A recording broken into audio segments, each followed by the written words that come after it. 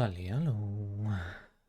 Willkommen zurück zu Final Fantasy 16. Hallo Jonas. This is our chance, Clive, to put an end to Kupka's madness once and for all. Jawohl. You give that rotten sod exactly what he deserves. Haben wir schon alles gemacht? Ich glaube schon. Yeah, we did. Then let's go to Rosalis.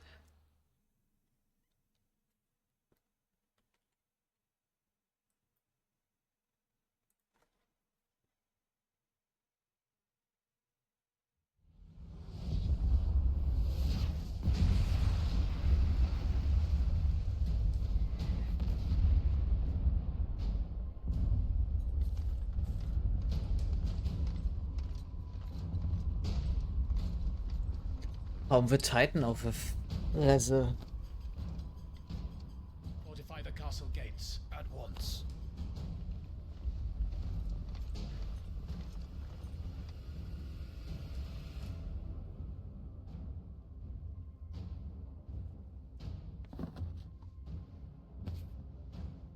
Hugo and his men have been busy. We've already breached the castle's outer wall. The Imperials are holding the ground for now, but it's only a matter of time before the keep falls. Those fuckers really went to town on this place. Almost like they want to wipe it off the map. Just a means to an end.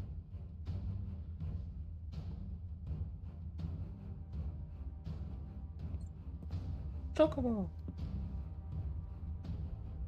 All this for one man? They didn't have to go so far. If you keep your wits about you, I reckon you can make it up to the castle without raising the alarm. I'll sniff out any townsfolk who haven't escaped yet and send them on their way. Be careful. Likewise.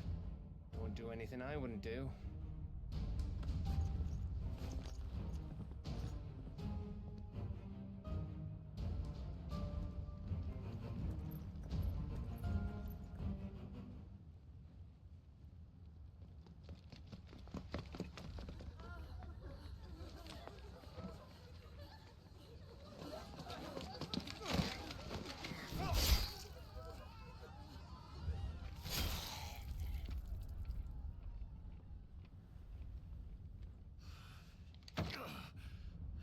Das hat bestimmt keiner gehört.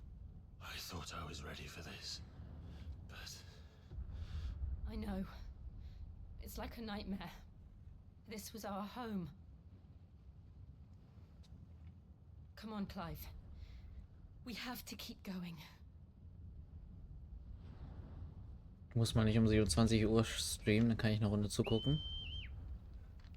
Ja, würde ich nicht so lange schlafen. Und ich habe Urlaub, von daher.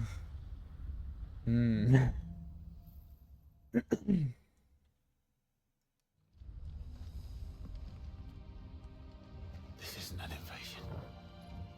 It's a massacre. He'll stop at nothing, Clive. Nothing.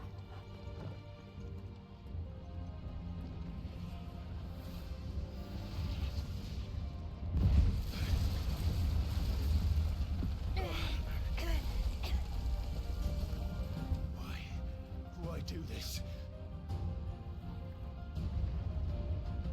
Clive, we can get through here.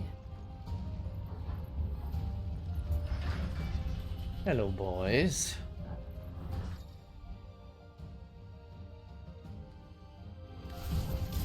Murderers!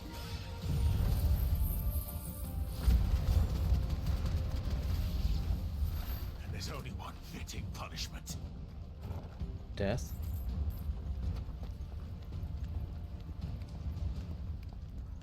Aber es hat auch seine Vorteile, so spät zu streamen. Zumindest für mich, für ein Solo-Game, was ich ja auch auf YouTube hochlade. I yield!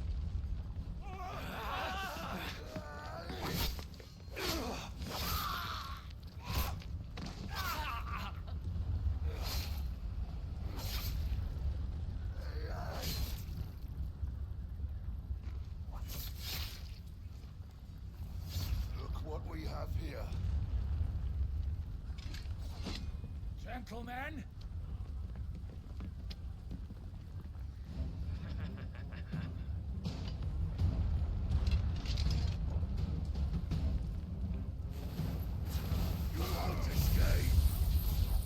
Je.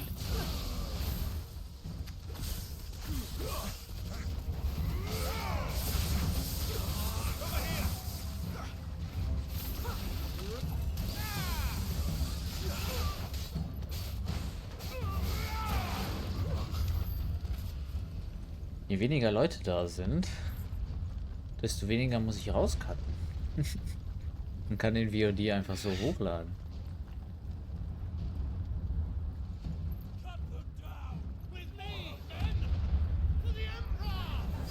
For the Emperor! No! Kill the Emperor!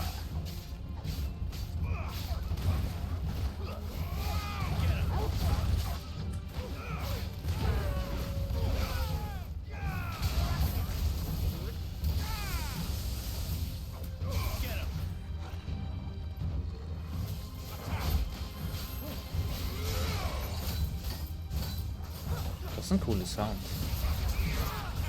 Dann störe ich mal nicht weiter. Ach, alles gut. Aber yes, good night.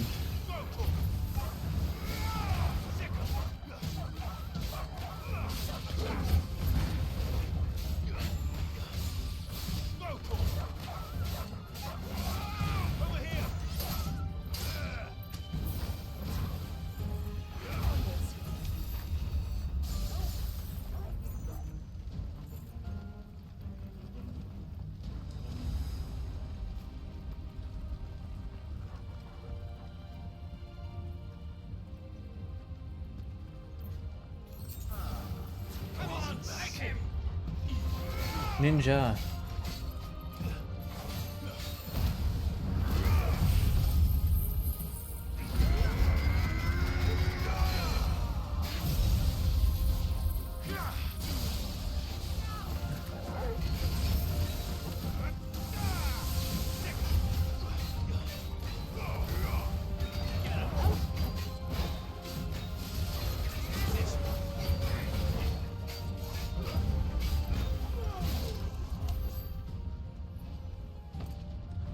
I love ninjas.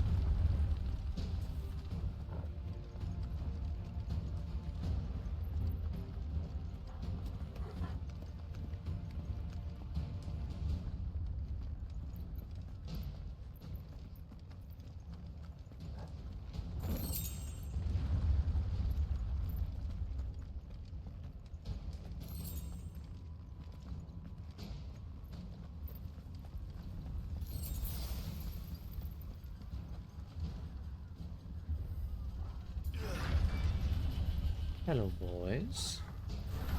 It's the out. Get out of my city or die.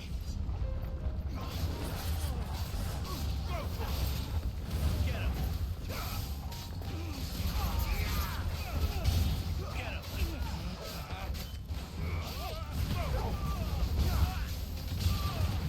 Get him.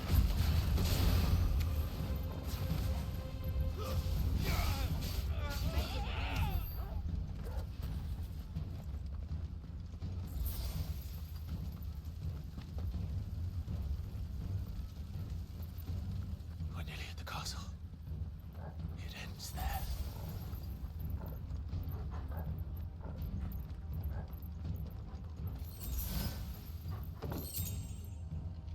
Welle des Blitzes ist Schockwelle. Schockwelle. Ach, das.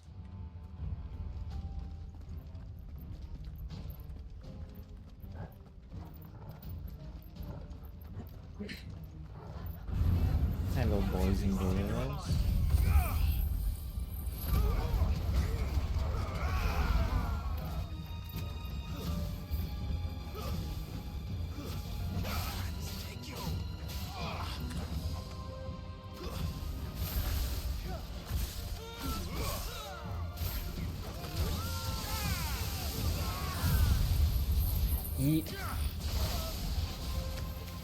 Ich mag Ramo.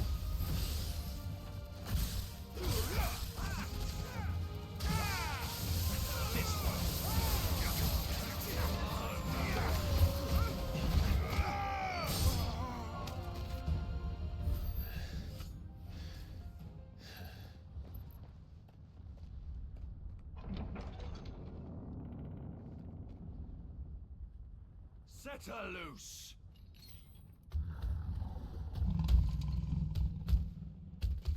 They have a curl. Fancy. Hello. Can I ride it? Attack! Ready? What do you think? Can I ride it?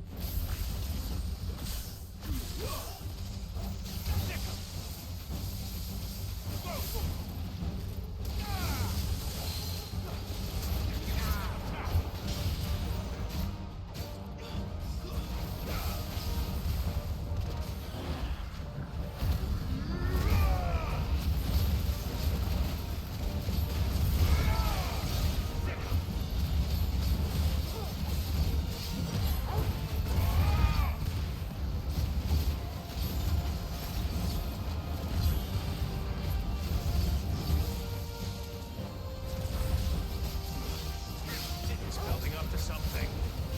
We need to stop it. Whatever it takes.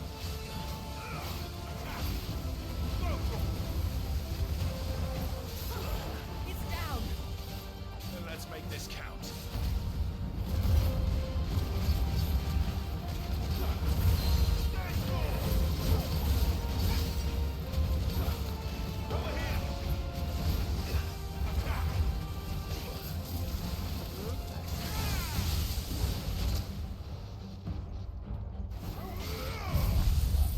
Eat.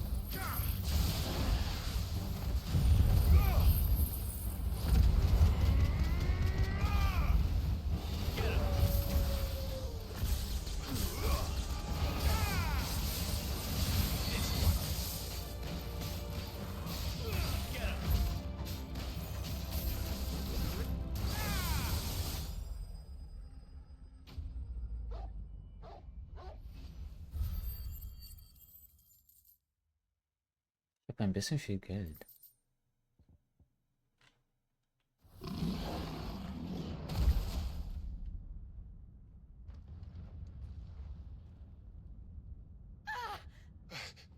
Jill!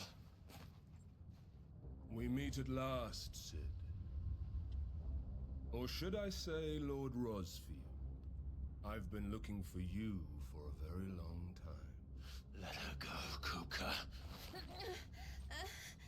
I'm so glad you accepted my invitation. I went to some trouble with the decorations. Do you like what I've done with the place? Bastard. Such a pity your predecessor couldn't join us.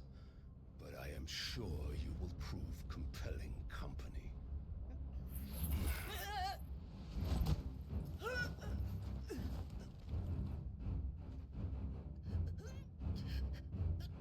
Be still, little snowflake. I would not have you melt before your starring moment.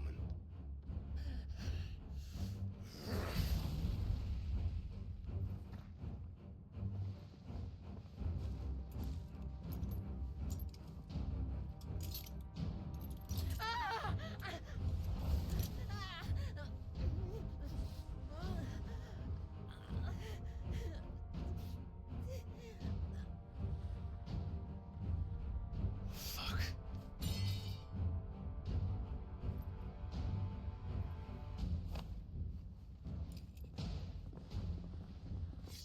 Don't worry. Ich crafte einfach ein neues Schwert.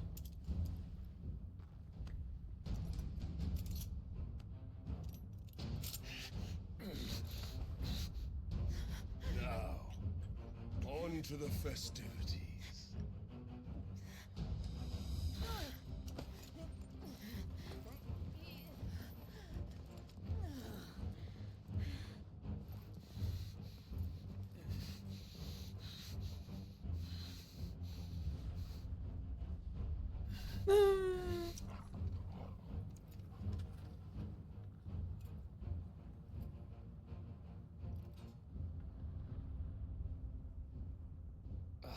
That's just great, that is.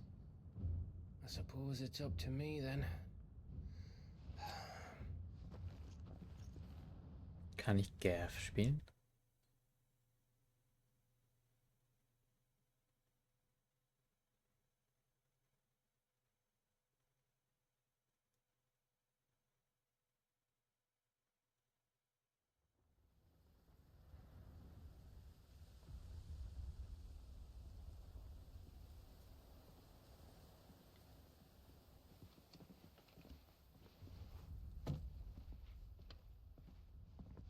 Headsman!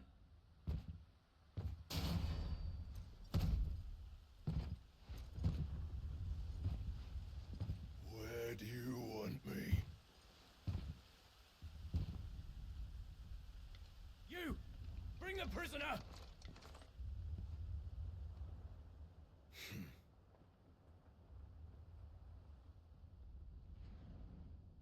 Yes, no more than she deserves for getting into bed with an outlaw.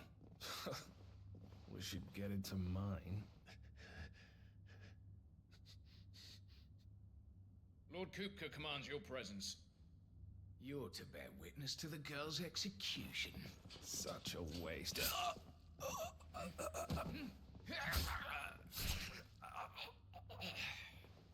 Let's go, Ninja. Gav!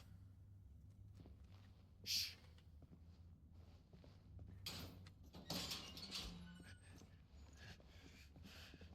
Crystal fetters are a bastard to open, just so you know. Don't worry, I'll have them off before you can blink. Where's Jill? In the courtyard. Shit.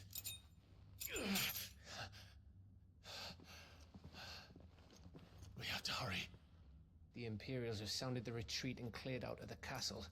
But the place is still swarming with Kupka's men. Leave them to me. I'll make my way up top and circle round the back. Quick as you like, eh?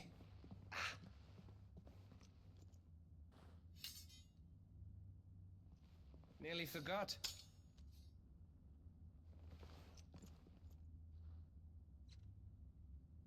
Hold on, Jill.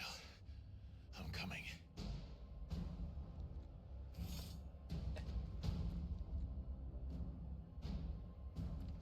I have to get to the courtyard.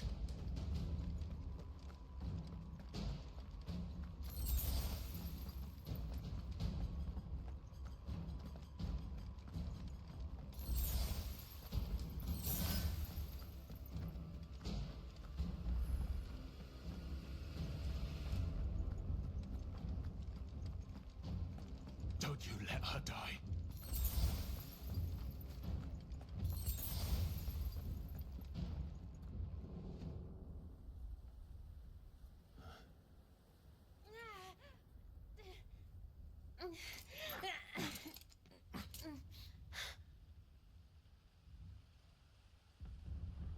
I hope you've got a plan, Clive, because we are fucked if you don't.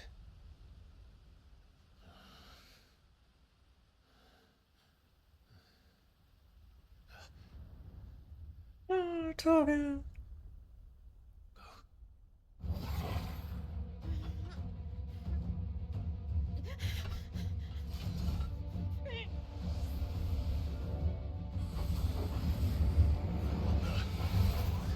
It's a bloody wolf!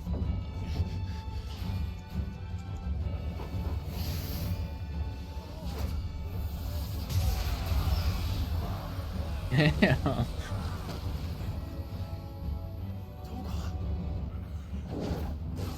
Oh my god.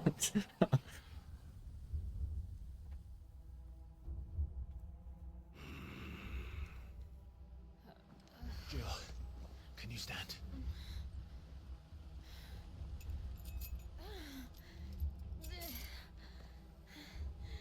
Come, Lord Rosfield. Don't tell me you tire of my entertainment. Enough! Yes. Perhaps it is time we served the main repast. I trust you are hungry! Damn, Torgo. Much obliged. Stay close. We're getting out of here. And Toggle, thank you. Explain what the fuck your dog just did.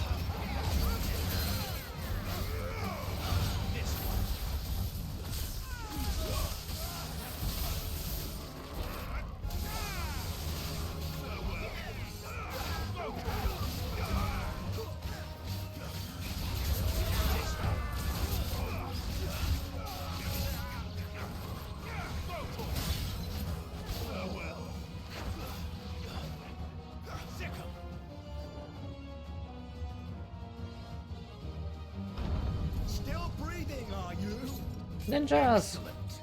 Then Lord Kupka's reward shall be ours. I love ninjas. I thought bad news always came in threes. Let it come.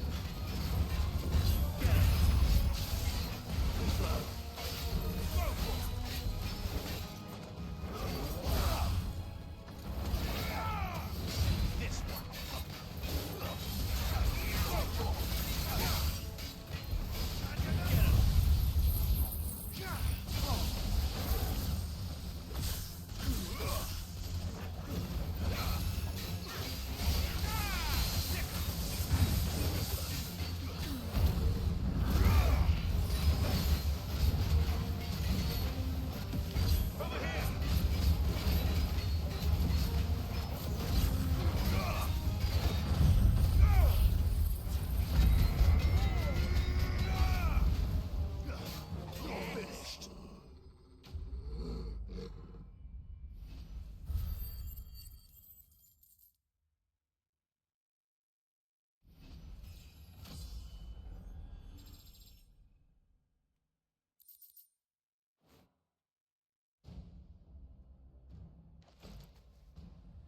It's over. For now. But I bet that wasn't the last of them. And they Ja, won't ja. stop hunting us until Kupka's dead. So you get in there and finish the job, eh? Go on. If they come again, we'll hold them back. All right. But be careful.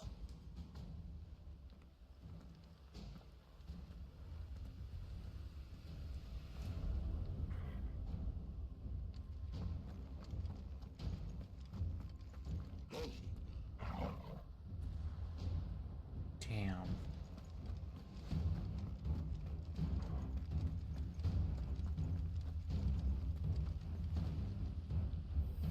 Ich hoffe, Torge bleibt für immer so. I promise you, Sid. He'll die by my hand.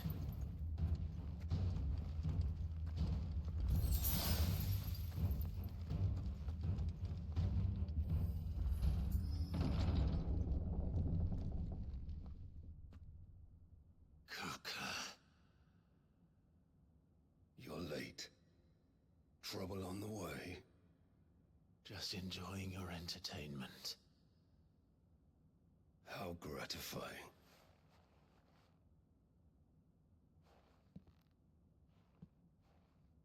Have you come to defend your father's throne, Lord Rosfield? The Grand Duchy of Rosaria. A realm without a ruler, an army, even a people. A veritable kingdom of dust.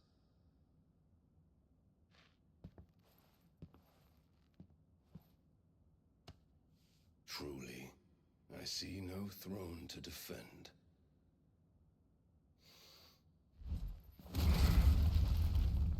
No!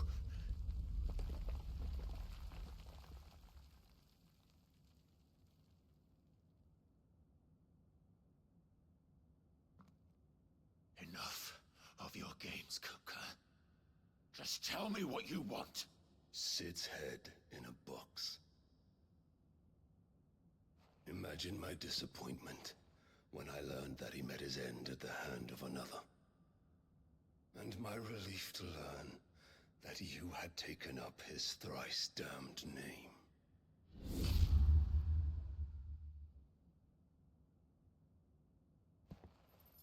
Your master slew Benedicta Harmon and defiled her body. If you choose to bear that murderer's name, then you shall answer for his crimes. The only crimes I shall answer for are my own. Sid did everything in his power to save that woman, though she was long past saving. And so I did what he couldn't. It was me all along, Hugo. It was you.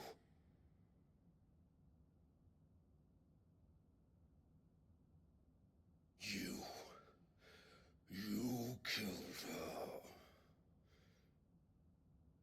did.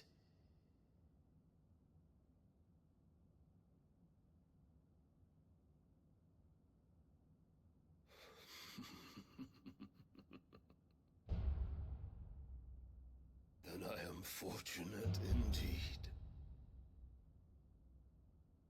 I had thought the most I could wish for was to take the life of one he loved, just as he did to me. But it seems I was wrong.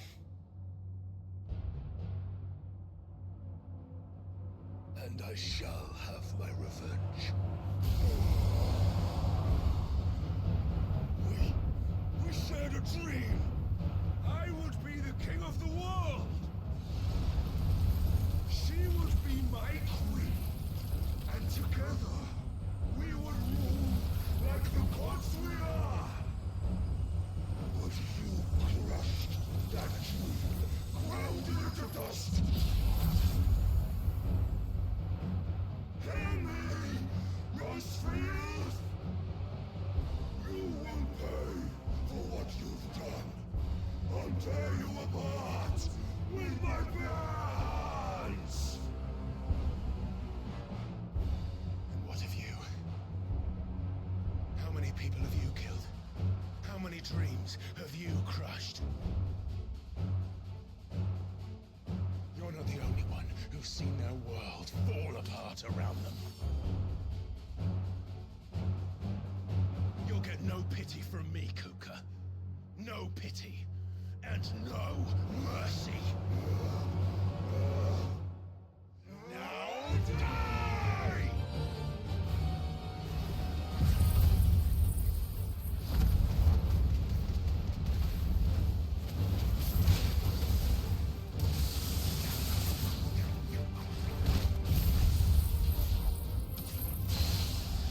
This time, you learned what becomes of those who dare to cross me. Cross! I'll kill you! You will yield.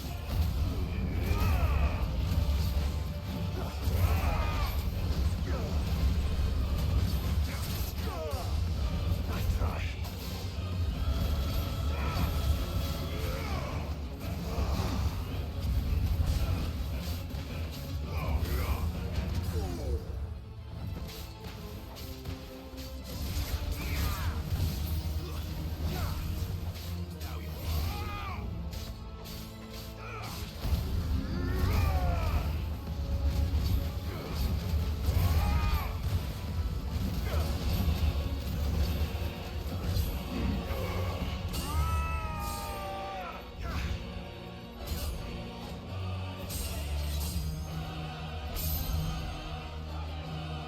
You will die by my hand, Crossfield.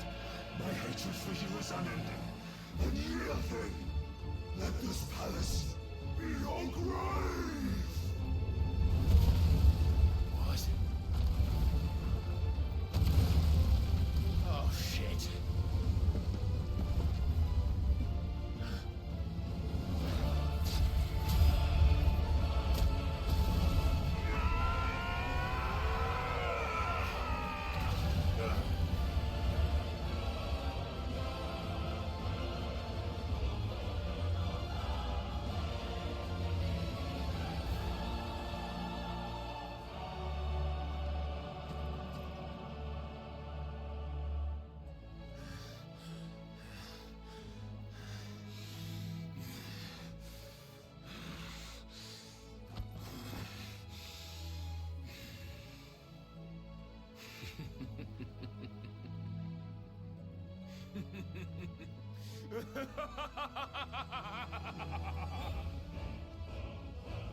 The world has chosen.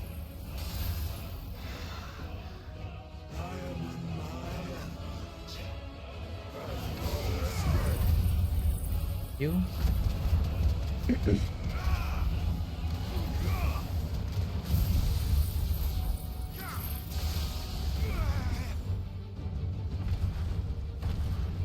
earth will always be my domain.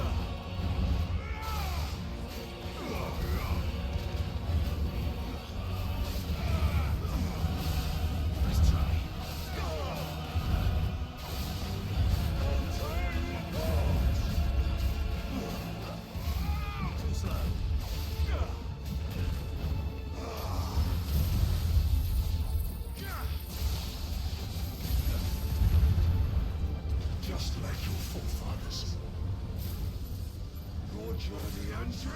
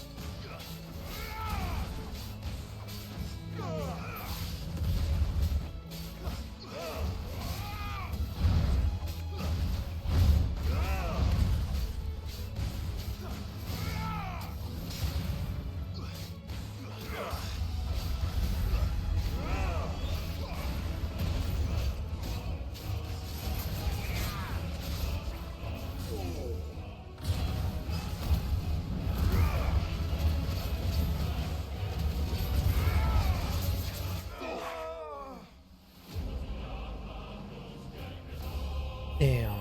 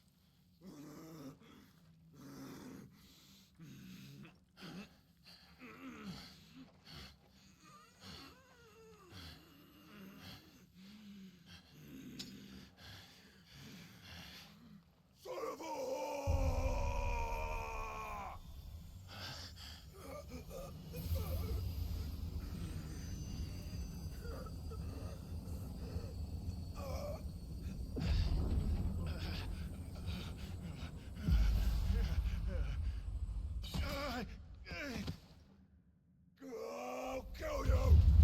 I'll kill you! I'll kill you! Ah! Ah! Ah! Ah!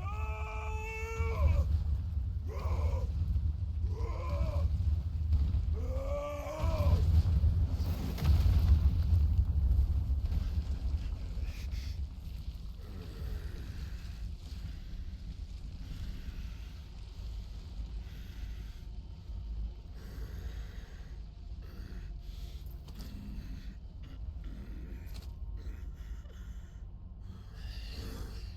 I'll fucking kill you.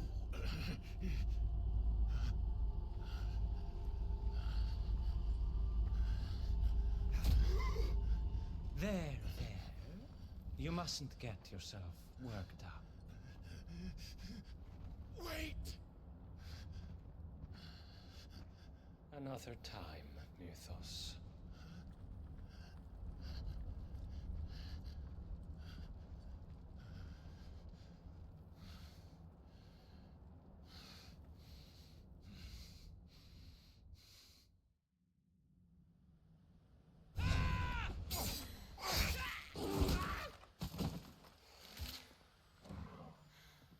Is that all of them? I think so. Well, load of scum. Who the fuck invited them? Not that that's the biggest surprise we've had today. Where did you learn to do that, Torgal? Not telling, eh? Suit yourself. Gav, we have to find Clive. Right, sorry.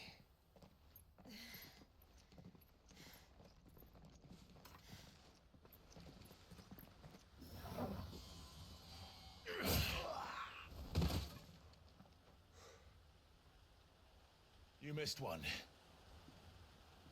We were worried. So was I.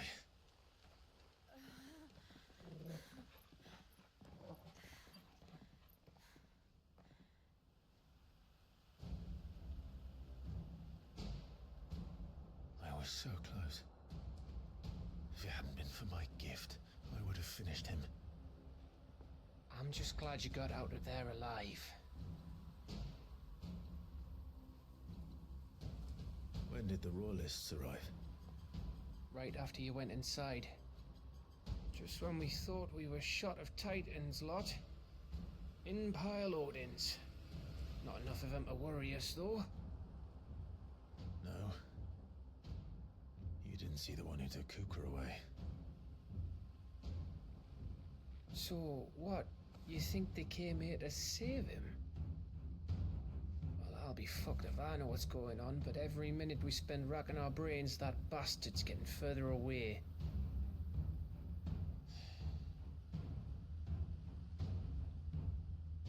So what do we do?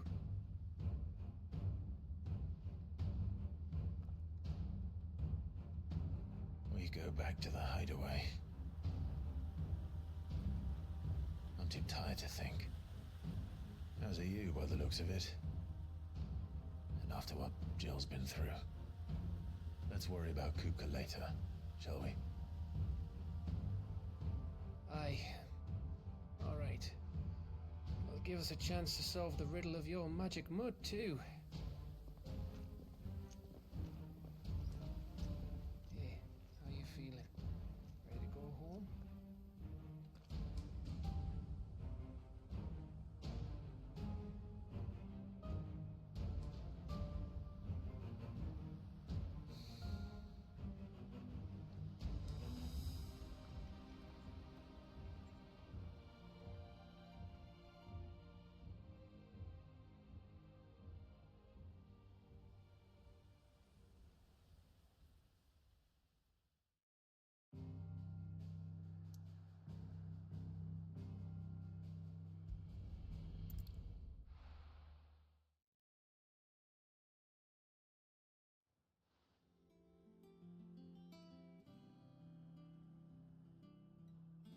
Just look at the state of you.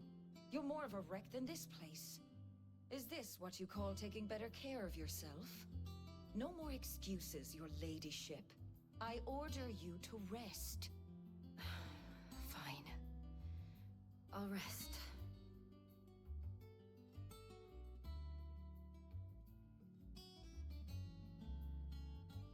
Don't worry, Gav. She's in good hands.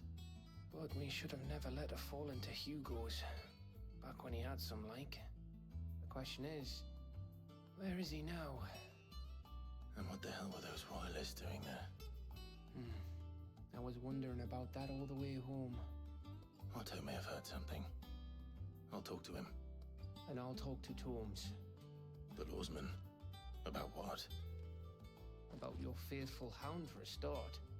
If any four-legged friend's ever done that before, I'm betting Tomes will have read about it. But what I want to know is, what happens afterwards? It's all well and good Torgal saving our arses, but if it costs him what it cost Jill... Right. Let me know if you learn anything. Will do. And you do the same, eh?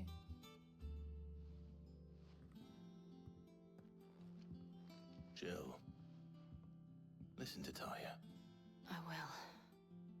Thank you.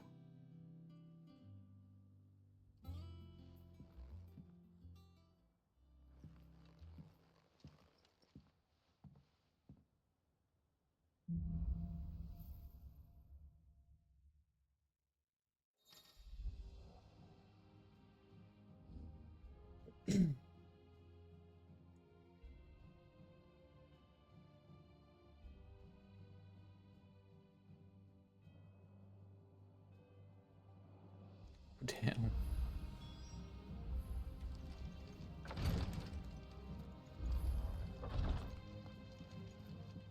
I'll be all right, Clive. I just need some rest. Okay.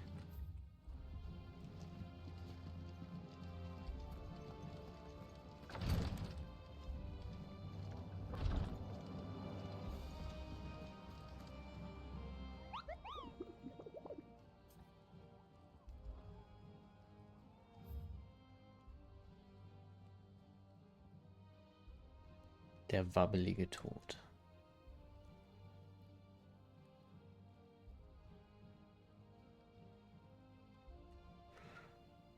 Odd Hill. Here for another of my lectures. What is it that you wish to learn? Study it well, Clive. Thus ends today's lesson. Mm-hmm.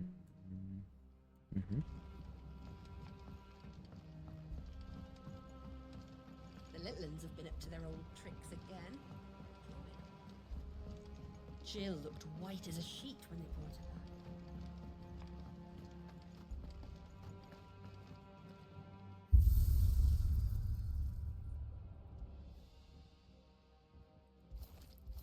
back. Oh.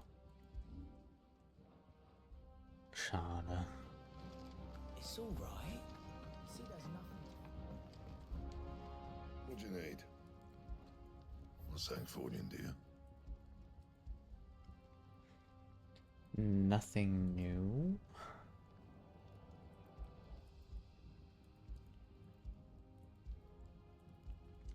And?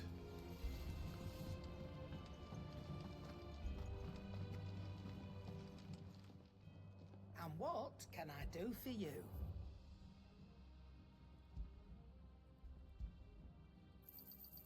It'd better all be here.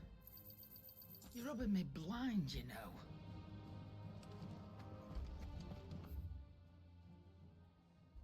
Come on.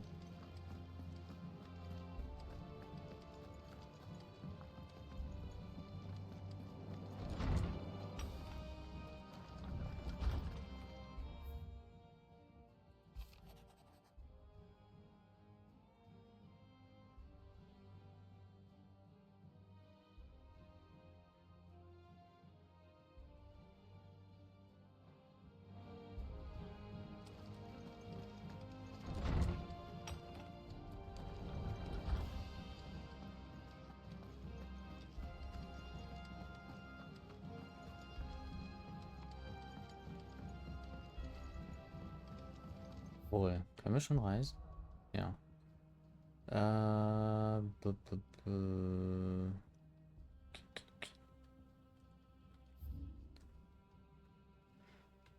Irgendwo hier soll das sein.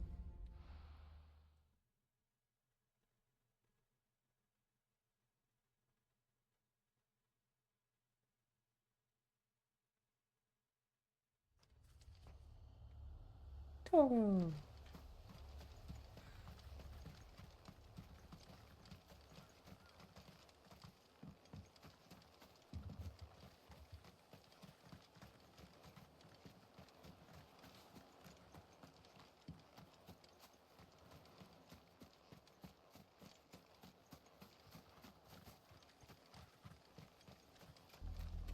Wo haben wir denn was Wabbeliges?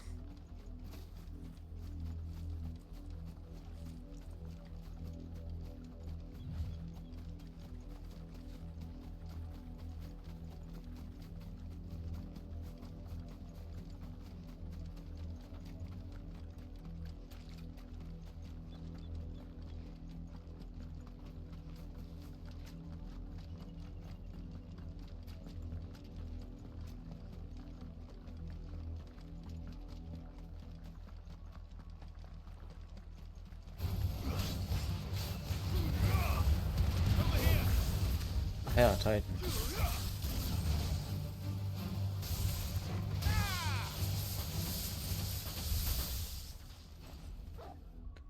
Titan.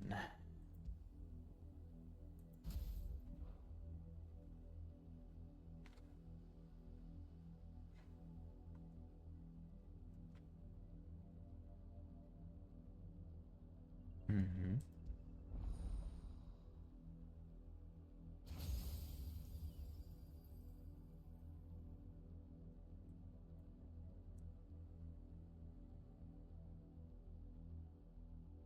Neu.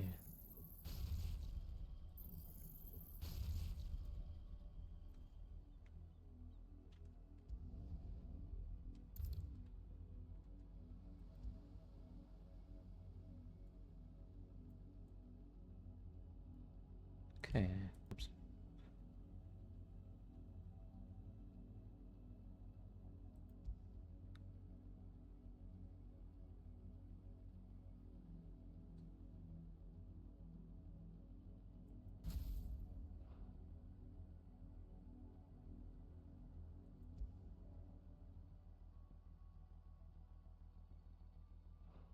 Ja, passt so.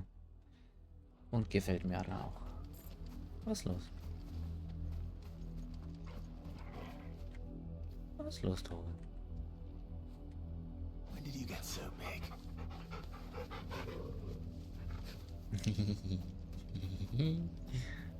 Ist hier was Wabbeliges? No. Dann könnten wir eigentlich... Ich nehme mal an, hier.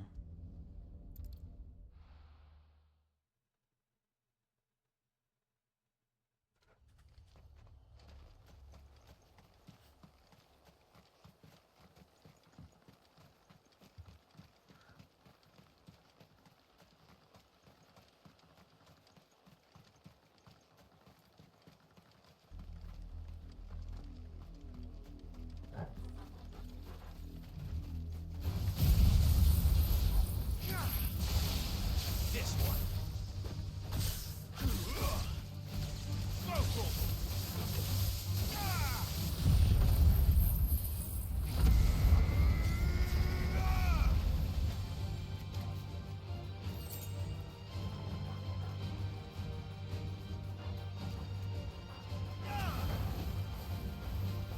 This one. This one.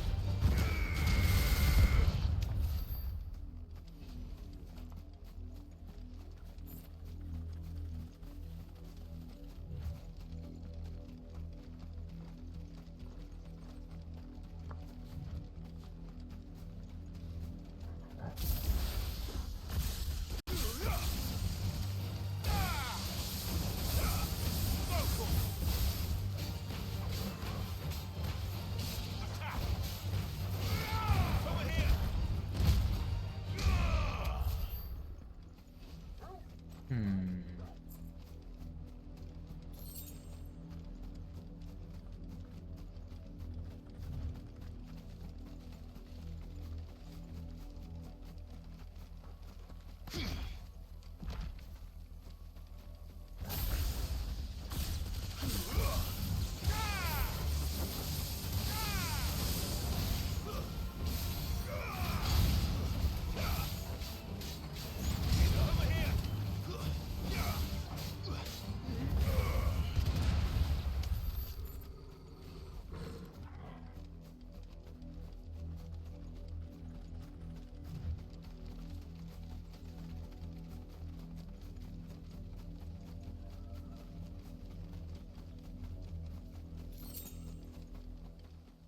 Ah.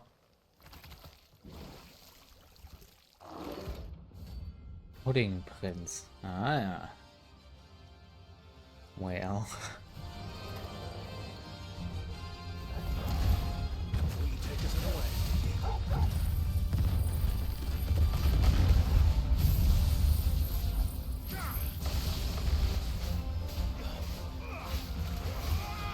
Get him! Over here!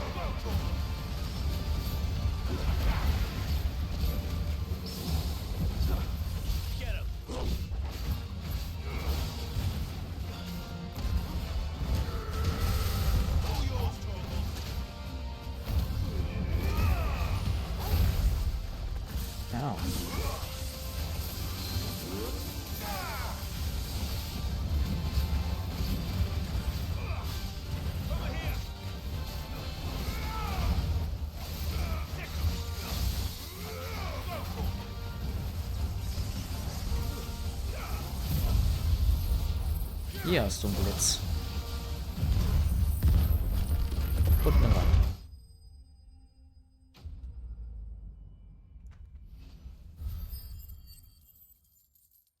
5200 XP.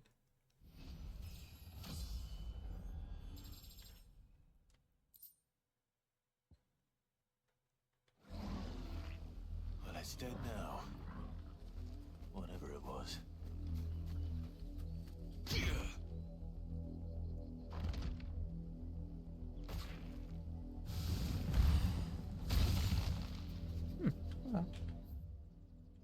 Das wäre dann auch abgeschlossen.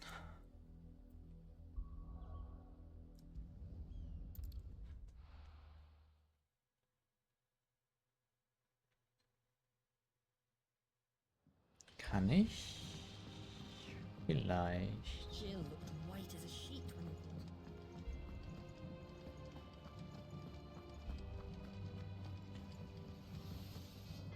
Clive? What do you want?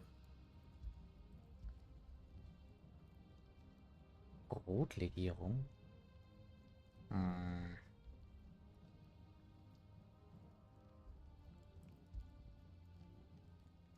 Habe ich ja.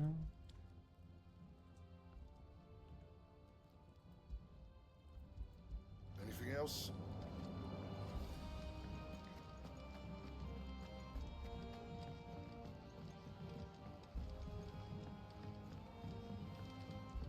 Ich kann hier noch Tomes erzählen.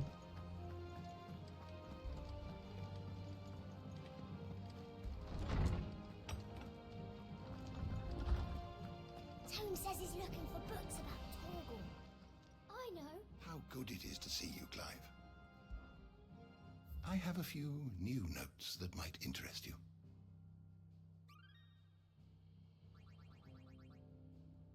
If you have a question for me, I should be happy to answer it.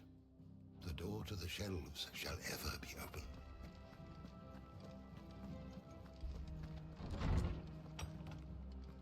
Okay, reden wir mal mit Otto.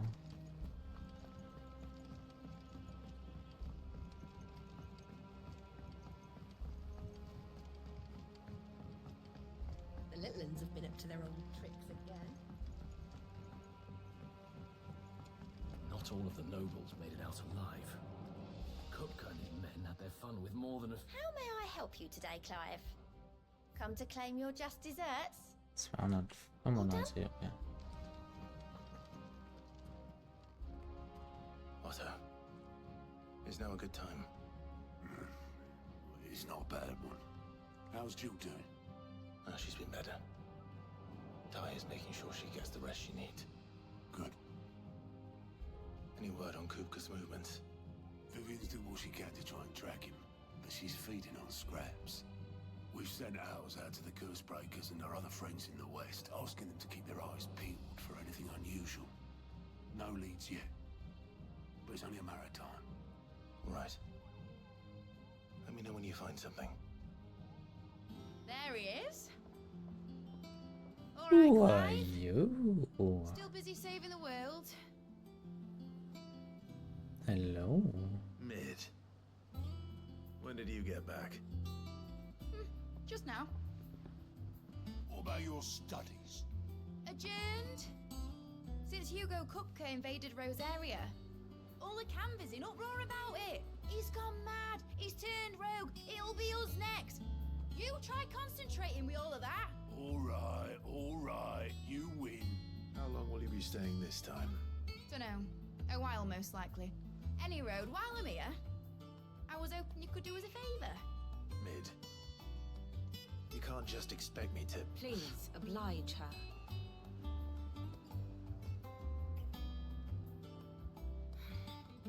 While we are busy tracking down Kupka, you should have a little time to spare. Professor! Now there's a face I haven't seen in a while. Shouldn't you have it buried in a dusty old tome? I did, till a familiar trill pricked my ears. As ever, your exuberance is a breath of fresh air, which successfully scattered the painstakingly assembled fragments of my thoughts. I'll take that as a compliment. arrive, you heard the professor. So, I'll meet you in the storeroom when you're done. Wait, hold on. Breath of fresh air. Bloody tempest, more like.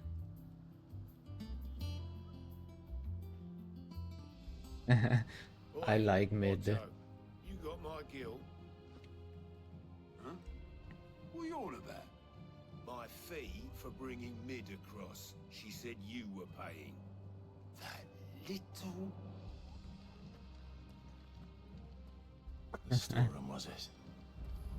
I wonder what Mid's plotting.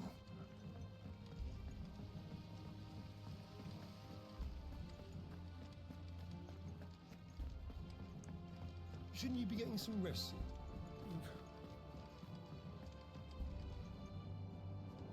You took your time. I'm a busy man, Mid. I'll get to the point then. I want to turn the room down there into a workshop like the one I had at Dad's place. Mid, you've only just come back. And I've been thinking about it for a while. Dad said I had a knack for engineering. Told me everything he knew about it. Then sent me off to Canva to learn everything he didn't. That was his dream for me. That one day I'd put my studies to use for the good of the cause. But I'm helping no one stuck at school. I've studied enough. It's time I put my knack to work. I know that I can help the people here, and I want to do it. Well, well, well. If Sid could see you now. All right. I'll tell Otto you'll be staying. I knew you'd say yes. Which is why I wrote up a list of jobs for you. For me? Who else? What do you want me to do? First things first, I need equipment and materials to start making my own. There's the designs for the stuff I need, and the stuff it needs smithing from. The other materials I can work myself. Just need a generous benefactor to lay them on for me. Apart from the wood, I'll need a carpenter for that, but I can just borrow yours. Is that everything? For now. I'll let you know if I need out else. I like mid. She's adorable. Where to start?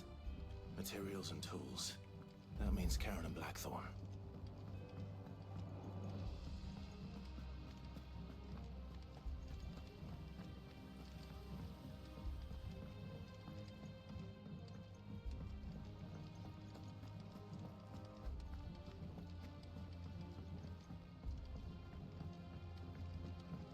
The Litlins have been up to their old tricks again. Jill looked white as a sheet when they brought her back.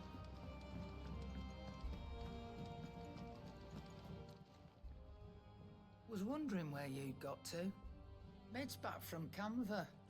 Have you seen her? Just now. She's planning to set up a workshop in the stores and ask me to buy her some materials. Here's the list.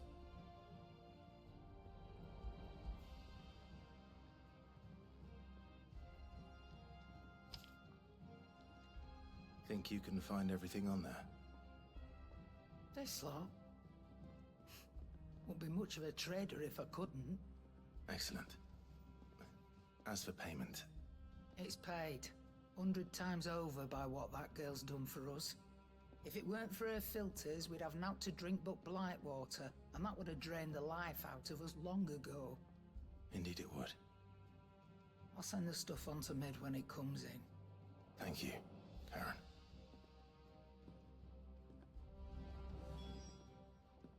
And what can I do for you?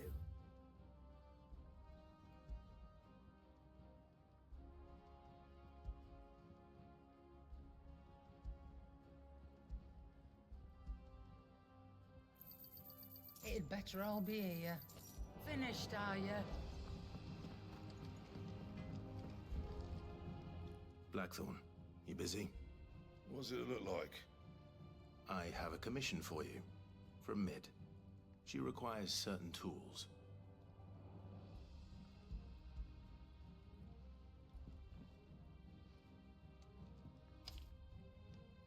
Do you think you can make them? Bloody hell. What's she planning to build with this stuff? An airship? I'll see what I can do. Tell her I'll bring them over when I'm done. My thanks. And Mid's, no doubt. That just leaves the carpenter. Let's see if Bardolph's available. Back, are ya? So, will it be? Oh, damn. Should last you a good while.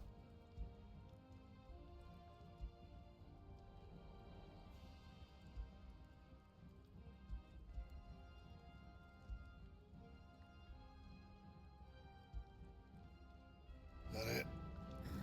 Schickes Schwert. It's all right.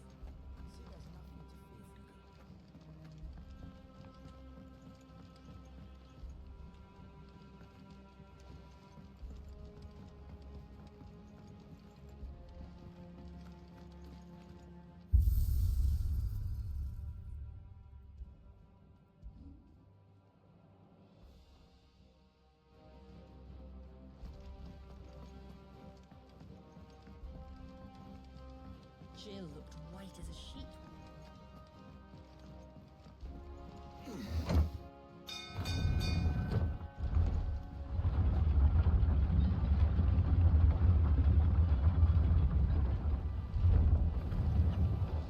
Do with a good oil in this, could?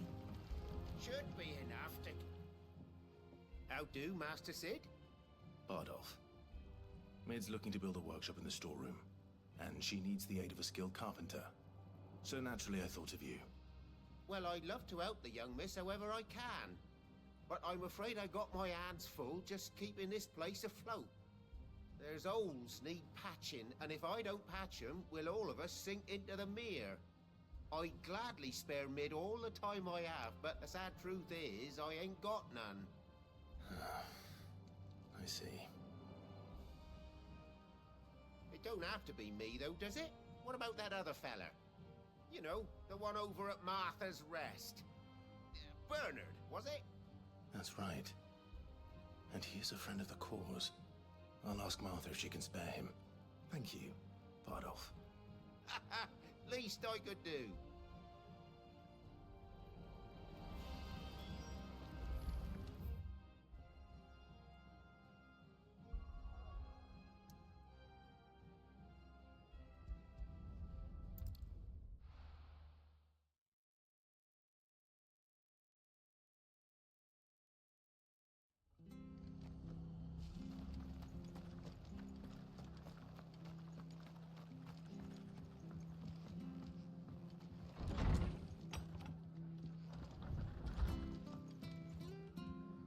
Ah, Clive, what brings you to the Rest? Our home finds itself in need of an extra carpenter. I wondered if I might be able to borrow Bernard for a short while. I don't mind if he don't. We're all friends here, ain't we? Thank you, Martha. Do you know where I might find him? He went up to Cressida on business. No idea what, mind. Place is a ruin. Far as I know, he's still there. I'll look for him there then. Kann ich noch eine Runde Don't ausgehen? ask me what Bernard's doing in Cressida.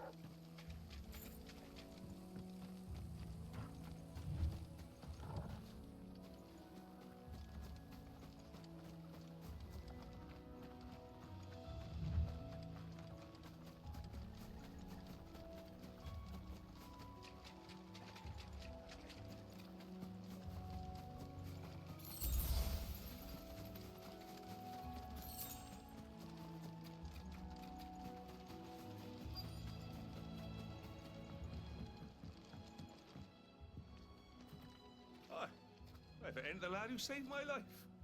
What brings you to a place like this? You do, Bernard. Martha said I might find you here. I have a proposition for you. Oh, do you now?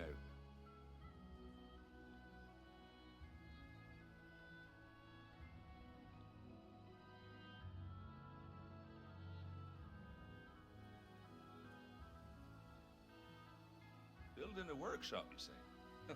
Well, that beats tacking boards to bridges, sure enough. And if Martha didn't mind me being gone a while, then neither do I. You just tell me where you want me. That's the spirit. I couldn't ask a favor, though, could I? Before we go? Of course.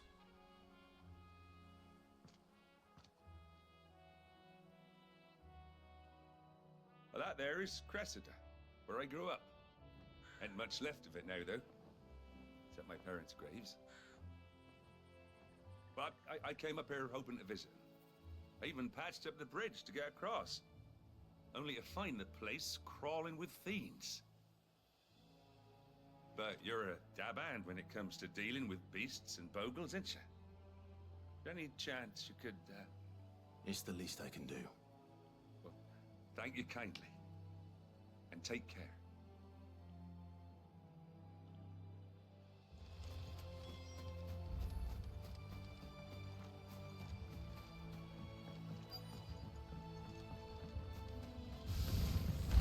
This shouldn't take long.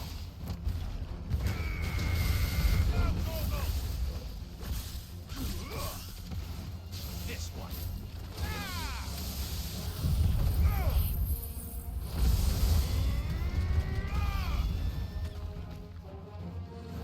Get him. Sick.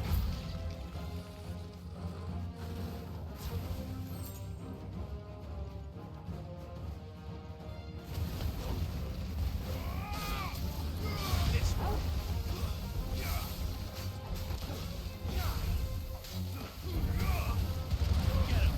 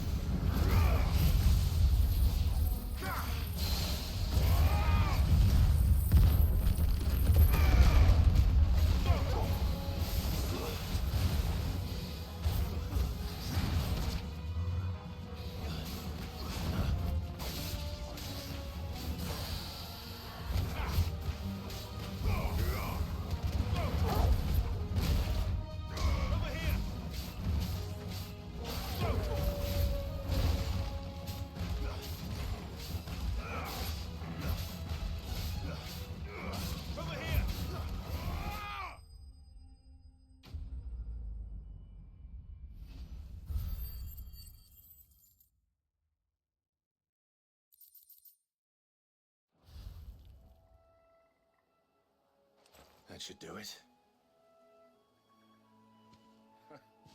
You made short work of that lot. Thank you, son. Now my folks can rest in peace once more. How long is it since the village was abandoned? Oh, people started packing their things after the duchy fell. Between the Blight and the Imperials, you just couldn't make ends meet. Must be nigh on a decade since the last wagon left. Oh, it may as well have been a century, looking at the place. This isn't the Cressida I remember. I'm sorry.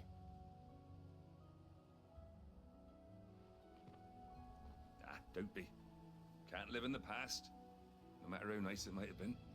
As soon as I'm done saying a prayer for those that raised me, it's on to your hideaway. I'll meet you there.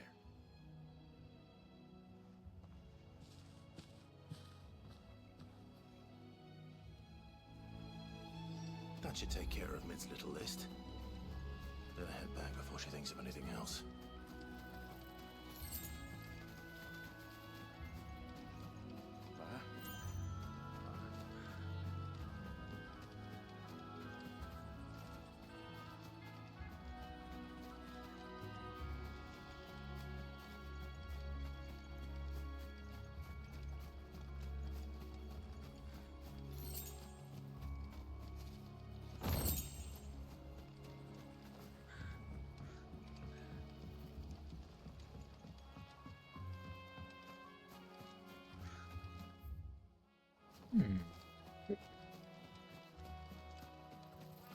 What is here?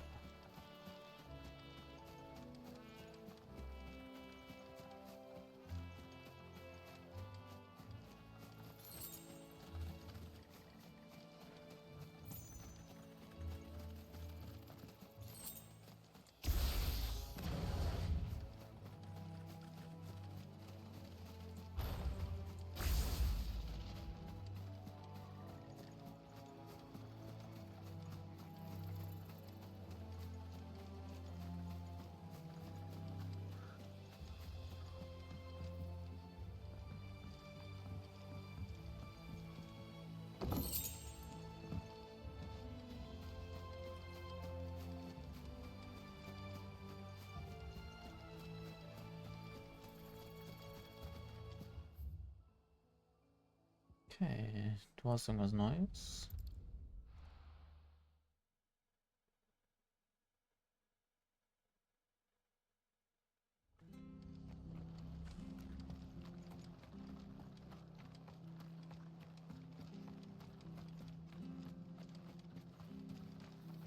What are you after?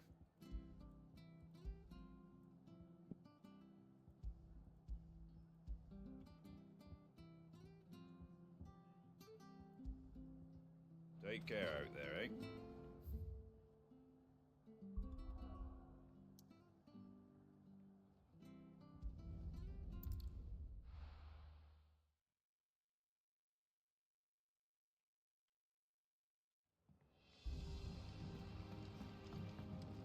Jill looked white as a sheet when you called her. Eine Sache möchte ich jetzt aber machen.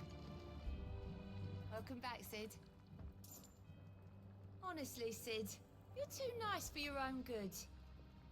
Do you hear that, ladies and gents? The next round's courtesy of the realm's most benevolent outlaw.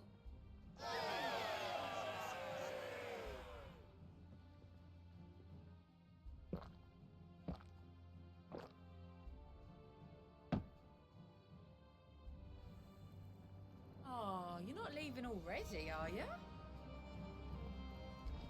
Bitteschön.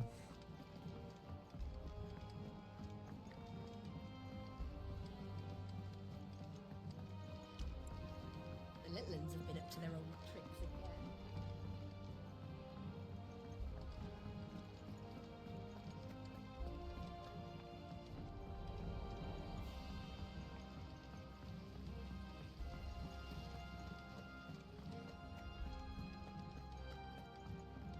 Shouldn't you be getting some rest soon? All right, Clive? You've all done then? I am. I've placed your various orders, and a carpenter by the name of Bernard is on his way from Martha's Rest. That's brilliant. Thanks, Clive. Is there anything else you need? Nope. Blackthorn and Lady Karen have already sent over everything I asked for, and I've got all my plans drawn up. So as soon as Bernard gets here, we can get to work. I can't wait. Same.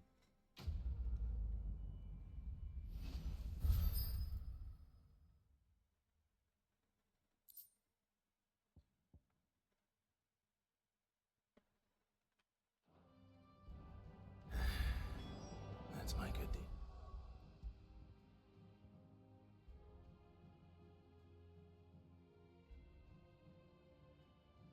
For the day done. Let's see how Jill's faring.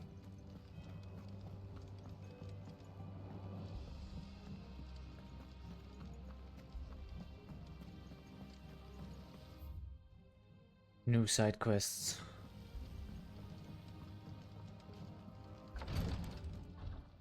Ah, Clive. Talia, how's Jill? Recovering, but she still needs her rest. Of course. Take good care of her, won't you? I'll do my best. Oh, Gav was looking for you. He said he had something to show you in the shelves. The shelves. Oh, that's right. He went to ask Hippocrates about Torgal. He must have found something.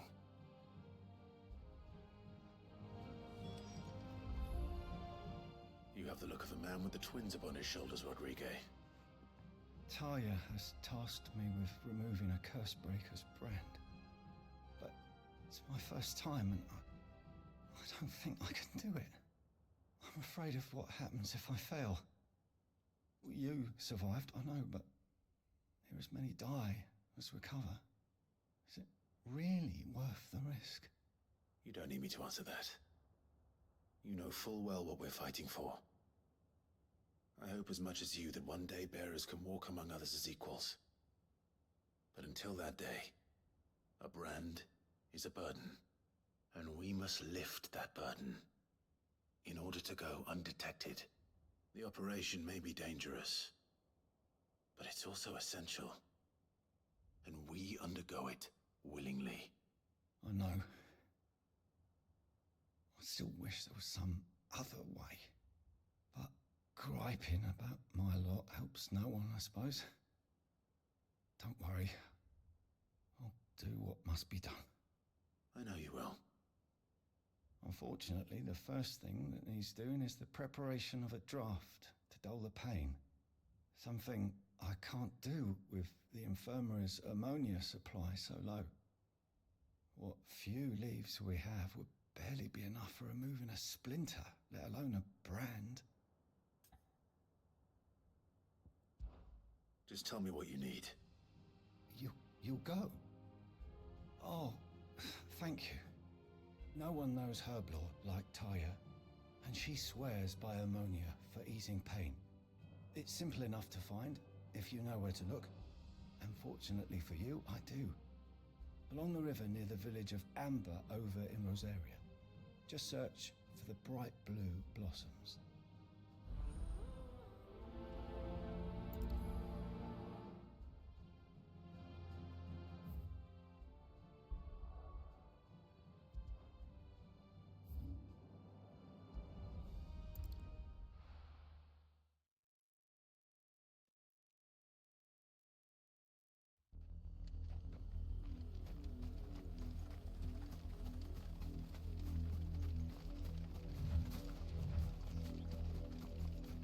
The river was easy enough to find.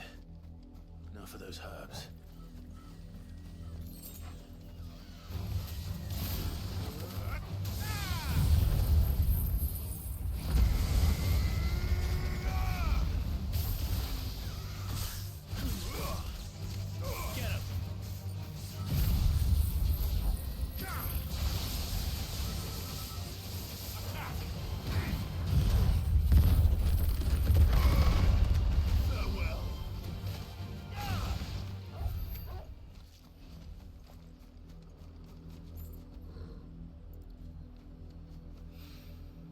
This is the only plant around here with blue flowers. I hope it's the right one.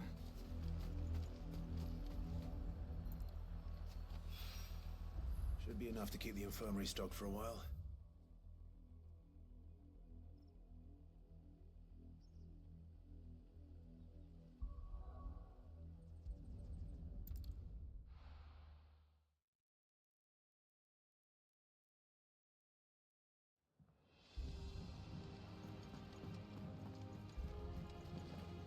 The little uns have been up to their old tricks again.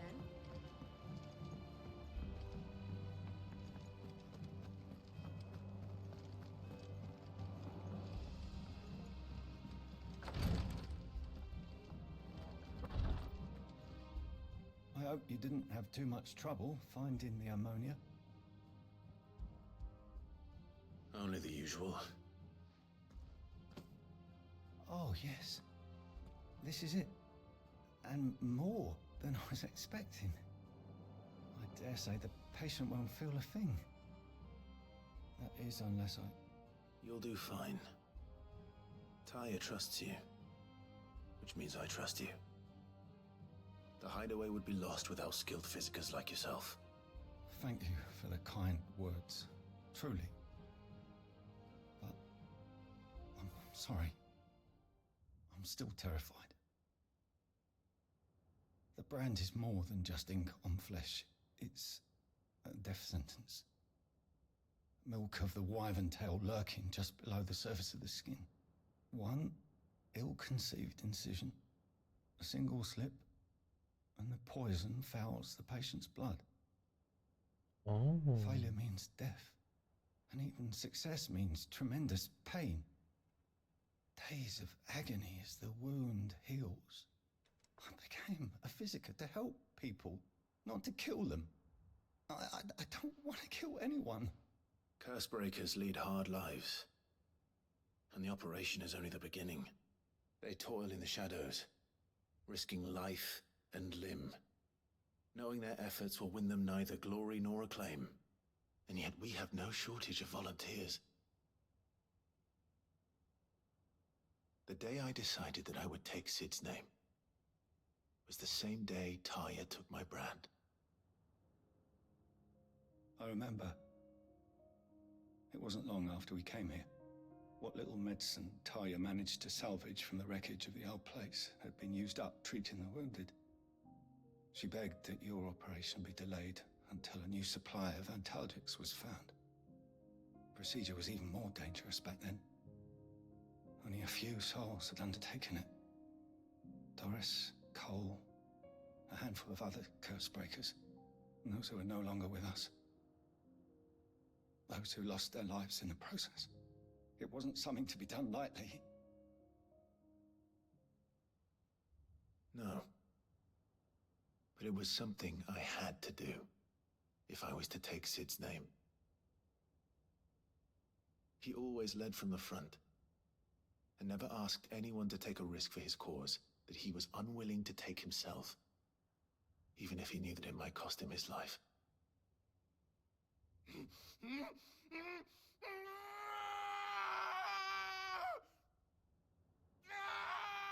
Hold still, Clive! Hold still!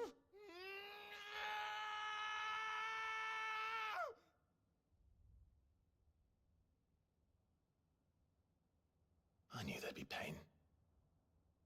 That I might not survive. And I was afraid. But I also knew that if I didn't overcome that fear, that pain, then I would never be able to call myself Sid.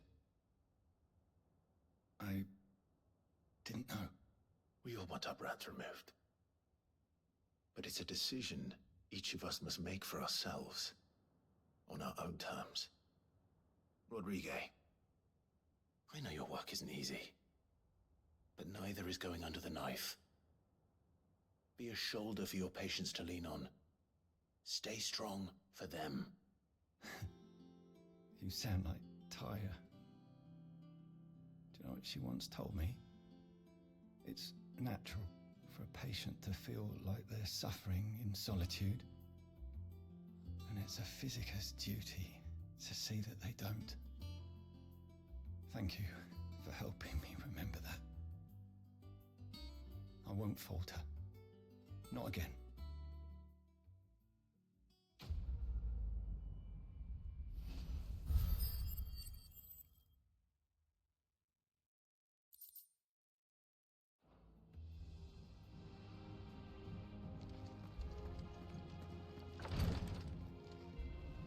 Damn.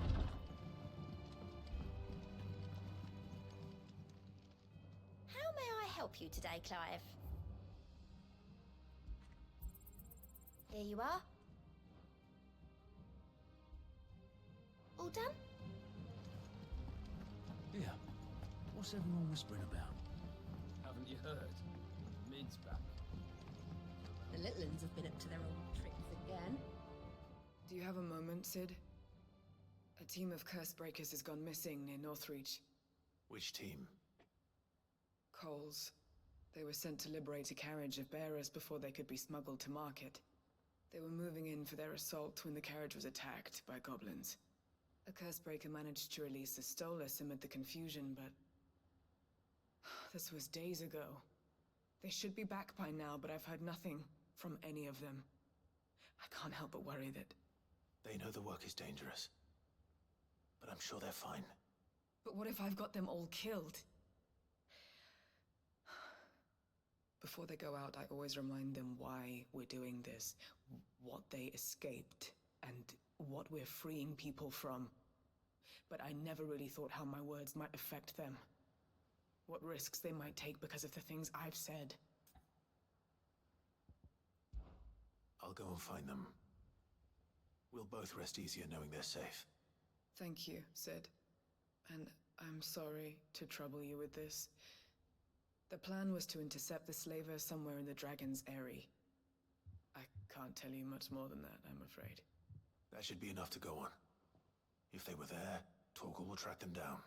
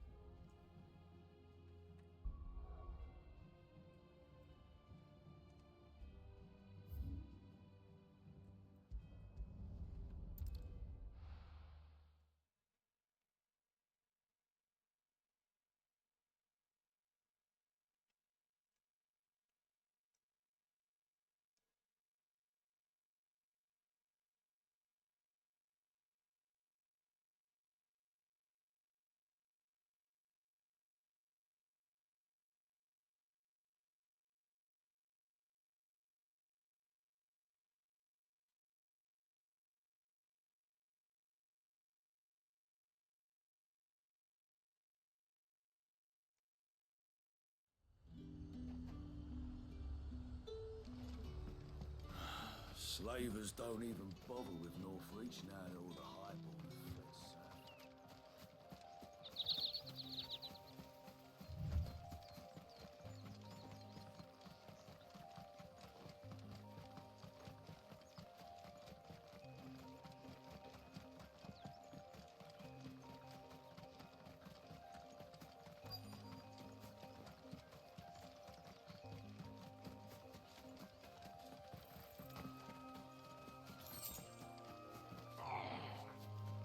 Get me back. Cole, I'm glad you're in one piece. Just about.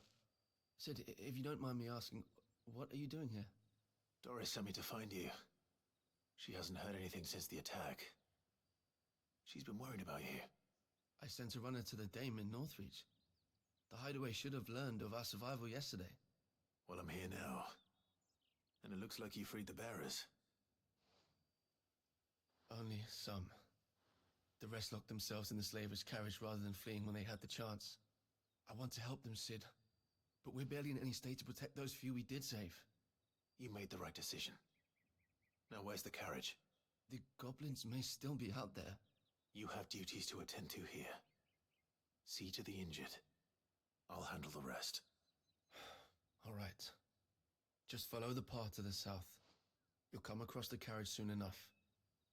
And please, hurry. If the beastmen get to those bearers, the poor souls will be eaten alive. I won't let that happen.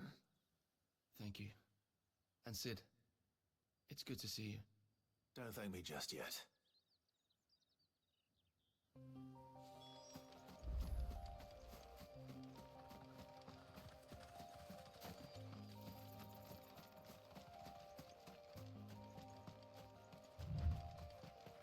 They're trying to get into the carriage.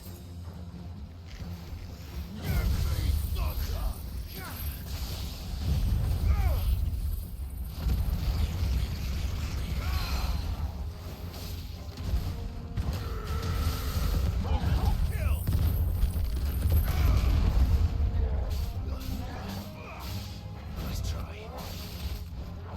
Slow.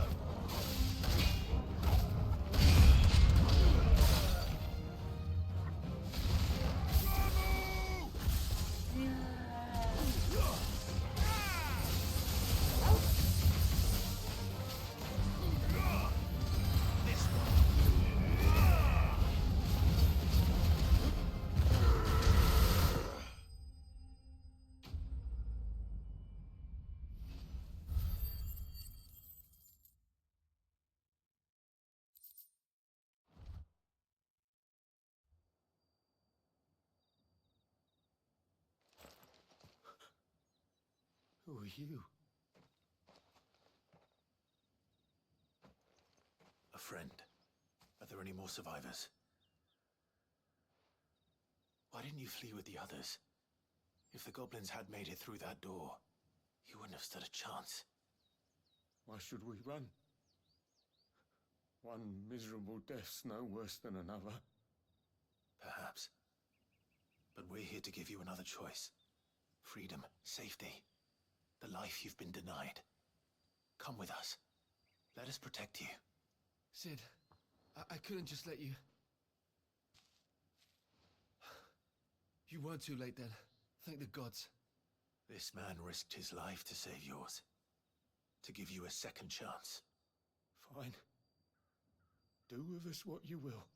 What we'll do with you is take you to safety. After that, it's up to you.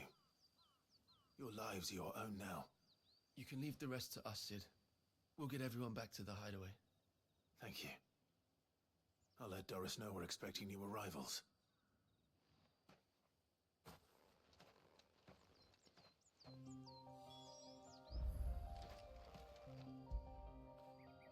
Fetch!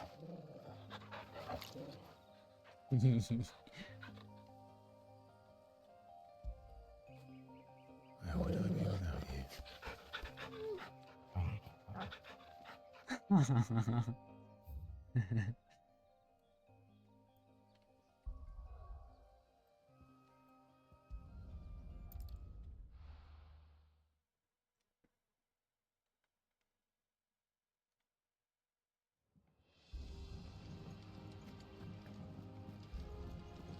The little uns have been up to their old tricks again.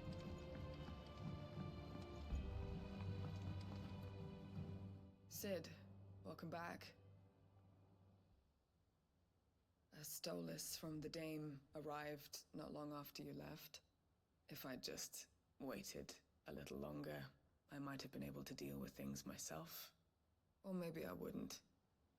I keep making the wrong decisions. Cole and the others got home safely.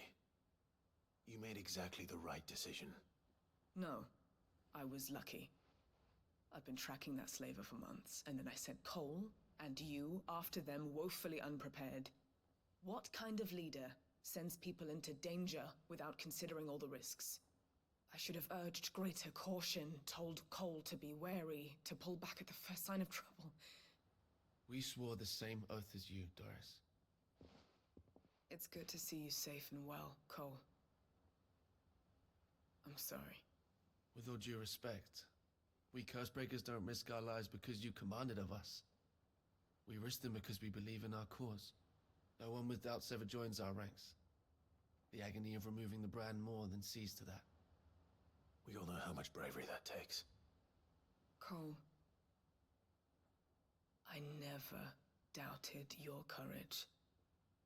Only my ability to see it put to good use. Thank you for your faith in me. I'm not sure I deserve it. I sometimes wonder if I might prefer to risk death alongside the others than ask it of them. But I'm a Cursebreaker. I swore an oath too. I have a role to play, and I must trust that I'm the right one to play it. You will. In time.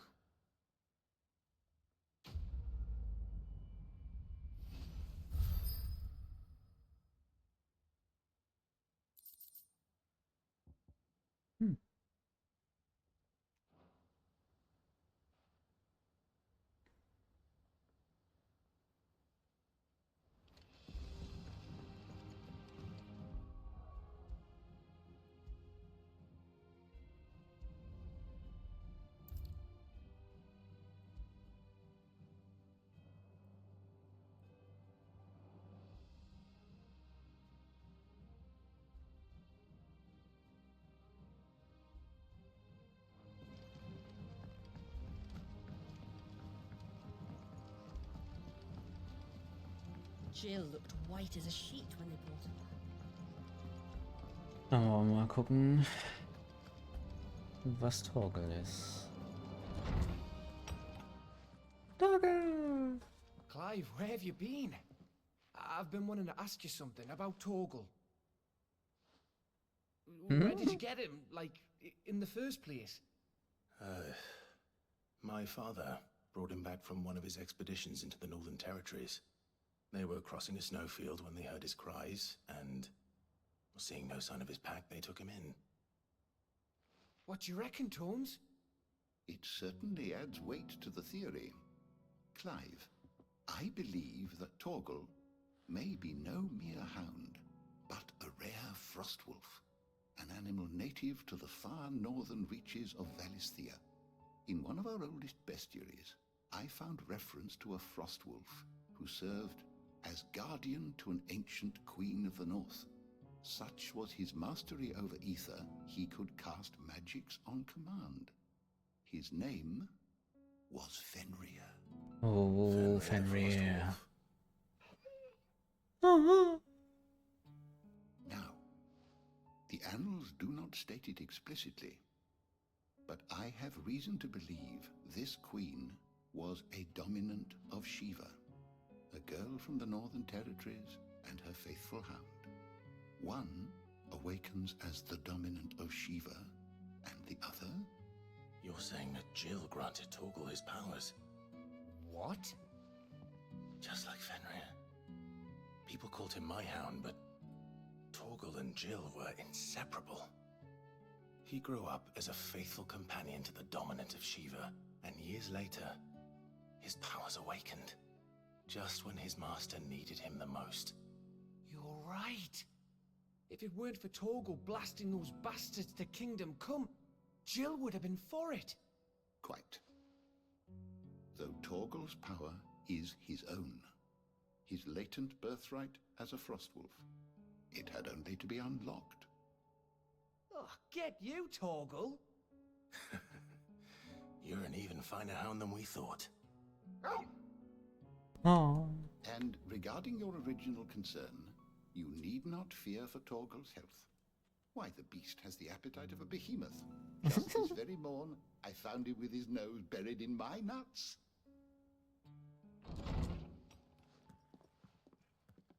There you are! I've been looking everywhere for you. Bernard's here. I need you to introduce us so we can get to work. I shall be a moment. So Torgal is Fenrir. Okay.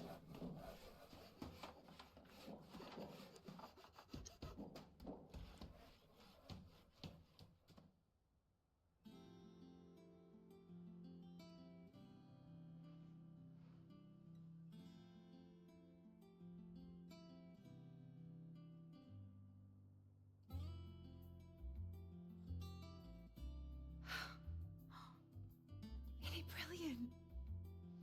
It is. Well, I couldn't have done it without you. You and everyone else. But I promise I'll pay you back. I'm gonna work my fingers to the bone for you lot, starting right now. Just you wait. I'll make wonders like this world's never seen. Then I look forward to seeing them.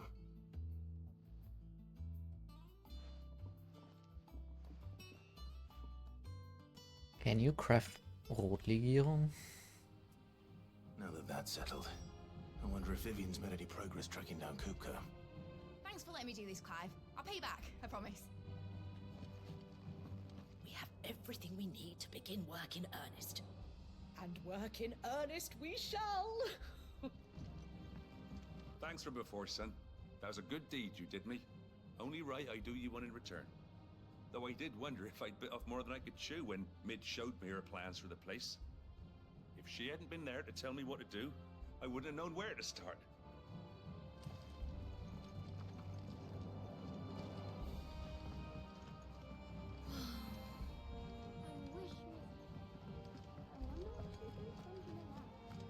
I think I'll wait till Mid's away to take a tour of her dungeon.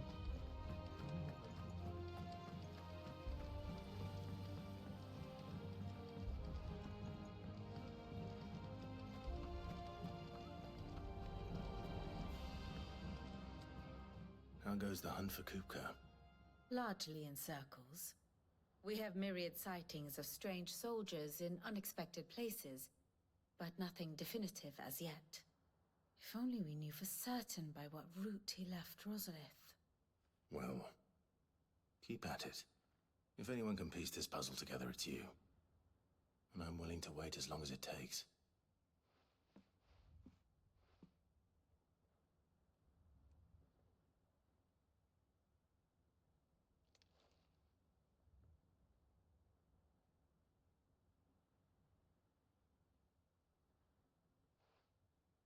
What?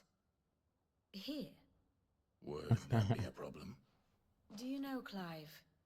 I believe it a mercy that you didn't inherit your father's throne. Your poor people would surely live in fear of you. You have nothing to worry about on that front. I won't be claiming his crown. That is a relief. Clive, have you got a minute? We, have a guest. A guest?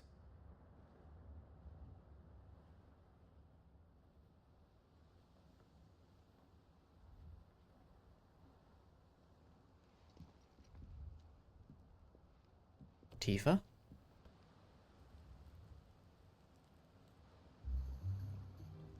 Oh no. It was a pleasure, in hindsight. Uncle Byron? Clive, my boy! Tap a cask and stoke the ovens, for your favorite uncle is here! Oh no.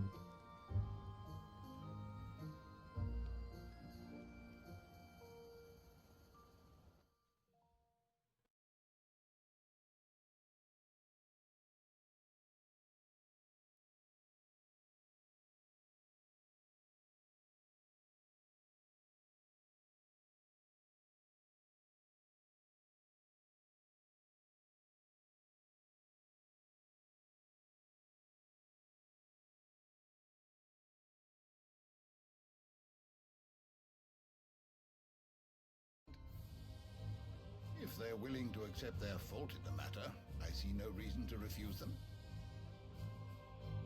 Still, we must insist on substantial reparations. Twinside stores are not as bottomless as reported. Aye, and we have many more mouths to feed. We shall just have to have the Dalmex empty their treasuries for us.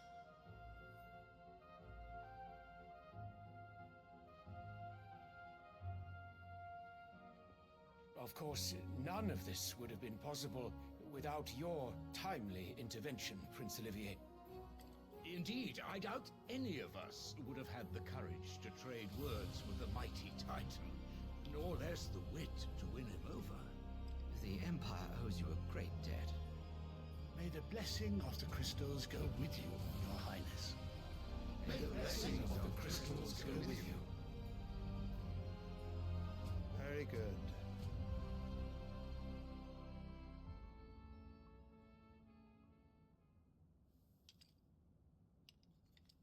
Now, let us come to the question of precisely when the Dalmex will withdraw their troops. Dion's fire could rid us of them in mere moments.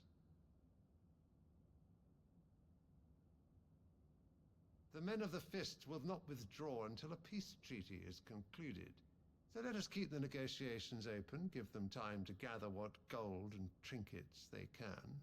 And once they deliver that which we demand, what worth is a piece of parchment? Your Radiance, were Prince Dion to take the field, the enemy would surely send their own dominant to meet him. And while His Highness would of course prevail, there would be heavy losses on both. You need not fear Hugo Kupka. He is engaged on the Western Front. Even were the Dalmex to send for him, he would not arrive in time.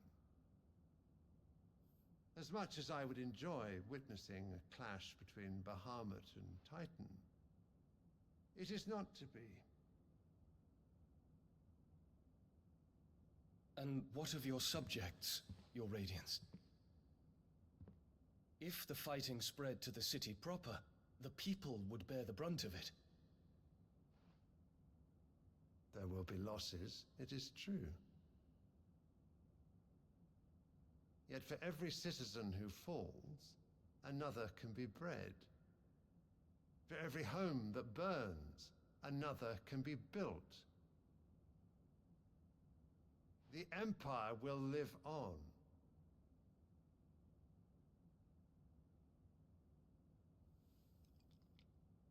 Dion? Yes, sire.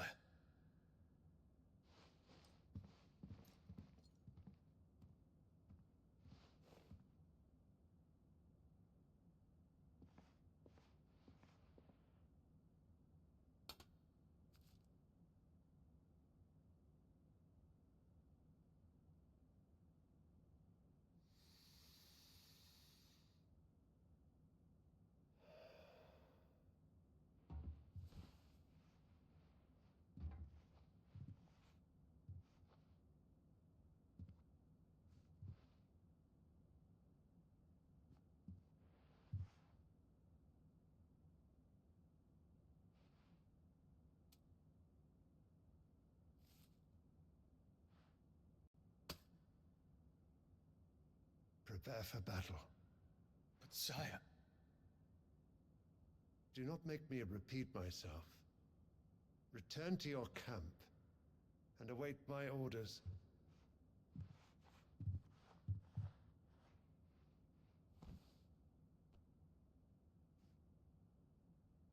If that is your wish, Your Radiance, I shall depart at once.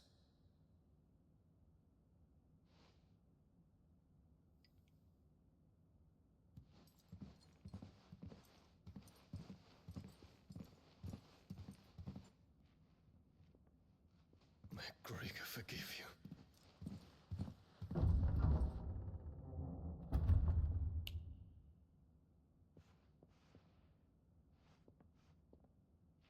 What do the astrologers augur? The stars are in agreement, Your Radiance. The shadow of treachery hangs over Prince Dion.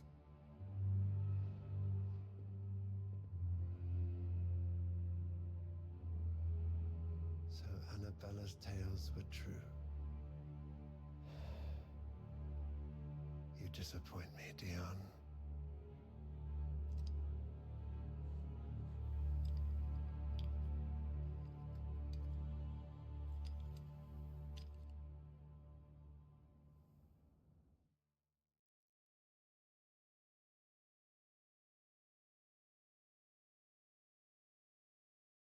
What on earth is Uncle Byron doing here? Only one way to find out.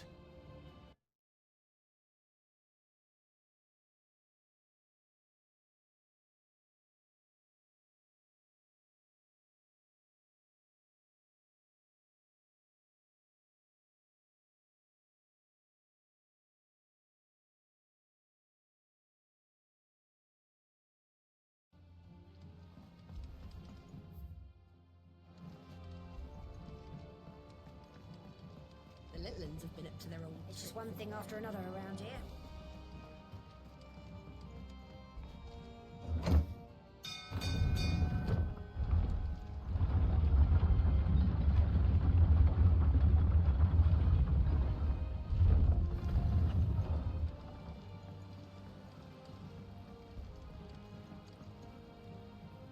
Ah, my dear nephew, how I've missed you. How did you find this place, Uncle? Through the good offices of young Sir Wayne. He really is the most helpful fellow. As are you, I hear. The Guardians and those they freed tell the most outlandish tales of your heroics in Rosalith. Which is why I came, to learn the full truth of the matter. Sort the fact from the fiction, so to speak. You were working with the Guardians of the Flame to evacuate the people of Rosalith to Port Isolde. I was, aye. Then I have questions for you. Please, come inside, Uncle. Gladly. You there? There are 2,000 gold talents in those chests. See that they're added to my nephew's coffers, would you? 2,000?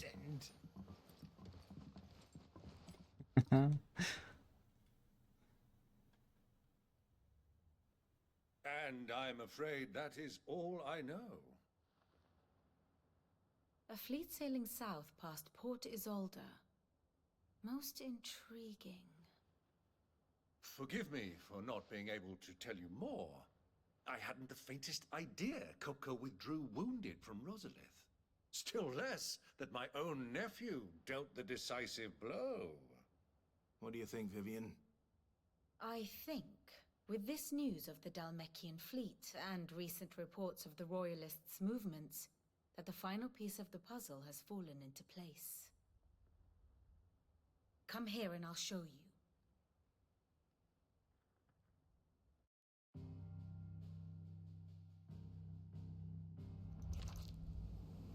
It is known that Kupka's forces entered Rosaria via its unguarded coast.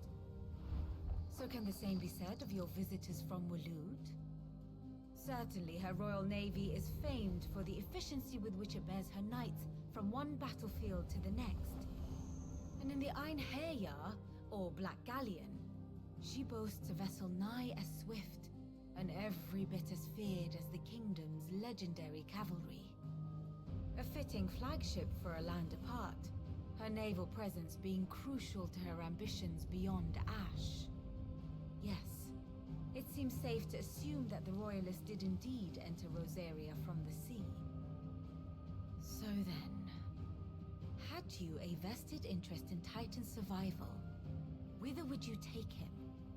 Why, home to Drake's Fang, a place rich enough in ether to conjure the magics needed to mend his hurts. Or would that not entail an arduous voyage around the southern cape? Let us say that the Royalists did put ashore with a mind to spirit Kupka away from under your very nose. Could that truly have been their plan for him? To load him aboard one of the ships flying Republican colors sighted off the coast near Port Isolde. To spend weeks at sea, being tossed hither and yon by unforgiving waves, his life hanging in the balance. No. The journey would mean Titan's death, and Kupka's faithful creatures would not allow it. So what then was the plan of our Waluda friends? Reports suggest they made not for the coast, but for the desert. And by cutting through the Velcroy, a party traveling light would have Titan back in his bed days before a galley could lurch into port. To wit, it was the Royalists, not the Republicans, who effected Hugo Kupka's safe retreat. I would stake your life on it.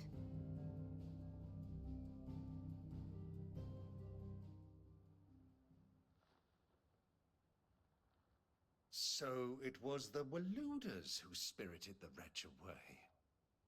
Now I think about it, there was something a little strange about the ships I saw.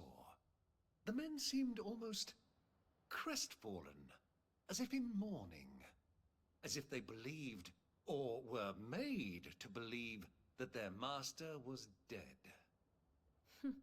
You have a keen mind, Lord Rosfield.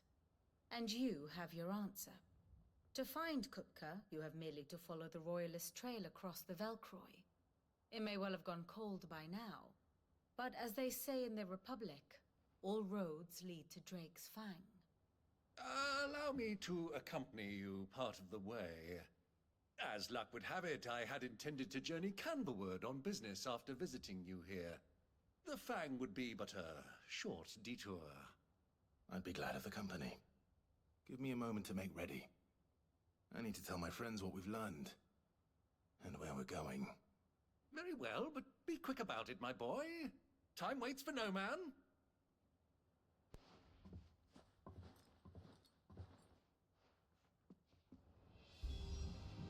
Ah, my favorite pupil.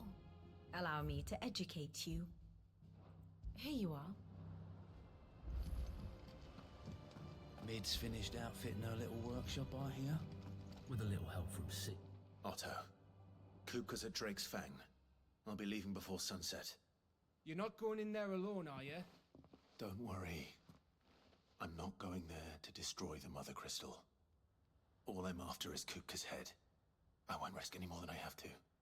I promise. The Lancer and the Fang are all Kupka's personal fiefdom. You have any trouble on the way, you ask for Rosina Dalamil. Some call her the Desert Hare. Who is she? An old associate of Sid's, and only Sid's. All I know is the name, and that they used to meet at the Dalamil Inn. We've heard nothing from her since he died. But I'm thinking maybe the new Sid might be able to bring her back into the fold. Thanks. I'll keep that in mind. So, what about your uncle? I mean, he's welcome to stay, but... Don't look so worried. He'll be coming with me. Thank fuck for that. Gav, Otto, I'm leaving you two in charge. You can count on us.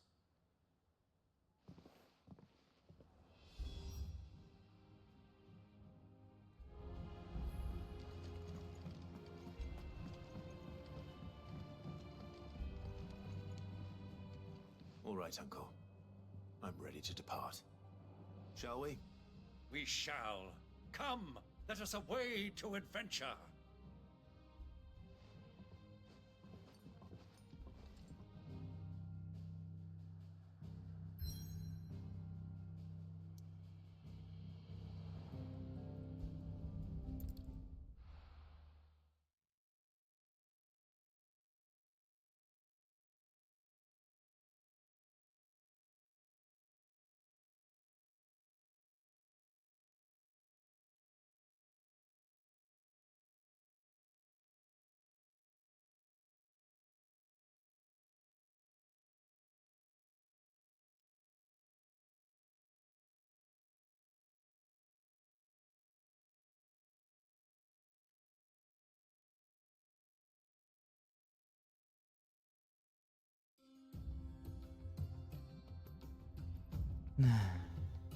Wie ich Wüsten liebe.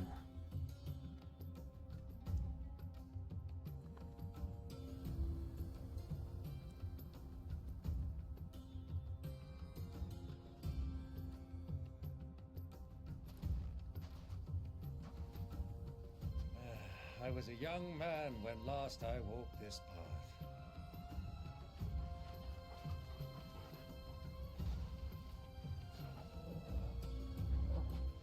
There's an old trading post not far from here. The road to Drake's Fang leads through it. The trading post it is.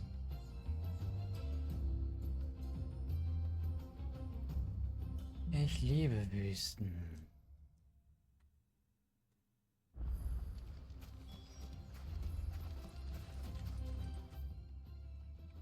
Oh my God.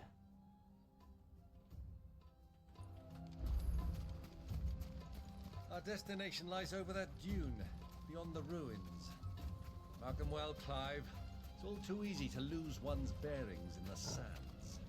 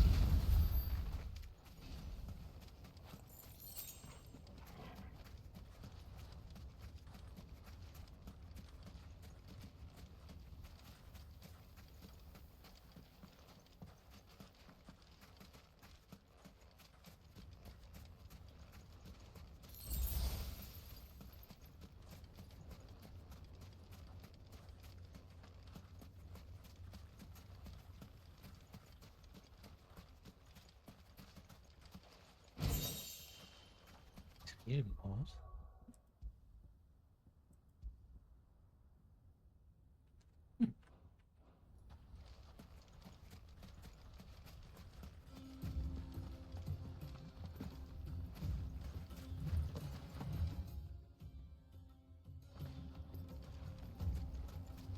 Many years ago, when you were just a boy, you and I rode this way together, accompanying your father on a scouting expedition to Drake's Fang. He let me come with you. I'm not surprised you don't remember. It was just before Joshua was born. You were so eager to be there when your brother arrived that you whipped your chocobo too hard on the journey home and fell from the saddle. I shall never forget how Elwyn fussed over you as you sat in the...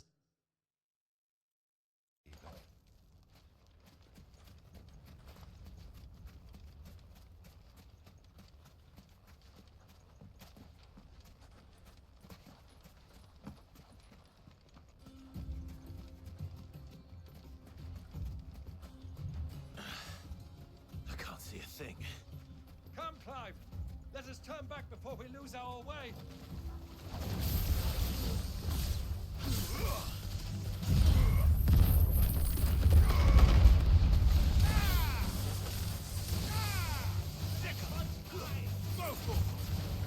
Stay down!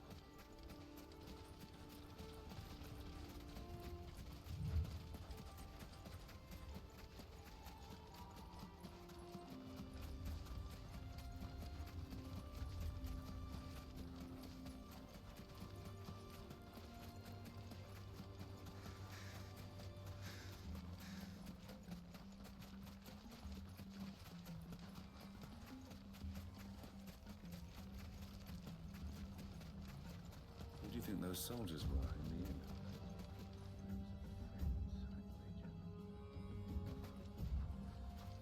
So, Lord Cook has finally made his move.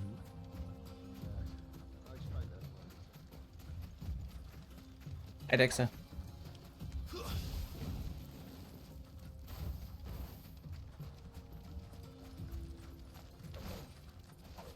Aww.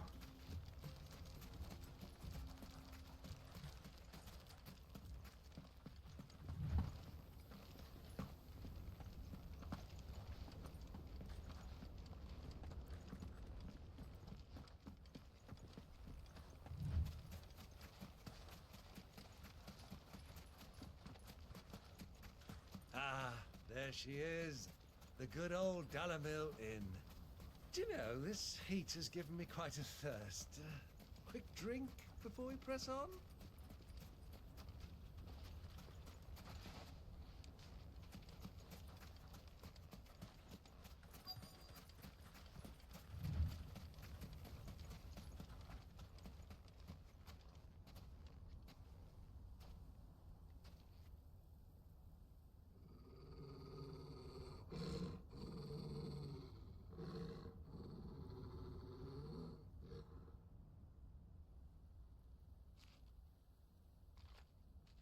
Look, there.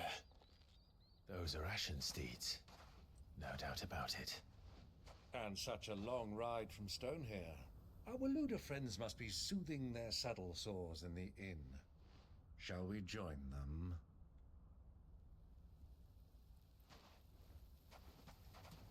Run along and play now, Torgal. Dogs aren't allowed inside.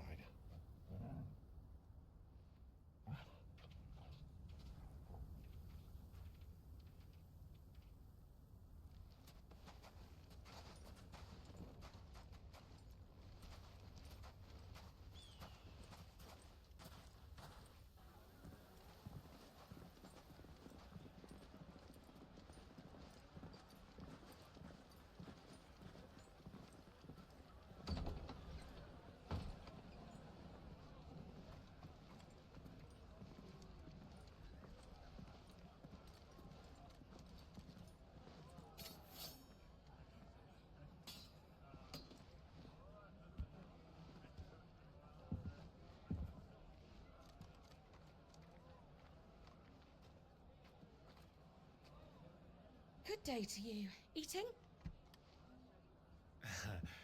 Sorry about my pal.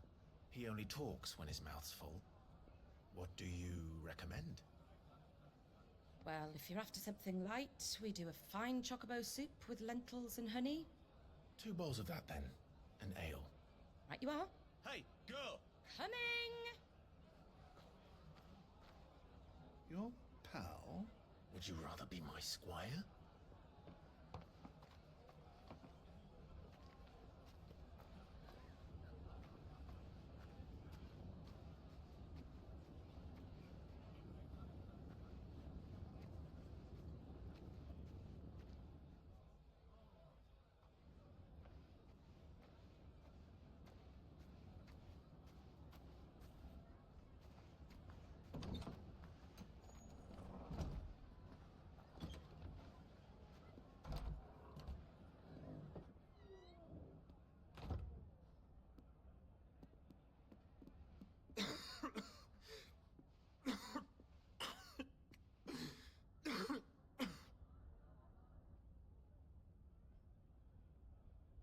Your Grace, it is plain you are not yet well enough to travel. If you would only let me take you to someone who can better attend to your ills. No, we must press on. Prince Theon has returned to his camp and will soon depart for the front. I must speak with him at all costs. Miss this chance and I may never get another. You do understand that? Yes, Your Grace. But you must at least agree to take your medicine. I'll fetch you some water.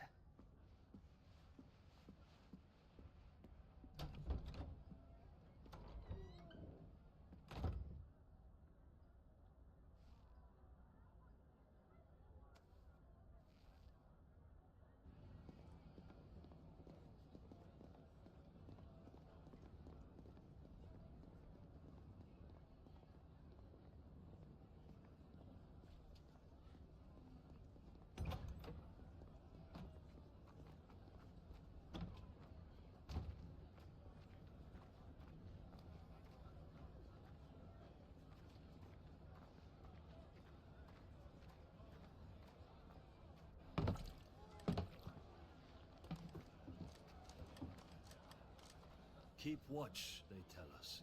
But all I see is sand. I hear they got our guest back to the Fang without any trouble. We'll be leaving soon enough. Why the Lord Commander dragged us all this way just to save that blockhead's skin, I'll never know. Dominant or not, he's a bloody idiot.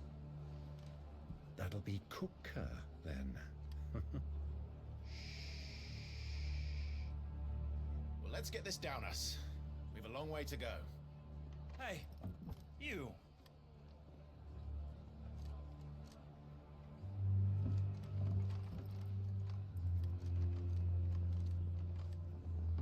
Uncle?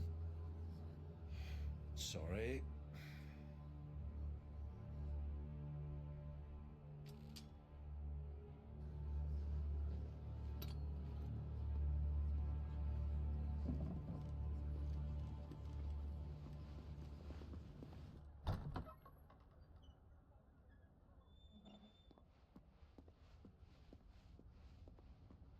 Can you walk, Your Grace? What's wrong?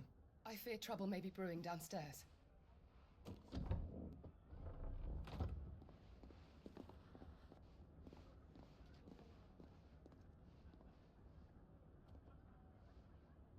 You two are travelers, are you not? Me and my companions are strangers here. Perhaps you'd be good enough to accompany us a while. Help us find our way. Sorry, lads. But we've got business in camera that can't wait. Ah, I'm sure you could spare us an hour or two. Friend.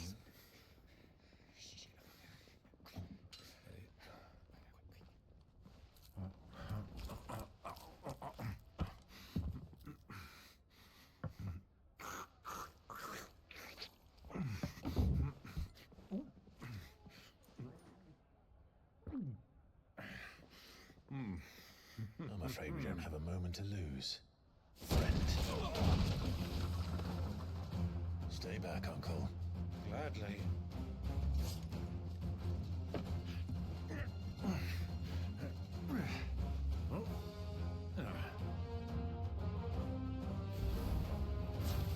It's the outlaw. Take him!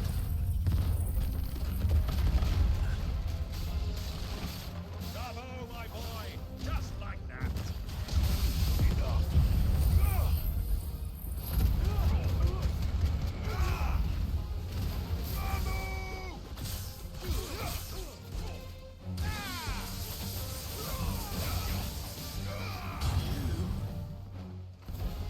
So far from home.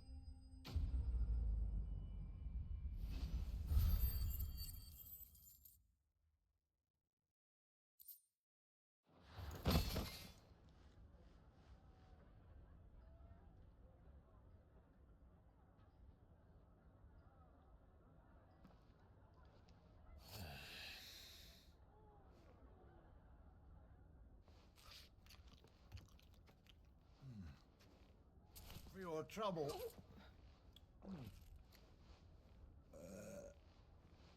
Word of advice, miss. That soup could do with a touch more salt.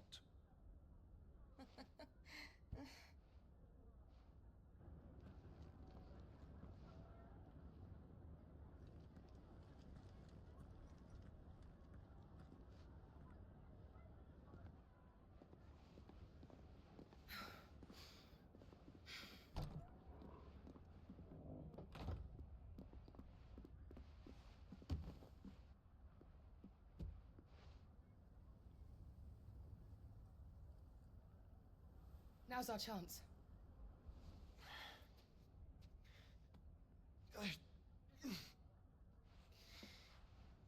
Your Grace? I'm fine.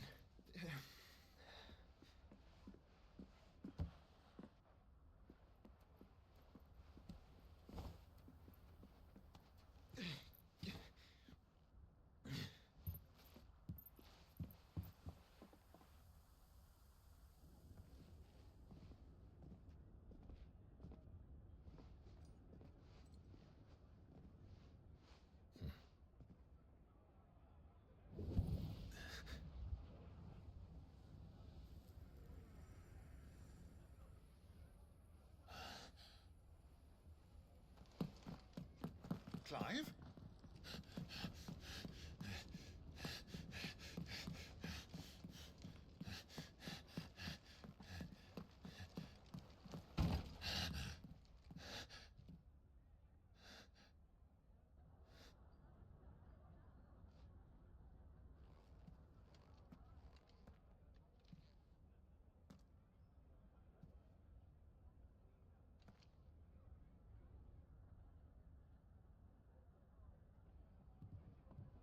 What is it now?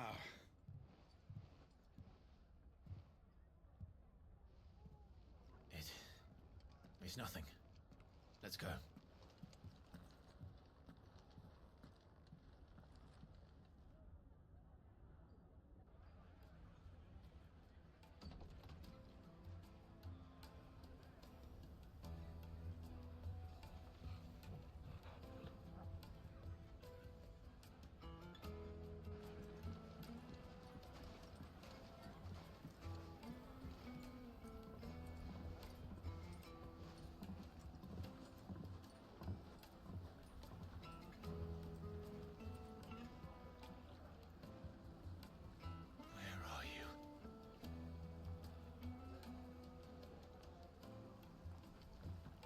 Well, if we didn't know where to find Kupka before, we do now. The Royalists said it themselves. Their guest is in the Fang. We should press on with them.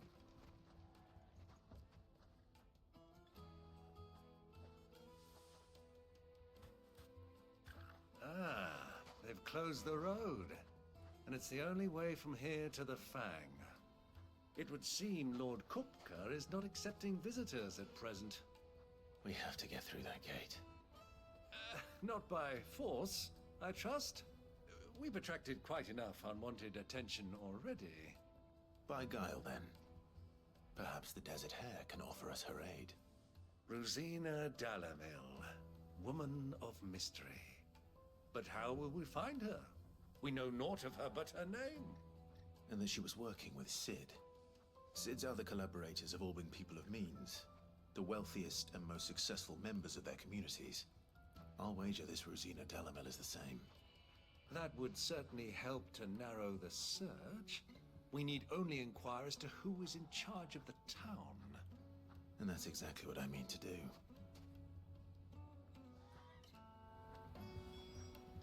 Looks like we won't be getting back to Drake's Fang anytime soon. Good day, my lord.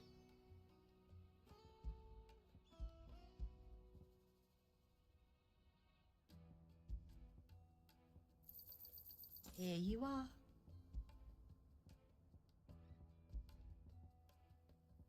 Fare you well. The gate is closed by order of Lord Kupka. Any attempt to gain passage to Drake's Fang will be punished with arrest and incarceration. Light it, for Gilbert's sake!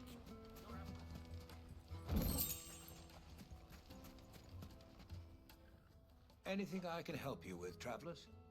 Allow me. My good man, we represent one of the oldest and greatest trading houses of Port Isolde. We're seeking to expand our business in the region and would very much like to make the acquaintance of Dalamil's leading entrepreneurs. If only we knew where to find them. Well, we're best known for our baths, our markets, and our smithies. I suppose you could do worse than start your search at one of those. Thank you. You've been most helpful. Oh, you wouldn't happen to know a lady by the name of Rosina Dalamil, would you? No, I can't say I do. Well, thank you all the same.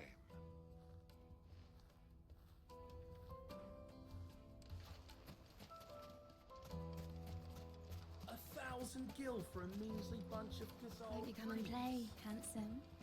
Your arms are like iron. Are all your muscles so hard? Well, I'd be happy to show you, provided I can afford it. Plates and pots! Bowls and just look at the sweet incense! Wax candle!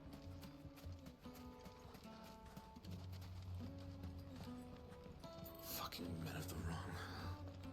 Anytime they pull their snouts out of Cook's trough as well.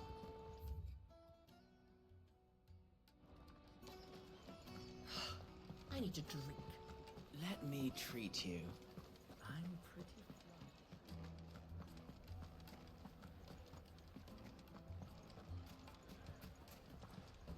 Why's the tavern shut?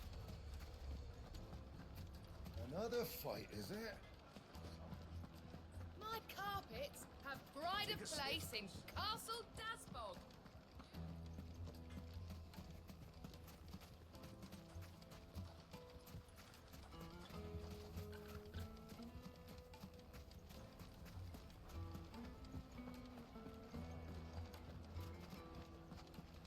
Kneaded to a silken softness, like eating a cloud with a crust.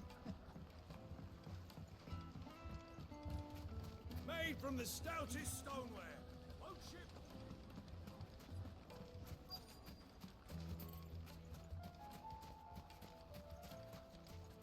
Mummy, I want to play with the crystal. How many times do I have to tell you? It's not a toy.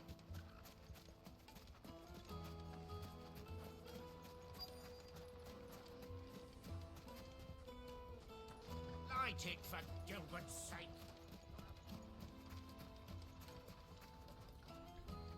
What do you want? Can't you see I'm busy? I won't keep you long.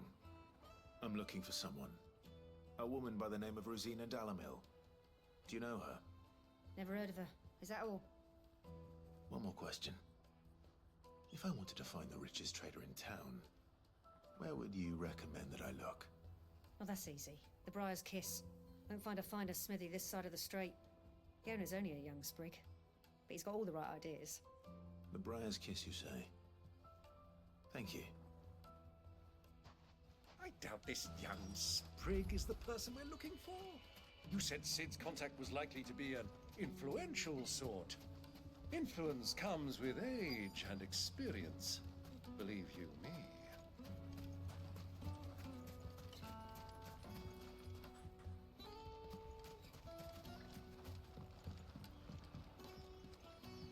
Can I help you?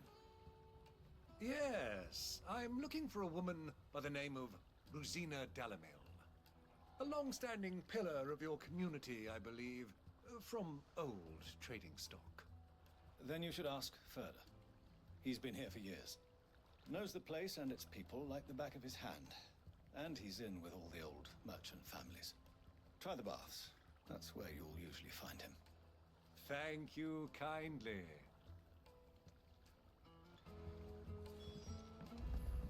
Well, it sounds like we have our man. Perhaps. Let's go and find out exactly what this Furder knows.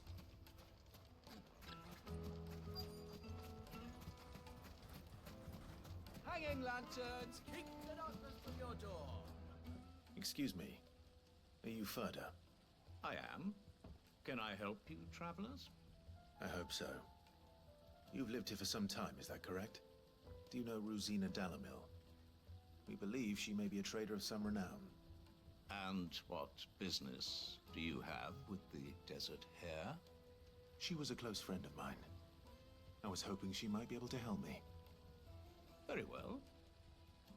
Go to the bordello. I'll arrange an introduction. Do you think we can trust him? Only as far as I think he trusts us.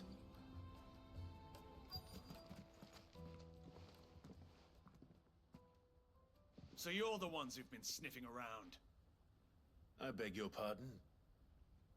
Don't play the fool. Stick your nose in our business and you're likely to lose it.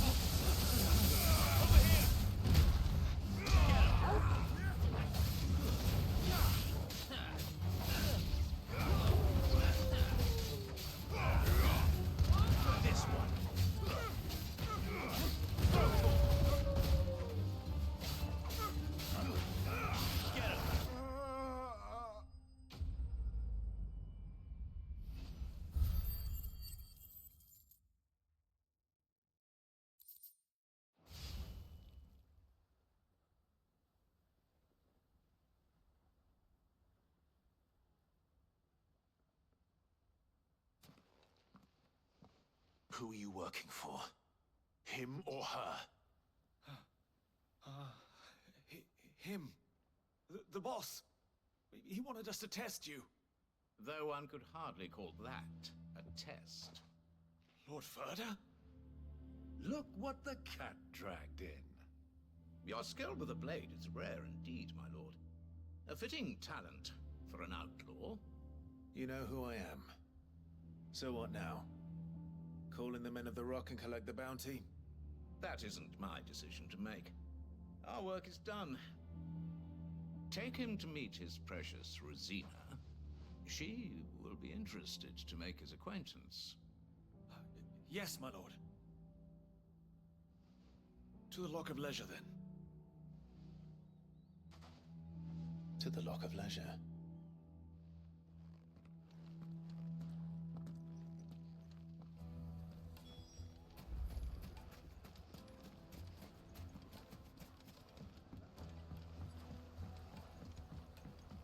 The juiciest meat from Green. Yes, they're quite The finest fabric!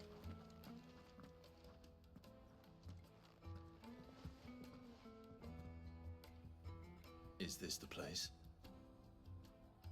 Lubor's Forge. The Briar's Kiss. Ah, so it was the young sprig after all. So much for Rosina Dalamil being a woman of experience. How wrong I was. It was an easy mistake to make, Uncle. After all, it must have been years since Sid last saw her. Sorry, him. Whoever this Lubor truly is, he's clearly a man of means. I'd say he deserves our respect. See that he gets it.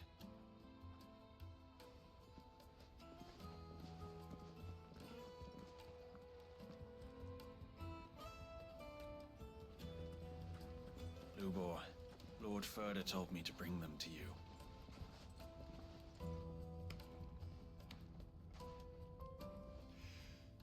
My boys tell me you're in need of assistance.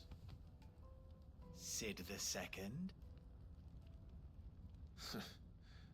I won't waste your time. I need passage through the south gate.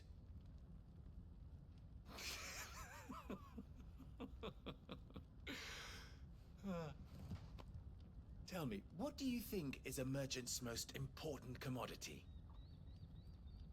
Why, trust. Everyone knows that. Without it, you have nothing. And nothing is exactly what you have.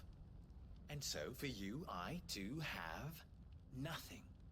I'm not in the business of helping every lost puppy that wanders in off the street. I'm a busy man, as you can see. Let's leave this mummer to his farce. By all means.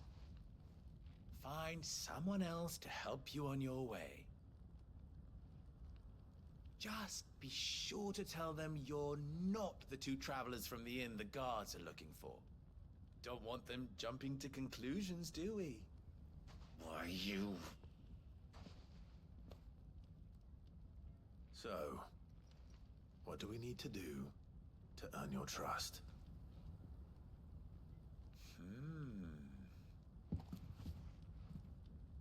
I like this one. Willing to do whatever it takes to get what he wants. Ha! Men like you have a special place in my heart. Why, you ask? Because they get me what I want. Always. Fine. So what do you want? Don't tell me you're gonna listen to this swaggering scruff! We might as well hear him out. It's only natural that an ally of Sid's would seek assurances of strangers. Assuming he is an ally, of course. 5 years ago, he would have still been a boy. And yet even then I had more good sense than a man, 5 times my age? But enough of the pleasantries. We were speaking of what I want. I want you to put an end to the trouble in Dalamil. Return to me when you have done so, and you shall have my aid. Until then, I bid you good day. What trouble? If you're going to give us orders, be clear about them, damn you! Manners, Greybeard. One catches more damselflies with honey than with vinegar. What did you call me? My apologies. A word of advice in recompense. Follow the crystals. Oh, but that was 3. Oh, I'm making this too easy for you. Ha! It will be easy. Solving his little riddle should be like dealing with him. Child's play. Let us divide our forces, Clive. I'd rather not drag this parlor game on any longer than we need to. All right. Good luck, Uncle.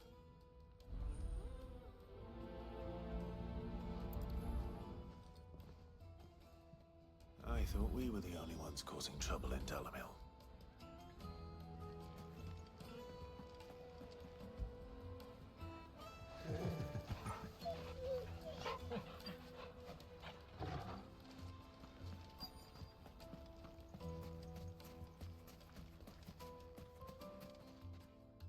Do you have a moment? Depends what for.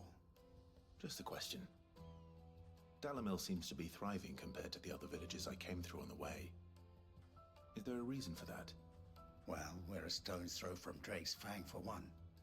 The soldiers guarding the Mother Crystal and the shipments need a place to spend their hard-earned gil. The men of the Rock throw their money about like there's no tomorrow. Is that so? Well, thank you. Don't let me keep you from your work any longer.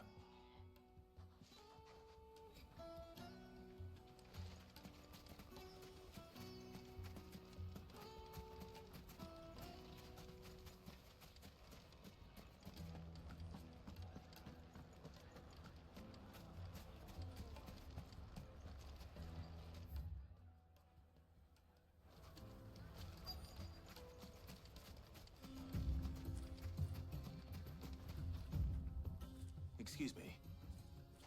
Is it true there's been trouble with crystals of late? You've heard, then? I've heard rumors. Damn thieves. Pilfering the crystals that were meant to fill our cups and light our stoves. Us common folk have hardly had a shard to share between us these last few moons. And it isn't as if we can buy them on the black market either.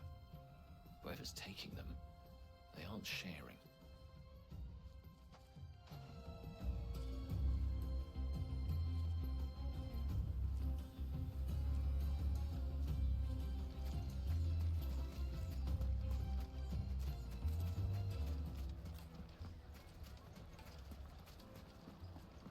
A deposit.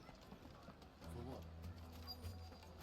Like meat and Fresh dark. bread, warm Fresh from the oven. You wouldn't believe how much Have he a gave taste. me. What can I do for you, soldier? Need that sword polishing? I'm not a soldier. Oh, then be off with you. I serve the men of the Rock and the men of the Rock only. You have an agreement with them? Don't be stupid. I just know which side my bread is buttered. Don't want to be stuck under some pauper when they come knocking. With pockets deeper than Zemeckis and an urge to empty them. No, just leave, will you? Before you scare them off. I think I'm starting to get an idea of what's been going on. I wonder if Uncle Byron's learned anything of use. They'll probably be back at the inn by now.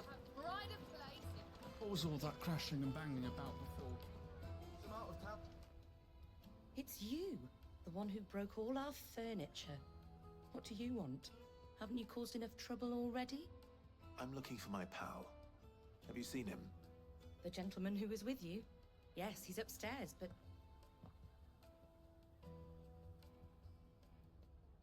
Thank you. I'll go and fetch him.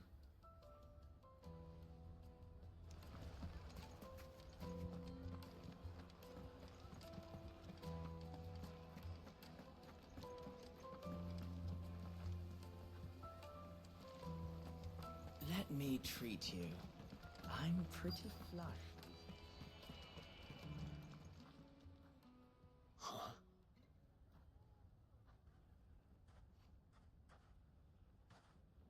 Will this suffice as a deposit? By the sands. That's a black pearl. One of the many treasures in my collection that I would be only too happy to part with, should you give me reason to do so. All right. I'm sure that we can come to an agreement, but not here. What are you doing, Uncle?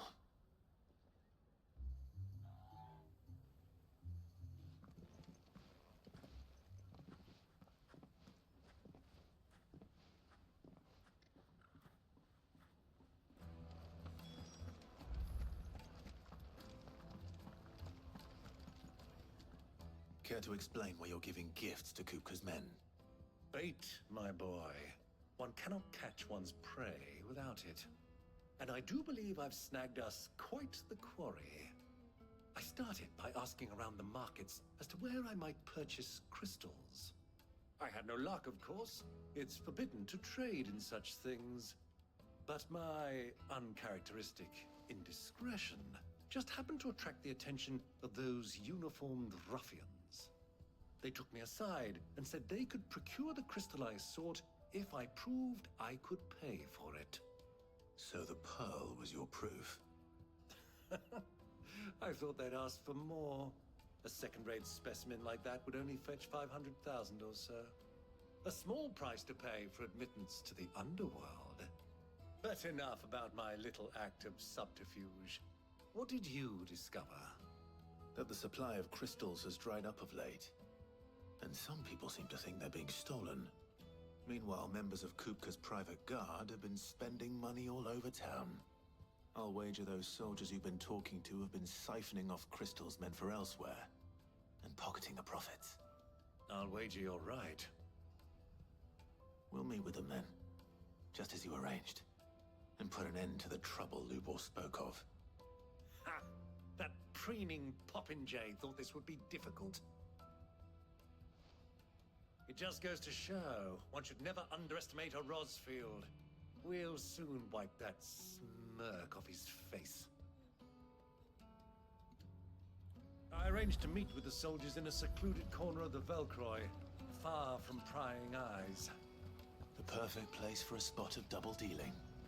I trust I can count on your support, if things turn sour. Of course.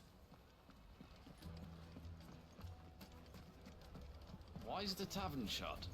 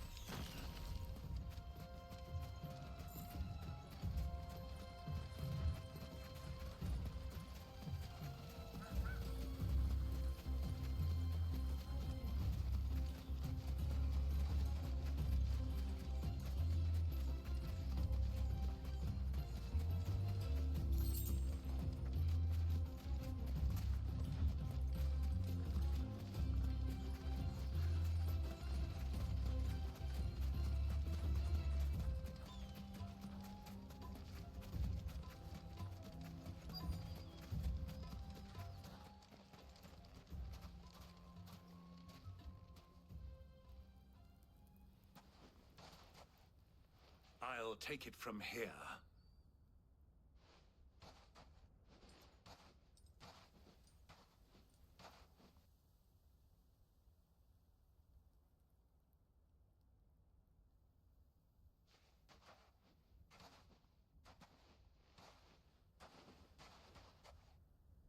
I was beginning to think you weren't coming, my lord. brought your contribution? All the silver and stones I could scrape together at such short notice? You brought the whole 500 talents.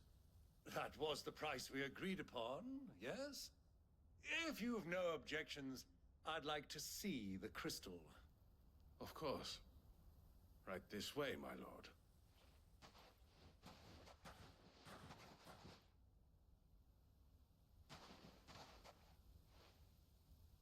Not bad at all. You weren't lying about the clarity. But what of security? If I were to be stopped on the road, what guarantee have I that it wouldn't be seized as property of the Republic? Because these crystals are no longer the property of the Republic. You're not buying from us. You're buying from them. And we have no more jurisdiction here than you, my lord. But we have ships, and will gladly deliver to a port of your choosing, now that our price has been met. Royalists, eh? What brings you here? Why, to collect their share of Drake's Fang's blessing, of course. Our nations are allies, and so they are entitled to a portion of the Mother Crystal's bounty. And being such good friends, we elected to increase that portion and share the benefits. And now that these crystals are officially property of the Kingdom of Waloed, we are duty-bound not to interfere, no matter where they might happen to end up next. Did you get all that? They're in cahoots! So it would seem. My lord, what is the meaning of this? Double-crossing dogs. They're not here to do business. Kill them. Kill them both!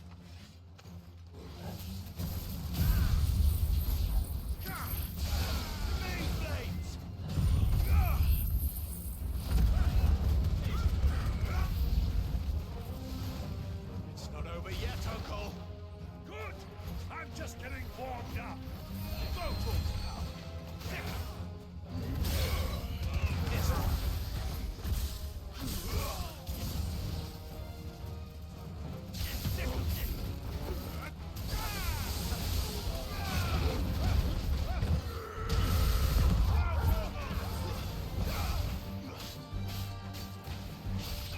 This one.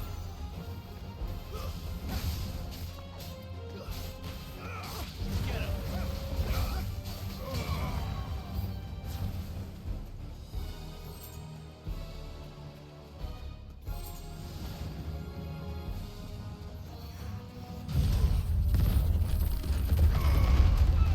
You're finished.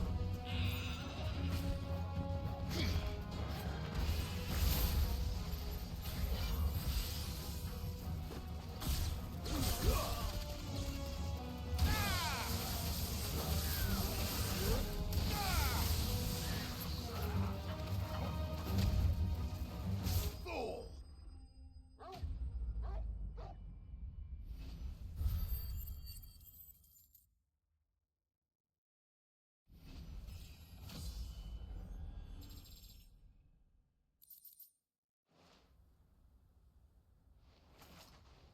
Well, that wasn't too bad. How'd you like my performance, huh? I've often played the villain on the stage. I think I did the role justice. Don't you? Greybeard, you were magnificent. The battle scene was particularly thrilling. Such a shame you didn't have more of an audience, but perhaps that's for the best. How long have you been watching? Long enough to witness your uncle's sordid transaction. I hardly expected one so venerable to degrade himself so thoroughly, buying one's way into the confidence of degenerates. Ingenious. This was the trouble you spoke of. The men of the Rock taking crystals meant for the common folk and conspiring with the Royalists. Well, now it's over. Indeed it is. The people of Dalamil had scarcely any means of redress against Kupka's men, let alone a foreign army. Until you two came along, that is.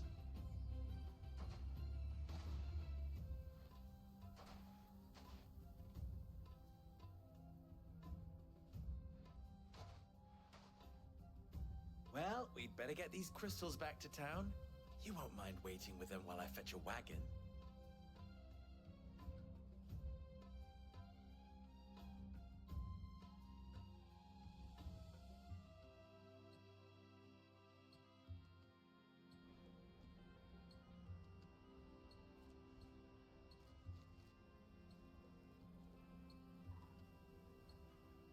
It occurs to me that I still don't know your name. Clive. So, Sid the Second is a Clive. I suppose it could have been worse. Well, Clive, you held up your end of the bargain, so I must do the same. Passage through the South Gate, was it not? To tell the truth, you've helped a little there too. Many of the guards have already been redeployed to deal with the issue of their missing comrades. And those left behind have been encouraged to look the other way should you attempt to pass through. Thank you. And please allow me to cover your costs. You still have the purse I gave to the soldiers, I trust? I saw you pluck it from one of the bodies. Oh, dear. Was I really so obvious? And my name is not Greybeard. It is Lord Byron Rosfield, thank you very much. No, thank you very much, Greybeard. Double the... Ugh! Here, wear this.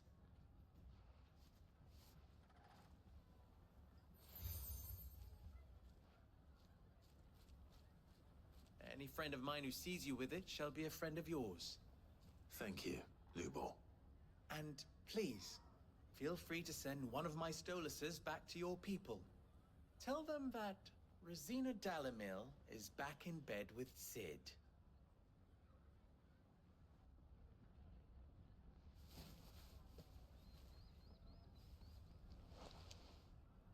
Omia Lostelan. Tu Isakelis.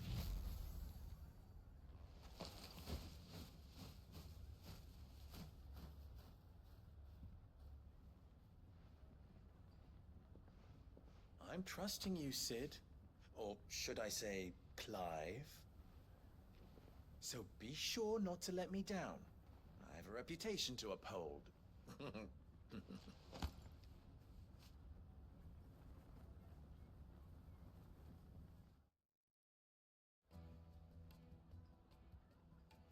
Well then, I wish you a safe journey south. Thank you. Not at all. It was my pleasure. Come on, Uncle. Let's go.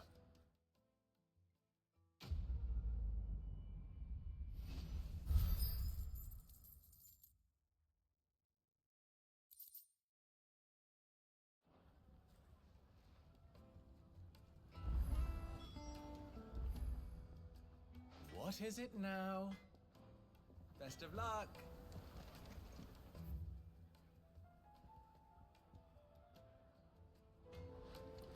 I've never even forged a button.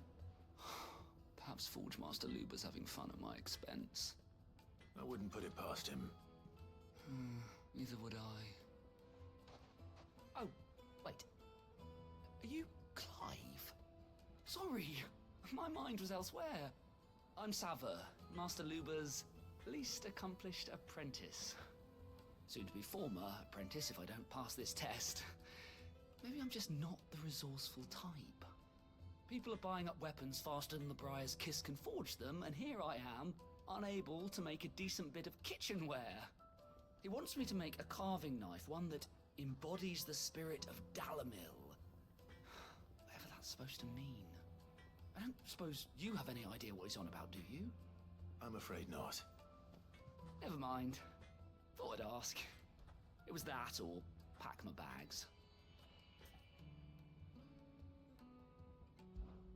I could give you a hand if you like. I know how busy the Briar's Kiss has been, and that Lubor needs all the capable hands he can find. I'd be a fool to refuse. So, where do we start? Good question.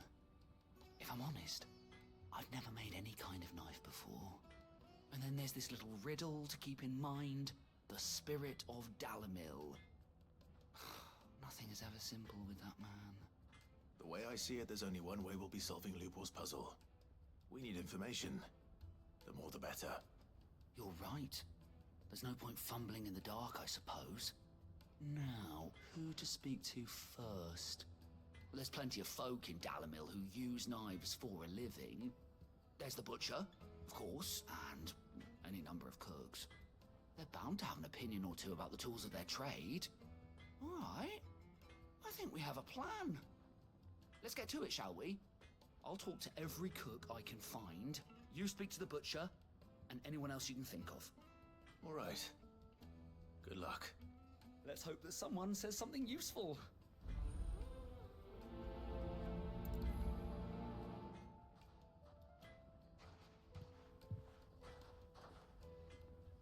Trust Lubor to take a simple test and turn it into a riddle. I'd better get to it. It would make us fine. Welcome, sir. What can I do you for? A question, if you don't mind. I need to know what makes a good carving knife. You a blacksmith or something? Something, I suppose. Fair enough. Knives, is it? First and foremost, it's got to hold an edge. Most knives will make it through fat, no problem, but sinew dulls cheap steel in no time. Give me a blade which can slice through anything that crosses my chopping block, and I'm a happy woman. So a knife that stays sharp. Makes sense.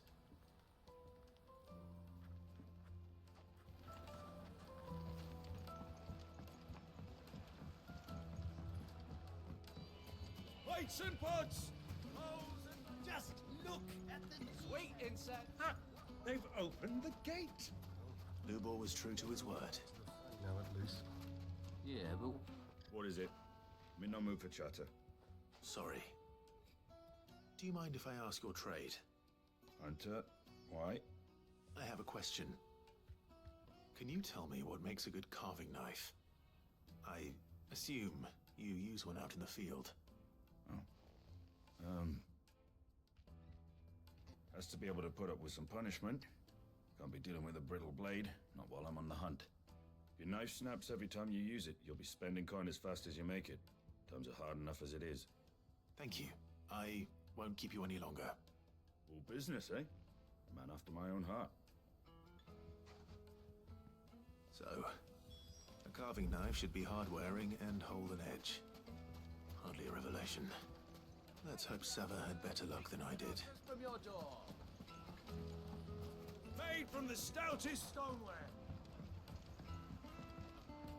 Kneaded to a silken softness. sniff, good sir. The finest fabrics! So, how'd it go? You learn anything useful, or should I be looking for a new trade? Only that a blade should be durable and stay sharp. But I don't see how that relates to the spirit of Dalamil. I didn't have much luck either. All the cook said was that he needs his knives to be light. Too heavy and they do his shoulder in. So we're no better off than when we started. Perhaps Lubor didn't mean anything with his Dalamil remark. But that can't be right. I've bandied enough words with the man to know that he chooses them carefully. No. We must be missing something. Something right in front of our noses, most likely. No doubt you're right, but I have to make a start soon. I can't put off making this knife forever. Agreed. Lubor wouldn't like that much. Right. I've been trained to work iron. The cheap stuff, mind. But it's hardy enough if you don't hammer it too thin, and it sharpens up nicely with a bit of effort. Trouble is, it's either durable or it's light. Meaning someone is gonna be disappointed. Forge Master Lubor, probably. Is there no one else you can turn to? Someone who knows their metals, perhaps? The other apprentices know better than to help me with my test. But maybe there is someone I could turn to. A merchant, a favorite of Forge Master Lubor's, who sells metals to tradesmen passing through the Valcroy. I bet she'd know a thing or two.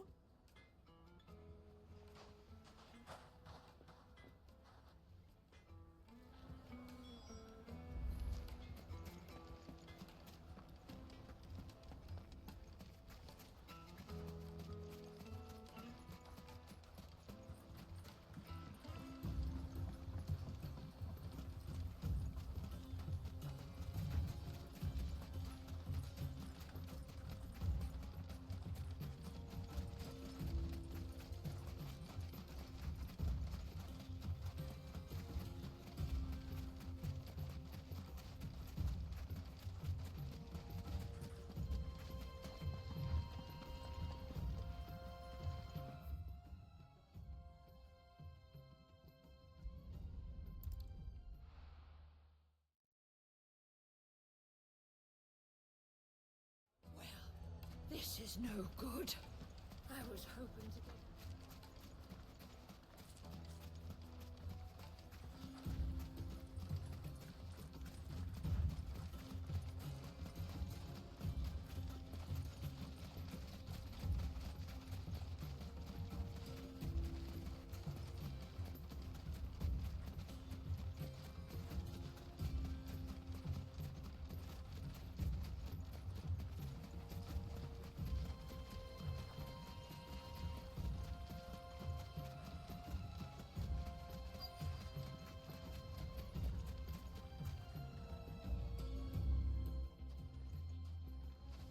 Any luck?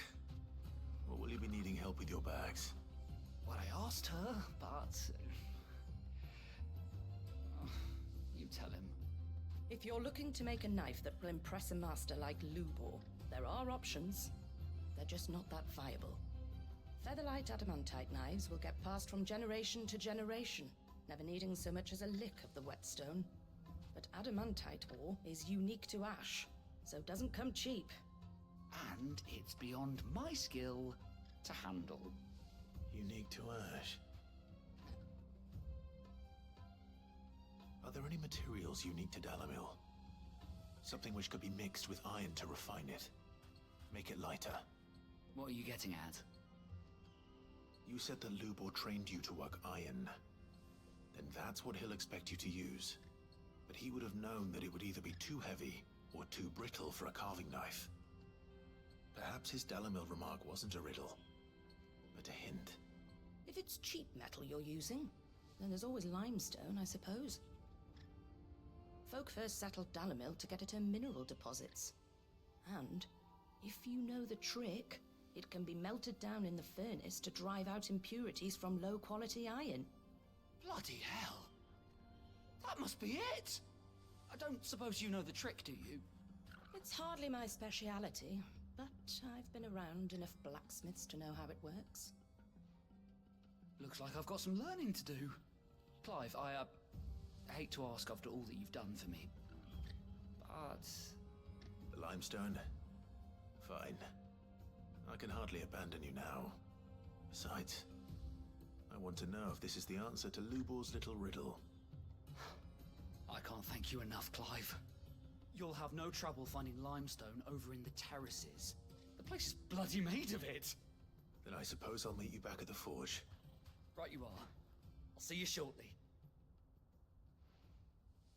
So, do you crush it up, or just...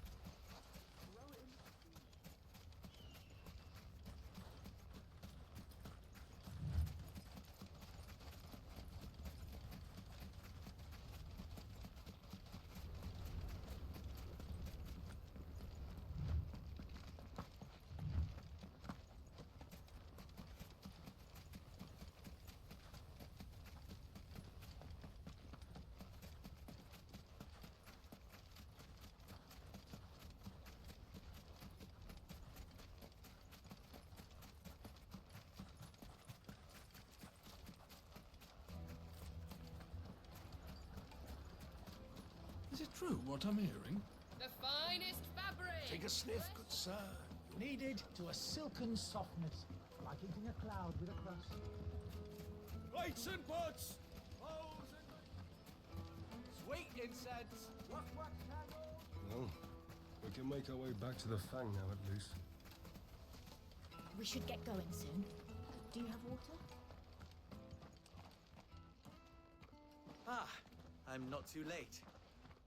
What is it, Lubo? A question that I neglected to ask earlier. Where is it that you're bound? To Drake's Fang. To finish Hugo Kupka. Just as I thought. Then allow me to share a secret. Drake's Fang is currently riddled with royalists. Talmeki and Waloed are allies, and as you've seen, their soldiers work hand in glove. But no nation has ever before allowed a foreign army to make a barracks of its holiest of holies. Not by choice, at least. And there's more. A man on the inside of the Fang has failed to report for several days. I fear there may be more trouble lying in wait for you on the road ahead. Isn't there always? If you're determined to beard the lion's den, then promise me one thing. That you will enter via the mines, where the guard is lightest. I've lost one Cid already. If I lose another, people will start to think me careless. I don't plan on dying. Not before Kupka does, anyway. Well, so long as you have a plan.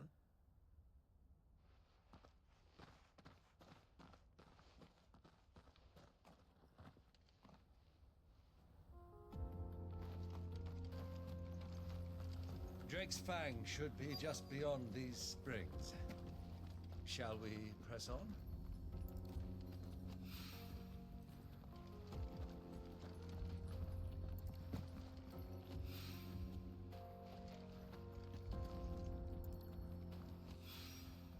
One rock looks a lot like another. But hopefully this is what Southern needs.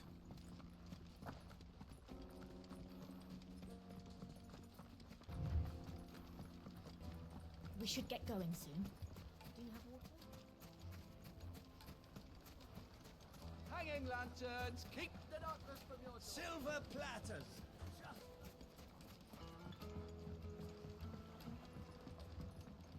The juiciest meat from Green's. Yes, My carpets have pride of place. I wasn't sure how much you'd need, but I hope this is enough.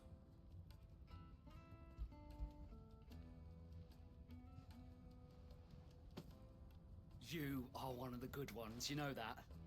You and that merchant both, she's got quite a gift for teaching that one.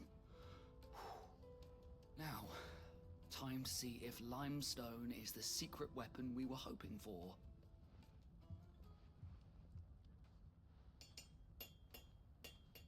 Hello, Robert.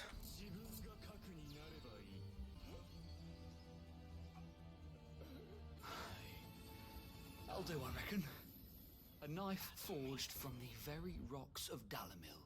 Her spirit, if you will. It's a fine-looking blade. I only hope Master Lubor agrees. That sounds like my cue. And just as well. I was getting tired of waiting. I'm sorry, Forge Master Lubor. Let's take a look then, shall we? First things first, Sava, do you think this is a carving knife worthy of the fine people of Dalamil? I'd like to think so. I'll tell you in a second, Robert. But what do you think? What do I think indeed? It's sharp-ish, but it won't last long with hard use. And it's heavy, heavier than it should be. You might not think it just to hold it for a moment, but sell that to a cook and you'll never hear the end of it. It looks like someone paid a visit to the terraces. The limestone was a step in the right direction, granted, but one that still leaves you short of the mark. And I was so certain I had it all worked out. I don't know who you found to teach you that little trick, but it certainly shows initiative. Next question. How much do you think I would charge if I'd made this? Well, if it took you even a fraction of the time it took me, I would say you could demand a heavy purse. And who would be able to pay that? Hmm? The butcher? The hunter? The cooks over at the inn? Dalimil is home to humble traders, not wealthy lords and ladies. Rule number 1 in any business, Sava: know your customers. Yes, Forge Master. This is just about passable. But only just. I'd say you're worth keeping around a little longer. Starting tomorrow, you'll have an anvil of your own. I will. Thank you. I was wondering, what would you do if you were asked to forge a carving knife? I'd do what I always do. Ask who it's for. If it was for the butcher, I'd make sure it holds an edge. For the hunter, I'd make it as tough as Titan. For the cook, light as a feather. And for the nobleman, I'd make it cost an absolute fortune. There goes a master, all right. It looks like congratulations are in order. I couldn't have done it without you. So much for the Forge Master's riddle, though, eh? The spirit of Dalimil had nothing to do with limestone or anything much at all. Meaning, I had you run around for no good reason. You've passed your test. That's all that matters. You'll have a forge of your own in no time. And when I do, I'll craft you the finest carving knife you have ever seen.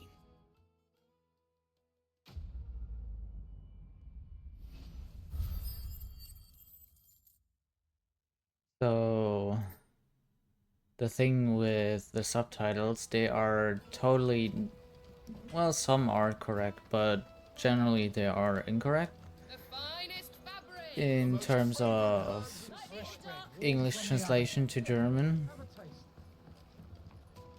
Made from the stoutest stoneware. I generally have them on for people that do not speak English, so they have at least a general idea of what is going on. And Jäger is hunter. What I need. Might your services be for hire? That depends on the job. I'd have you save my business, the baths. The water's turned scalding hot and all the crystals in Dalimil wouldn't be enough to cool it. I've no doubt that my woes stem from the water's source. But I can't go and investigate for fear of my customers thinking I've abandoned the place. I'm bound to these baths in more ways than one. I beg of you. Go to Dusnoff Terraces. Tell me what you find there. All right. I'll go and take a look. Wonderful. It's not far. Leave the market by the south gate. The smell of sulfur will guide you the rest of the way. These baths are all that keep me from an ignoble end in a debtor's prison. My livelihood, my very life, is at stake.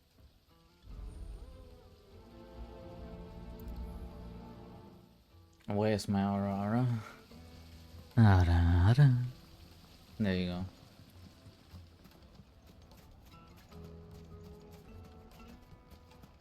Finally, we'll be able to get what's owed us. And now it's forever in the VOD, because I will upload the VODs as well.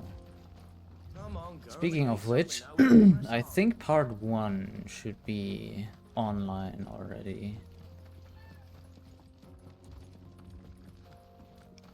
What the hell are those things?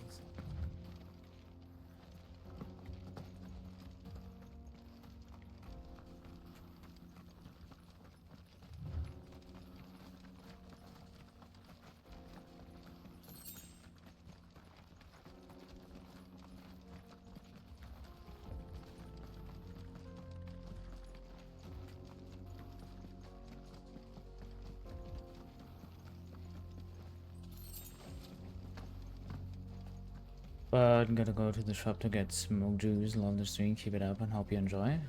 I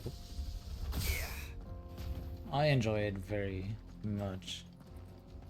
And you take care, and see you later. By the flames. That explains the heat.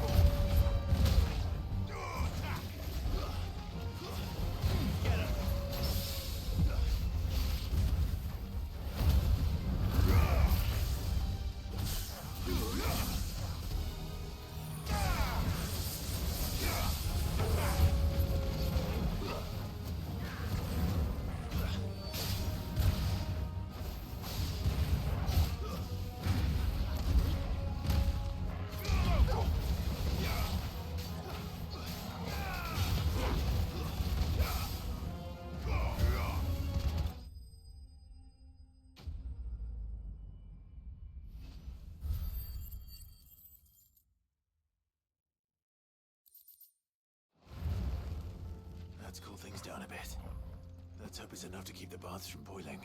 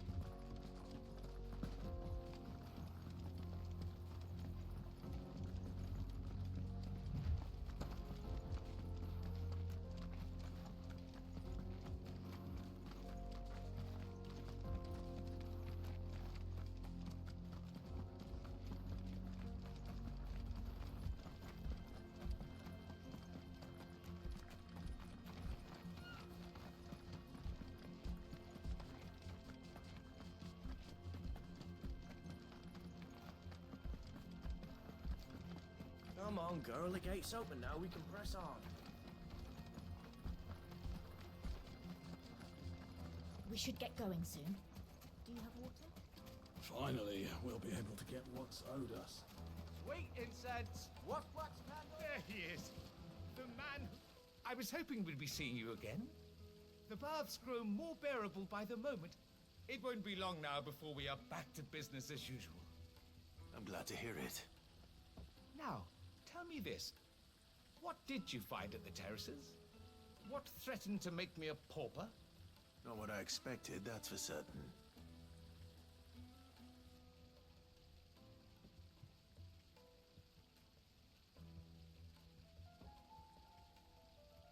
You tell a fine story. That's not to say I don't believe you, though. Creatures made of flame, eh? That's something new to worry about. But I burdened you with my worries enough already. Here, a small something by way of thanks. Right. It's high time I got back to work. With a little luck, the day might yet be salvaged.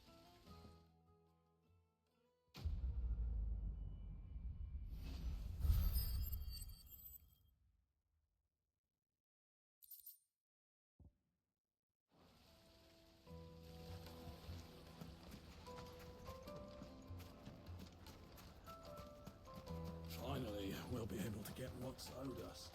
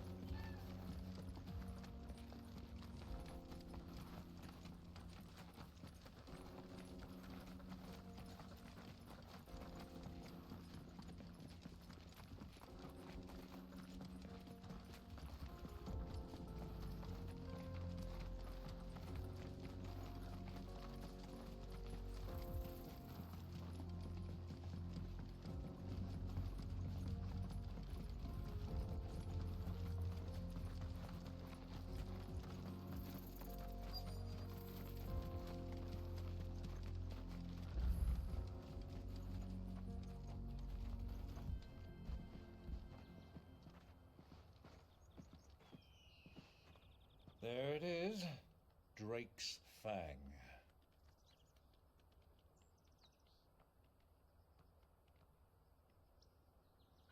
Kupka will be hiding inside. Along with goodness knows how many guards, all on highest alert. You'll need to keep your wits about you if you're to reach him. So be careful. I will, Uncle.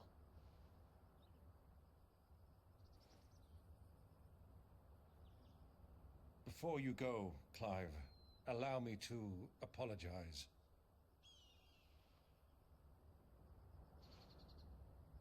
After what befell at Phoenix Gate and the crisis that followed in its wake, I fled. I retreated to my counting house and danced attendance upon the vicereine, in the hope it would bring me favor. I betrayed my nation to save my skin, like the coward I am. And I'm sorry. Uncle, please. It's not too late, Clive. Rosaria is yours by right, and there are those that would help you to take it back. Had I the courage of my brother, I might already have done so. But that ship has sailed. You, however... No. Forgive me, but I cannot. I fight to build a new world now. A better world. Where men can live and die on their own terms. I was raised in a nation that strove to improve the plight of bearers.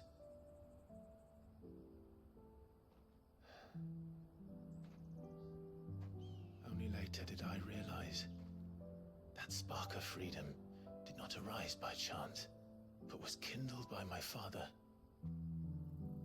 You would see me follow in his footsteps. And that is exactly what I mean to do. Not by ruling Rosaria, but by extending his ideals to the whole of the twins. Though every soul in the realm may judge my actions heresy,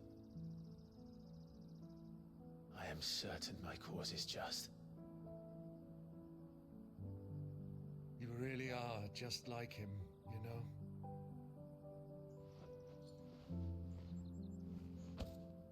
Thank you, Clive, for coming back to me. I am proud to call you nephew.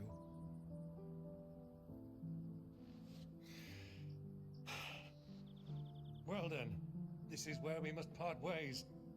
Wish me luck in convincing my Canvarian friend to share his considerable talents. I mean to plunder his coffers and prove myself worthy of a place in your merry band. Till then, my boy. Till then, go safely, Uncle. And you, nephew. We have much to catch up on, you and I. I shall expect you to regale me with the tales of all your adventures when next we meet. You can regale me too, Torgal.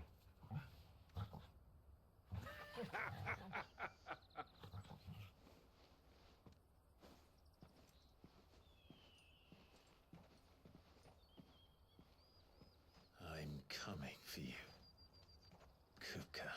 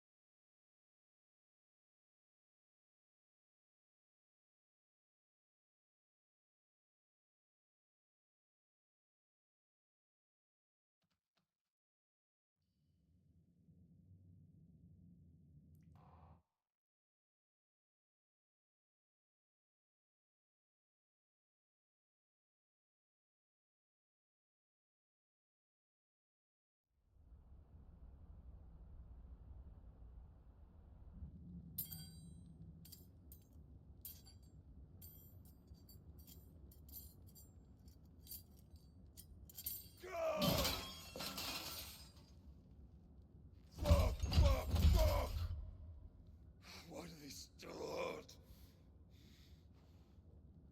What has that gutter rat done to me?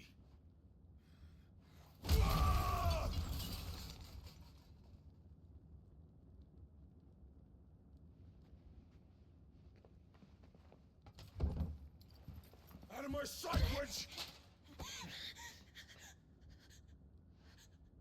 I'll kill you, Rosfield! about your heart! I'll tear you limb from limb! Peace, Hugo. The table shan't hurt you any longer. He sought to humiliate me. Me! If you hadn't interfered, he would be dead! You truly believe you would have triumphed had the battle continued? Titan would have ground him into dust! And how would he have done that without his head? Shut up! You weren't strong enough, and you call yourself a dominant. Or rather, you did. You mock me, Harbert.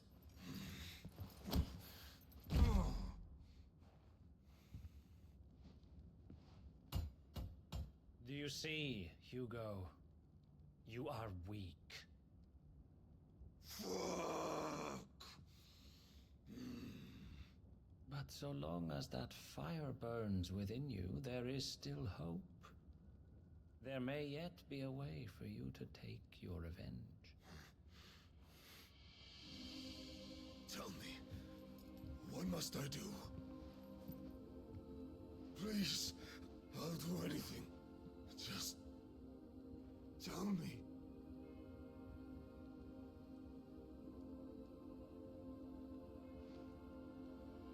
The heart. What of it? A Mother Crystal's heart is the most concentrated source of ether in all creation. Perhaps you could take advantage of that. Of course, the crystal would not yield her blessing to any ordinary man. But then, you are no ordinary man, are you, Hugo? Clive Rossfield stole your power, but others have suffered a similar fate, and still managed to find the strength to conjure their icon. Like Benedicta Harmon. She too drank of the ether and gained a power beyond human understanding. She did.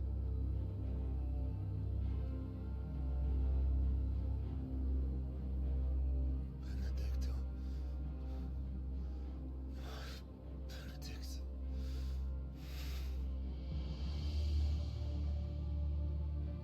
I'll do it. My love. I'll avenge you.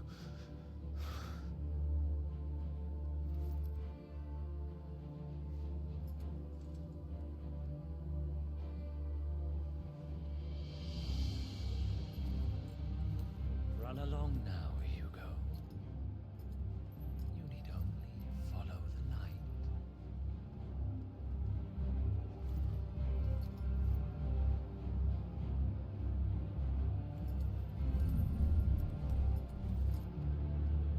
Muthos is here. Very well, it shall be so. You may leave everything to me, Your Majesty.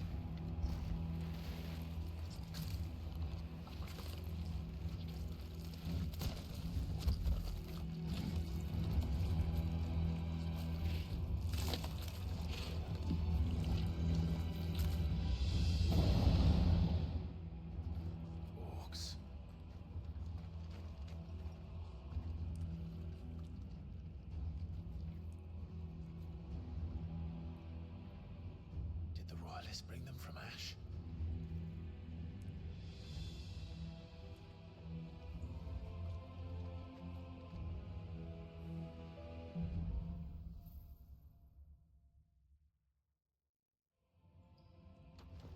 Are the beastmen part of the Waluda army now? How the hell did that happen?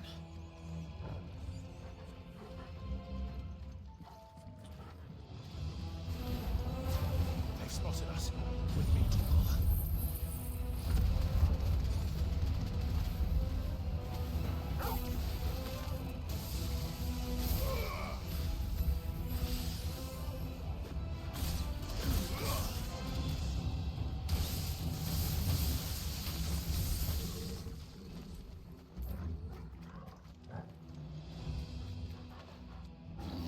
Taken over the entire mine.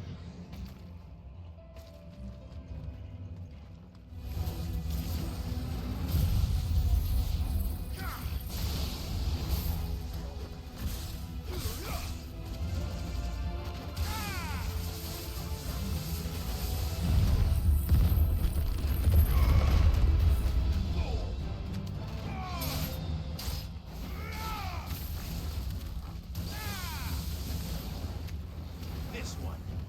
Go, Torgal. So much for the men of the Rock. Dalmekia's finest.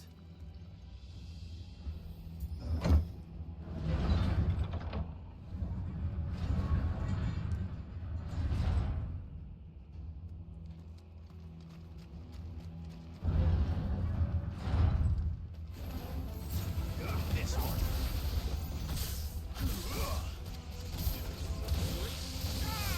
Get him.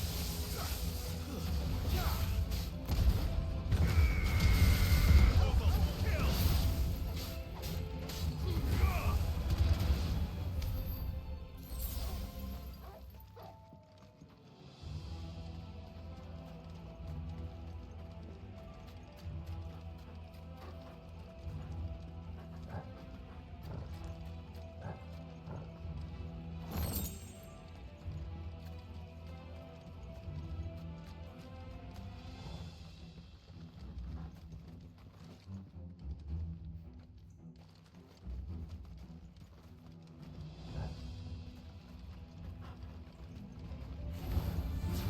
Animals.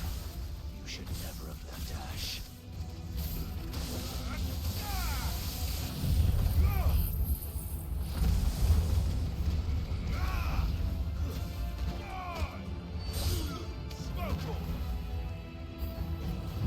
This one. All yours, Torgal.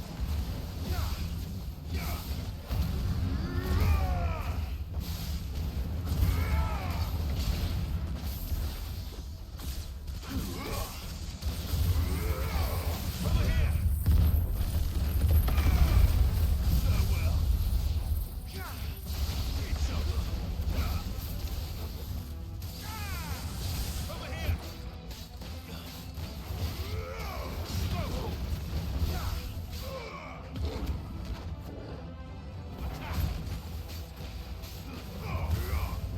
Farewell.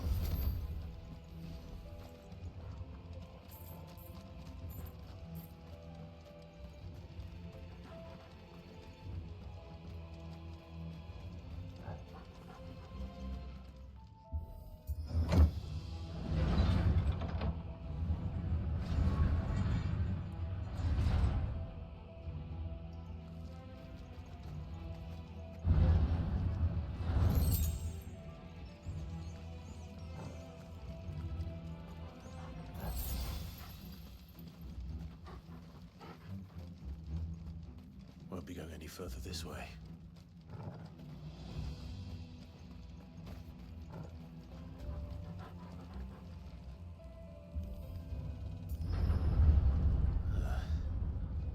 Stairs. This must be the way out.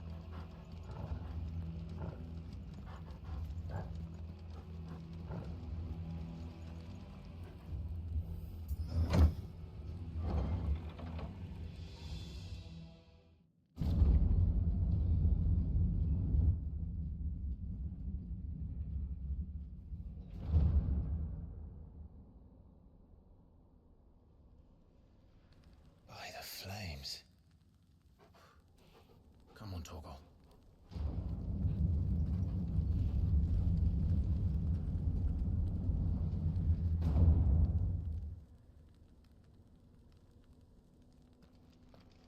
Kupka never did do things by halves. As if taking the Mother Crystal for his own wasn't enough. He had to build this castle in it.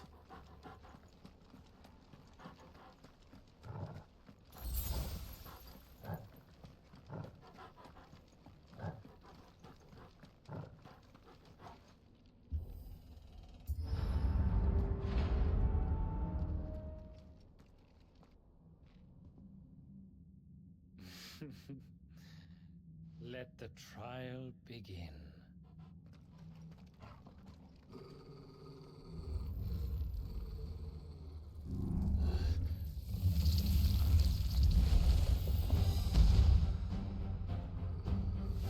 What the hell? With me, Torgal.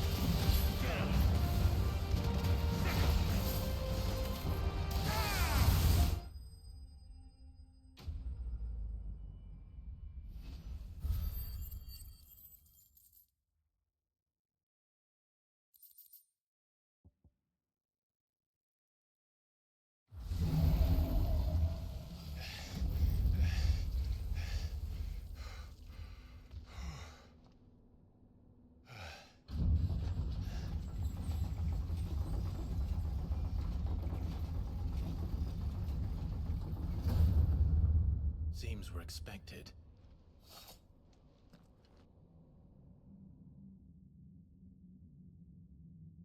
So this is the power of Muthos.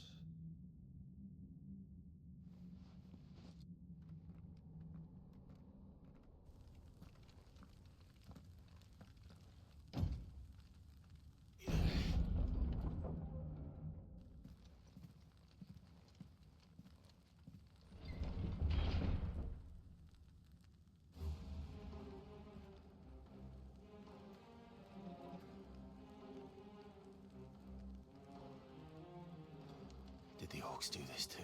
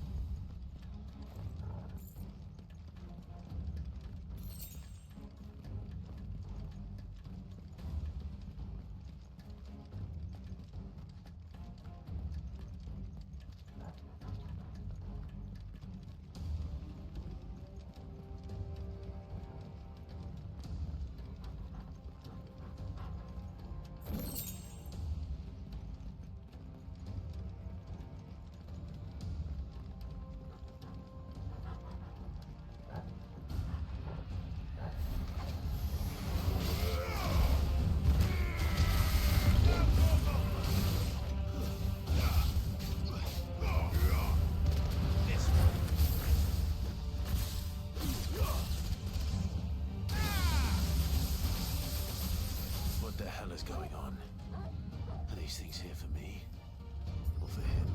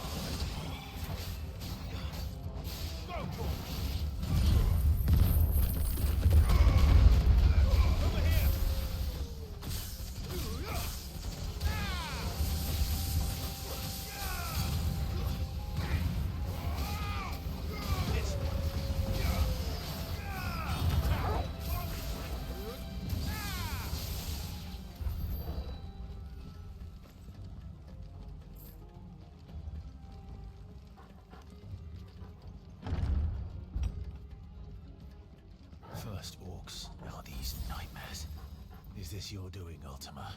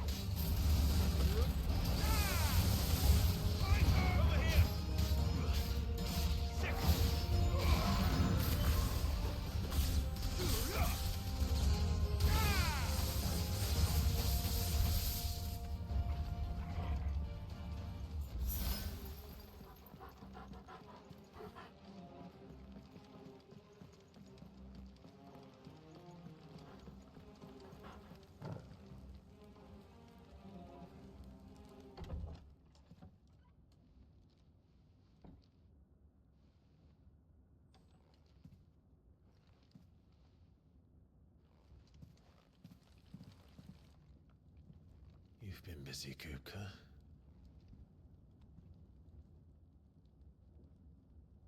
But where did you go?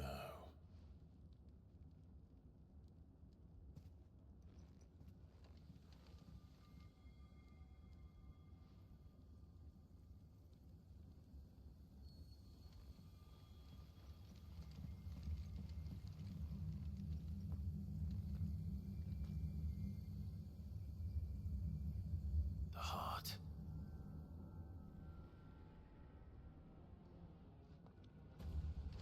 He's in the sanctuary. I can feel it. Come on, Toggle.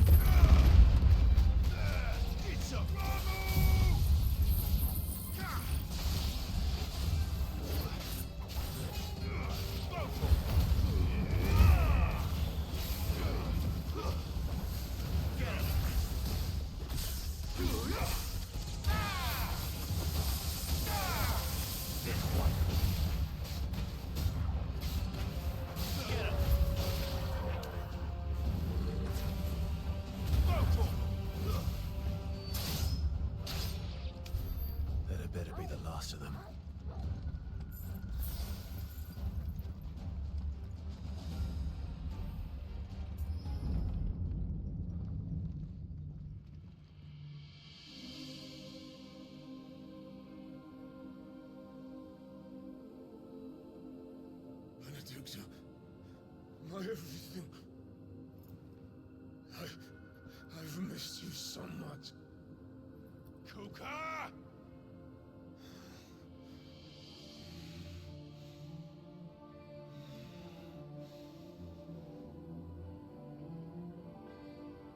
I swear to you, my love.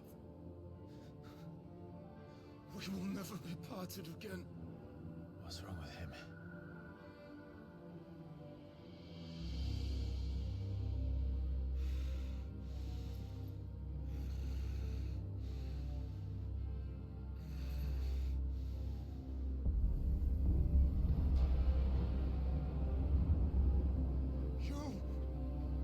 Get away from her!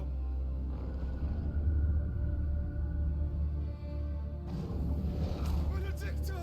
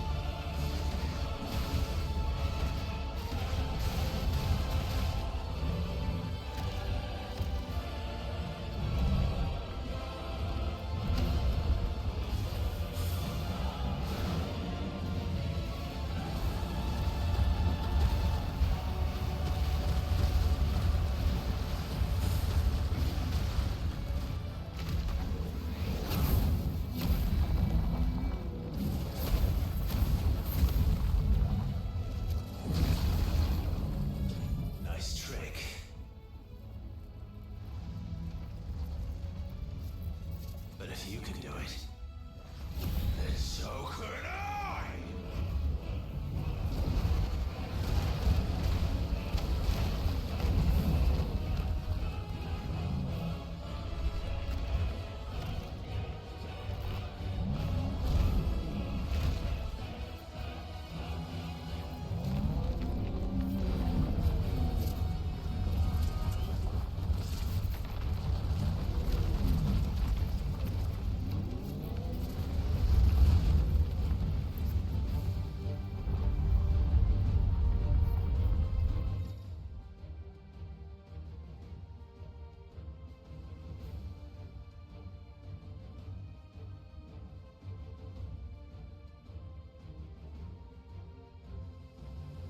Let's give this a try. Not bad.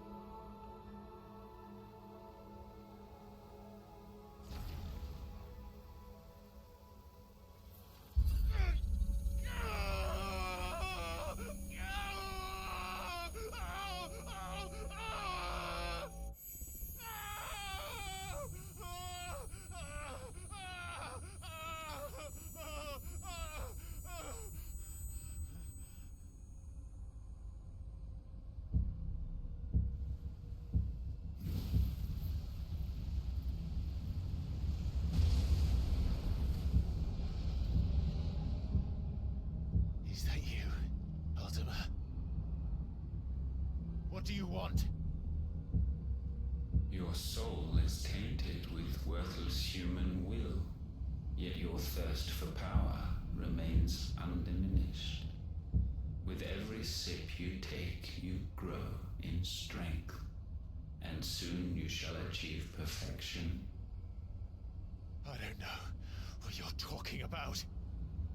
You will accept us, Mythos. It is inevitable. You were created for this purpose, and you shall serve it. Never!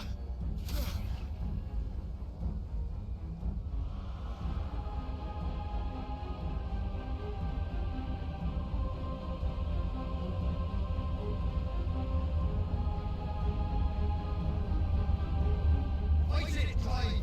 Don't let him in!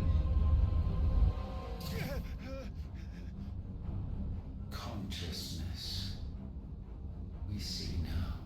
Human will is so insubstantial it cannot exist in isolation. You mitigate its weakness by interweaving it with your consciousness. We believed we had merely to purge you of your will to claim our vessel. It appears we first have to sever every thread of the consciousness that supports it. No matter. The time to build a new world is not yet upon us. We will contemplate.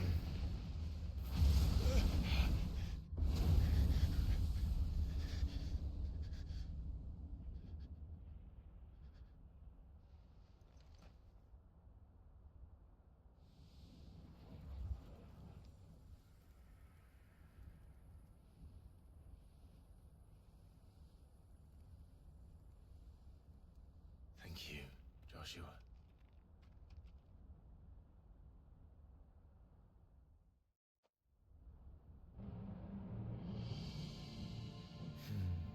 One can no more command the power of ether by drowning in its flood than one can constrain the tides by standing in the sea. I had thought Hugo wiser than this, but it seems his head was full of rocks after all. Titan was strong. Your Majesty. But Mythos is stronger. For 5 years, that man lived only for revenge. Clinging fast to a fiction, even as it swept him into the abyss.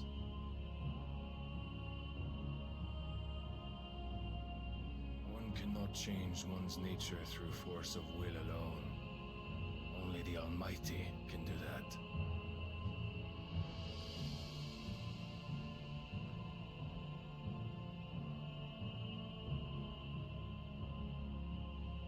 Hugo Kupka, the man who gave his life for a woman's head. A fool like all the rest.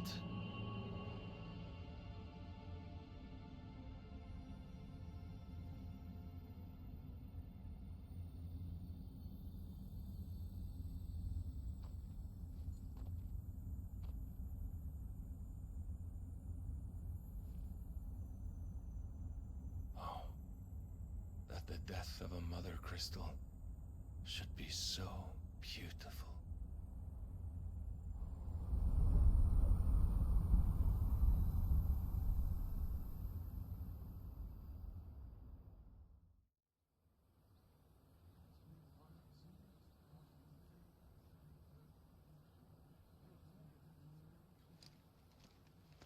Some medicine, my lord?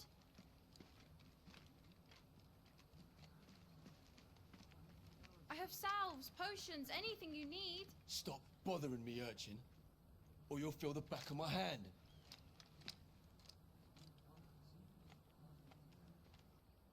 You must consider your health, my prince. If a show of force is needed to keep the Dalmex at bay, you may trust in your dragoons. I beg you to call on Bahamut only as a last resort. His strength comes at too great a cost. The Empire agreed to an armistice with the Republic, and yet the Emperor still plots its ruin. For now, the Dalmex suspect nothing, and as long as I can hold their gaze, war need not be inevitable. But more than that, Bahamut is the champion of the Empire. When our people look to the heavens, the sight of him gives them hope.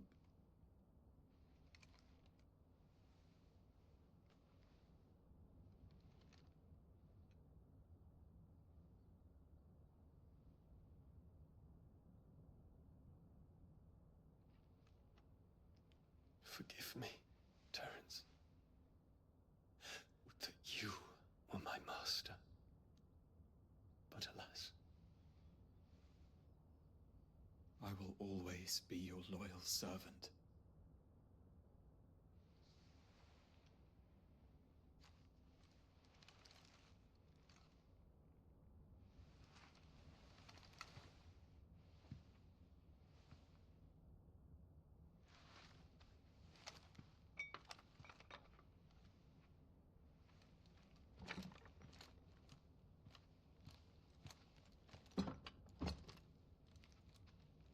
Should the Council's brazen maneuvering prompt the Republic to tear up their own treaty and launch a new assault, our soldiers would advance to meet them, cutting across the Central Isles, but not in time to prevent their forces from breaching the southern defenses and storming Twinside. And so the capital would become a battlefield. Thousands of innocents would die. I cannot allow that to happen. There is one small mercy, at least. You will not be forced to do battle with Titan.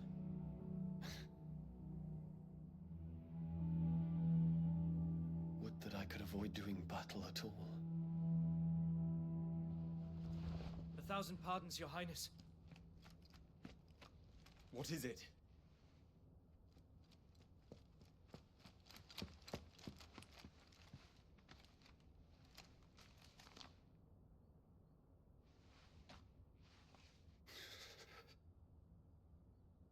Olivier has been made Emperor. What is the meaning of this? My father's orders. What were they? Quickly! Yes, Your Highness. His Radiance requests that Your Highness maintain position here and... Gah!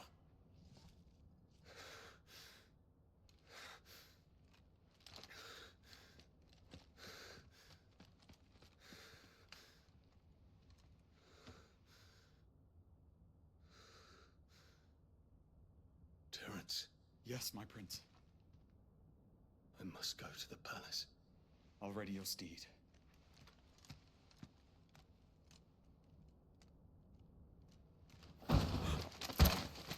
What is it now?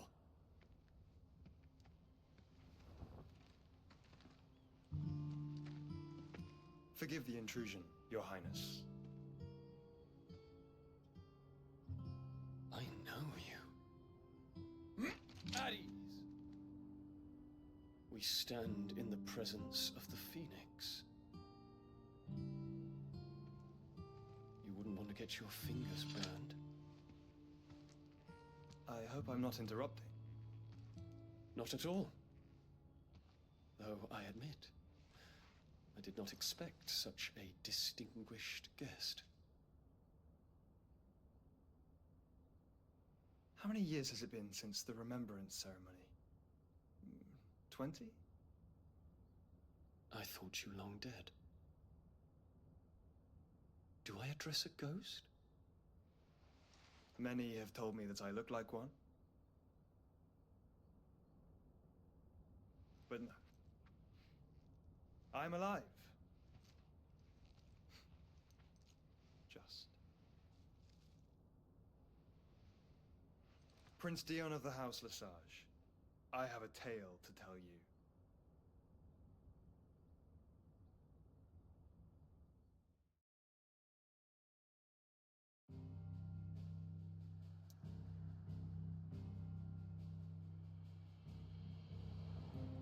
Well...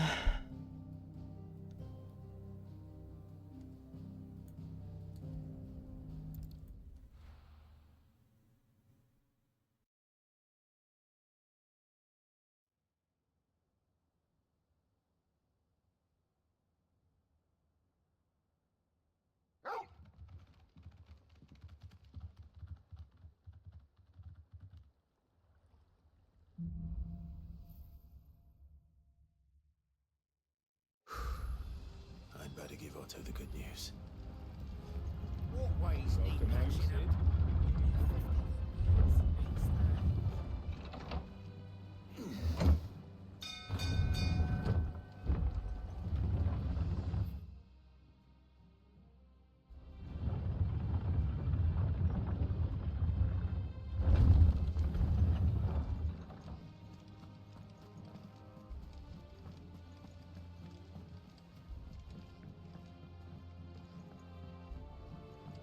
We're seeing troops amassing at every border crossing.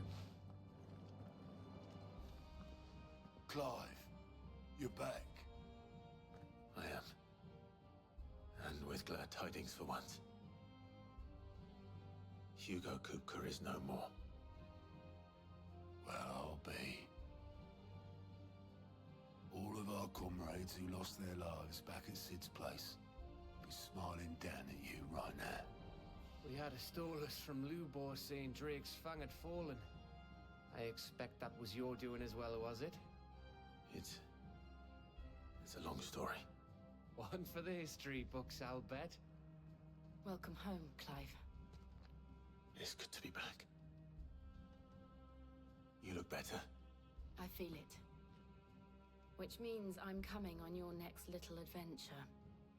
You're not leaving me behind again. Wouldn't dream of it.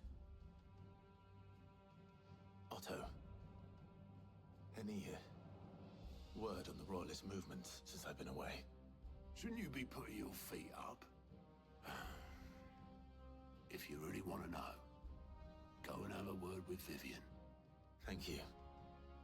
I will.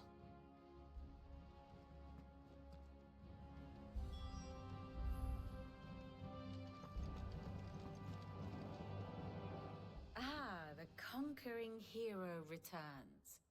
And with hardly a scratch on him. I may have picked up one or two. Well, the fact that you came straight to me instead of visiting our resident physiker suggests that you picked up something more important. A scent. The scent of Waludas. The very same. But whatever plans Kupka was hatching with the Royalists, he took them to his grave. As did his men. Slaughtered by the orcs who'd taken over the Fang. Orcs, Vivian. I've never seen such creatures in Storm before. The Waludas must have ferried them over from Ash, but why? Why work to rescue Kupka only to invade his home, the mother crystal of an allied nation, and let both fall? It makes no sense. Do you know the tale of the blind men and the Adamantus? One can often be led astray by focusing too closely on individual details. One must instead see the bigger picture. And what bigger picture is there than my map?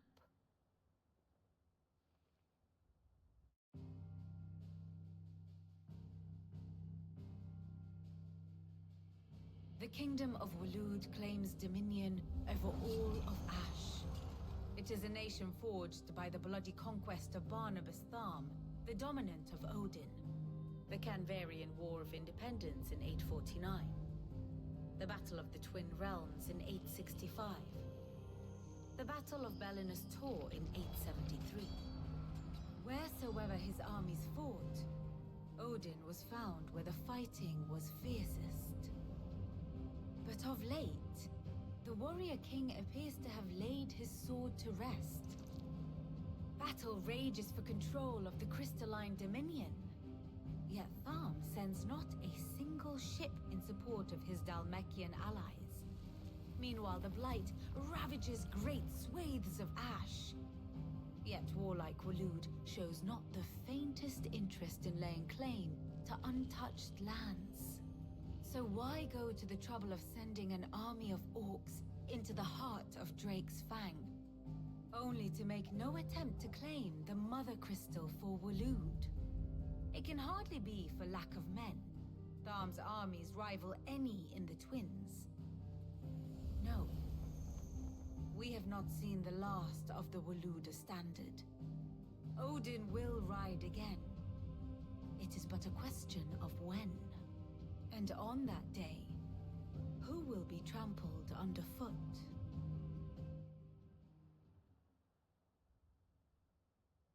In summary, I know not to what end the Royalist betrayed Kupka. I know only that it is part of some broader scheme. A scheme tied to the ambitions of one man. King Barnabas. But there is no need to wallow in confusion. If one is to cure a sickness, one must first identify the symptoms.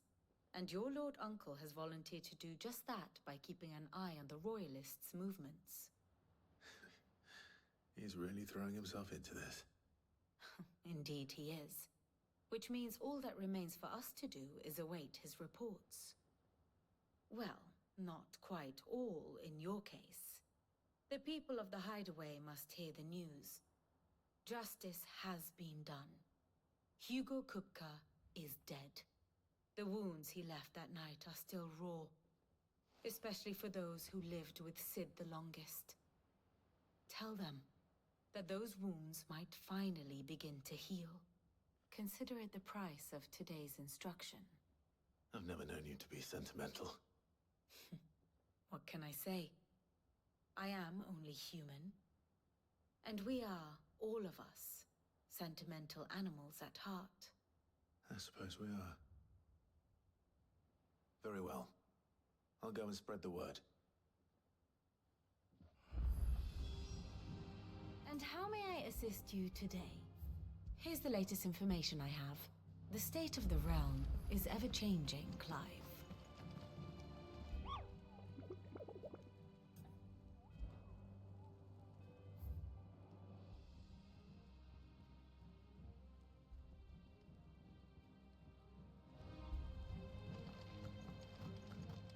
We're seeing troops amassing at every border crossing.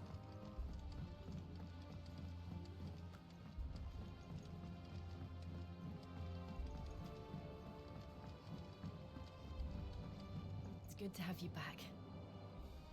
I was worried.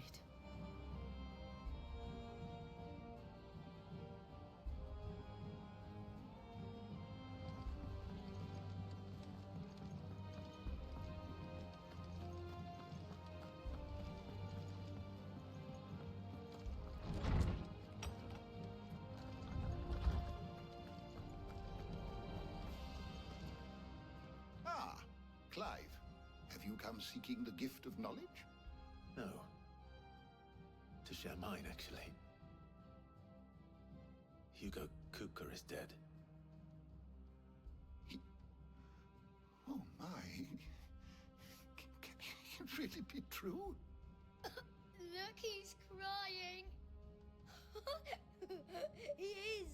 The big baby. And with good reason, children. These are tears of joy. We must offer up a prayer to your parents that the heavens might weep with us. There shall be no lessons today, only thanksgiving and merrymaking. Go, put away your things. All right. Brilliant.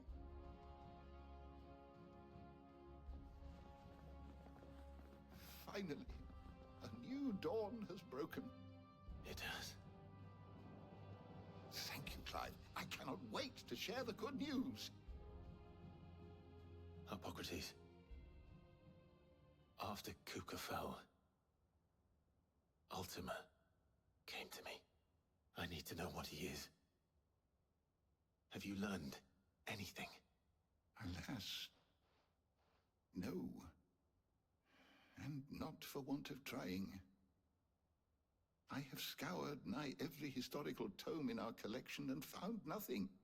Not even the sort of conspicuous absence that might suggest a concealment of fact. One is almost tempted to conclude that such a creature never existed. But I saw him. With my own eyes. I don't doubt that you did. Alas, it seems you are the only one who has. To others, he reveals naught. We see only that which he leaves in his wake, like some terrible force of nature beyond the ken of mortal man. A bringer of death. Whether the Ultima you met with was the being itself, or merely another projection of its power, I know not. But until I do, my investigations shall continue. Thank you. It means a lot. Is there something I might assist you with, Clive? I don't believe you've read this particular chapter before. If you have a question for me, I should be happy to answer it.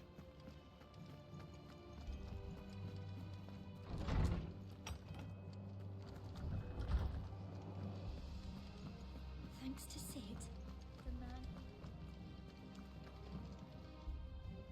Well, someone looks pleased with himself. It's true what I'm hearing, then. Nothing escapes you, Lady Karen. It's true. Kuka is dead. No more looking over our shoulders, then. Good. I'm starting to get a crick in my neck. Don't let it go to your head, though. And what can I do for you?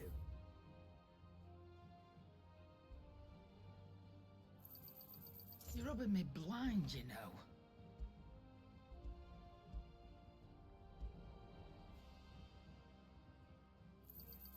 It'd better all be here.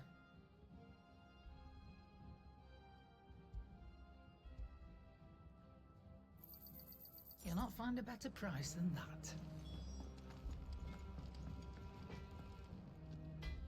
Blackthorn, do you have a moment? What is it? I'm busy.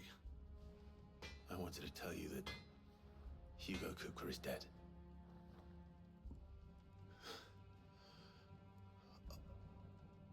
I can't tell you how long I've been waiting to hear those words.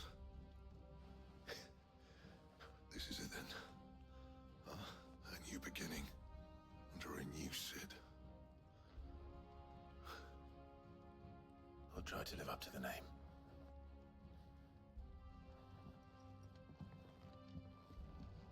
Right. Let's see if Otto has anything else for me. Clive? So, will it be?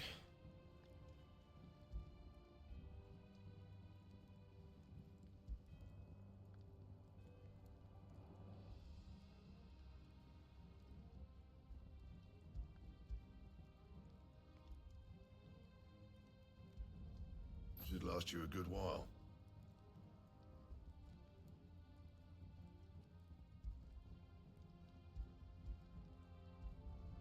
Yeah, that should do you.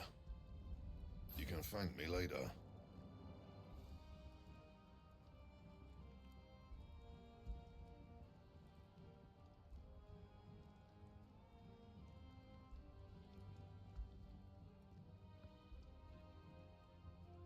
Anything else?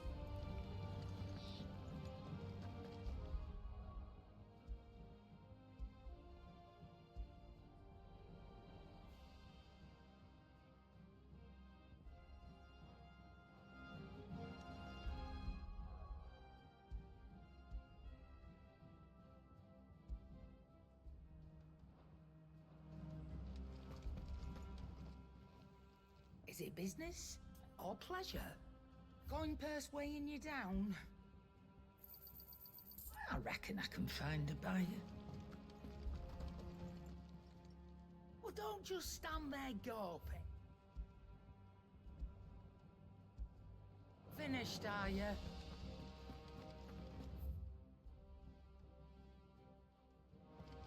He cracked the crystal too? You're joking.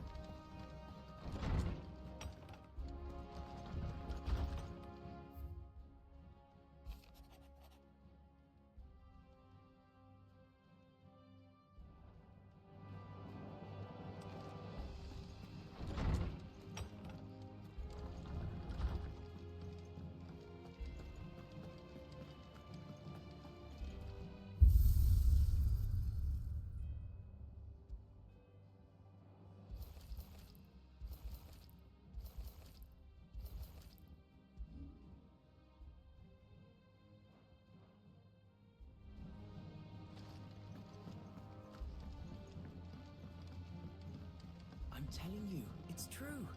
I heard it from Otto's own lips. Hugo Kupka is dead.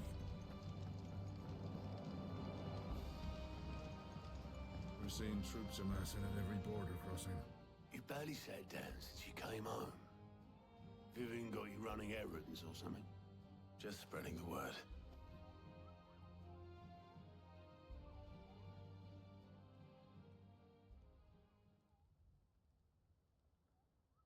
So, the Professor's got a soft side, has she?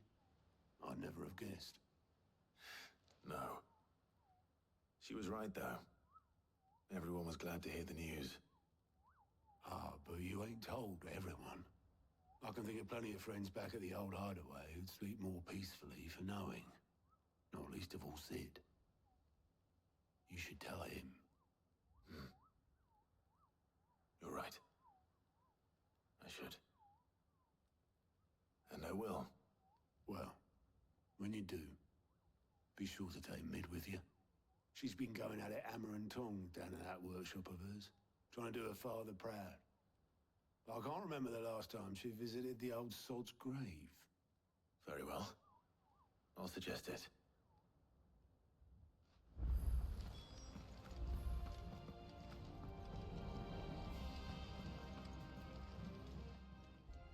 Fancy a look at the list, do you? Here you go. Always something in there.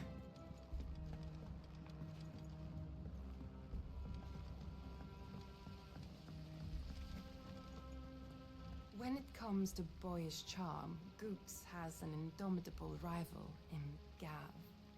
One is the sweet little babe in arms to be cooed over. The other, the naughty little boy who'd pull on my pigtails.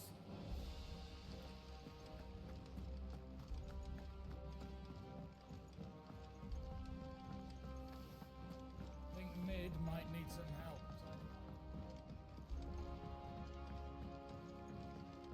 If I don't come up with something soon. All right, Clive? What do you want? I'm going to visit Sid, and I thought you might like to come with me. Sorry, I'm too busy for all that right now. I've got to get this thermal displacement stack sorted. Thermal... Displacement stack. Here. And this is for... Only the fastest, finest ship the world has ever seen. The Enterprise. Me and my dad designed it together. Where other vessels rely on the fickle winds to drive them through the water, ours is fitted with mithril engines. And those things have got more push than a behemoth in a bad mood, and more heat than all the hells put together. Which is where the stack comes in. I may have already talked some tight-lipped shipwrights into putting the hull together for me in a little dockyard in Canva. But the stack's a bit more involved, so I'm building it here. The thing is, it's so involved that I'm running behind and it's starting to hold things up over at the shipyard. I'll come and see my dad, though, when I'm done. Whenever that is. Is there anything I can do to help? Good old Clive. I were hoping you'd say that. First things first, I need some parts meching. The stack will be made up of 3 major components. There's the plating, here, that channels hot vapors away from the engine. The helm over the top, that disperses all that heat into the air. And the shielding around the sides. That stops the rest of the ship from going up in flames. A full suit of armor, then. Probably best to take it one piece at a time. Then you'll need to start with the plating. Everything else fits onto it. I've got the designs and the list of materials here. Show these to Blackthorn. He'll know what to do. I can't make head nor tail of them. Luckily, you don't need to.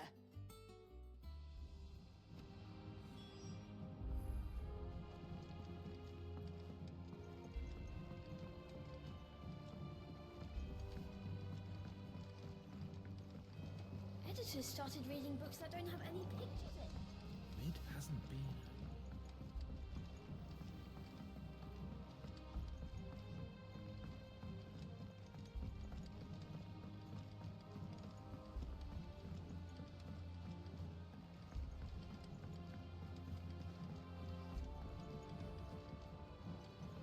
What do I have to eat to grow as tall as you, Mr. Stelts?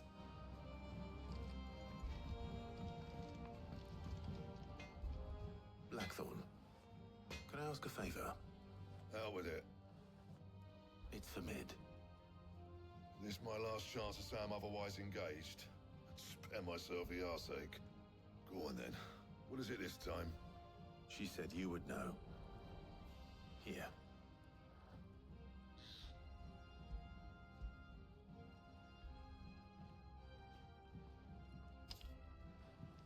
Krieger's Teats. Well, I don't know what the hell you'd want this for, but I can make it. Won't be easy though. And I'll need help. Get Gav and Otto in here, will you? All right.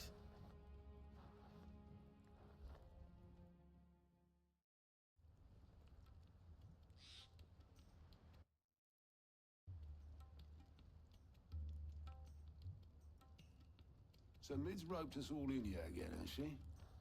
Typical. Still, if that's what it takes to get her to visit Sid's grave, I'll do what I can. And, what is it we need to do, exactly? Take a look at this.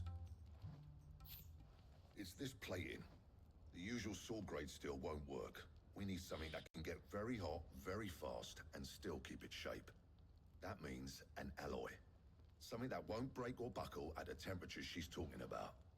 Which is where you lot come in. I need materials, and I've got my work cut out already. You'll have to fetch them. Now, there's a special kind of sand I'm after that you can only find out in the Velcroy. Stardust, they call it.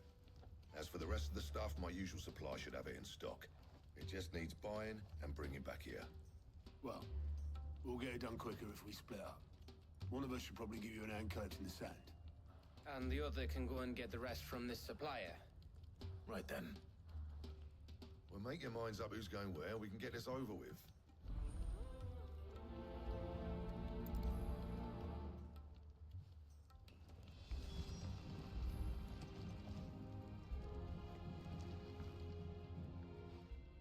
You going after the Stardust then, are you?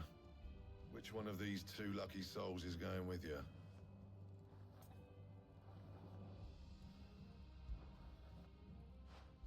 Gav, you're with me. All right then. So, where do we find this Stardust stuff? There's a river that runs through the southern reaches of the Velcroy. It's the black sand that washes up on its banks that you're after. Southern reaches of the Velcroy, eh? That's down past Dalamil. I'll go and scout the place out. See about hiring us a wagon to bring the stuff back to. All right. I'll meet you by the river. While you're off having a paddle, I'll pick up the rest of the stuff from Blackthorn's supplier. Take care. You two, eh? Don't go letting him fleece ya. Fleece me? I like to see him try. In your own time.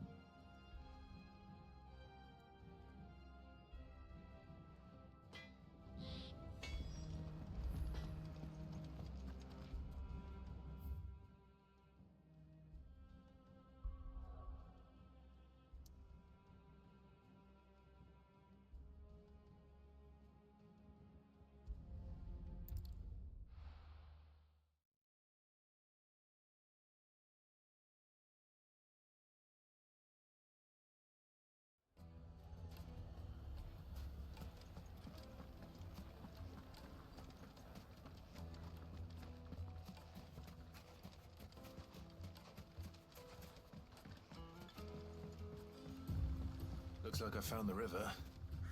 Now where's Gav?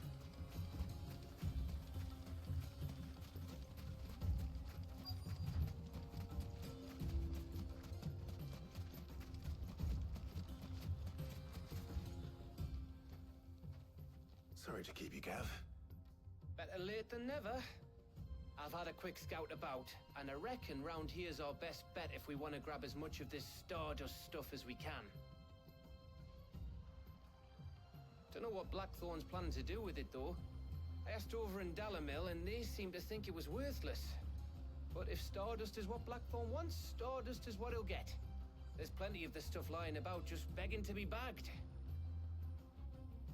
Then let's get bagging, shall we? We shall. Race ya.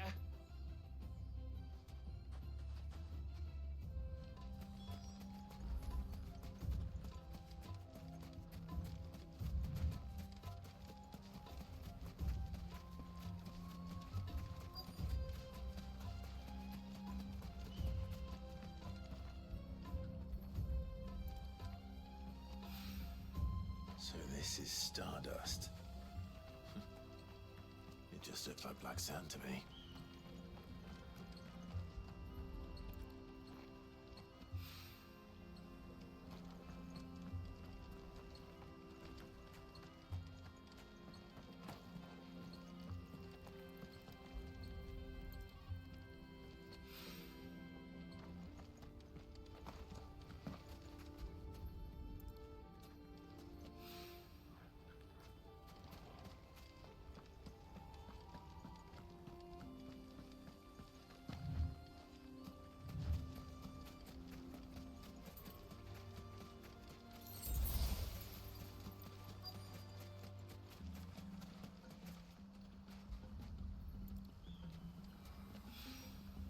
That should be enough for now. Let's see how Gav's getting on.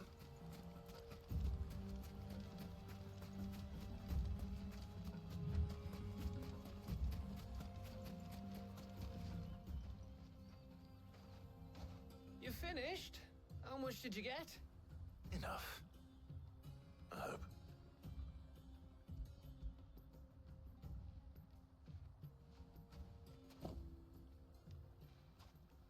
Oh, you win. That might even be enough for old Blackthorn. Hey, before we go, do you mind if we have a chat?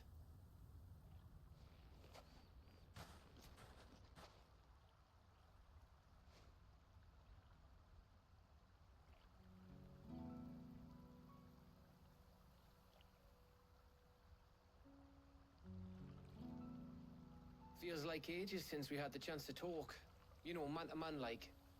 It does, doesn't it? Back when you first took Sid's name, we were talking all the time. Working out what to do in that. There was a lot to work out. And there still is. Those shoulders of yours starting to feel the strain. Hardly ever see you around the hideaway nowadays. Always on some errand or other.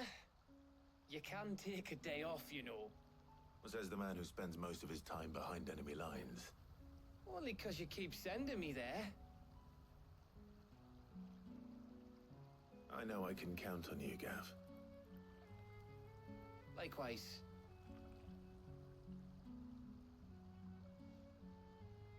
So you keep sending me wherever you need to, and I'll keep going. Safe in the knowledge that I have a home to come back to. Thanks to you.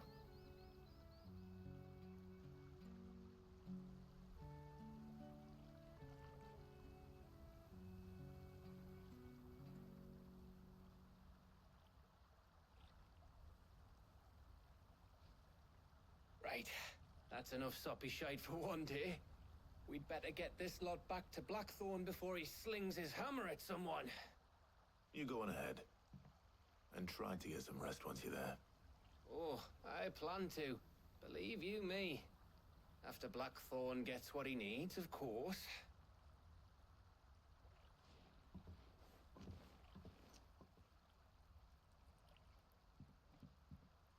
Right. Ready to go home, boy? Go!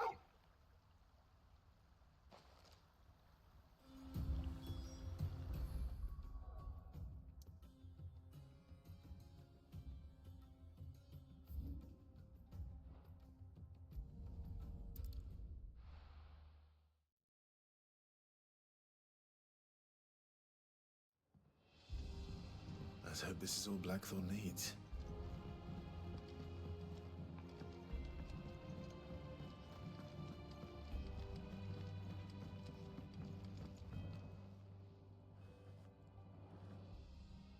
Blackthorn, got everything you need? Yeah. Yeah, I do. Cheers for the Stardust. Should be enough to be getting on with. We should go out on maneuvers together more often. You're beat sneaking around on your tud all the time. I'll make a start on putting this thermal plating together then. It'll take some time, mind. So if you've got other things to be getting on with, I could do without you breathing down my neck. Thank you, Blackthorn. I'll let Mid know construction's underway.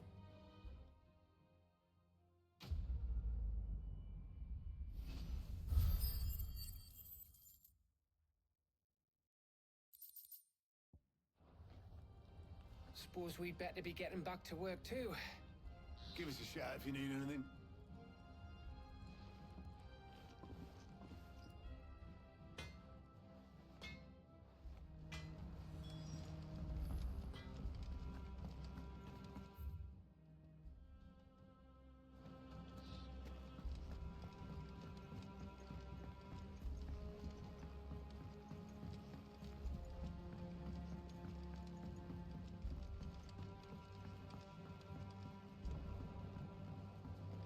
We're seeing troops amassing at every border.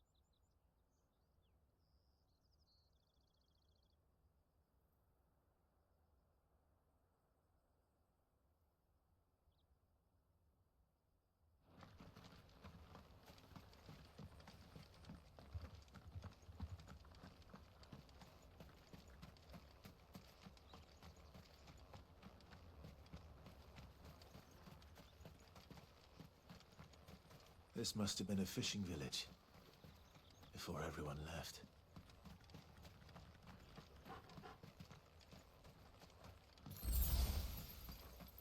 Time to fight.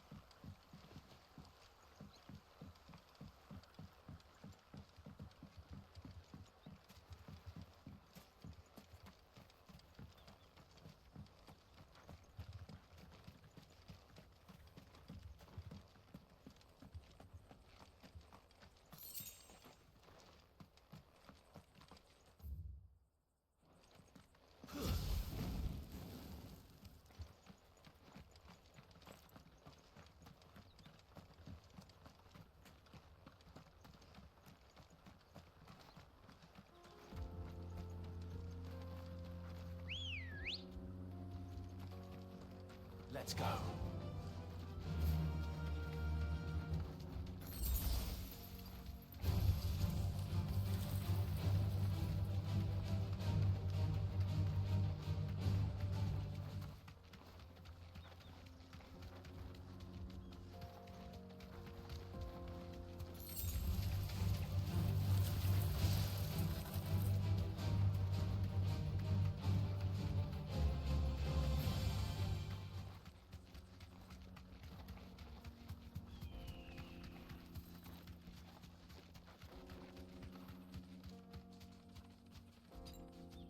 Be safe.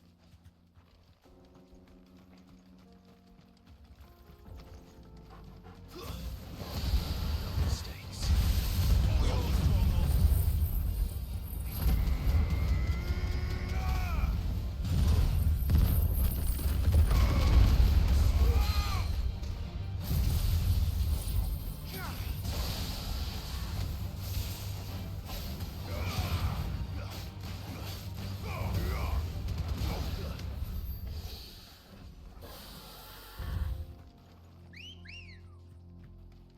Good girl.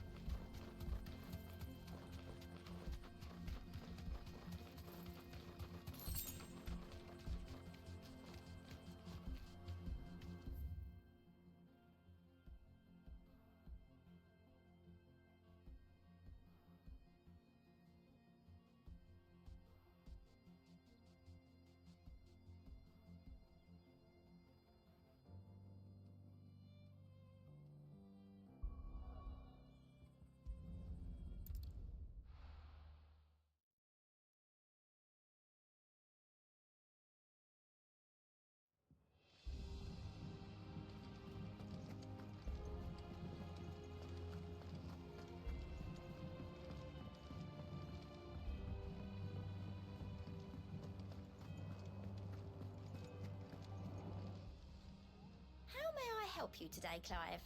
Is everything we've received and everything promised? You earned this.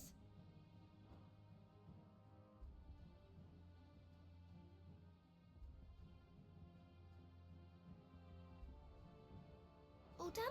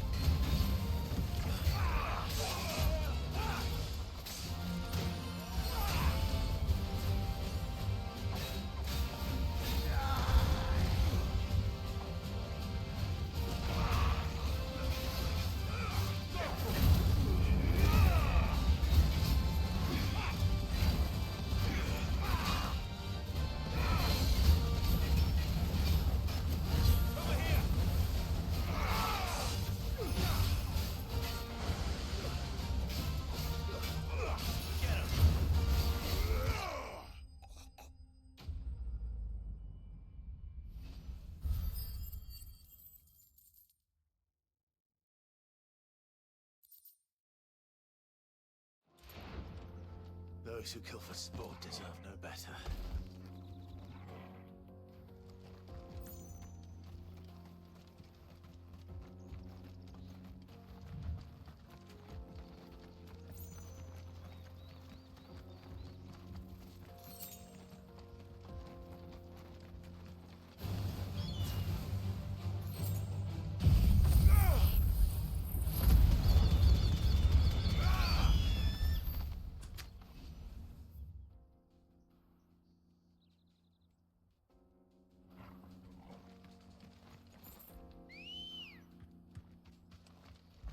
Let's go.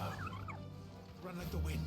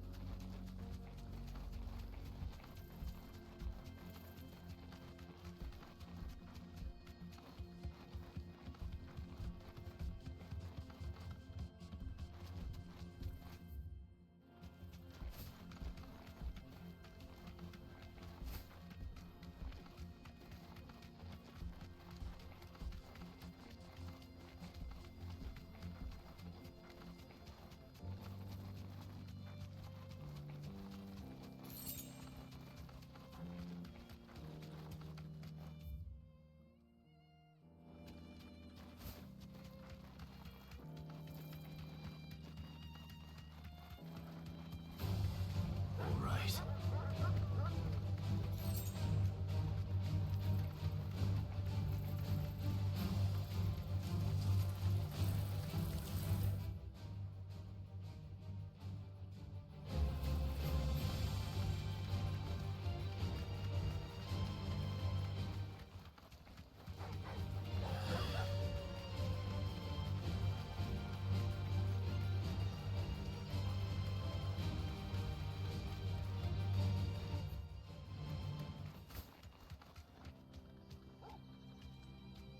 You deserve a rest.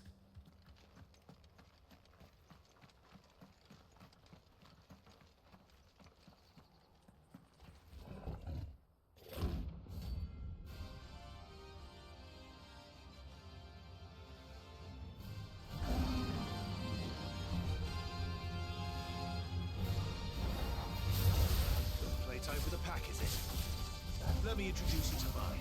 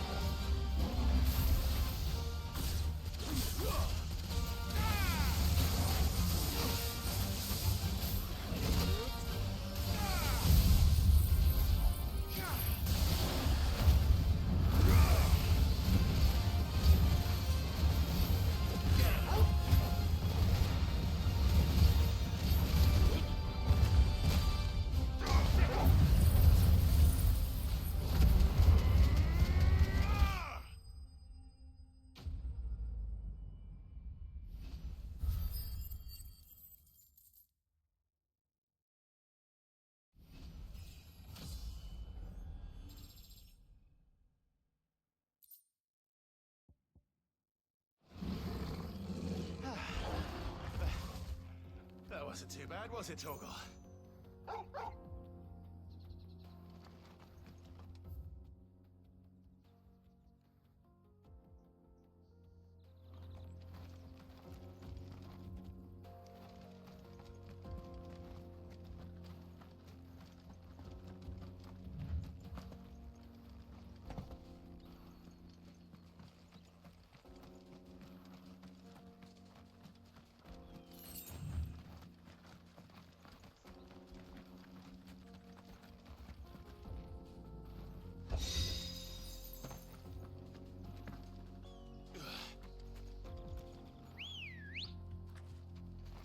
Come on. Yeah!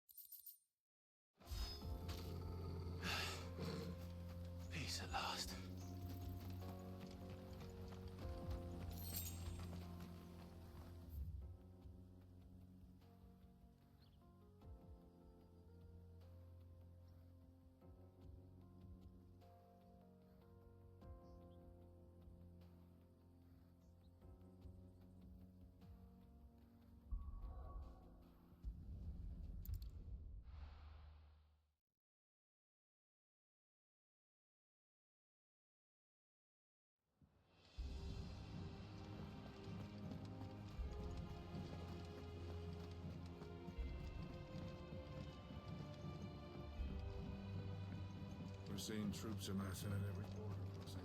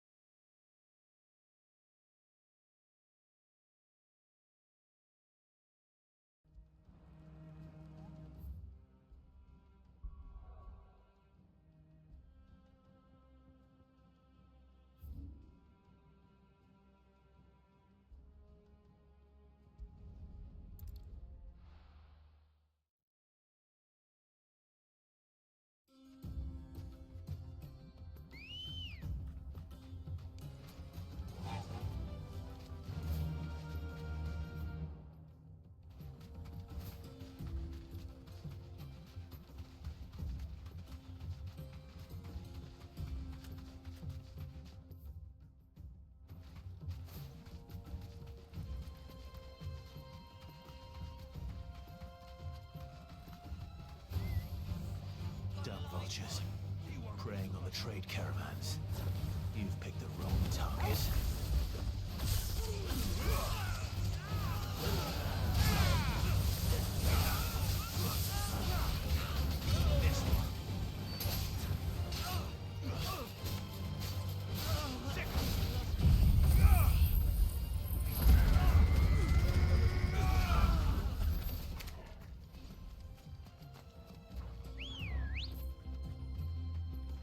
Come on.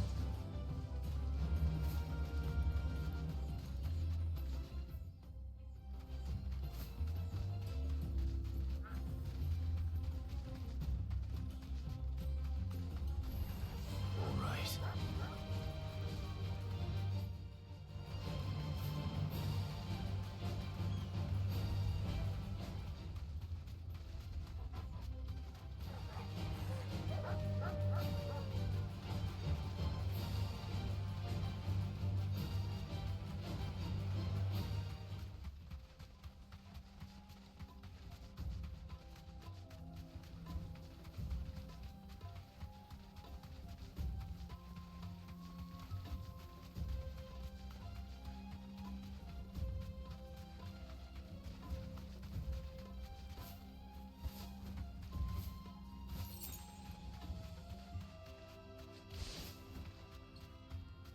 Be safe.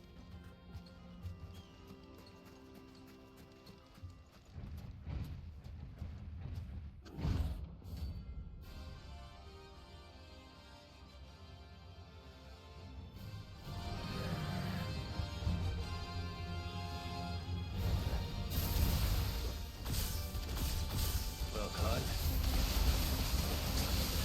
Pick a sword.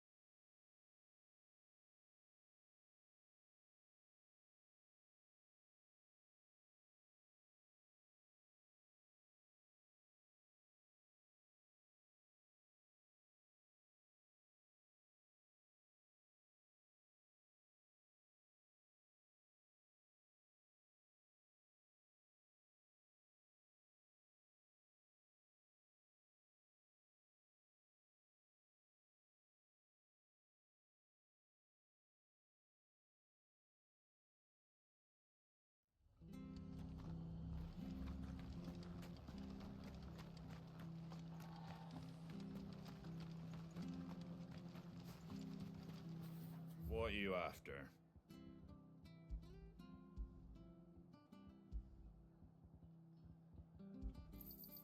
There you go. That all, is it?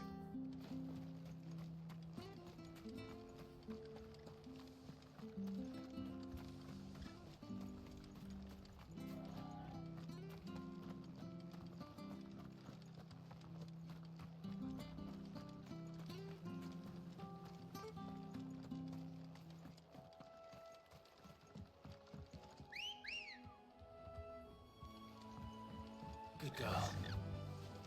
Run like the wind.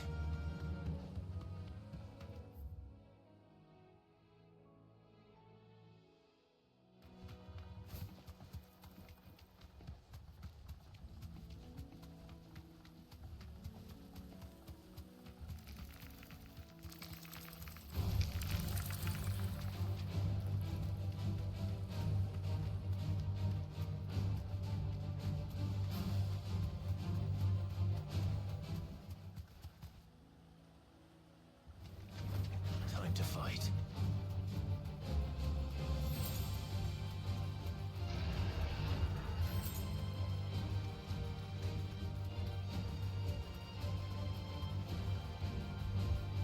No need to ride from here.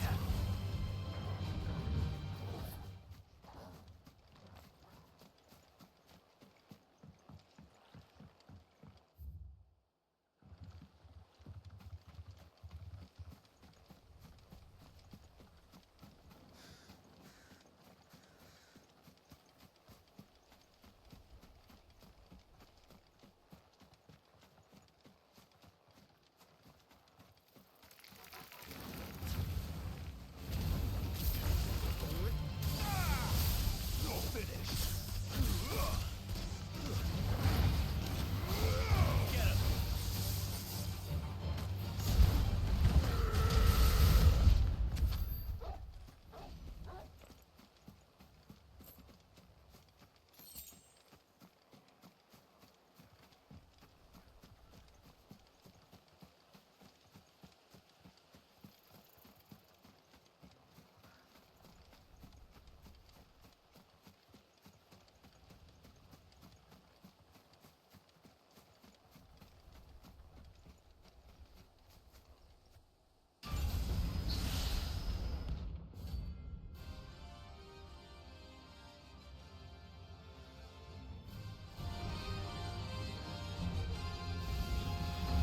Another relic of the fallen.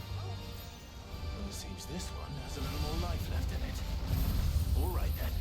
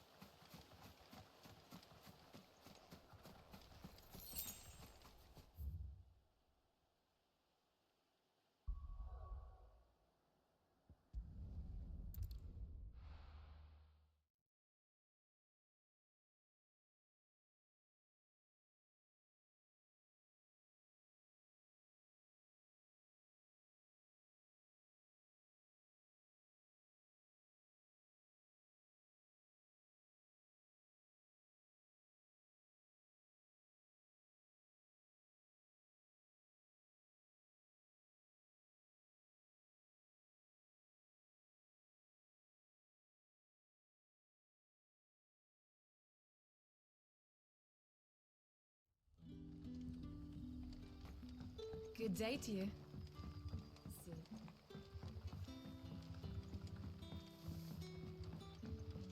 The crystals we get from the tail are all but worthless. And we had to dig a new cellar. Hello, Sid.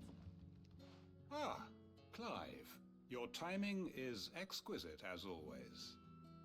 I have a concern which you may be able to assist me with. Go on. There are whisperings afoot of shadowy figures having been sighted outside the village. Rustlings in the undergrowth, suspicious noises. My people fear that they are being watched. It may be no more than a surfeit of nerves, understandable in the current climate, or it may be the prelude to something altogether more dangerous. Given what I hope you'll forgive me calling your nose for trouble, I wondered if you might investigate. Of course. Excellent. You might begin by speaking with the good citizens of Lostwing. Listen to their tales, and make what you will of them. All right. I will.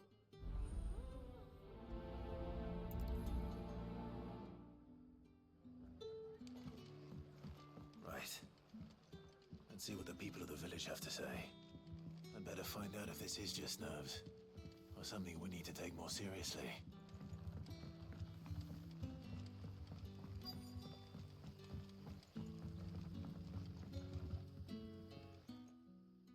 You alright, Sid? Something on your mind?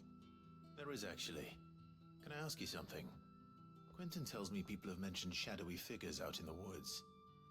Have you noticed anything unusual? Oh, that. No, sorry, can't help you.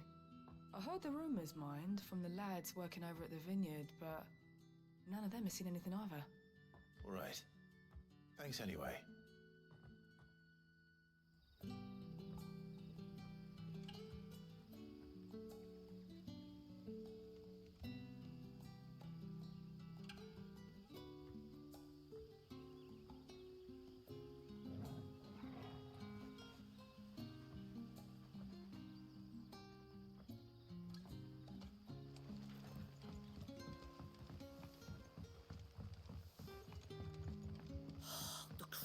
We get from the tail are all You're quite talented with that rod of yours.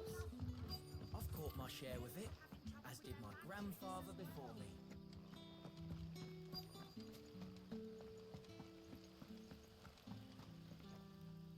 Do you have a moment? There's talk of suspicious figures in the woods. Have you seen anything out of the ordinary? No, but I've heard something. Sound of scraping metal, like someone sharpening a sword. Where was this? In Lorbert's Pass. Was out foraging for herbs when I heard it, screeching out from between the trees. Ran back here as quick as my legs would carry me, and I ain't been back since. I see. I'll look into it. Thank you.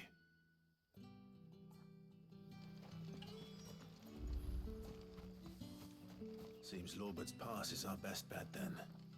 What do you say, Torgal? Shall we go and investigate?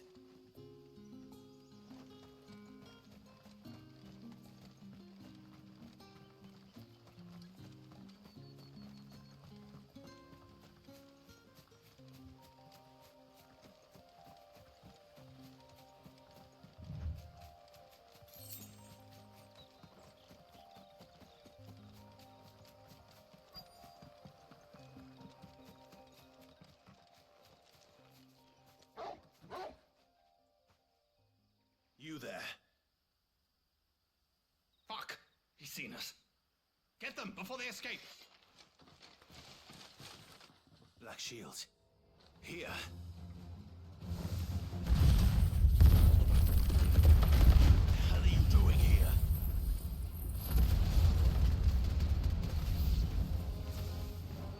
What is it to you? Not that we give a damn. All that matters to us is that you don't leave here alive.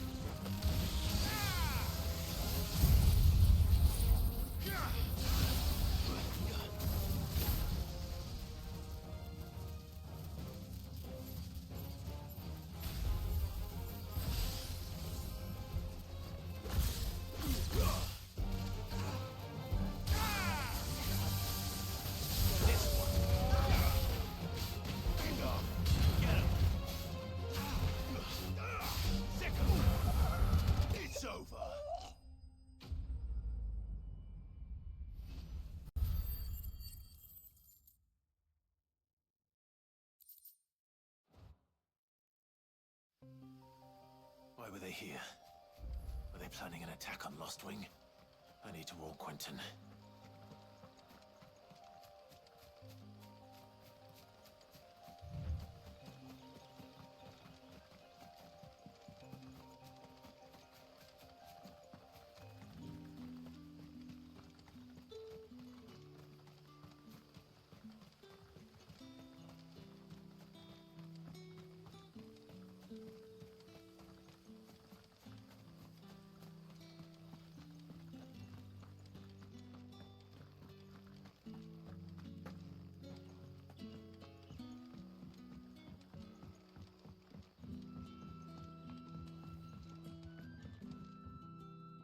Clive, how goes the hunt for our sinister figures? I found some black shields hiding near Lorbert's Pass. They're gone now. Black Shields. The Empress's former bloodhounds. Though they serve another master now. One who means to root out and destroy both me and those I care for. And it would appear the pack has finally caught the scent of its prey. Damn it all. I had hoped I would have more time than this. More time to prepare. But if we are cornered, we have no choice but to bite back. And bite back we shall. I'm sorry. You're going to need to explain. Who did the Black Shield serve now? And why would that person want you dead? Because I want him dead. Who? The former Lord Chief Justice of Sanbreque. All that I have built here is for him. I don't understand. Why him? Why Lostwing? I suppose it is better that you know the truth. I was a member of the judiciary once. So sickened was I by the injustice of this world, I swore to fight it. And fight it I did in my own small way. I saw more than a few corrupt officials condemned to the very cells into which they had thrown blameless innocents. Men to whom the law was but a scourge to turn against the powerless.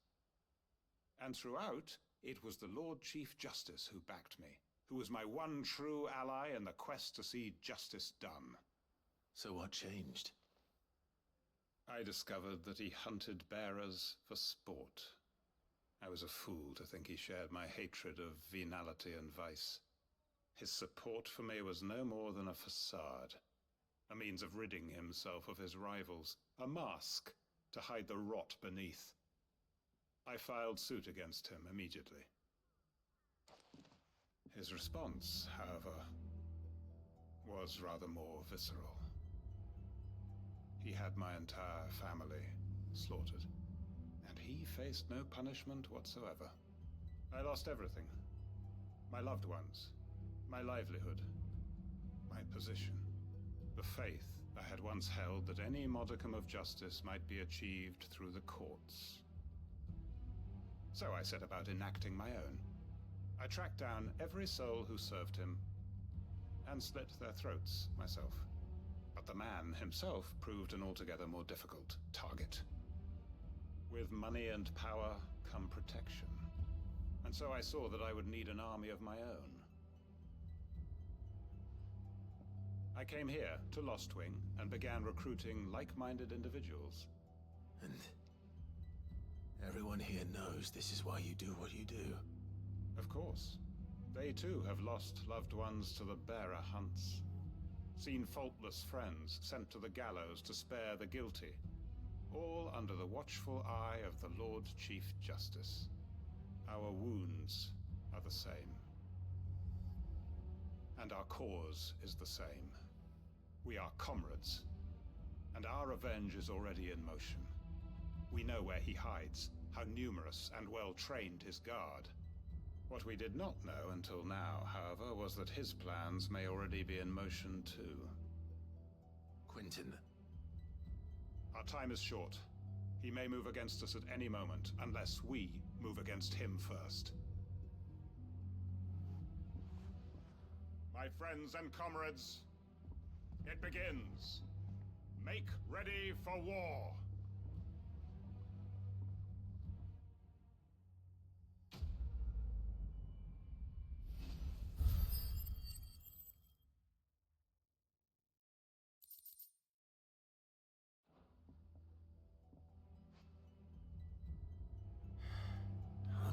to change his mind.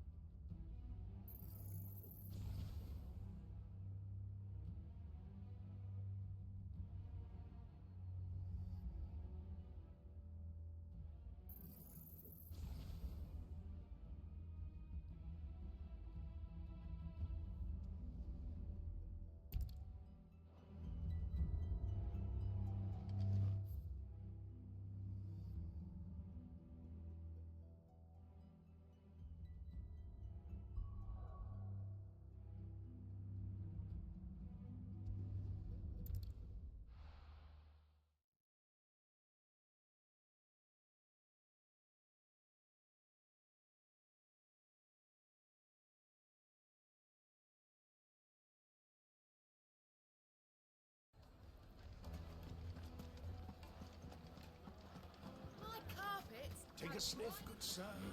Beatrix. Gone, just like that. And without so much as a by your leave. What's the matter? It's my apprentice. He up and vanished while my back was turned. I'd go and look for him myself, but I've got a bakery to run. A bakery that's now short one pair of hands. Loath though I am to rely on the kindness of strangers, I'm at a loss. Please, will you see if you can find him?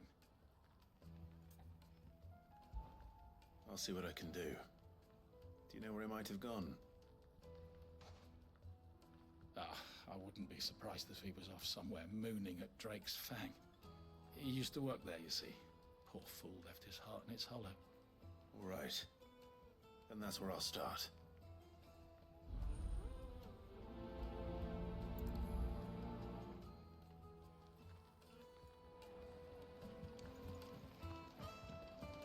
Oh, where did all the men of the rock go?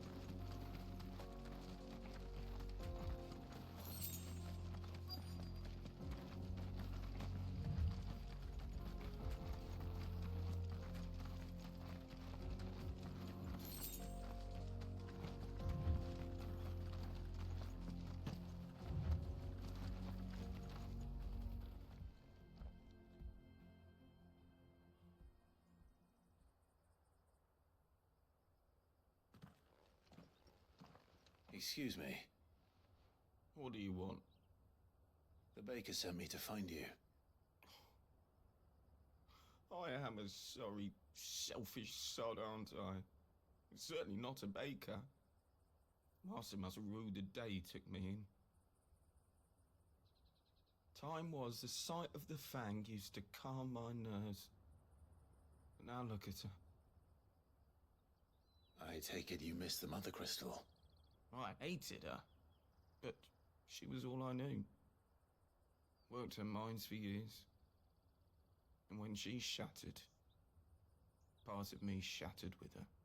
I had to trade my pickaxe for a rolling pin, but I'm no good at baking. Every loaf I touch collapses.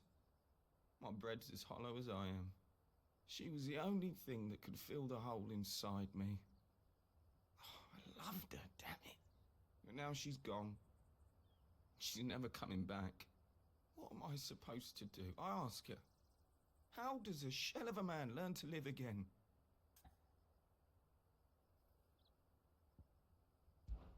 Perhaps you could express yourself in your work. If you miss the Fang, maybe you could recapture it somehow. Recapture it? I'm a baker, not a...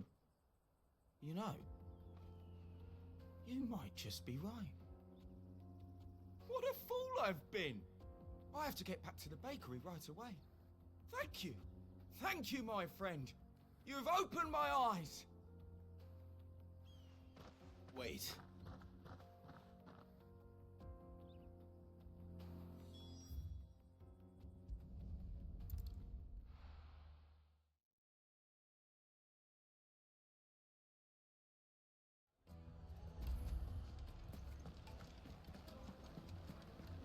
My carpet. Take a sniff, good sir. Amazing. Ah, there you are. The man who lit a fire under my wayward apprentice. Though I worry you might have stoked the flames a little too high. He damn near ran me down trying to get to my oven. Master, it's ready. Behold the Drake's Balm. A truly unique creation. I dare say it is. Just look at it. A perfect likeness of the Fang herself. Her steepled peaks, her fulsome spurs, her inviting hollow. True, my loaves collapse more often than not, but what's the Fang without her crater? Why, no Fang at all. And look, inside. She's filled to bursting with a bounty of beautiful crystals. Salt crystals! Master, I have found my purpose. I must use my work here to preserve the memory of the Fang. Well, if it tastes half as unique as it looks, I'd certainly say you're onto something.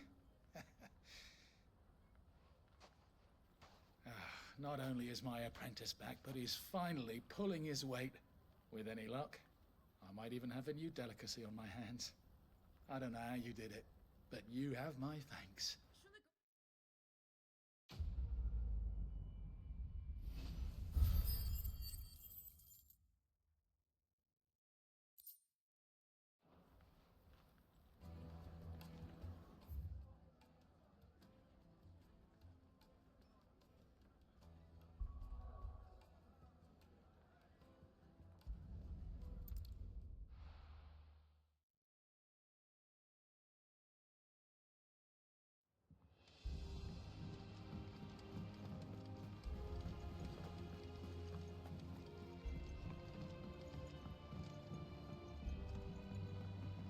We're seeing troops amassing at every border crossing. Well, no surprises there. How may I help you today, Clive? You earned this. Come again. I may have more for you.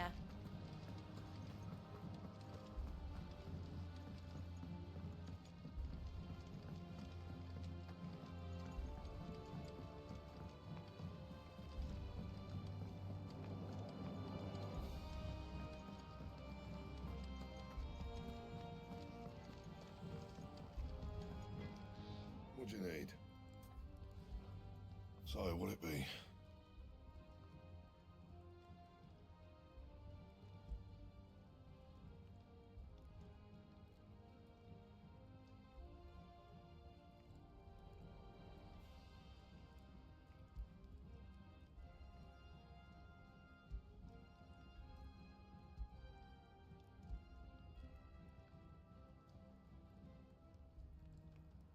That it?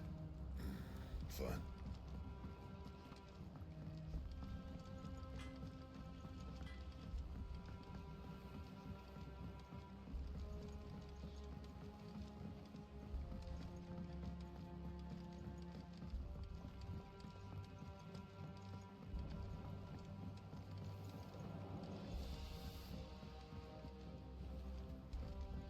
Editors started reading books that don't have any pictures in.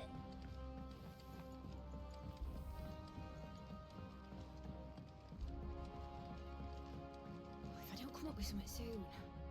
You'll be pleased to hear that Blackthorn's started work on the plating. Excellent.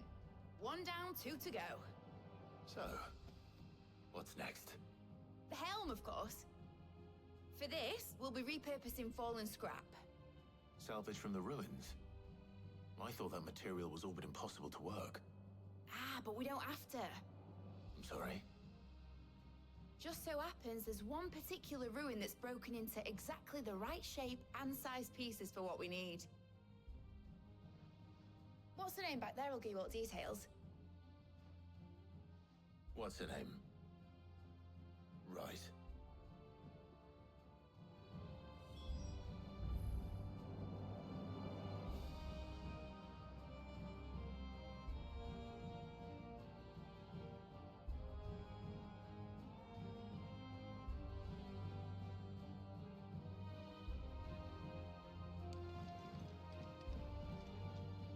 Oh, Sid, is this about the helm?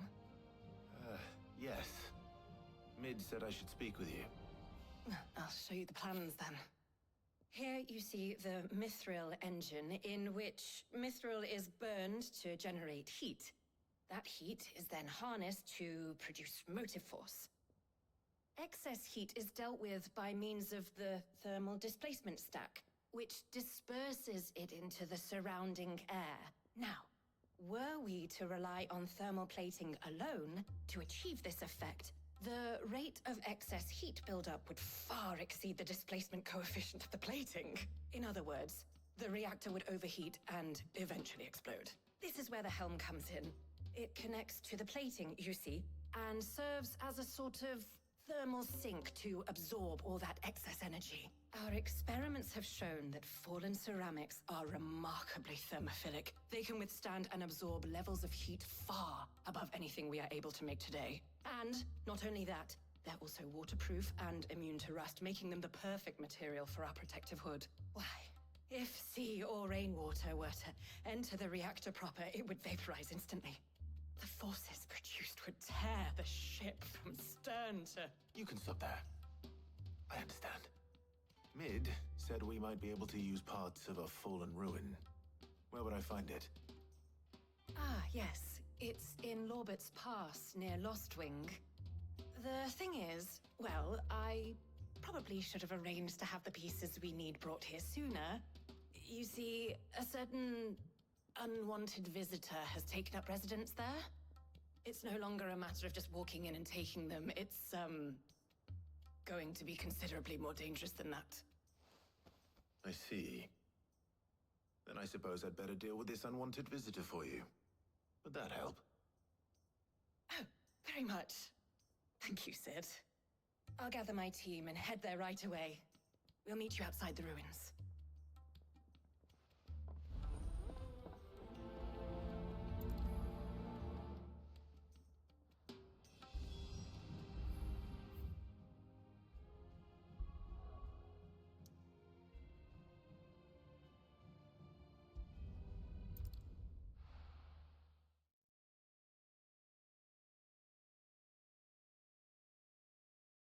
I'll be taking you all to a storehouse in the Bales. Leave anything you don't need behind.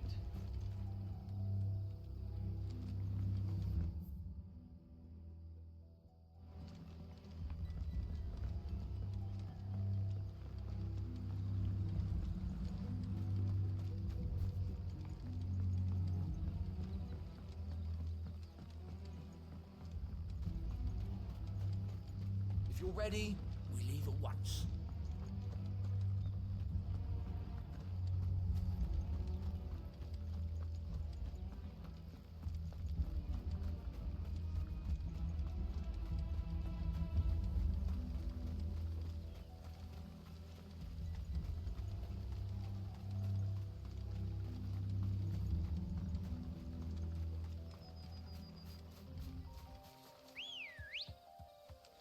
Come on. Fly, Ambrosia.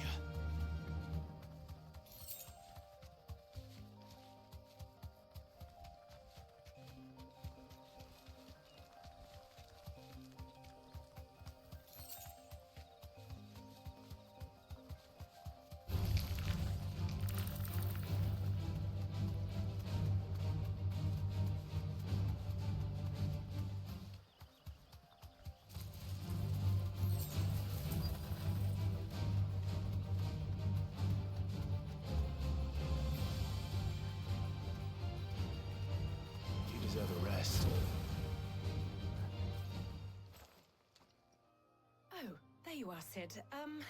Thanks so much for coming. The, ruins are just over there, as is the creature I told you about, I'd imagine. Would you mind? Of course. I'll be right back.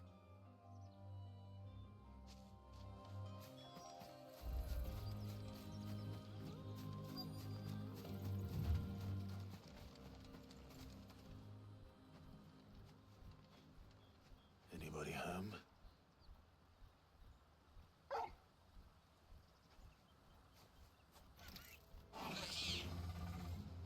This must be our unwanted visitor. Time to go. Attack! Get him!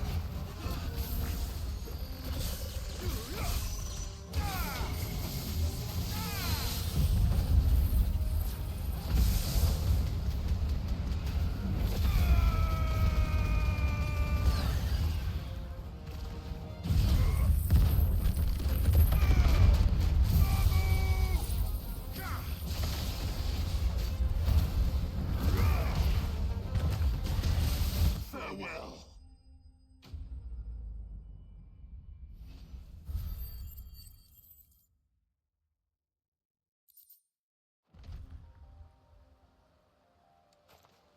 The things I do for you, Mid.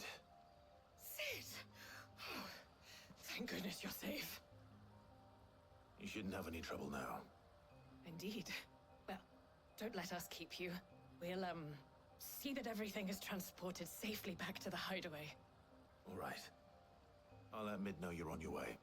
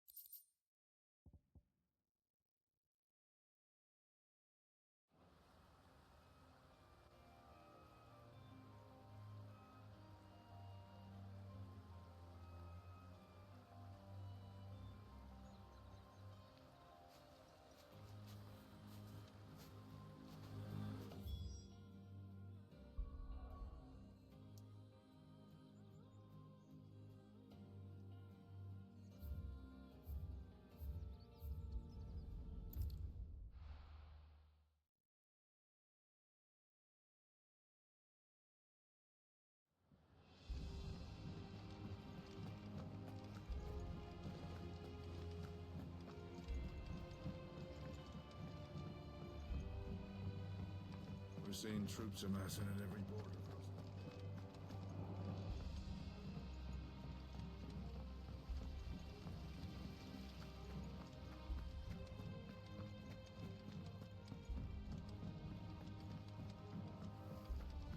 I think Mid might need some help.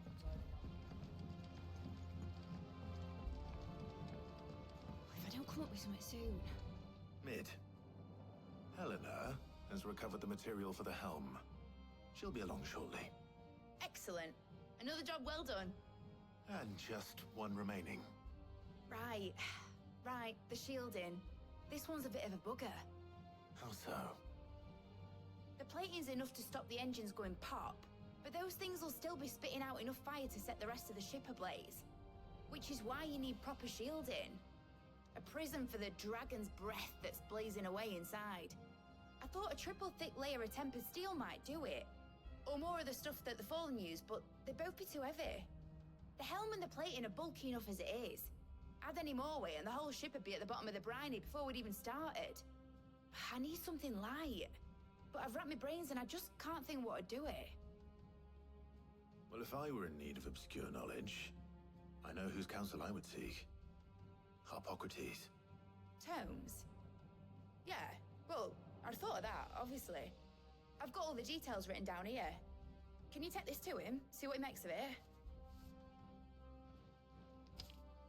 Right away.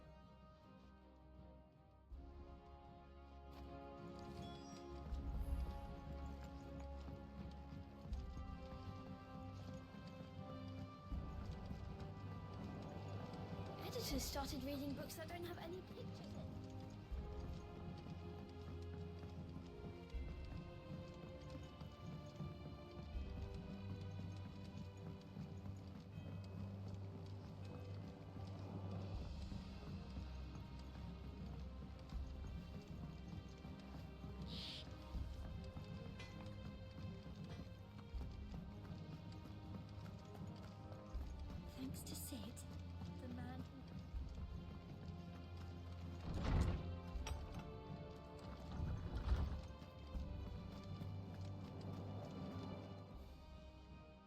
Hippocrates, do you have a moment?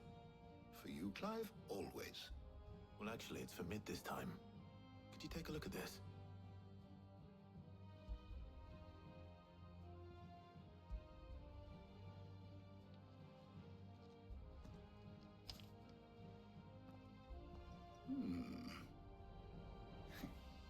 Shielding for a mithril engine? Whatever will that girl think of next? And what are these notes around the edges? She has some specific requirements for the materials. The shielding needs to be able to resist extreme heat on the inside, and yet remain cool enough on the outside not to set the ship alight, while also being light enough not to sink it. As you can imagine, she's struggling to find anything that meets her needs. I see. I wondered if you might know of a solution, or if you might be able to search the records for one. Perhaps it is not a different material she requires, but a different approach. What do you mean? Consider the lake we have made our home. Its blighted waters eat away far more quickly than fresh water or even brine, at timber and steel alike. And yet, we have made a home here from those very materials nonetheless. We have. But Bardolph must varnish every board twice over to keep it from rotting. And Obelus complains that without a constant supply of pitch. I see. Early Gregorian histories speak of a preparation known as moon dew. It is said to be able to resist even the most ferocious flames. Before the dragoons tamed the worms and wyverns of the realm, nobles would daub their castle walls with it in order to guard against dragonfire. So if we could recreate it... It might be applied to some material or other in order to provide the protection it requires. As to how best to apply it and to what material, perhaps Bardolph and Obelus might be of assistance. I shall speak to them and see what wisdom they might have to offer. If you would be so kind as to procure the necessary ingredients, I shall discuss the specifics of how it might be most effectively put to use with our two friends. The knowledge of the past may yet prove useful to we of the modern era. Thank you, Hippocrates. And since you're asking others to help you, perhaps I should too.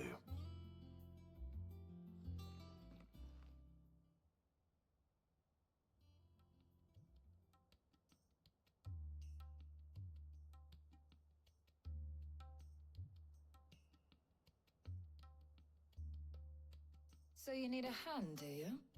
We do. I'll be heading to market for the ingredients we need. I could do with some help. And some company, too. The other can assist me in researching how best to prepare the shielding itself. Can we count on your aid? Always. Well, if Jill's game. Thank you. I am sure either of these fine young minds would prove indispensable in my research. I leave the decision as to who will go with whom in your capable hands, Clive.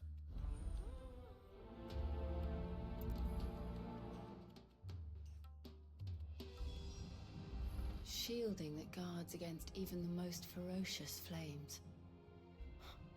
We could have done with some of that on Trustinus. I doubt I would have survived that place with or without it. A trip to Northreach, though, I think either of us could handle. So, Clive, have you made your decision? Who will accompany you on your little excursion? Very well. So then, what do we need to find? I have taken the liberty of preparing a list. Here. White chocobo eggs. Pepio nuts. Are you sure this list is right? Everything on here seems very edible. I would have thought the ingredients would be a little more exotic. Though these items may seem mundane, they have potent effects that are rarely exploited. Effects for which they were once highly prized. So much so, in fact, that they were harvested almost to extinction, hence moon dews having fallen from favor. Now, of course, they can be obtained with ease. You should be able to find everything you need at the market in Northreach. Is that so? I've been meaning to visit Northreach anyway. I'll set out now. Join me there when you're ready.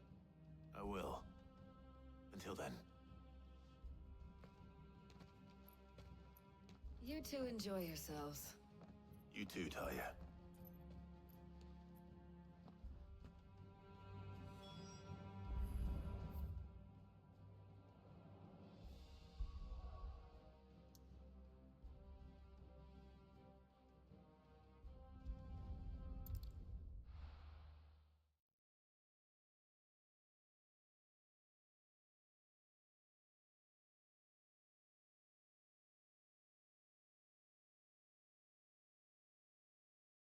Now, where's Jill?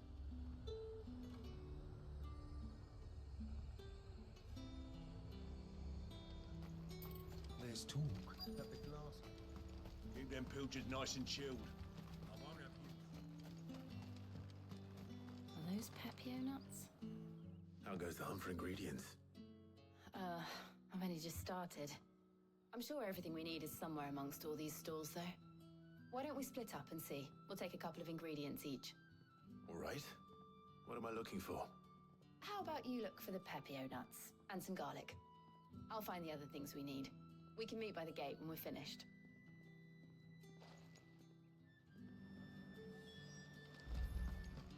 Up! You'll not find a bruised pippin in the... Fresh cuts! Come and get them before they're gone. What can I interest you in today? I trust it's all here. Good day.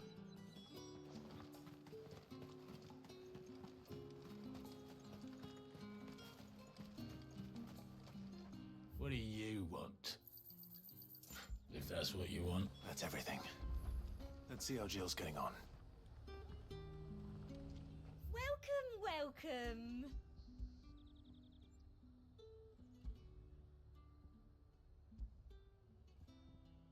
And a fine day to you.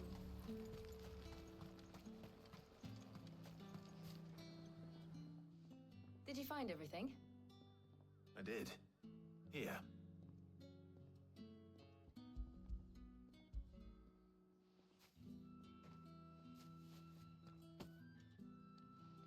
Garlic and Pepio nuts. Perfect. Now all that remains is for Harpocrates to somehow turn all this into what Mid needs to keep her engine cool.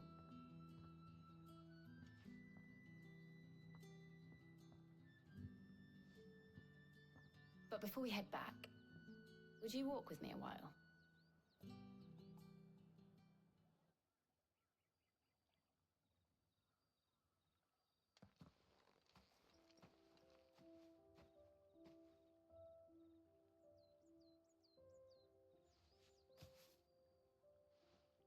Thank you for asking me to help you today. It makes a nice change. It does. It's good to get away from all the battle and bloodshed for once. Just being here reminds me of when we were children. Do you remember? Walking down Market Street in Rosalith, taking in the sights and smells.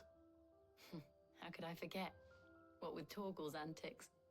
Remember how his nose would prick up at the scent of sausages? He'd go racing away and we'd have to go running after him. We wouldn't catch you now, would we, boy? Was there anything you wanted to buy for yourself while we're here? There was, yes. Well, sort of. Molly in the kitchens told me about a place that sells particularly good pies. Thought you might like to share one with me. I would. Thank you. And I saw some bread.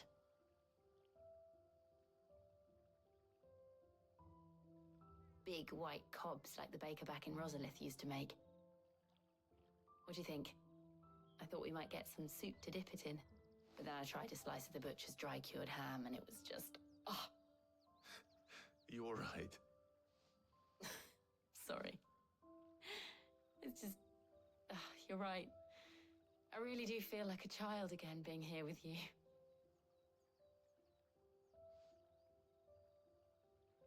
Clive. Is it wrong of me to enjoy this? No, Jill.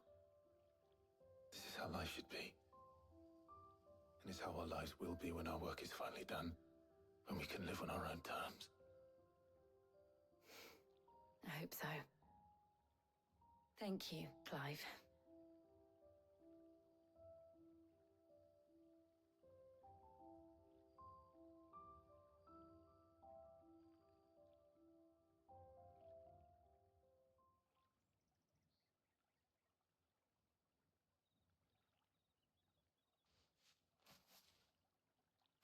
Well, I suppose we best be getting back. I need to give these ingredients to Harpocrates and Talia. I'll see you at the hideaway. Take care. I will. You too.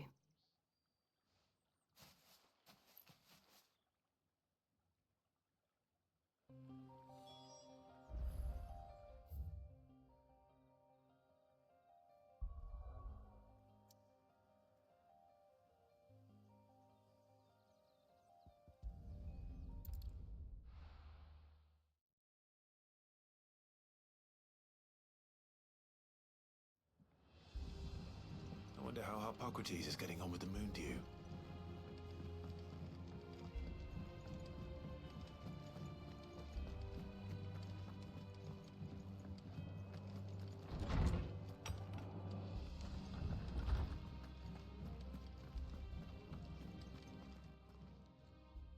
How's work on the shielding progressing, Harpocrates? Well, very well indeed. And thanks in no small part to your kind assistance. I was just explaining to Talia how we might best go about preparing the moon dew. And now that we have all the ingredients, we may begin. You can count on me. I've mixed more than a few mysterious concoctions in my time. I'm sure you have. What about the shielding itself?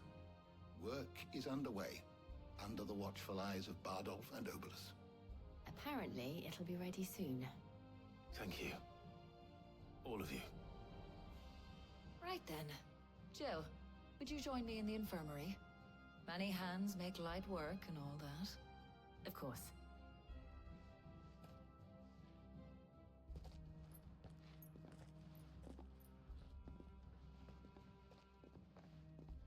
Oh, and Clive, thank you. It was nice just being with you.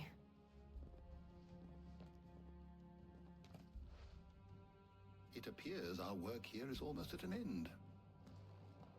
A shame. I was enjoying playing the man of action for once. When both the shielding and the moon dew are ready, it will merely be a matter of applying the one to the other. Followed by a rigorous process of testing and retesting, of course. Perhaps someone ought to warn young Mid of that. Leave it to me. Thank you, Harpocrates.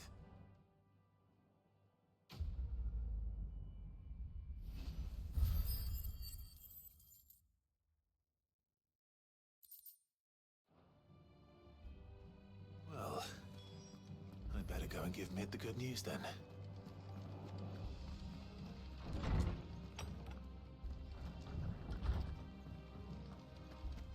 Thanks to Sid, the man...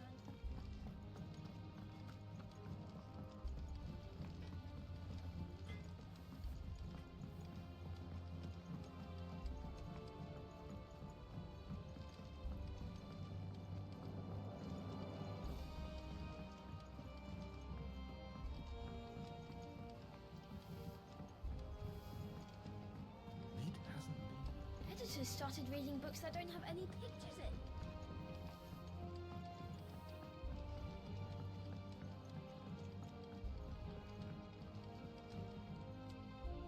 Sorry to keep you waiting, Mid. But you'll be pleased to know that work on the shielding is underway. You found something for it? In a manner of speaking, Harpocrates knew of a substance that's highly resistant to heat. A coating that should provide the protection you need. He's supervising the construction and testing of the shielding as we speak. Brilliant! I knew you wouldn't let me down. Don't thank me. I'm just the errand boy. Right then, let's start working out how to bolt all these bits together. To the Black Hammer!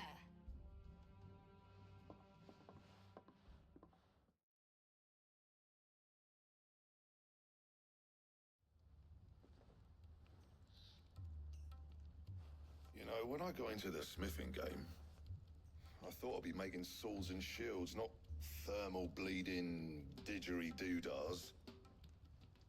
Displacement stacks. Same difference. Whatever you call it, I ain't putting it together in here. It's cramped enough as it is. Let's take this outside. Mid, you get all the parts lined up on the deck. I'll take care of the rest. On my way! Oh, and bring me the biggest hammer you can find. This is gonna require some precision walloping.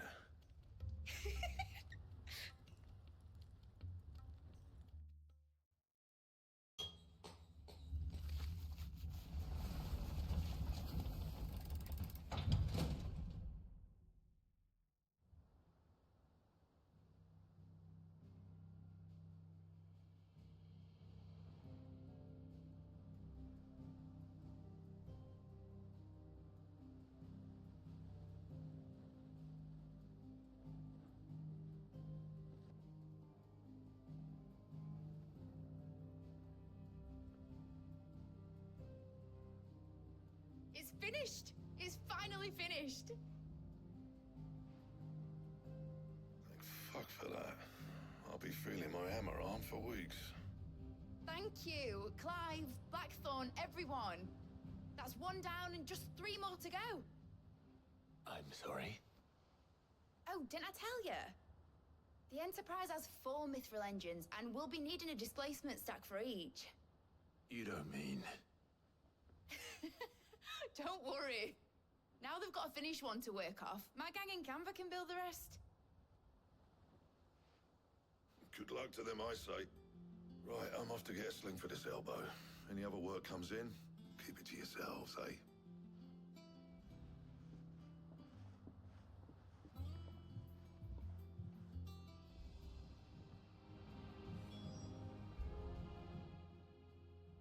What's the matter? Nothing. Just daydreaming. Thinking about the Enterprise sailing off over the horizon to shores unknown. Searching for a land untouched by the Blight. Just like me and my dad planned. So if the worst came to the worst and every scrap of soil in the Twins turned black, we might still have a chance. That's what she was meant to be. You see, one last chance just in case we needed it. But now she's so close to being finished, I've realized I don't want it to be that. I don't want it to be just a lifeboat for us to cling to if things get desperate. I want people to sail aboard her by choice, not from the lack of it. In a world where we're not just trying to survive, but where we can actually live. I'm working on that. And I'll do everything I can to get you what you want. Don't you always? All right. My mind's made up. As soon as the Enterprise is fit to sail, I'm putting her under your command. Sod our plans, I'm trusting in yours. Are you sure about this? Something tells me it's what my dad would have wanted. He'd be proud of you. You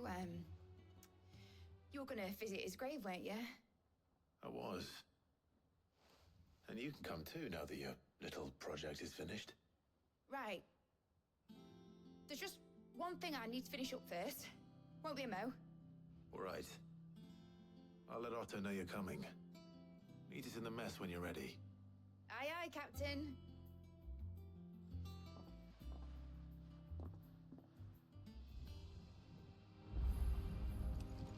Meg told me she was...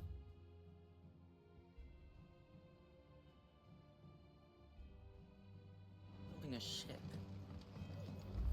Is that the thing Tomes helped with?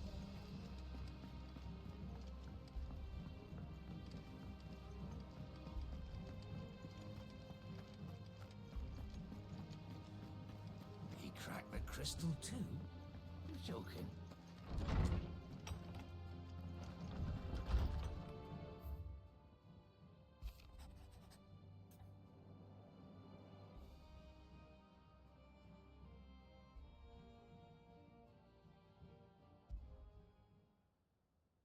Trouble with the ledgers. Shouldn't he be asking Otto for help?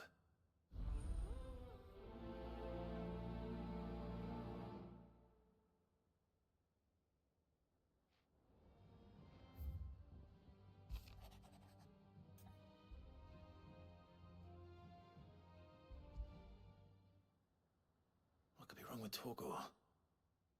He seemed well enough when I last saw him.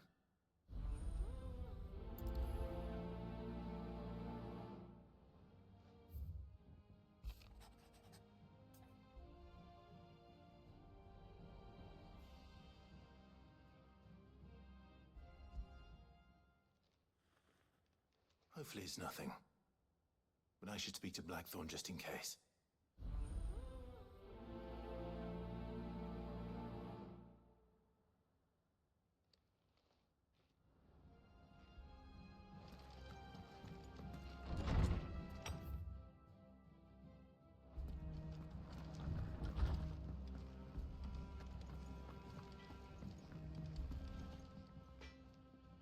Blackthorn, do you have a moment? Not really, no. This won't take long. I just wanted to ask how you're getting on. August was worried about you, and you might still be doubting your craft, even after learning the trick of that cuirass. Is there something else weighing on your mind? Perhaps sharing your thoughts might help. That bastard's like a dog with a bone. Still, he's got a keen eye, I'll give him that. He's just, well, Karen showed me something. Something I've never seen before. And that was? A sword. An odd-looking thing with a single-edged blade. The metal itself wasn't anything to write home about, but fuck me. The edge on it. You could slice a man clean in two with a weapon like that, and he'd be halfway home before he even realized he'd been cut. So that's what's troubling you? Nah. Not troubling me exactly. More distracting. Can't stop thinking, how do you get an edge that sharp? It's driving me mad. And if you knew how to do it, we could arm the curse breakers with even better blades. That's about the size of it, yeah. I'll see what I can find out. Sharper swords are always welcome. And we can't have our master blacksmith being distracted. You're a soft touch, you know that. But I can't say I'm not grateful for it. Good luck, eh? Thank you. Let's see what Karen knows about this sword.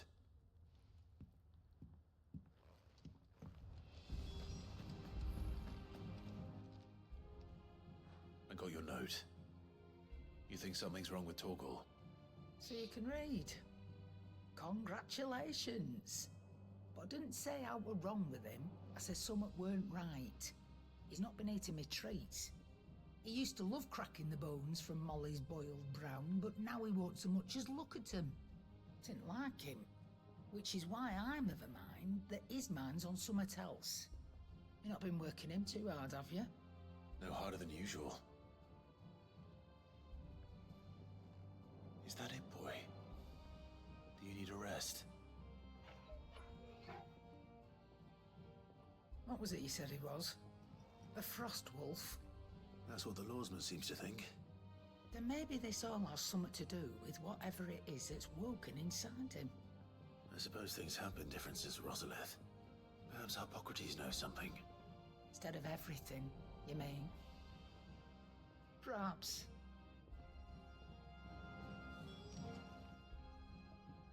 You're looking well, Karen. What do you want? Out with it. I want to know about the sword you showed Blackthorn.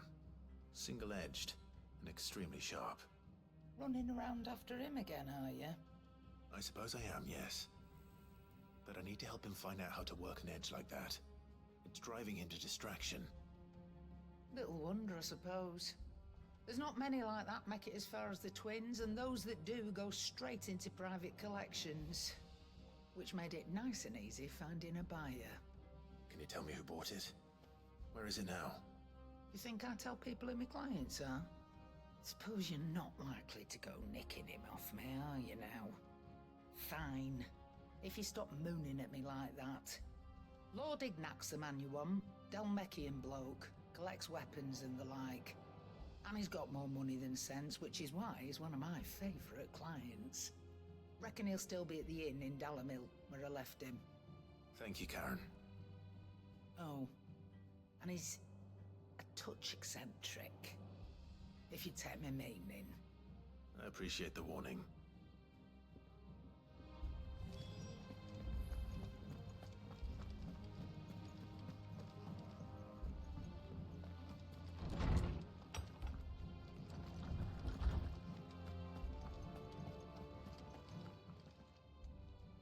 Lawsman, I need to ask you about Torgal.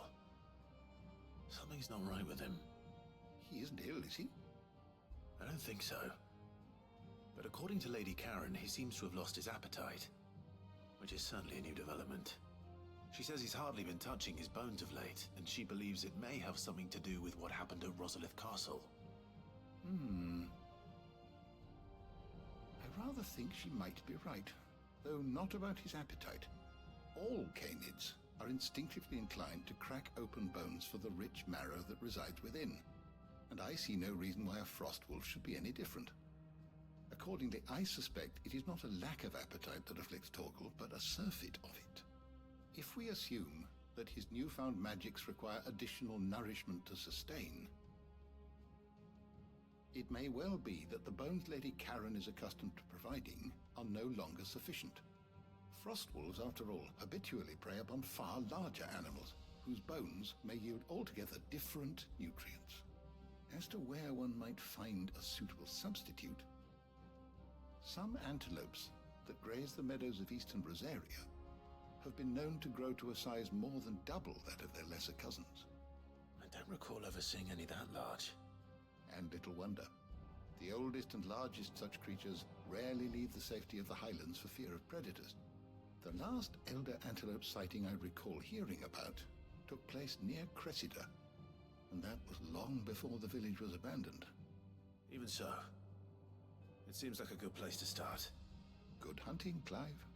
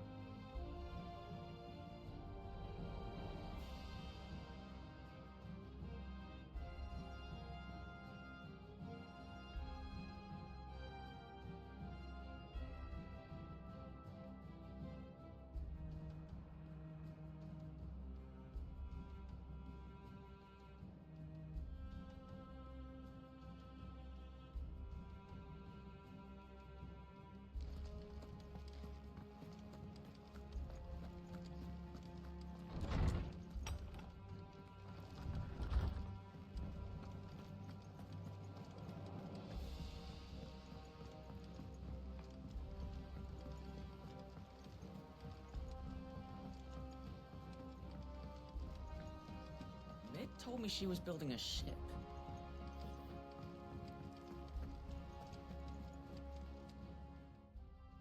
Clive, did you get my letter? That's why I'm here. Shh. Otto might be listening. Is this better? A little. Listen, I've some bad news. It turns out the hideaway may be slightly behind in its payment to certain lenders, and it may be my fault.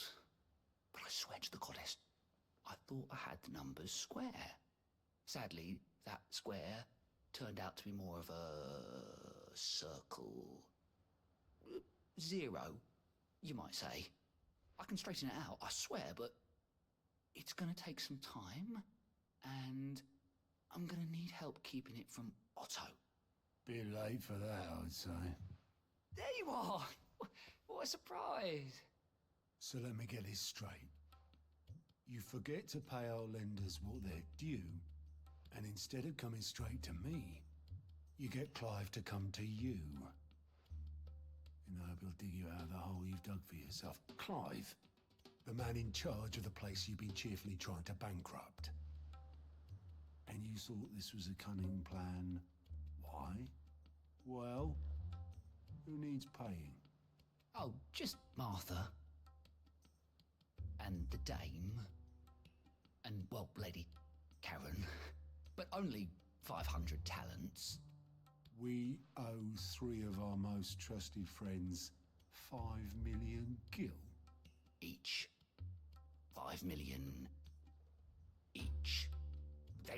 lost the bulk of the money we used to rebuild the hideaway, you see, and, well, I must have made some sort of oversight. Those ledgers were my responsibility, and it was my decision to entrust them to you. This is my fault. Do we have that much to hand? I can always ask my uncle. No, we don't. And no, you won't. We've lightened Lord Rosfield's purse enough. After the king's ransom we had off him, he deserves better than to see our begging bowl. Besides, we'll need to learn to stand on our own if we're gonna make this work. All right. But that doesn't mean you have to shoulder the burden yourself. Is there anything I can do to help? There might be. How'd you fancy taking these to Martha and the dame?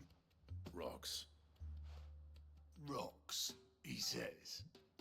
Worth 1,000 talents apiece, these are. A little something Sid and I set aside for when times got lean.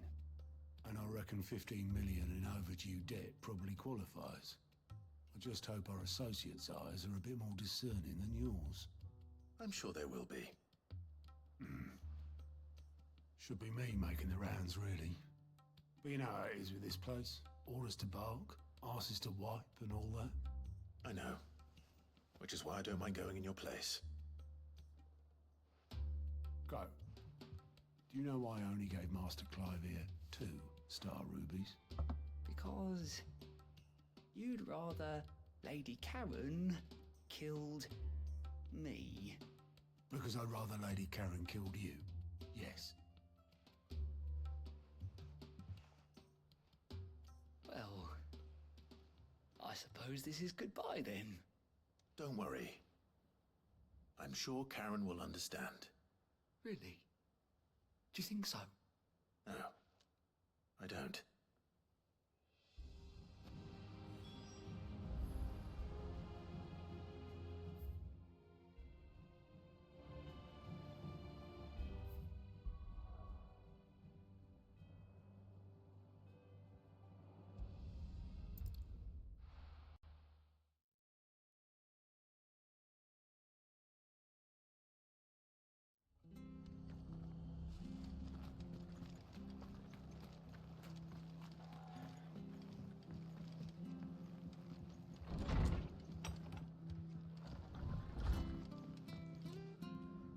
Clive, we weren't expecting you. I wasn't expecting to be here, but it seems we still owe you a considerable amount of coin for your help with our rebuilding efforts. And though I doubt it's what you were expecting, we were hoping you'd take this as payment.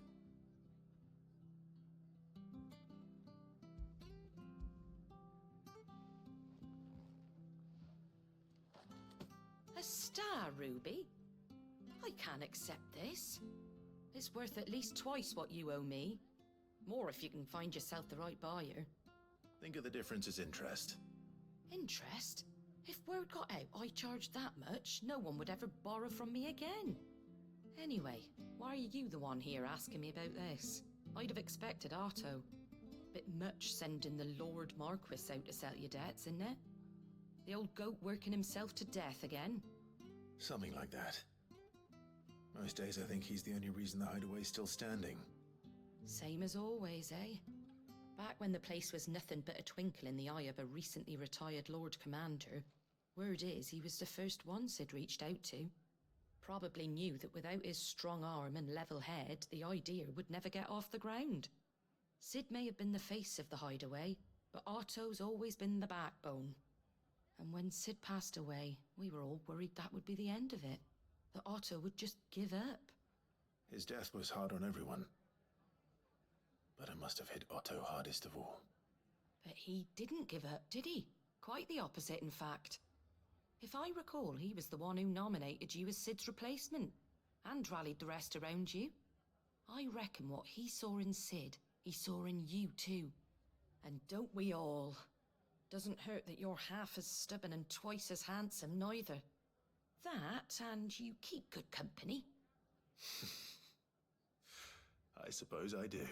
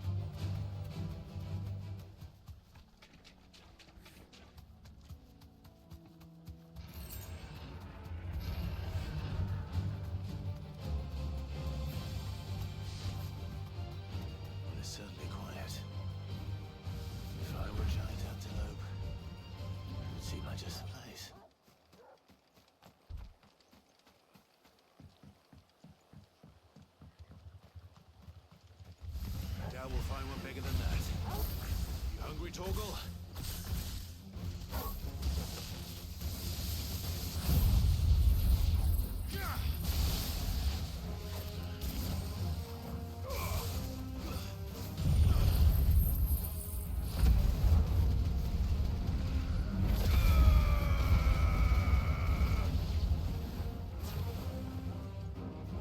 This one. Go, Torgal. This one. Go, Torgal.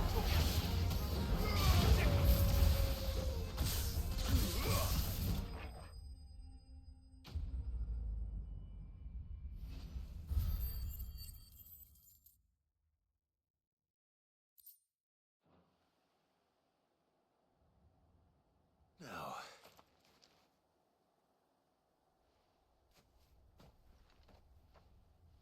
Will it be enough, I wonder?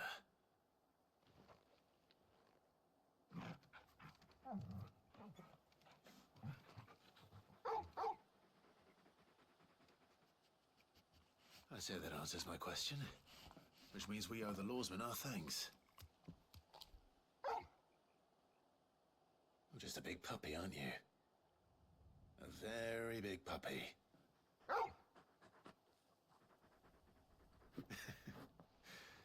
You do know you can take that with you, Torgal.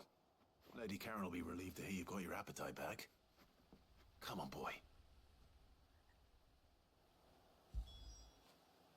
Oh, Torgal.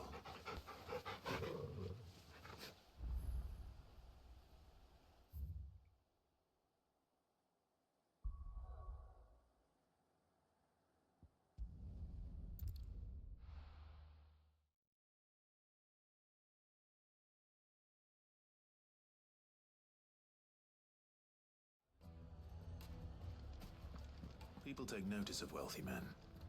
Shouldn't be too hard to track down Karen's collector. They're saying Drake's Fang is gone. The whole Mother Crystal gone.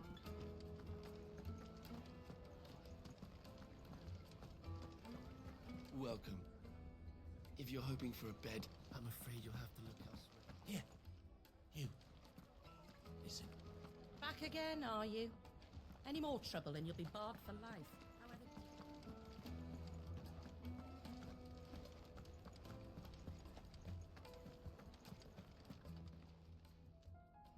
My reputation will be ruined!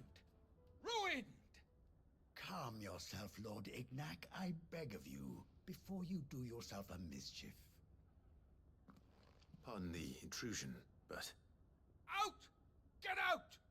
I paid for these rooms so I wouldn't be disturbed. Leave me be! Please, allow me to apologize. His lordship is going through a difficult time, and he's never been fond of guests arriving unannounced. Radim! Get rid of the filthy oaf this instant! Very good, Lord Ignac. Would you mind stepping outside for a moment?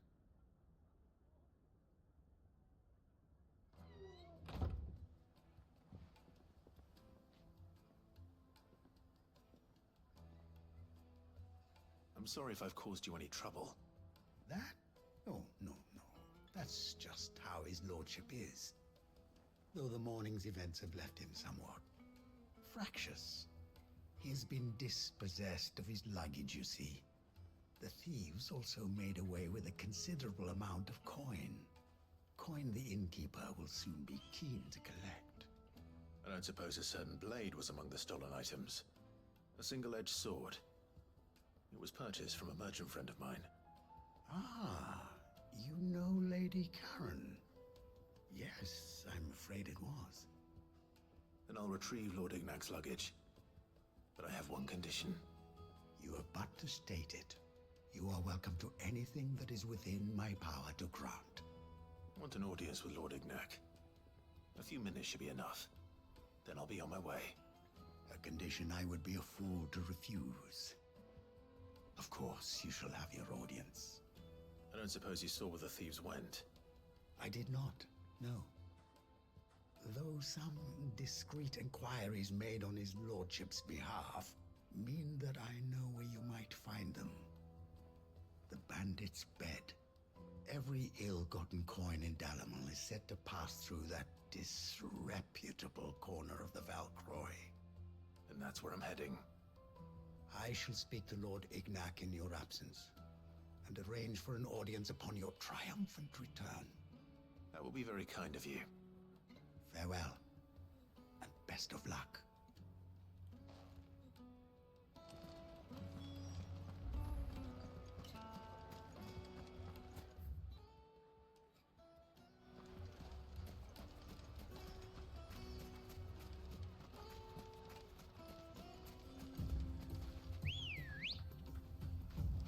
Ready, go?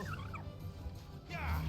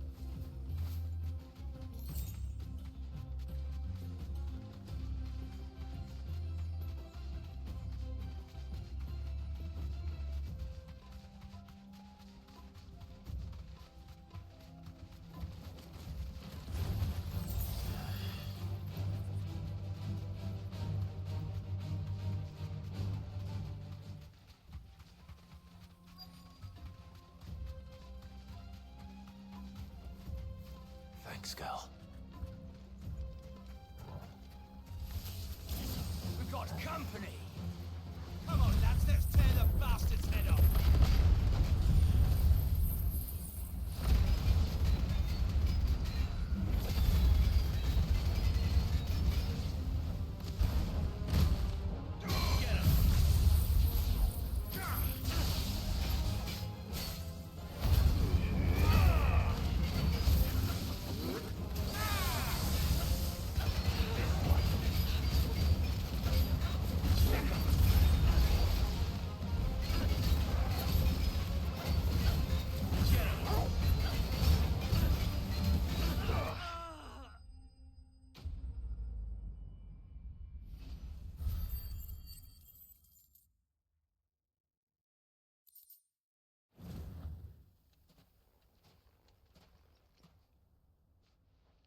This must be Ignac's luggage.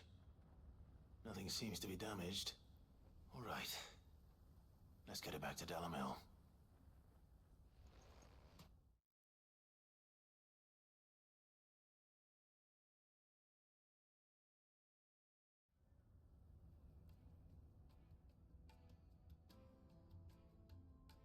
I hear I have you to thank for the return of my effects.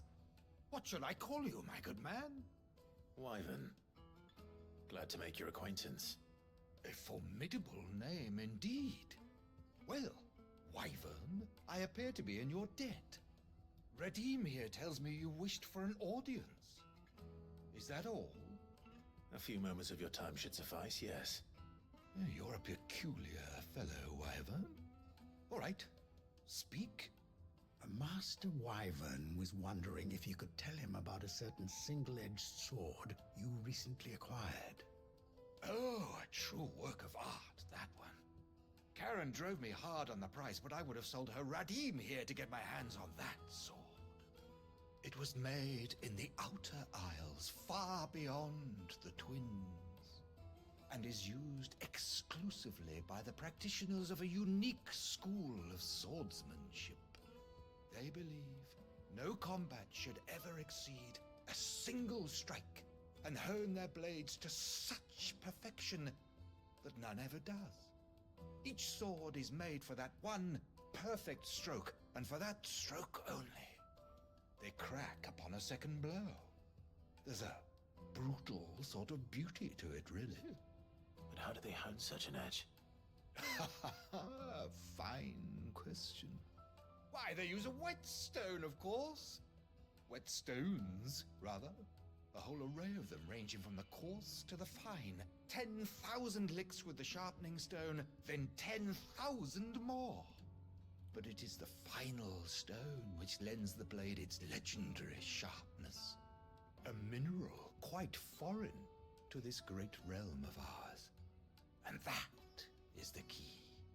The secret ingredient. Wyvern, it occurs to me that my little lecture is hardly equal to services rendered.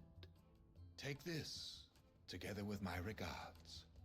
The very stone of which I spoke, far rarer among collectors than even the blade itself, and a far more fitting payment. Thank you. Pardon the intrusion, my lordship. However, it is long past time we prepared ourselves to depart. So it is.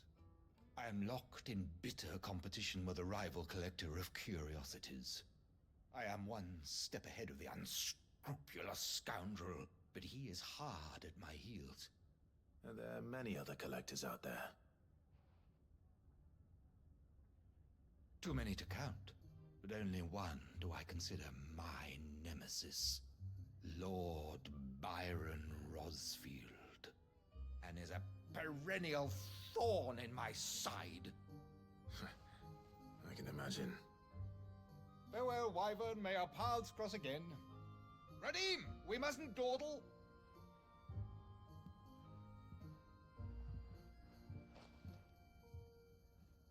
I think his lordship is rather taken with you, Master Wyvern. Thank you again for your assistance. Coming, my lordship. I'll be right there.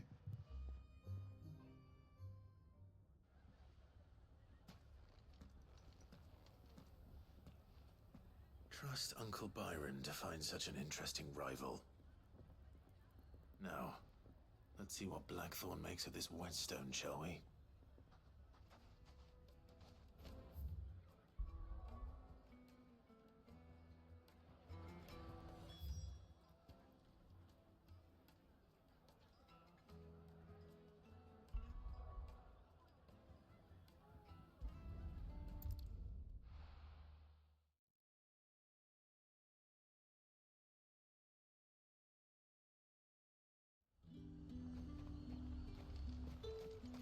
There's talk that the glass... How the hell is anyone supposed to...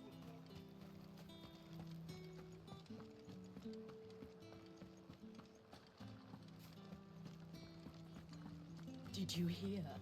The gates to heaven, Paul. I want to see you again. It's all right. I'll be waiting. What am I going to do without Sweetwater and oil of talc?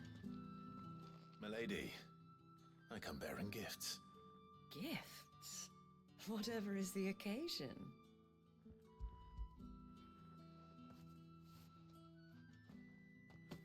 Oh my. Clive, you really have outdone yourself. Otto asked me to give it to you. To settle the Hideaway's debt with the Veil. And to compensate you for the time it took us to do so. You disappoint me, Clive. I thought you might finally be warming to me. Tell Otto he can keep his baubles. I tried to tell him as much the first time around. The man owes me nothing, nor does the Hideaway. My contribution to the restoration effort was made freely and willingly. It was the least I could do. You once told me Sid did you a kindness. I'd like to do the same. Please, accept it. For my sake. And for Otto's. For all of us. For all you've done. It is rather fetching, isn't it? Very well. Otto is lucky to have you, Clive. I doubt anything could ever replace his son. But you and the others at the Hideaway are the closest thing he has to family. Otto had a son. Long ago, yes. Sid told me Otto lost him when he was just a boy, and blamed himself for not being able to stop it. I don't know how it happened. whether there was anything he could have done. But it was clear that it weighed heavily on him. I didn't know. How could you have? I doubt anyone did.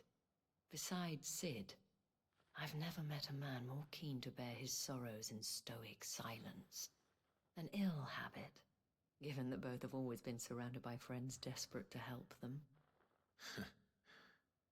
I'm beginning to see that.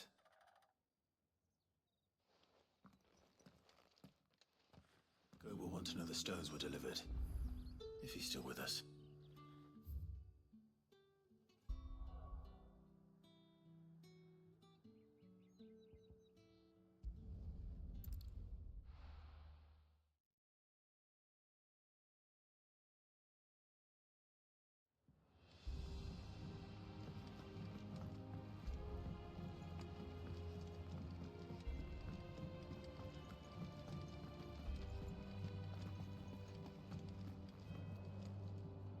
I noticed you and Torgal had gone off somewhere. Take him for a walk, did you? You could say that.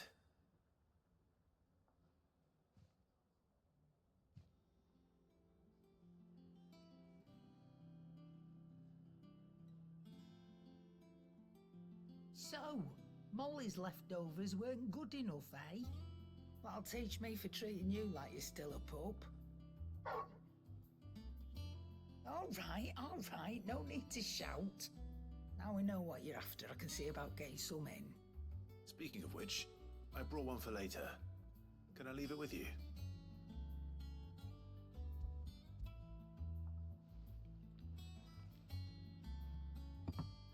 You can, eh? I'm nice like that. In return, you can thank Tomes for me. The bloody know-it-all. I was just on my way to see him.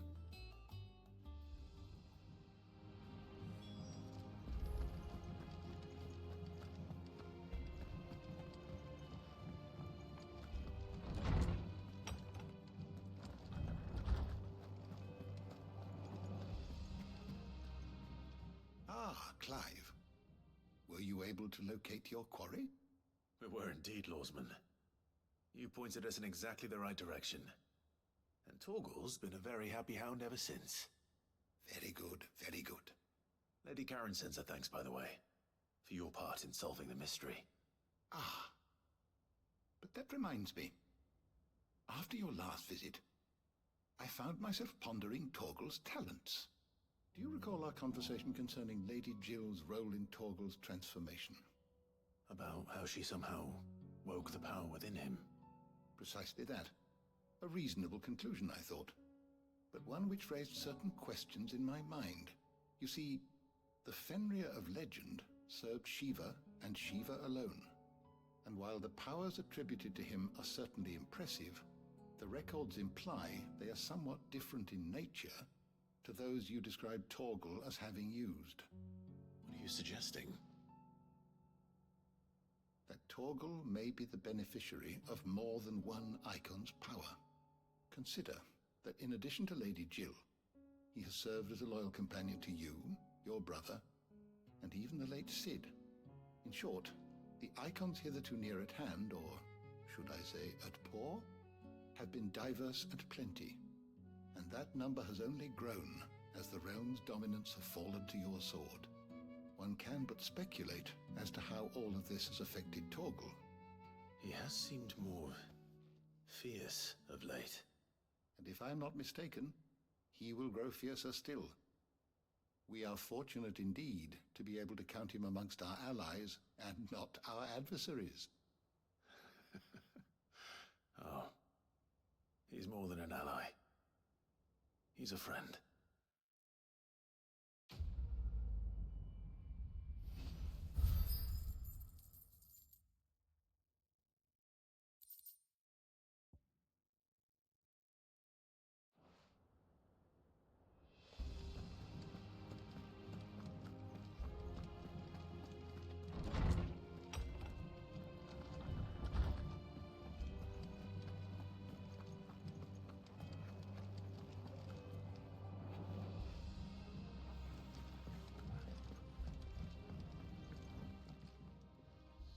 Sorry for the wait.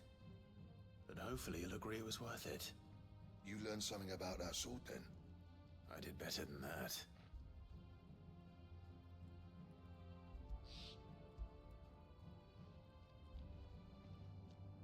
A whetstone? Yes. But not one you'll find anywhere in Valisthea.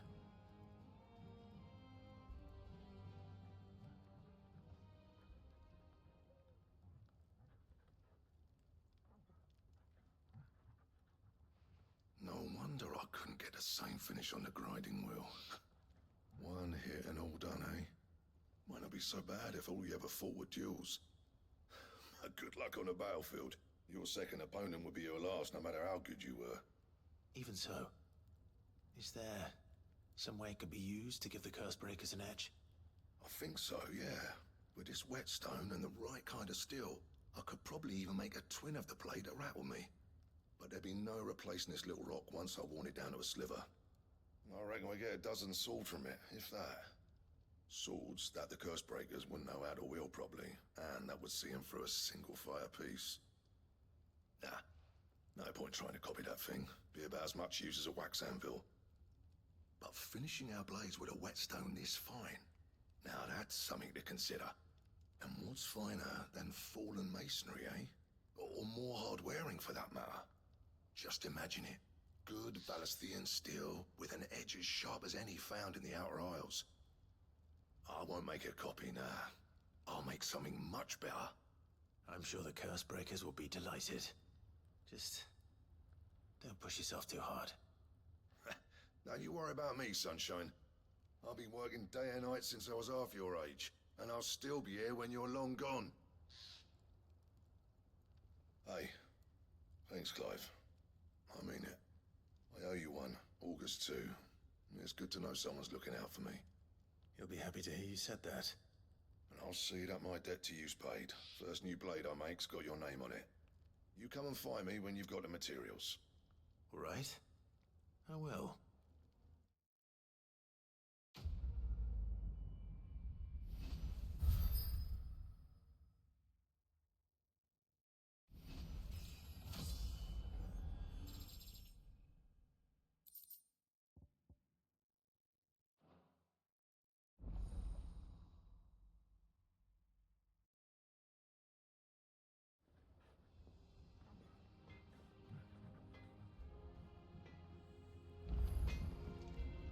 What do you need?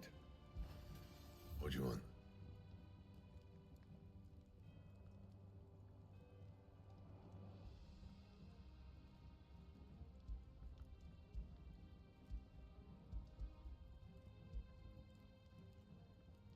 That it?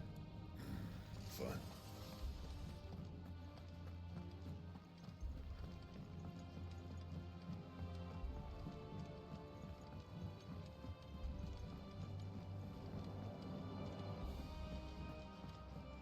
Mick told me she was building a ship.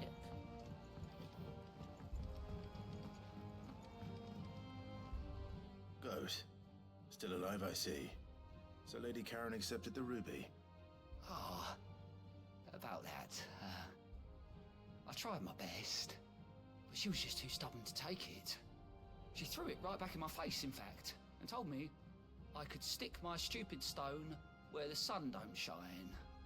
Karen refused payment. I hope it wasn't something I said. I'm sure you were as tactful as ever. Let me see what I can do. Oh, wonderful. I hope you have better luck than I did.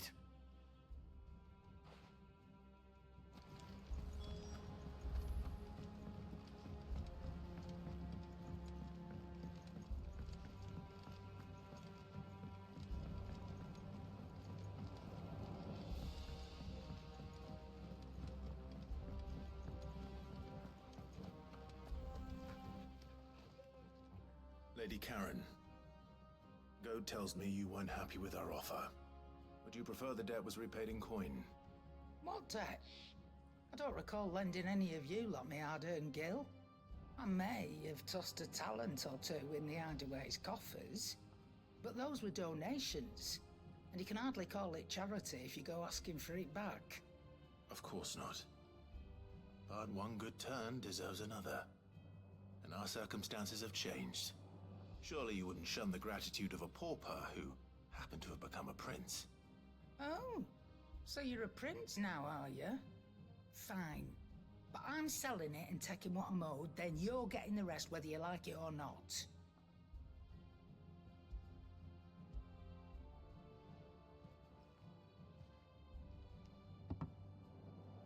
Where'd you even get this? A decent trader might nab 1,000 talents for a star ruby. A canny one, meanwhile, might claim it were nicked from the belt of Sid the Outlaw himself and ask twice as much. Might be I already have a buyer in mind. Might be you even know her.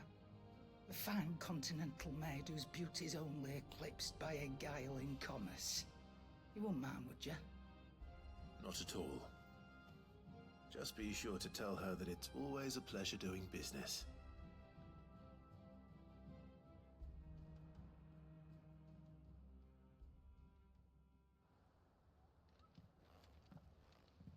I hear you ended up delivering all 3 stones. Thanks to this lump. I sometimes wonder what I pay you for. Speaking of which, I still haven't been paid last month's wages. Oh, so you remember what's owed to you then? Get your ass behind that disc of yours and don't get up before those ledgers are square. Right away.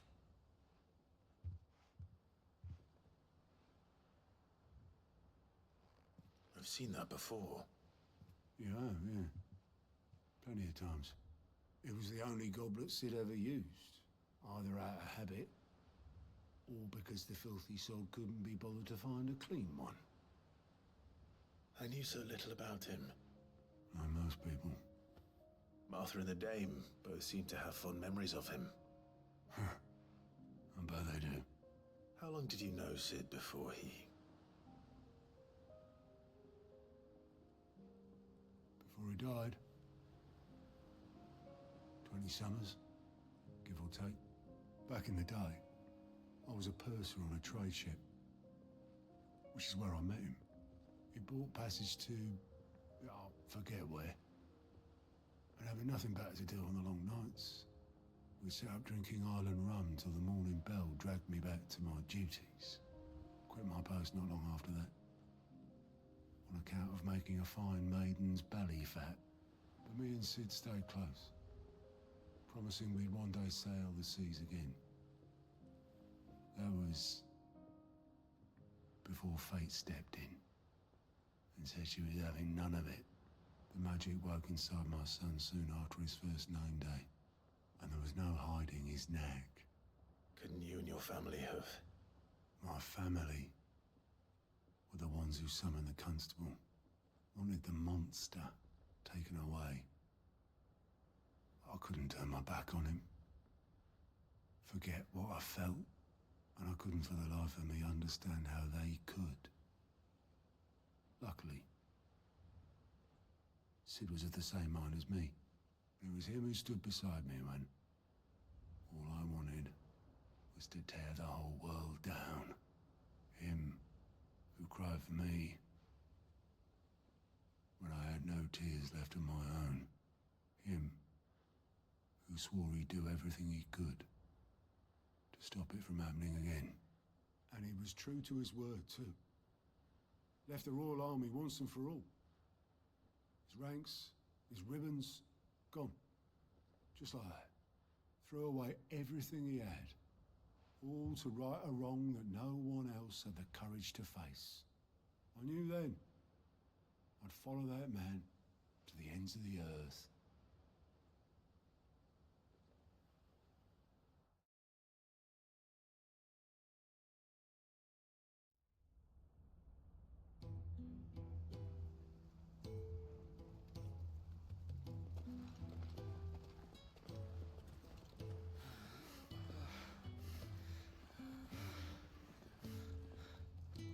He was always too clever for his own good, was Sid.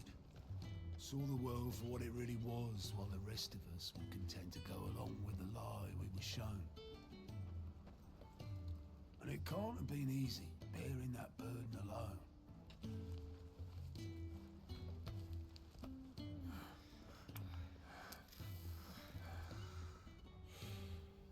But he didn't let it stop him.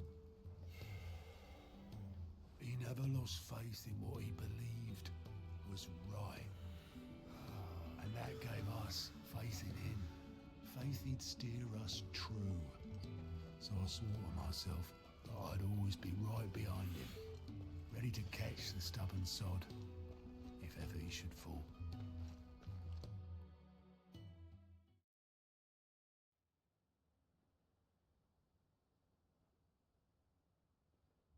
But I couldn't even do that.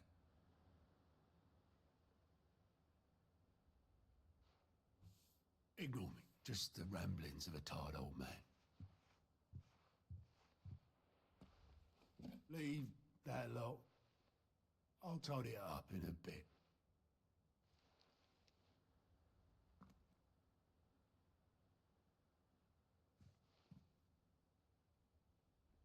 This is Sid's handwriting.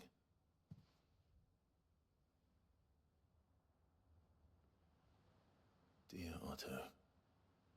I may be drunk, but I wanted you to know this place would be fucked without you. Love you, you grumpy old sod.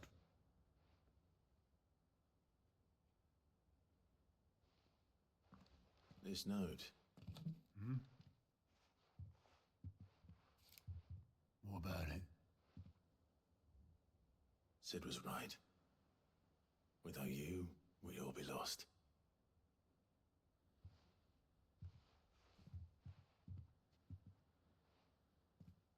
He should have bloody well said so then. Just once. Before he went. But then, why would he? Him, or anyone? I'd only have told him to piss off.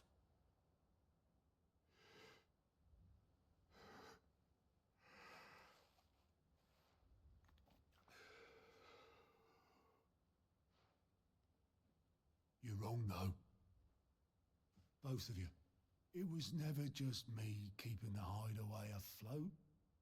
It was all of us. I just shoved people in the right direction, and I barely seem to be able to do that anymore.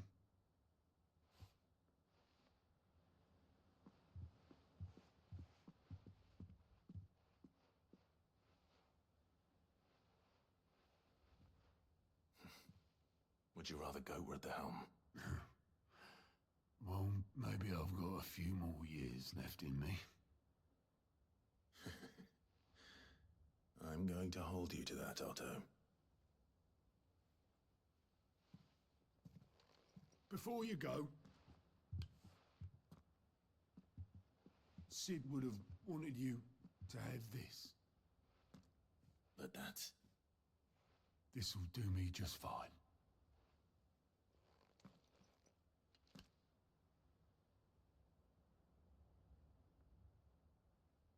Thanks for the ray of sunshine. I'll see if I can't pay you back.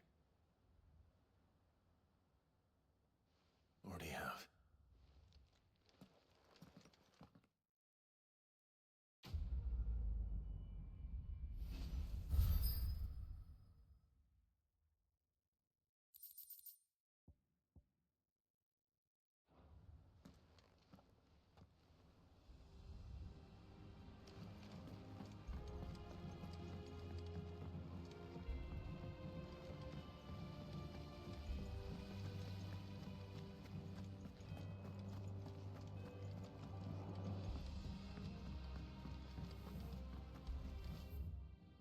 Think Mid might need some help tidying up that workshop.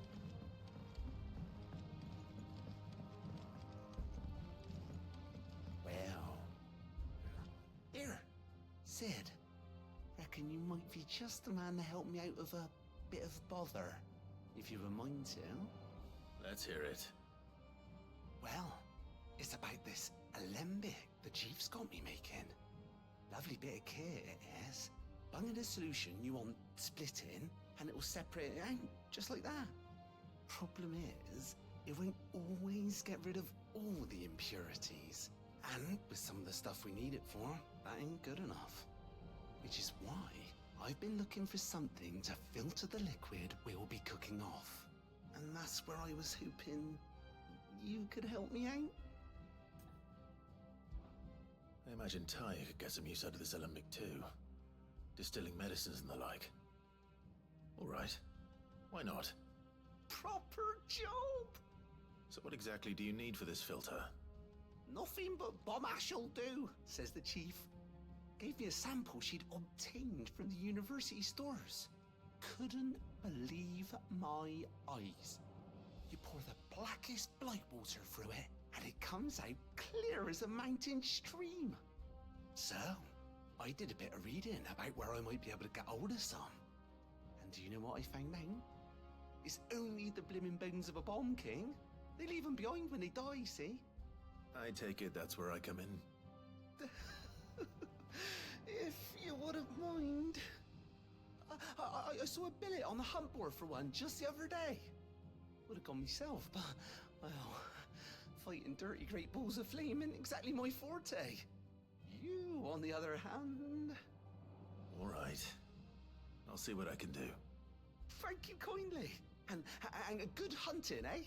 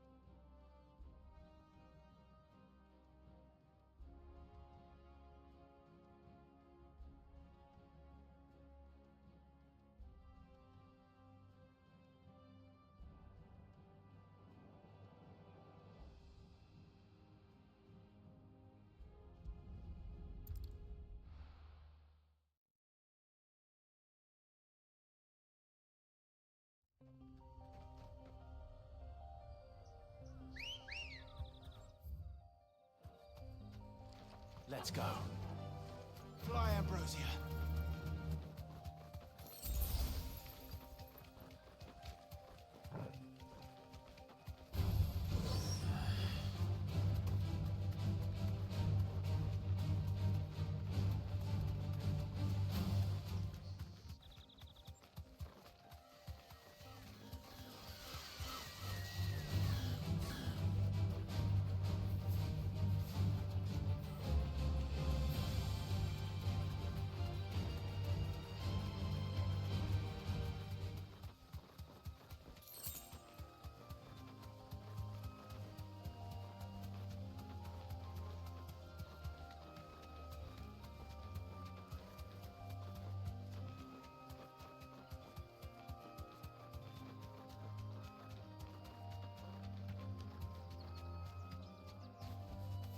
Thanks, girl.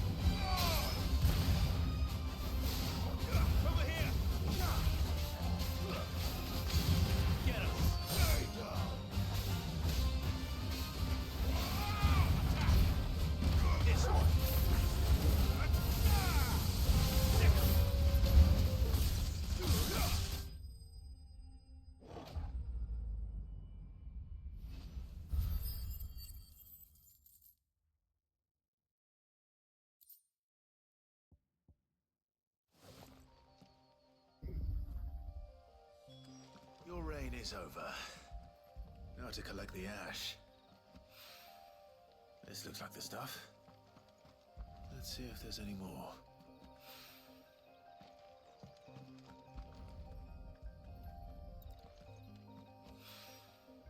That should do it.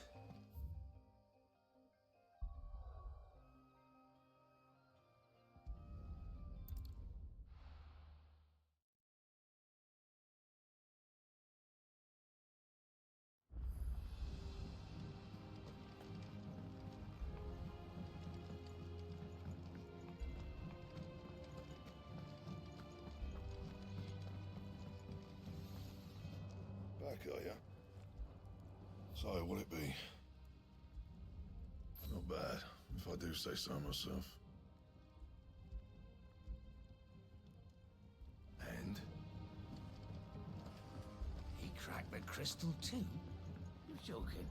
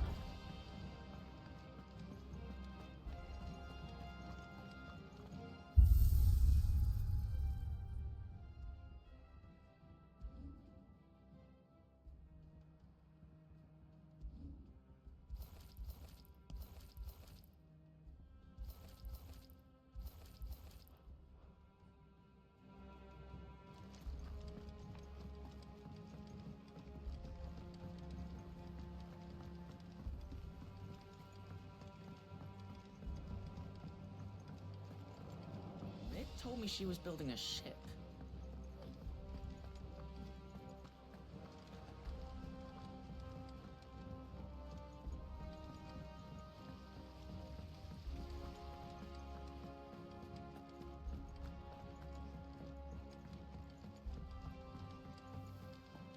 I think Mid might need some help.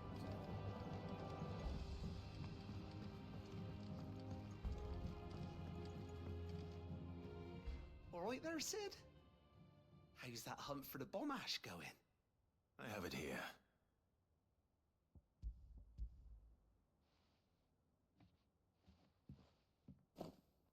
That's the stuff! And plenty of it, too. Enough to keep the alembic bubbling away for a good old while. You're a gent, Sid. Let nothing say otherwise. Right then, let's get this contraption up and running.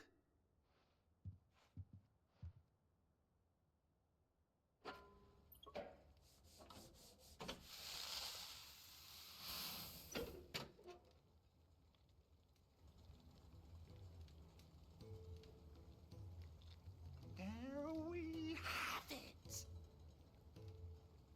The Telemon Alembic. And it works just like the chief said it would. Very impressive. Says the man who cut down a burning boulder. Speaking of which, I still haven't returned the favor. There's no need. The good it will do for the hideaway is reward enough. Don't be silly. Why don't you let me take a look at that bag of yours? The one you keep your potions in. Reckon I could work some magic on that, huh? What kind of magic?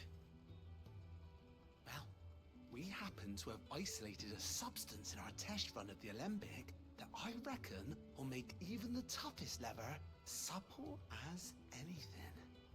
Thought we might use it to breathe new life into old boots and the like. Save the hideaway a few gil. Ah, I reckon if we slap a bit on your bag, it'll loosen it up enough for you to squeeze in a bottle or two more.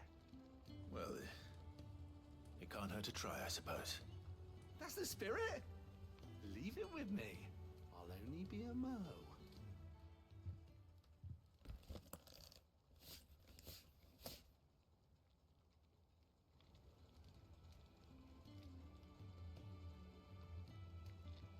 Well, What do you reckon?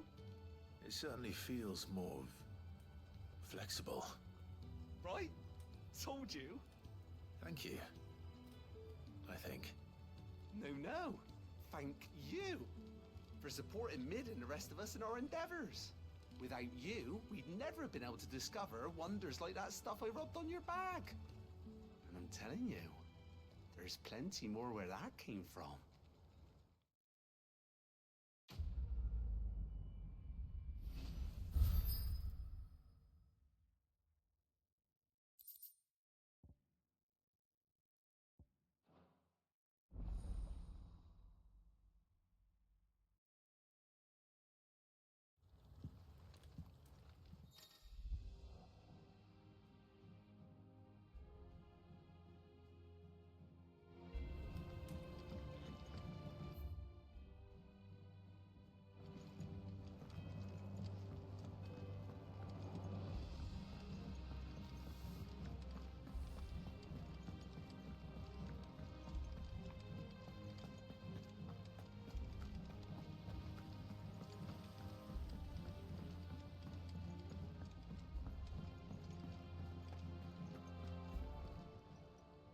Clive, anything catch your eye?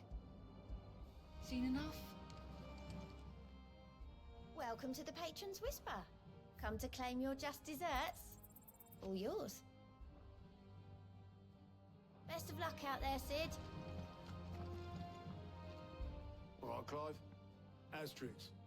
We'd finished sending half the hideaway traipsing across the twins, has she? I swear, that girl'd do anything to put off visiting her old dad's grave. No excuses now, though, eh? Not quite. She said there was one final thing she had to take care of. I'm sure she'll be finished soon enough. She said that? In those words? She did, yes. Clive? Were you born yesterday or something? There is no thing. She'll probably be halfway to Canva by now. Mid. I might still be able to catch her.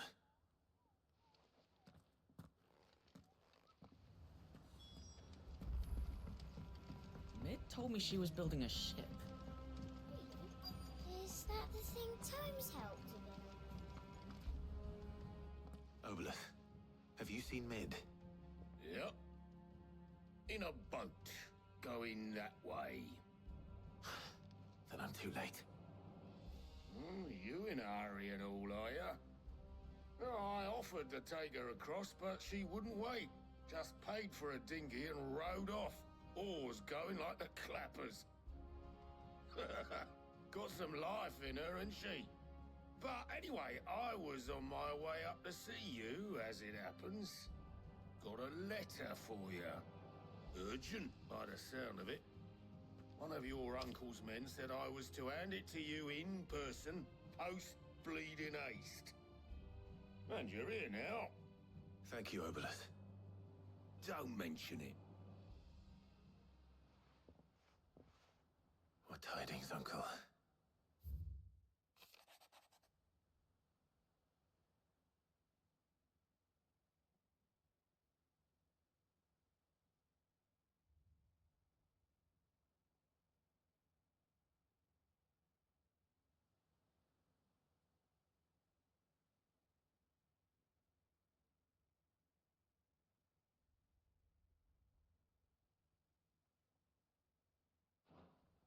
Trouble in Canva.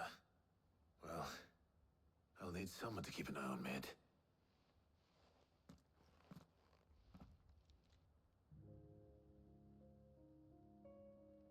So what? Mid got us to do all the dirty work and then just sailed off into the sunset? It, seems that way. Well, nothing we can do about it now.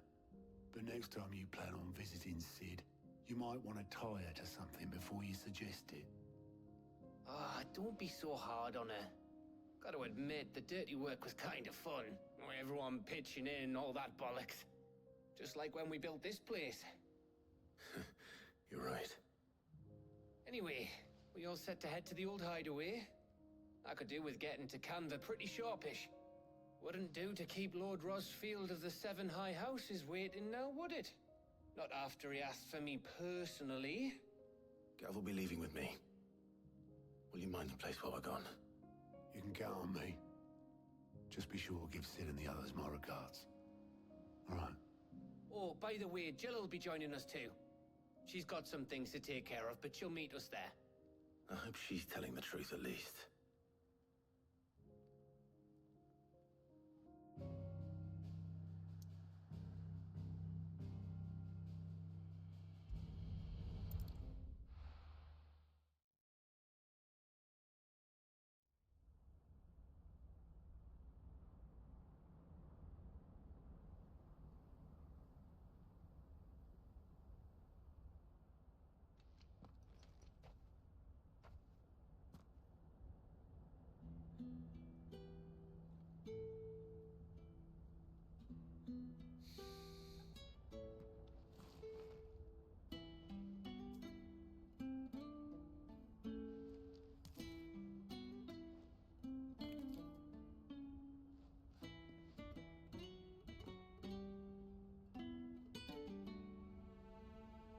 Well, Sid, I remember what you told me. But if no one is listening to what you have to say, you may as well not say it.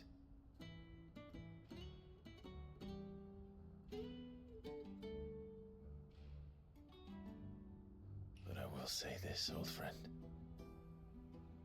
Hugo Cooker is gone. His shadow looms over us no longer.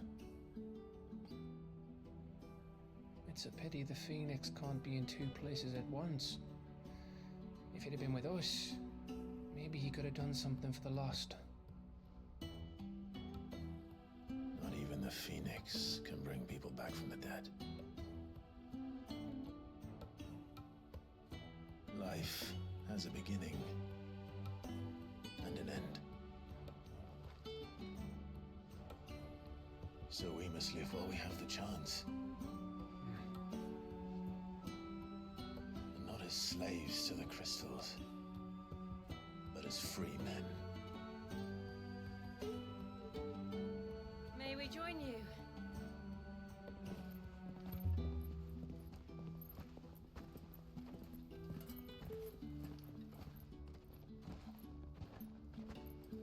Lady Karen, what a pleasant surprise.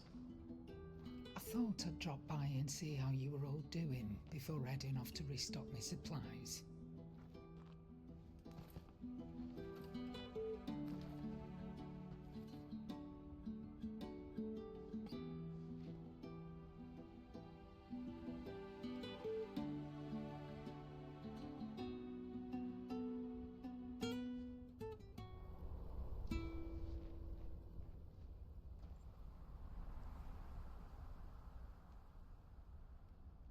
It wasn't the most scenic view back then, but it were never as bad as this. I know. The Blight marches on. And soon, there'll be no escaping sights like these.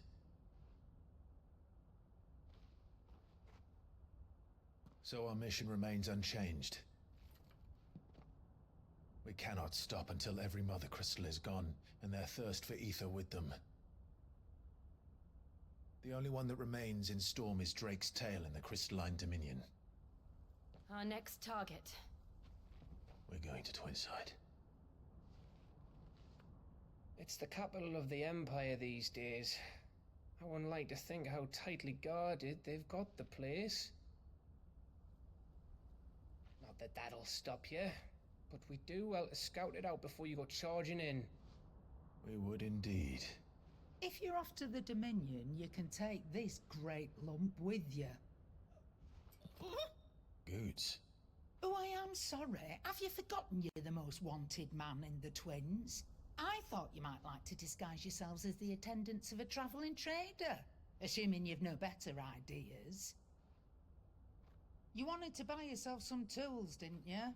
Well, now's your chance. You're letting me go with them? Oh, thanks, Nan. Stop that! You break me bones, you great galoot!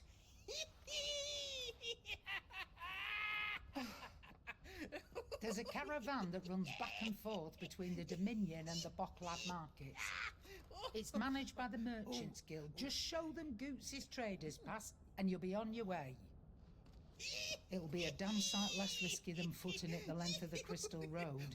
That's for sure. Thank you, Karen. And glad to have you with us, Goots. Okay then. I'll get me things and I'll meet yous there. See yous down in Bocklad.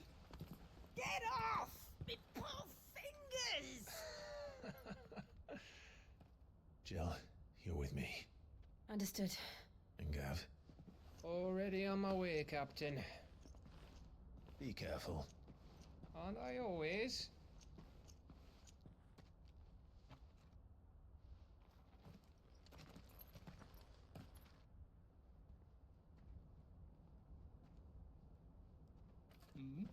Do you see that, Sid? Your protege's making a proper little outlaw of himself.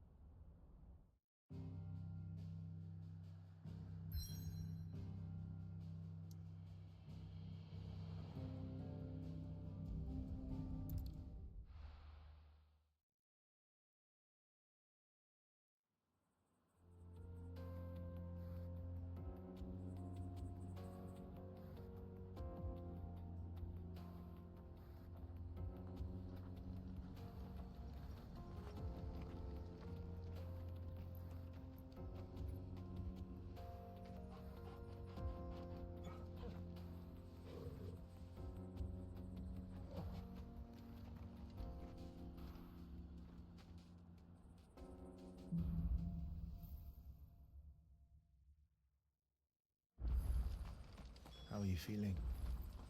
Better. Thanks to Taya. I'm glad to hear it. And Torgal helped too. The new boy.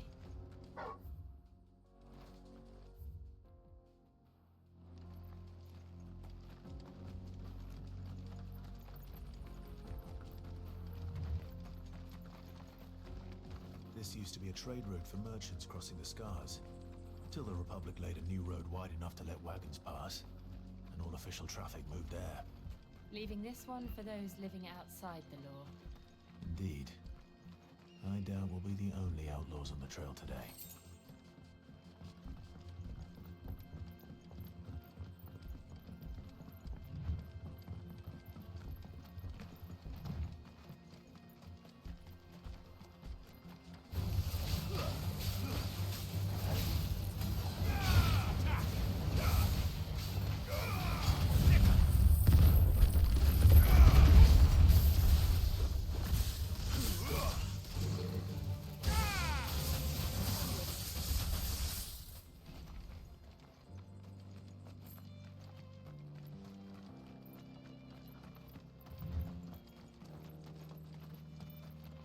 So what do you think?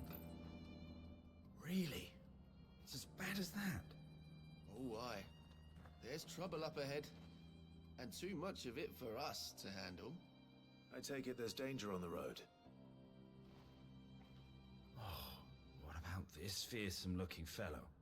You think he'd be equal to the task? Oh, no doubt. Assuming he's willing to hear us out. Well met, friend. My brother and I have been tasked with finding a merchant's missing cart. You seen it by any chance? How does a merchant misplace his cart? Oh, the man's a coward. When he thought goblins might come a-snarling, he ran, leaving his livelihood abandoned in the pass. He sent the two of us to fetch it, but it's gone. Now, I'm not much of a thinker, but I know the work of thieves when I see it. My brother's right on all accounts. And by my estimation, the bastards are lying in wait just down the road. We may have seen our share of action, true, but we've not got the skill in arms to boldly brave an ambush. You, however, have the look of a man who needn't fear a band of backwater ruffians. What do you say? Will you help us out? Chances are they'll come for you either way. But if you promise to lend us a hand, at least you'll pocket a reward for your troubles. Well, if I'm going to have to deal with them anyway. You've clearly got a fine head on those broad shoulders. We're lucky you came along. Now, hoping to make a heavy purse in Boklad, our merchant friend loaded his cart with as much as it would carry. Reckon he won't be forking over the rest of our fee if we don't find those goods. So, while you're seeing to those bandits, you keep your eyes open. All right. Just don't expect me to drag the cart out of there myself. No. You can leave the cart to us. You just put an end to those bandits and point us in the right direction. You do that, we'll take care of the rest.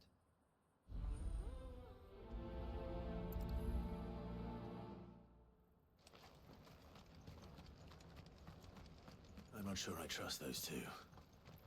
But if there are bandits lying in wait, I should probably take... Look lively, you lot! We've got guests!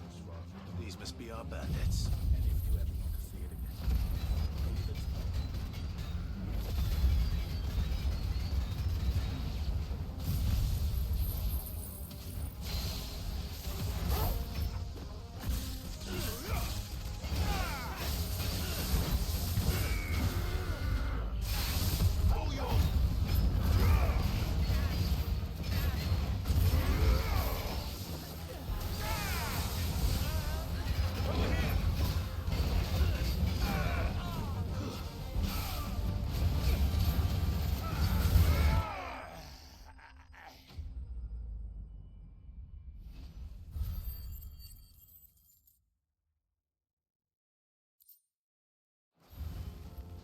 That's them dealt with.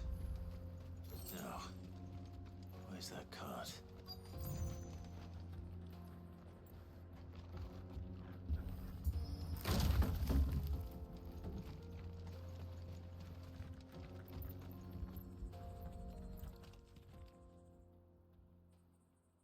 Getting all of this out of here will be a nightmare. Seems we found ourselves the right man for the job, wouldn't you say? Found the cart and didn't leave a single bastard breathing. Our merchant friend will be delighted. And how exactly will he be getting his goods out of here? You leave that to us. After all, it'd be wrong to make such a fine warrior haul cabbages to market. You've done your part. And that's all you need to worry about. Here.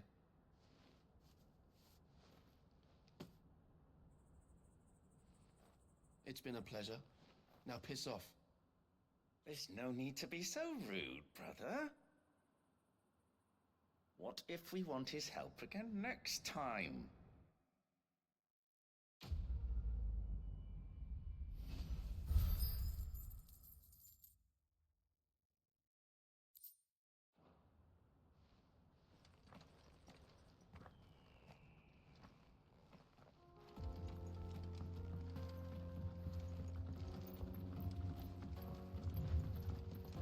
I see the Dalmex lag behind Rosaria when it comes to bridge building. The fallen ruin should hold, at least.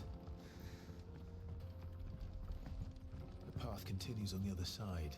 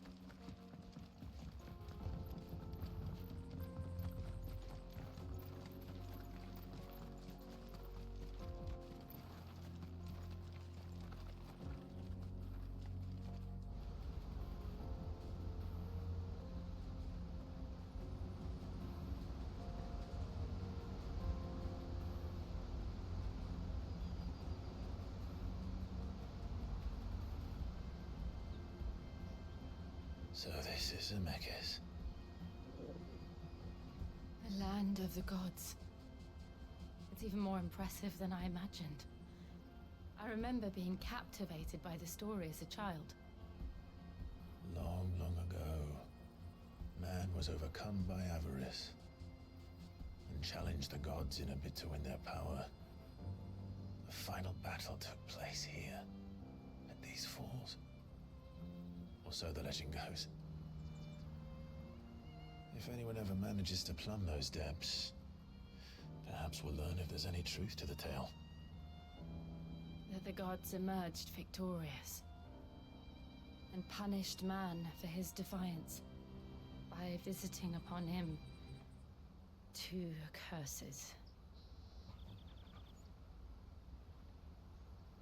Dominance and bearers. To tell the truth, I always thought it strange that the dominant and their icons were deemed a curse. Back home, the dominant inherited the throne.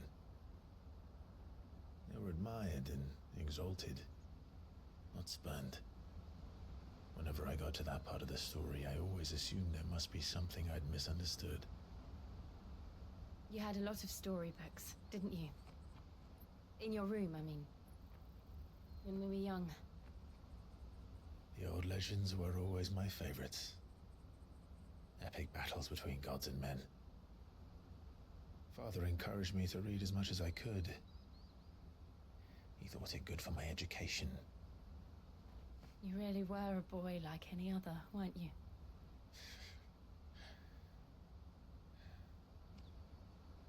Just look at this place. It's enough to make you believe the legends are true. I know.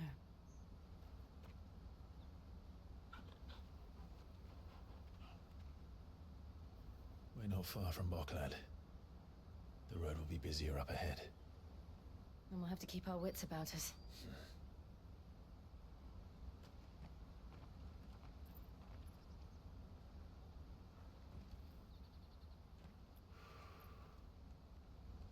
Clive? Something wrong?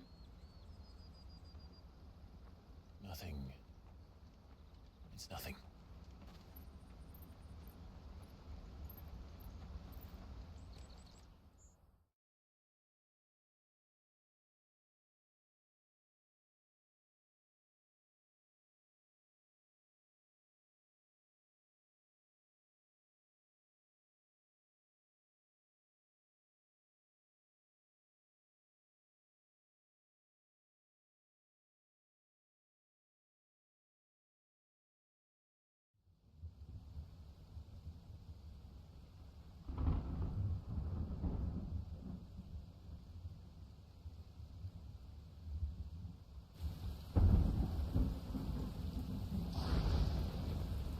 I see the reports are true, Father. You have surrendered the throne to Olivier. I have. Emperor Olivier shall rebuild the Holy Empire of Sanbreque.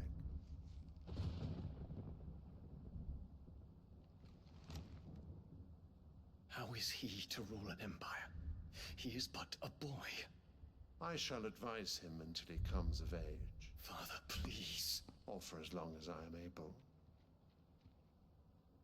The empire we seek to build needs young blood to rule it, and I can think of none better suited to the task.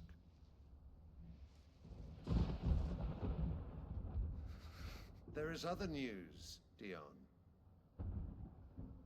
Hugo Kupka is dead, and Drake's Fang destroyed. The pillars of the Republic have fallen. Ere long, the Imperial banner shall fly over every city in Storm. And then, Valisthea. All shall bow before their Emperor.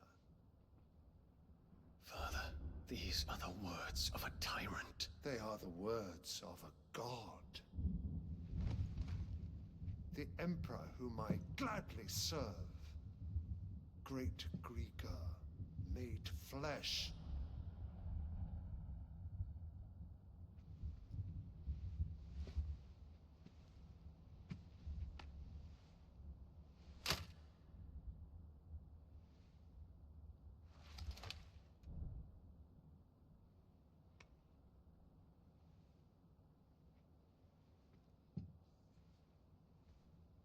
Return to your camp, Dion, and ready your forces. It is time to show the world the true power of Sanbreque. Father. I find you much changed. Is this truly the path you wish to tread? Or are these the ambitions of another? Of Ultima, perhaps? What nonsense is this? I speak my mind, and my mind only. Though I do owe Annabella thanks for reminding me of certain truths regarding the nature of nations, of rulers, and of the divine. You would trust the words of this traitress? She betrayed her country. She slew her husband. You have ever been an invaluable servant to Sanbreque, Prince Dion. I trust you will continue to serve your Emperor in the wars to come. The canker! Silence! Insolent wretch! You will bend the knee. All else is heresy. Sire, forgive me. This audience is over. Come, your Radiance. The Rowena Syndicate awaits your pleasure. Oh, not another meeting with silly old men. They're so boring. I'm hungry, Father. Can't we have luncheon instead?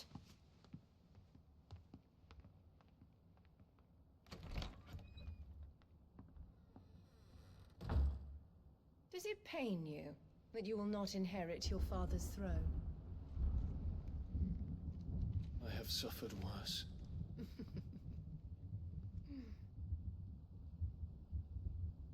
Count your blessings, Dion. For a base-born child to be chosen by Bahamut is miracle enough. You have risen high on his wings, but you shall rise no higher, lest your impure blood stain the throne. What do you know of my blood?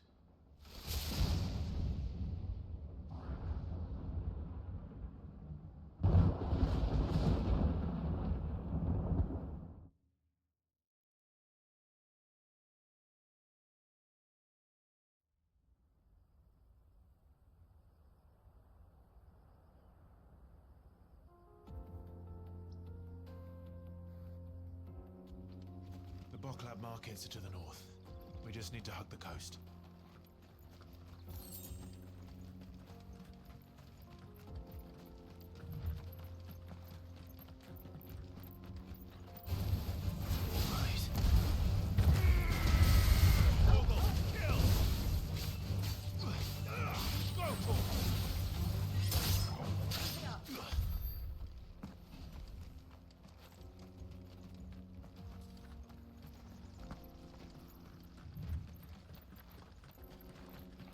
Infiltrating the Dominion won't be easy with the Imperials on high alert.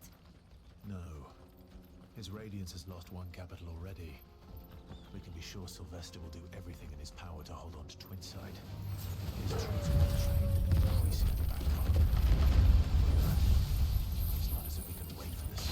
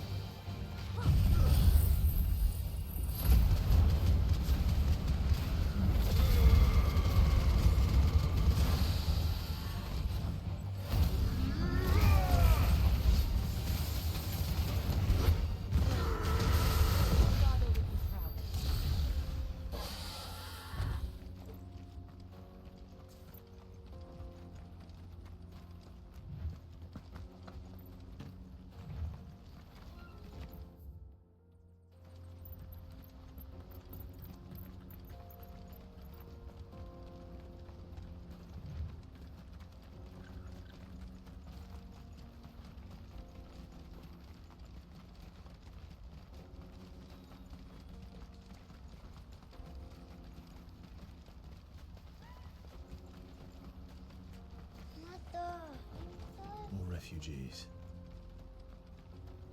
And they're all making for the crystalline dominion. Because they don't know how to live without the crystal's blessing.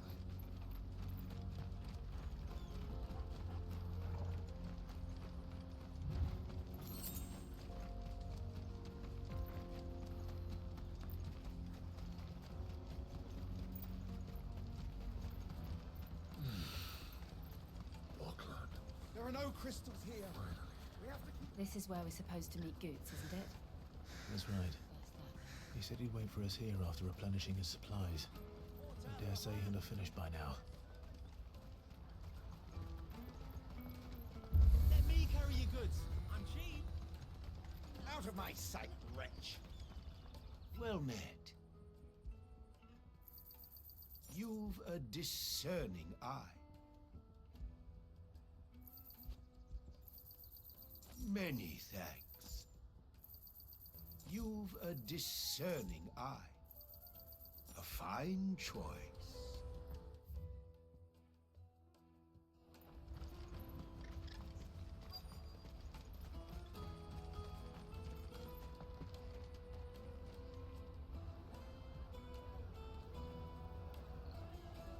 Wonders from across the water. Come one, come all. Feast your eyes.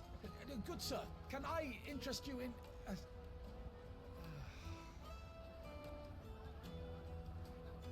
How much? For a measly crust of bread? You won't find any cheaper. Not nowadays. You're more than welcome to look.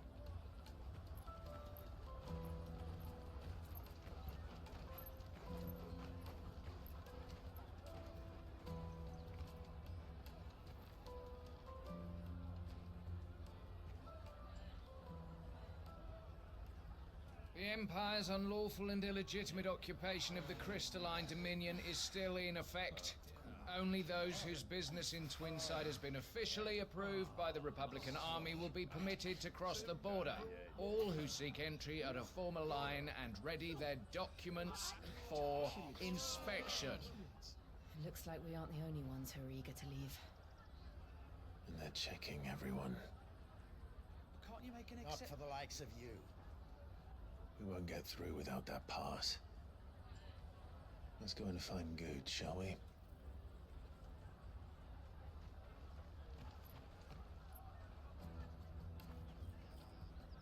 He must be around here somewhere. Come taste my peaches. They're sweet as nectar. I'll take the large one. Ah, Good. There you are.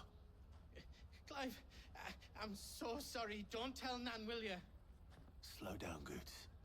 Just tell us what happened. It's me trader's pass. It's gone. We cannot ride the caravan without it. We won't even be able to get through the flipping checkpoint. Do you remember when you last saw it? It was in my pocket a minute ago. Then a bairn bumped into me and... Yeah. You don't think that they might have nicked it, do you? It wouldn't surprise me. A busy market like this is prime territory for pickpockets. So, to get the pass back, we need to find this child. Where would we even start? I know where! I've got a pal in Bocklad who might be able to help us. No one knows more about what goes on round here than she does. Where do we find her? She's the owner of the Crimson Caravans, up that way. Sign's got a red chocobo on it. No time like the present. You two go on ahead. I'm gonna check the rest of my stuff, make sure no else is missing. All right. We'll meet you there. Let's keep an eye out for this red chocobo, then. And the other on our purses. What's next to the checkpoint?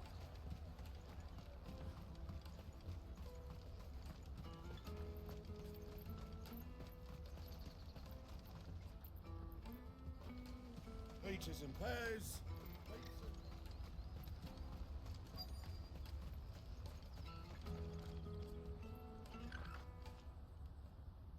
Looking to hire a coach? It's 10 million for a two-birder to the Crystalline Dominion. Take it or leave it. Oh, we're not here for that. Then I bid you good day. Oh, wait! Don't go, El!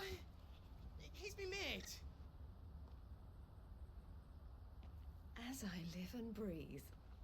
Goots, what are you doing back in Boklad?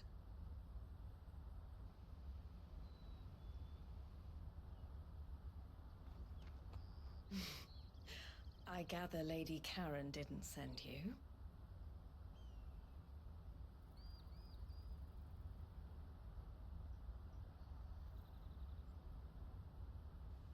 So what trouble have you got yourself into this time? It's me trader's pass. It got stolen. By a little bairn. Of all the... You're the size of a marble. Honestly. Ugh. Goots told us that you know the markets well. Might you have an idea which little bairn could have done this? We don't intend to punish them. We just need our pass back. Then, we can be on our way. I see. So neither of you has a trader's pass either. Not that anyone would take you for traders, but I suppose that's why you came to me, correct? Now, I can't say for sure who took your pass, but I suspect I know why they did it. Let me explain.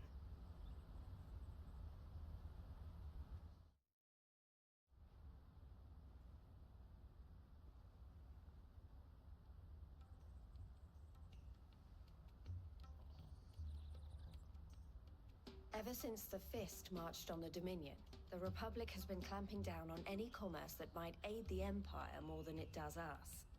Which means traders' passes have gone from being merely a way of easing one's progress to being essential if one wishes to cross the border at all.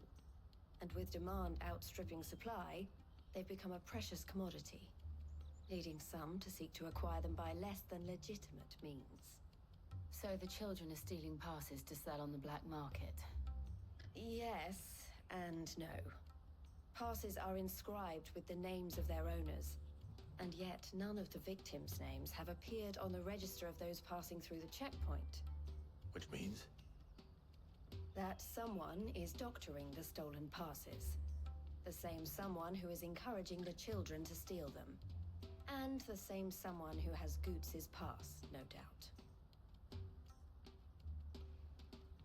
Whoever they are, they're ruining the livelihoods of honest merchants, which is why we've decided to take a stand. Will you stand with us? You want to get your pass back, and we want to ensure that no more are stolen.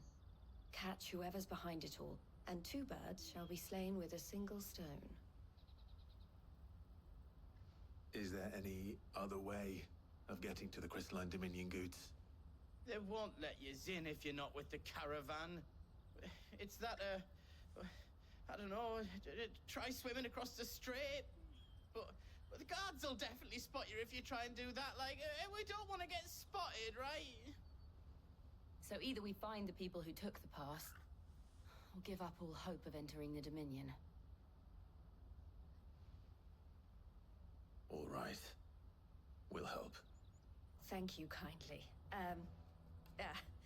But I don't know your name. Eloise at your service. Clive. A pleasure doing business with you, Clive.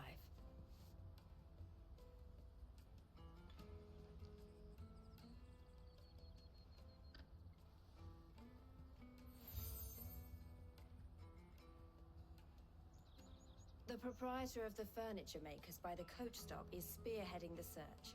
Wear that, and he will know you for a friend. I suggest that you speak with him first. The furniture makers. Understood.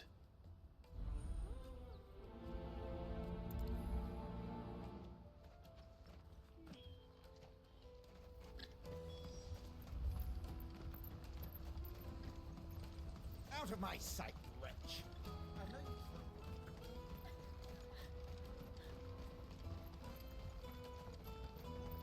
Come on, come on! Jug of snake spit for the road? The caravan stops next to the checkpoint. Pass. Are you the furniture maker? Looking for something in particular? Ah, Eloise collared you too, eh?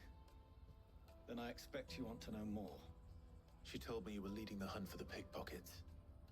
What have you learned? For one, that they're targeting the traders carrying the biggest packs. Harder to watch your back, see? And less chance of the mark giving chase if they're spotted. Not that they'd be likely to catch them. Those imps know every inch of this warren like the backs of their hands. Their eyes must have lit up when they saw Goots. The fishmonger round by the gate's been trying to track down the children involved. You should go and have a word with her. Thank you. We will.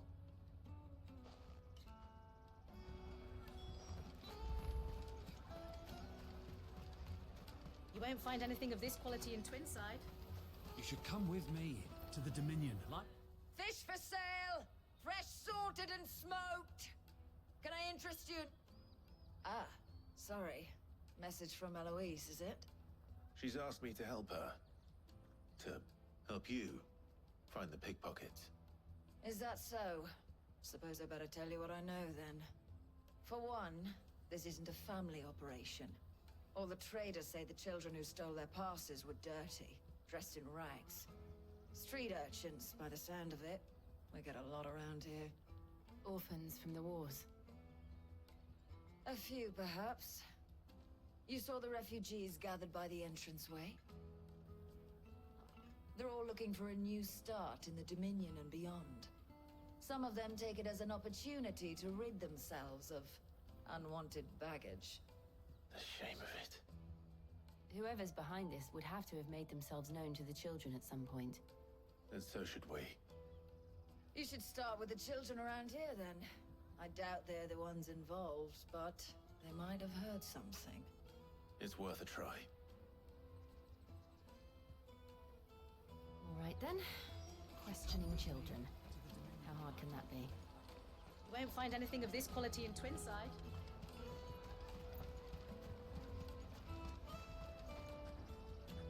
Do you have a moment? What do you want? What I want is to know who's asking children like you to pick pockets. I don't know. Nobody's asked me. What's picking pockets? Do you get paid for it? No, you get in trouble for it. So if they come calling, you know what to tell them. The caravan stops next to the checkpoint. Side of the traders park. Excuse me? What do you want? I don't have any money. It's all right. We're not going to hurt you. We just want to talk. What about? We've heard that some very bad people are making children like you steal from travelers. We need to know who's behind it so we can stop them. I don't know much about it, really. But my friend, Honza, he said he got a job doing something dangerous. Sounds promising. We need to find him and ask. Do you know where your friend might be? He's usually by the tents outside town. Thank you. You've been very helpful.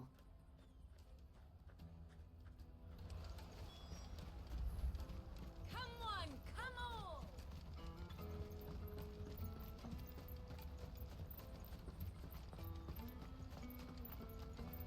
let me carry your goods. I'm cheap.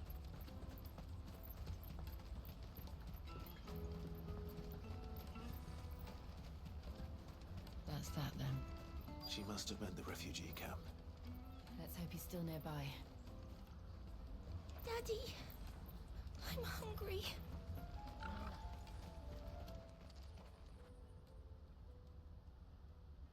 That big fat donkey was easy pickings.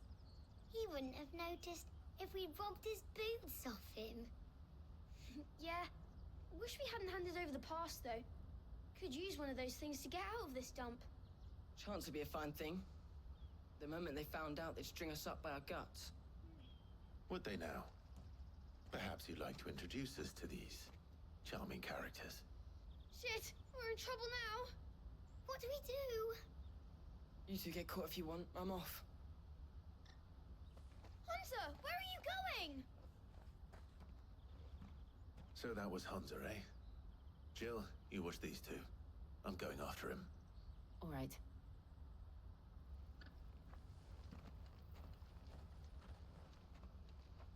He can't have gone need to find him before his employers do. Daddy, I'm hungry.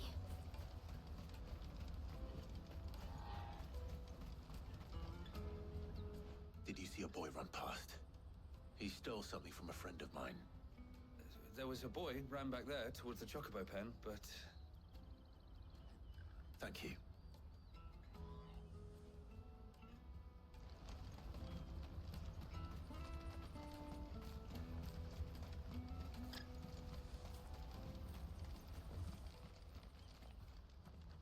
Shit! Cornered. It's all right, Hansa. I'm not going to hurt you. I just want to ask you some questions. Fine. Not like I've got a choice.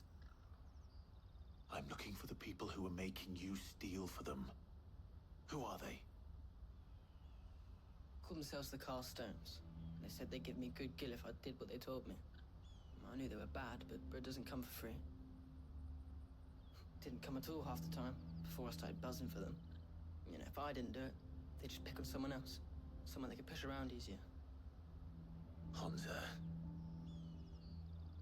You found him then? Jill. Where are the other two? Eloise is watching over them. She sent Goots and I to look for you. You're... him! I haven't got your pass anymore, if that's what you're after. I gave it to the Carstones. Whatever you do to me, I can't get it back. Not that I go against them anyway. If it weren't for their gill, me and my mates would have starved.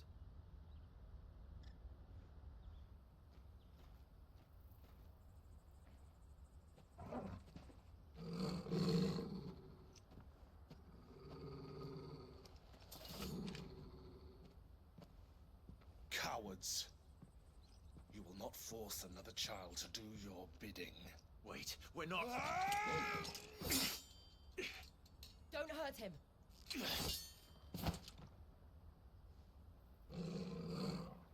You're making a mistake. We're on the same side. Like hell we are. That brooch. Where did you get it? Master Theo? Goots. What are you doing with these people? Unless you're the ones my sister was talking about. Your sister?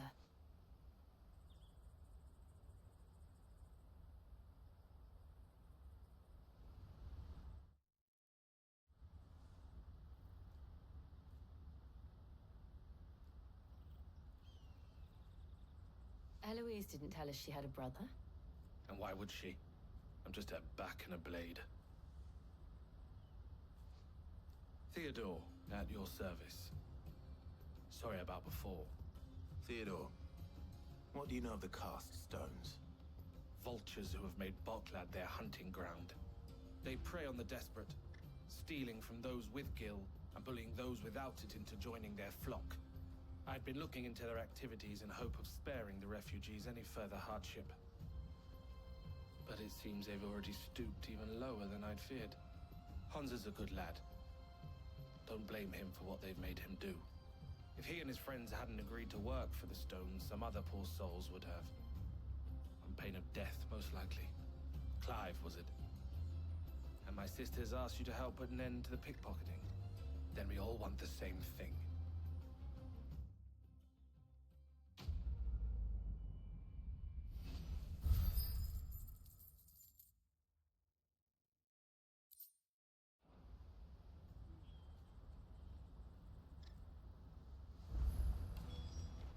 Oh. So, what's the plan? What else? We find the Carstones, and we crush them. You get your traders passed back, and I make Boklad a safe place again. All right then. All right then. Hansa, where are they camped? Don't worry. They'll never know you told us. Couldn't if I wanted to. They always come to town to collect the passes. Meet us outside the gate. I tried following them once, but they spotted me halfway down the trail. Said they'd string me up. We'll try it this time. Which way were they going? Back down the road towards Leighton's Cleft. To Leighton's Cleft, then.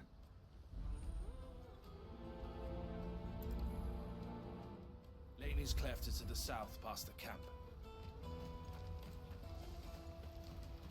Oh, you better not have scared any of my birds.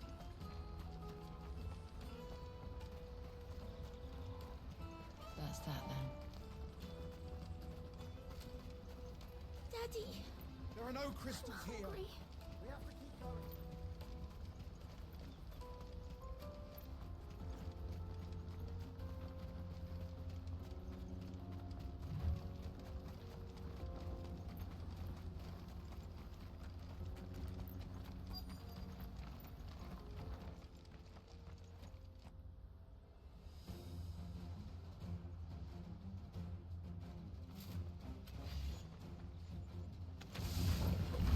That's the one who's been sticking his nose in our business.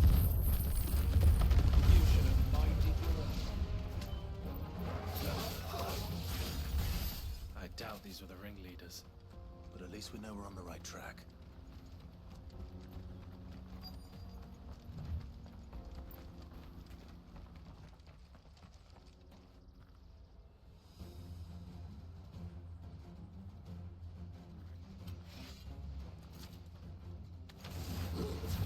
We got company. That's the lot.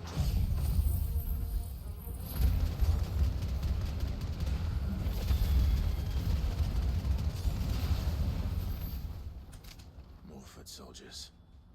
Fewer now.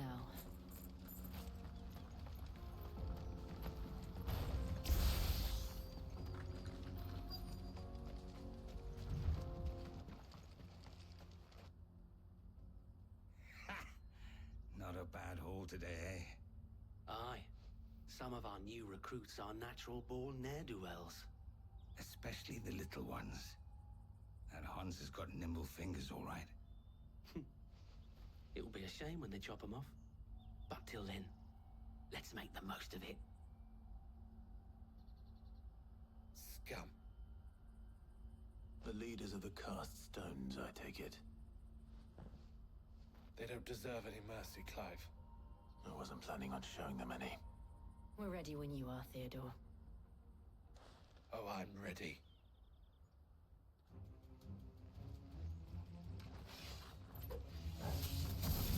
Fuck! It's that guard from Bockland! Kill him! Kill them all!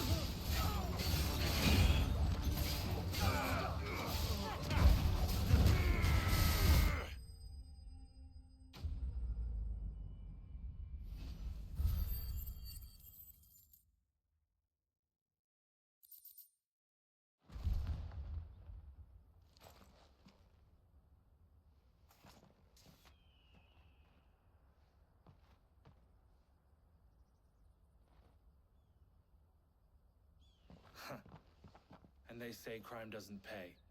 Gold chains, rings, purses. And traders' passes. Dozens of them. Have the names been changed? Not yet. I recognize some of them. No doubt Goots's is somewhere among them. Now I just need to sort through it all and return everything to the people it was taken from. We should go and give Eloise the good news. Can we leave things here in your hands, Theodore? Of course. Oh, and, be sure to tell her of the part I played, won't you? We'll be glad to.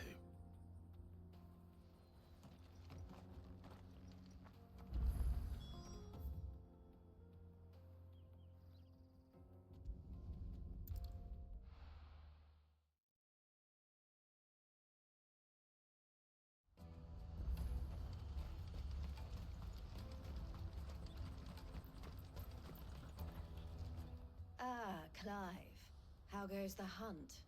My brother isn't getting in your way, I trust? Quite the opposite.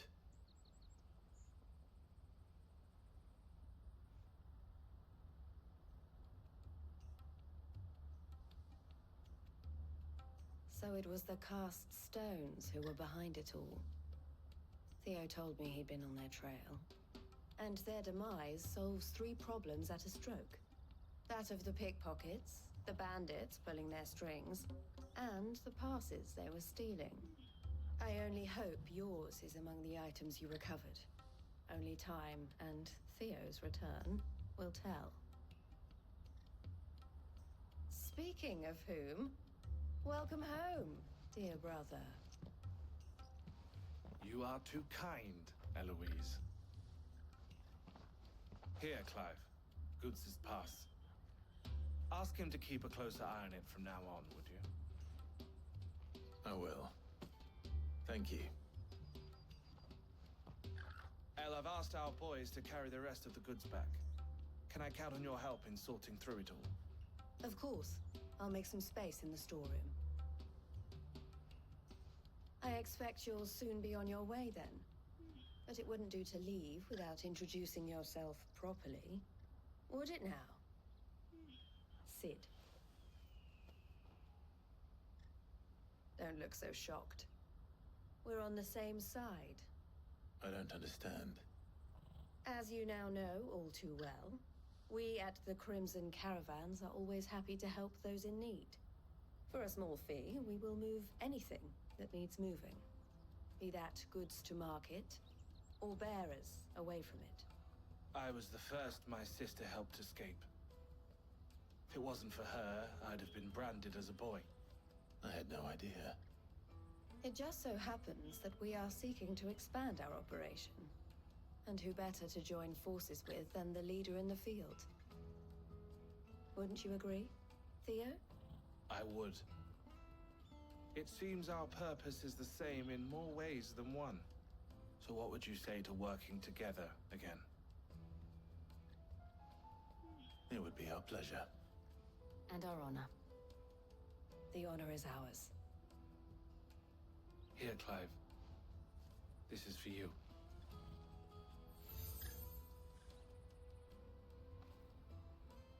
What is it? El has friends in high places, while I have associates in, lower ones. That mark is proof that you're a friend to us both.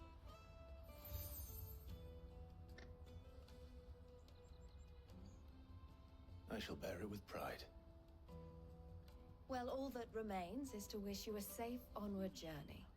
Goots' pass should secure you a place on the caravan, but if you encounter any difficulties, we would be delighted to provide you with a coach of our own. For a discounted price, of course. Say, 9 million? We'll try the caravan.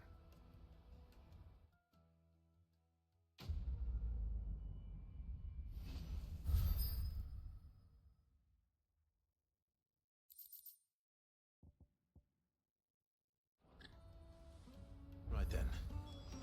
Let's get this back to Goots. And then it's on to the Dominion.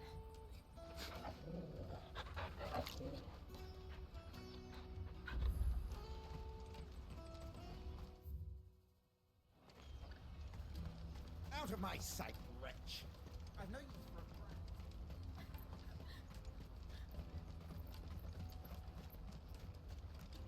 Come on, come on! Caravan stops Juicy next. pears! Slake your thirst without a crystal. What I really want to be is a... Here you are, Goots.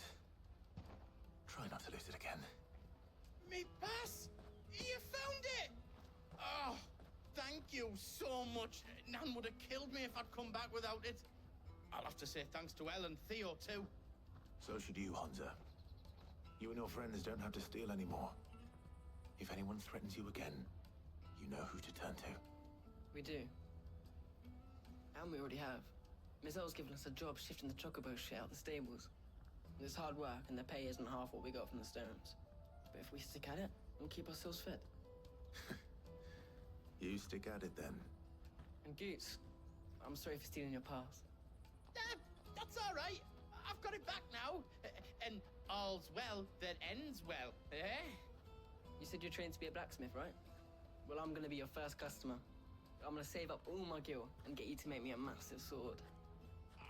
I'll do me best. Till then, eh?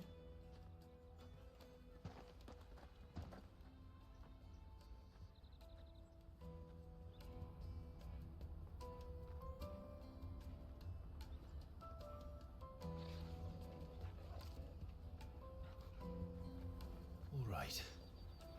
We have a place on the wagon.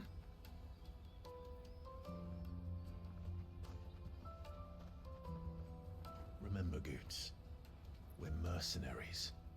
You hired us to protect you. Mercenaries. And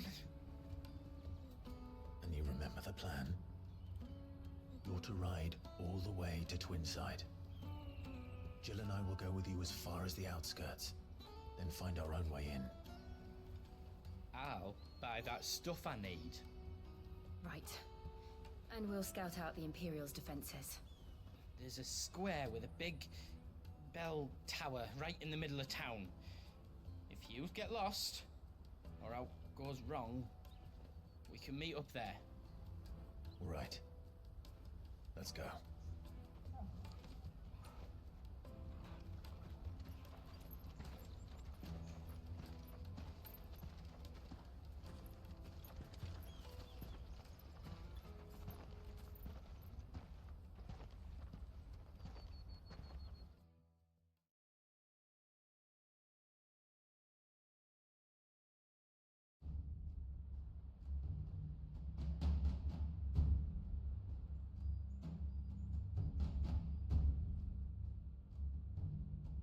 I see.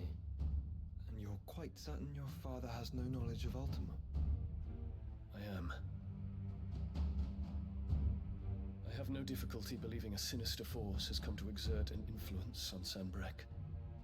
But be that as it may, it is yet to claim my father. For better or worse, his radiance speaks his own mind. Then the fiend works from the shadows. I confess, when first you told me of this fiend, I had my doubts. And more than a few at that. A beast that labors to plunge Valisthea into turmoil, all in pursuit of your brother. But that wound is proof enough that evil is afoot. Then I have your answer, Your Highness. You will join me in my fight. I cannot. Not yet. Your Highness, please. As you are aware, the Dhalmekian army is at our gates. They have lost their mother crystal, and with it all hope of a negotiated withdrawal. It is but a matter of time before they invade. If Bahamut is not here to meet them, my people will be slaughtered. Though not by Hugo Kupka, thanks to Ultima's machinations.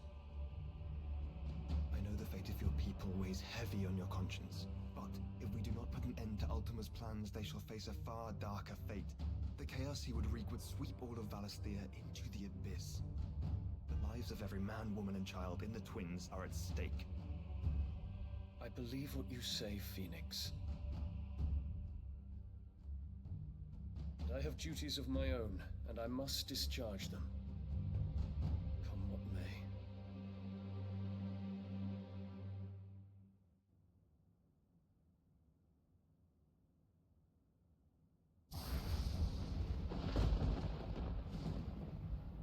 What do you know of my blood?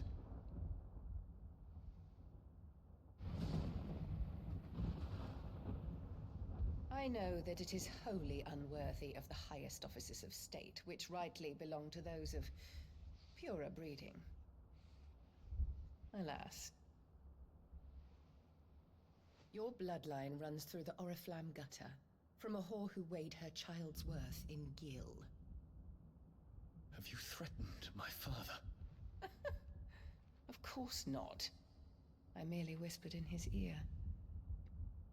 that his mongrel son is plotting a rebellion. What? Sylvester listens to the words of his astrologers. And they have ears too. You have been feeding them your lies! Should you remain loyal to Emperor Olivier, his radiance may yet crown your head with laurel, and not with tar. Fork-tongued witch!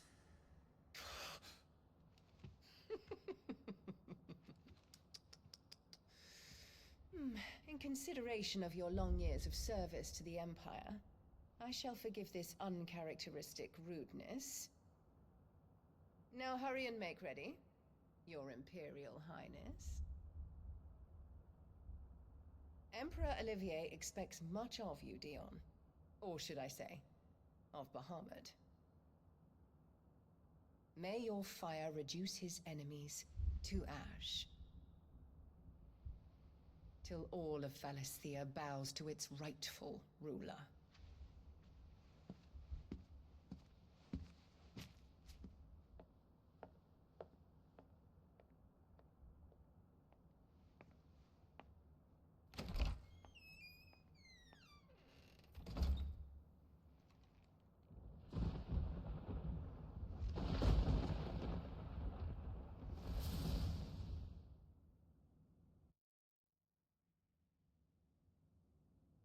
There is another darkness that has taken hold of Sanbreque. And until its grip is released, the flames of war shall spread ever wider, just as Ultima wishes. Forgive me. My family has caused you much grief. You are not her keeper, Phoenix. This is a matter for the Imperial household now, and as a member of that household, it falls to me to resolve it. At such time as that is done, what strength I have shall be yours.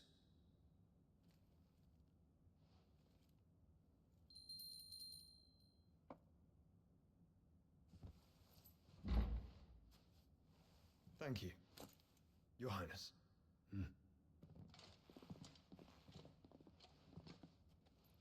Let us take to the skies together, and bring a new dawn to Valisthea. I should like nothing more.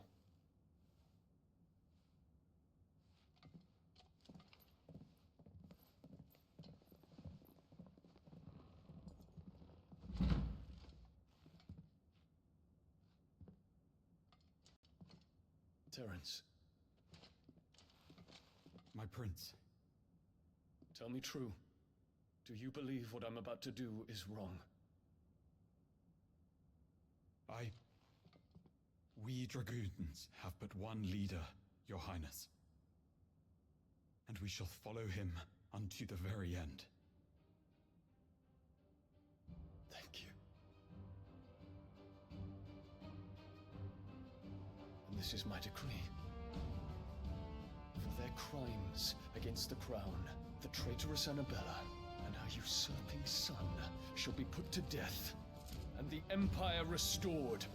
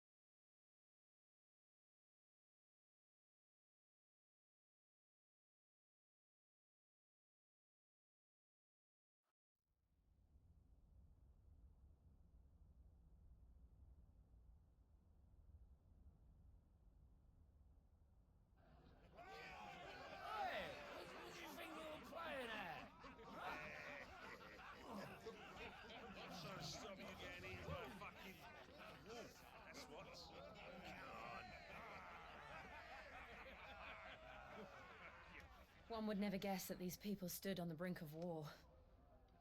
And they're afraid. They turn to drink to forget their fears. Anything you want to forget?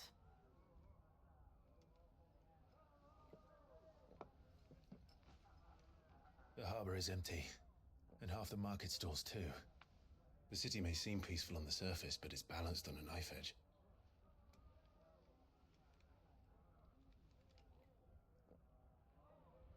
Were we to give it a nudge, it might be just the distraction we need to reach the Mother Crystal. I thought you might say that. We should send for Gav. We'll need someone to keep the fires we start from going out. And we can busy ourselves scheming until he gets here. I'll send a Stolas then.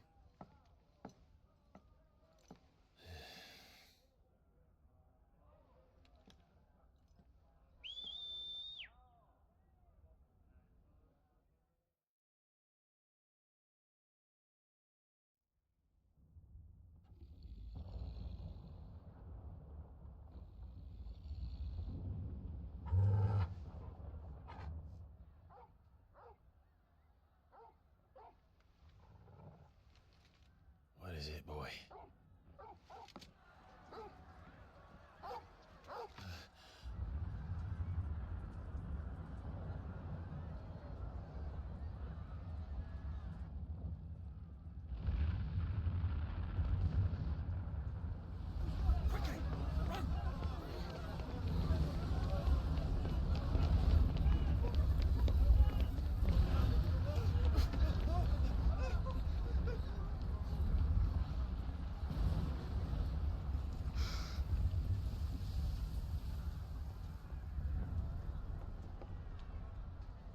What's happening? I don't know. Torgal!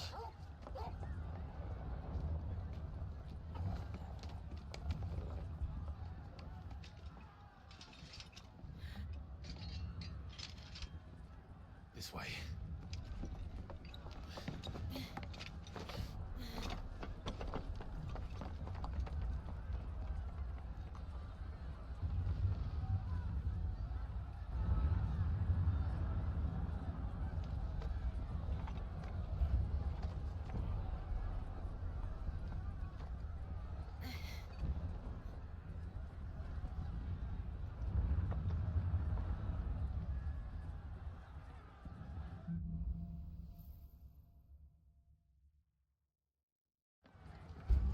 The city's on fire. I'm sure Goots is fine. He'll be making for the square. The one with the bell tower. In the middle of town, right?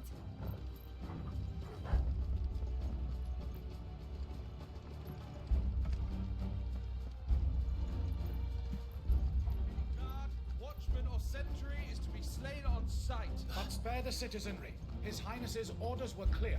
The people are to come to no harm at our hands. Those were Imperial Dragoons.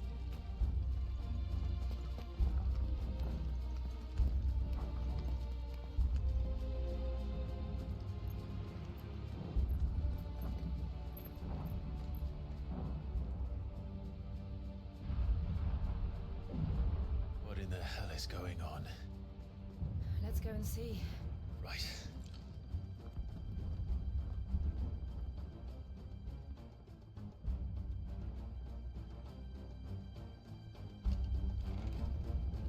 But first we find Goots.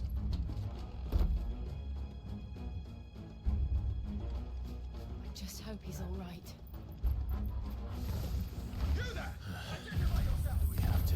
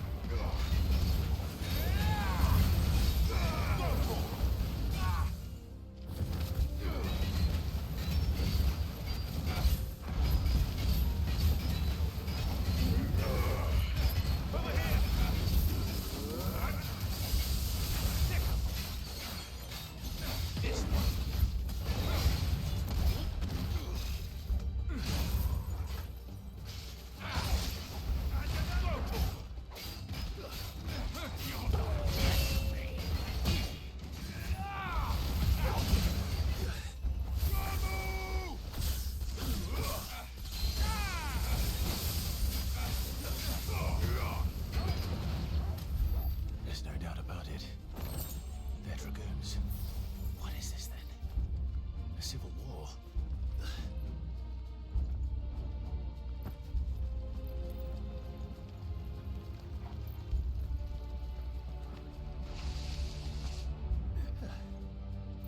Never thought I'd be glad to fall into a sewer.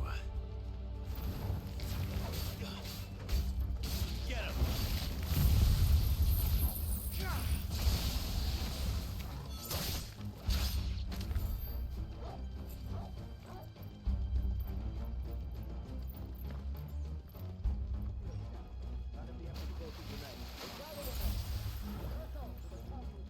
Yes, Captain. What of the men and women in the market district? The evacuation is complete, Captain. Good. Those who remain, we will protect. There it is. The bell tower. Right. Let's go.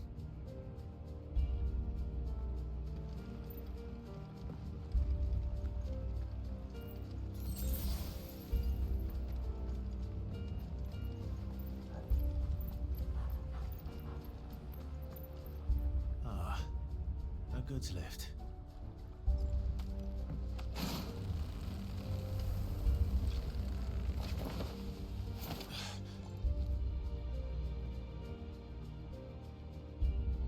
Where in Ringer's Lane did you come from?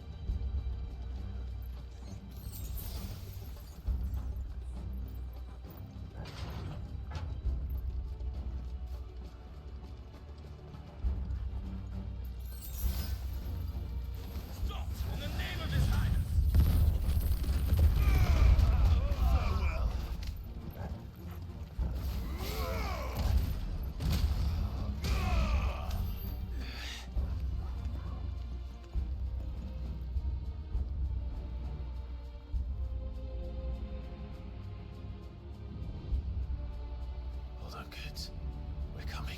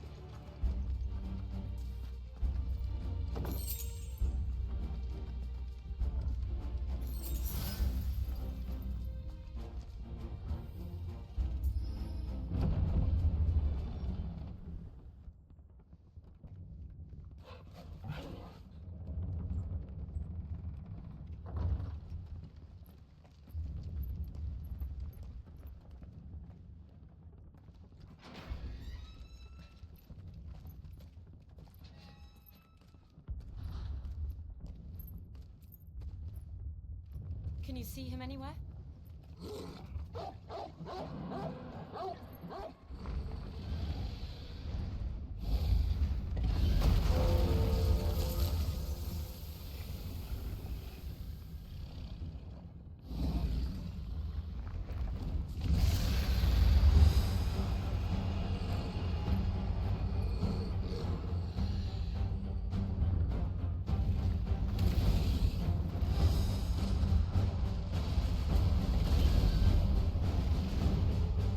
It must be one of the Dragoon's pets.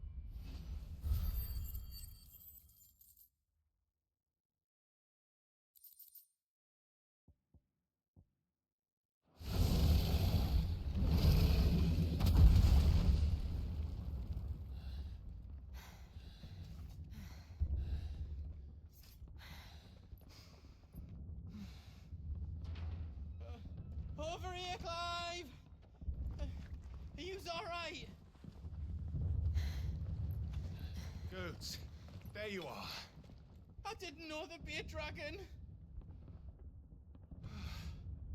All right. Let's get out of here. Oh! What now? Is that Mother Crystal's heart?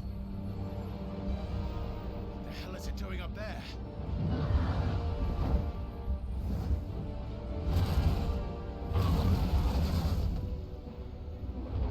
Bahamut.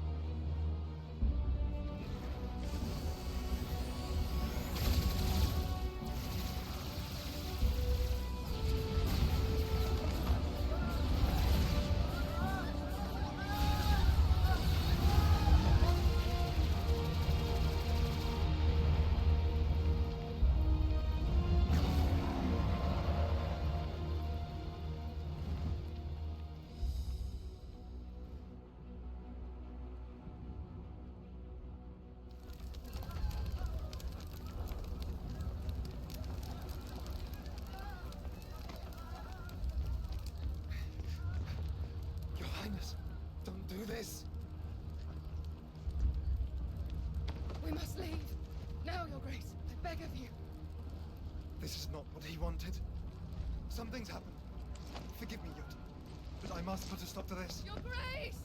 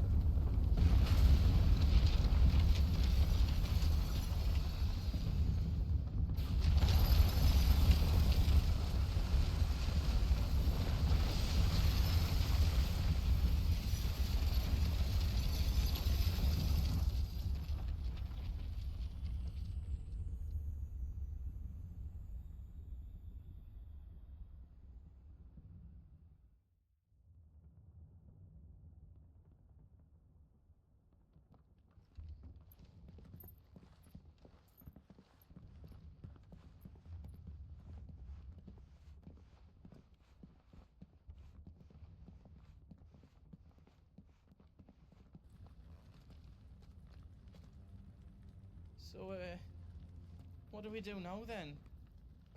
We destroy the heart. But he might come back!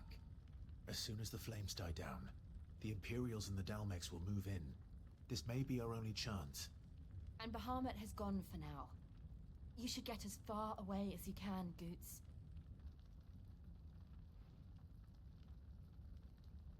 What?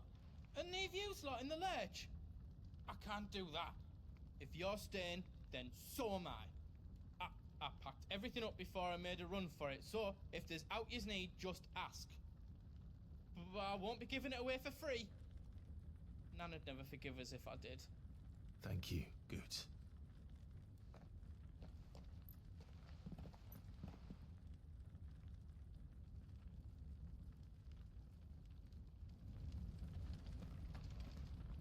Just let me get me stuff out.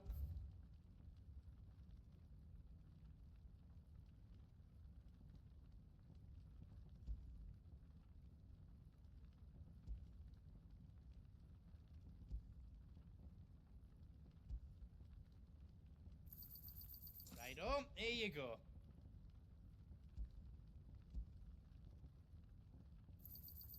Thank you. All done then.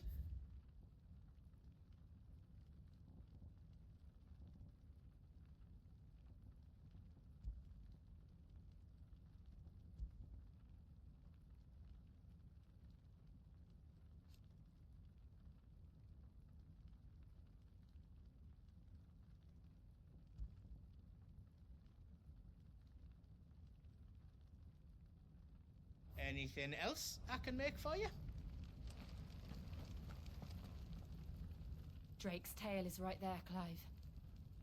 It's time to free Storm from the crystal's curse. Oh, it's past time. But remember, Bahamut is still out there. And I dare say we'll be seeing him again before the night is done.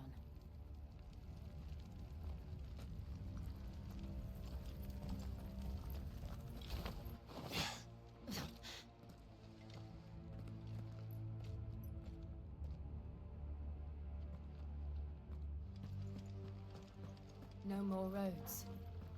We'll have to find our own path. Do you feel that, Clive? Ether.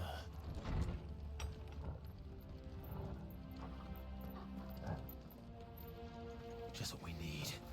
Another flood. It's already turned them.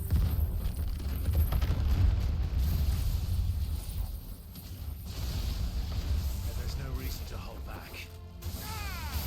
It's over.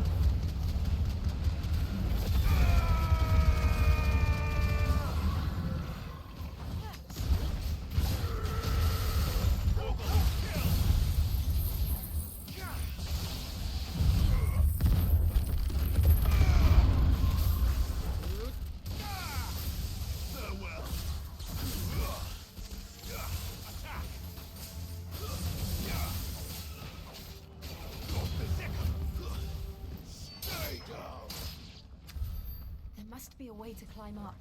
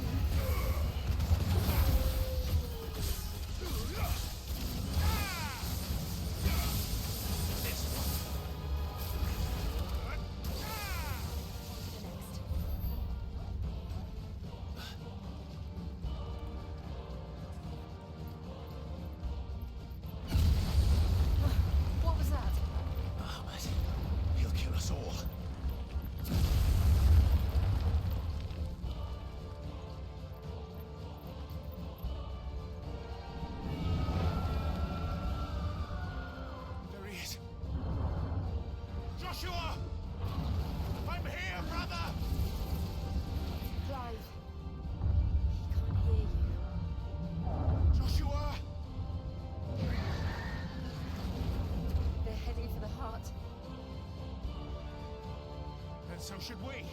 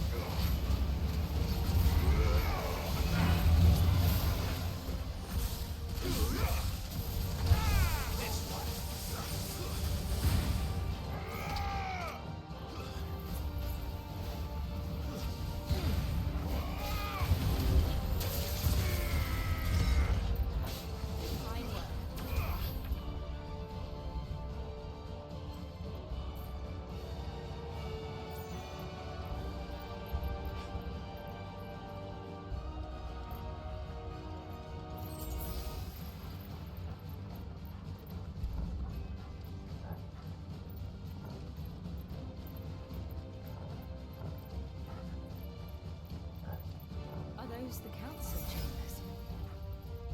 How are they still standing? I don't know.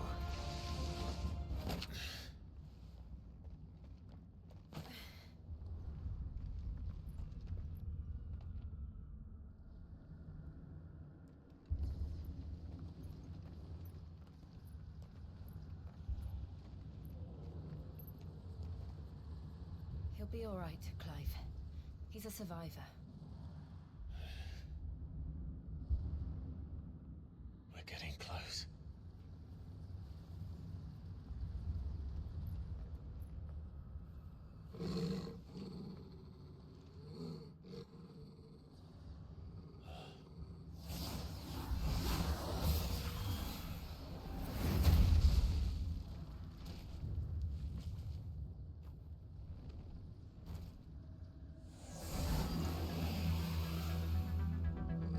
Looks like somebody doesn't want us getting any closer. I don't care what it wants. Neither do I.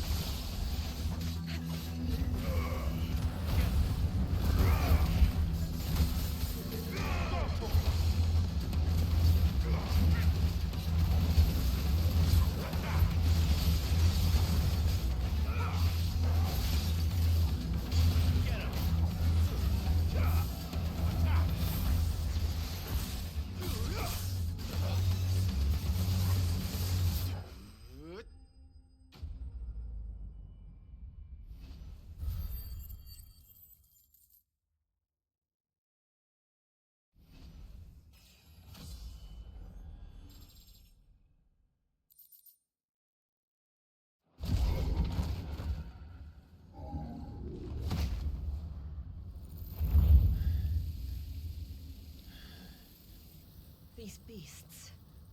they're getting stronger. We can think about them later. Right now, there's only one thing we need to focus on. The heart.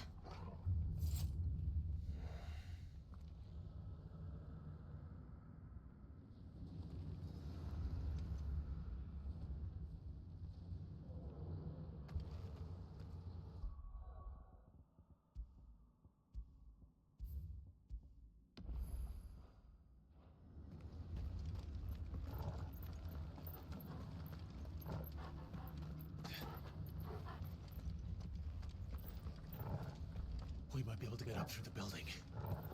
It's worth a try.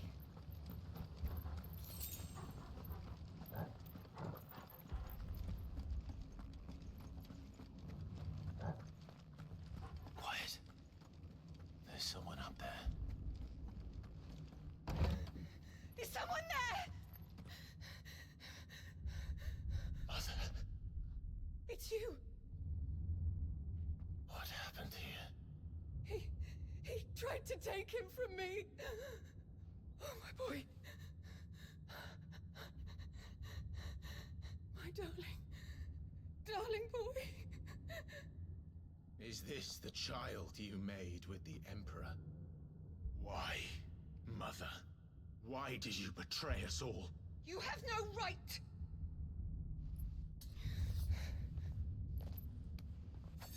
Answer him. We took you in, savage. Show some respect for those who raised you.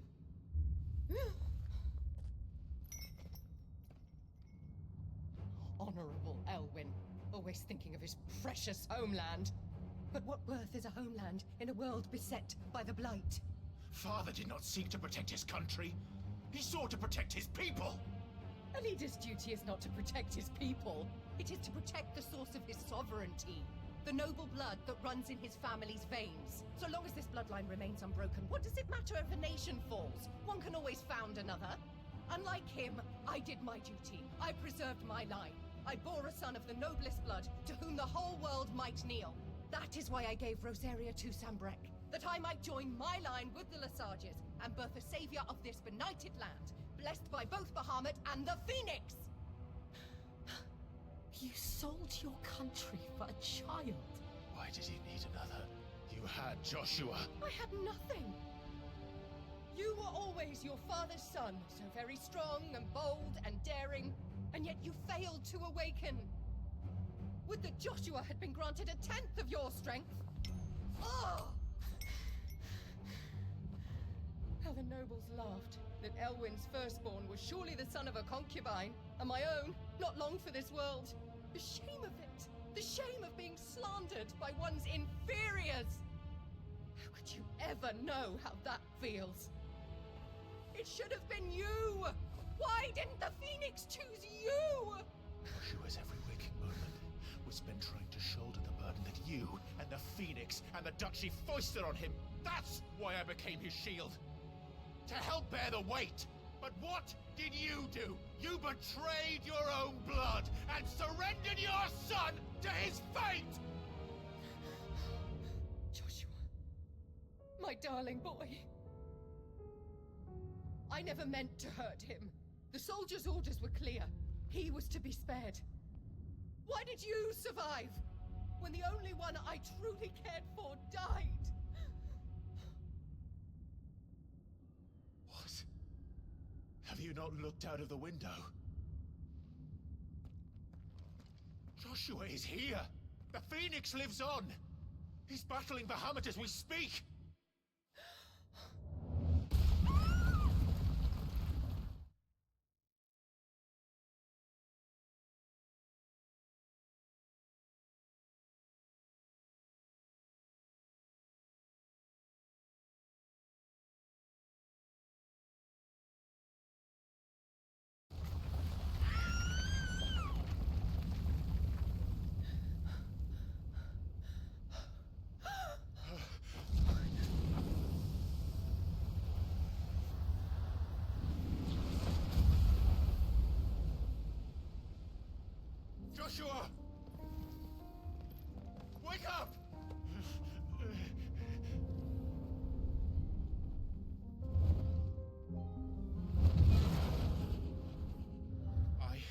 shield of Rosaria.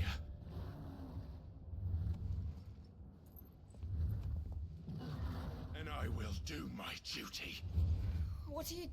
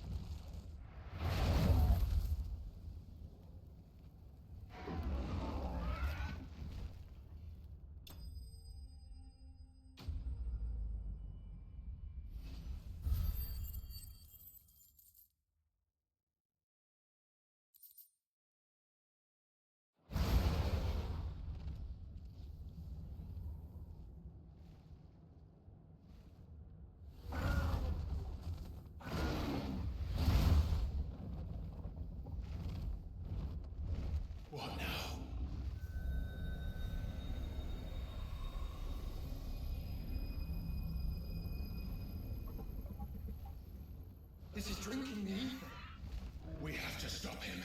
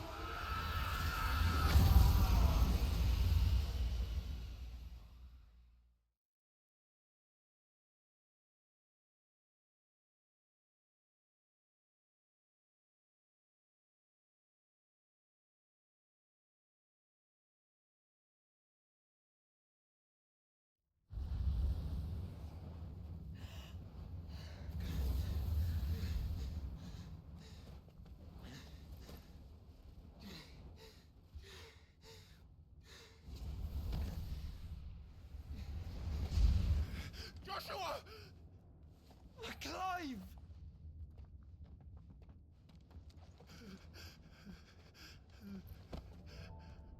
My brother. I'm sorry. I'm so sorry. You're alive. We both are. Nothing else matters.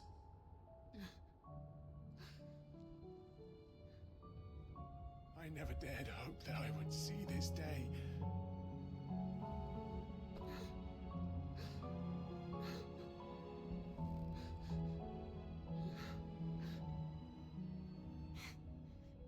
Reunited at last. Jill.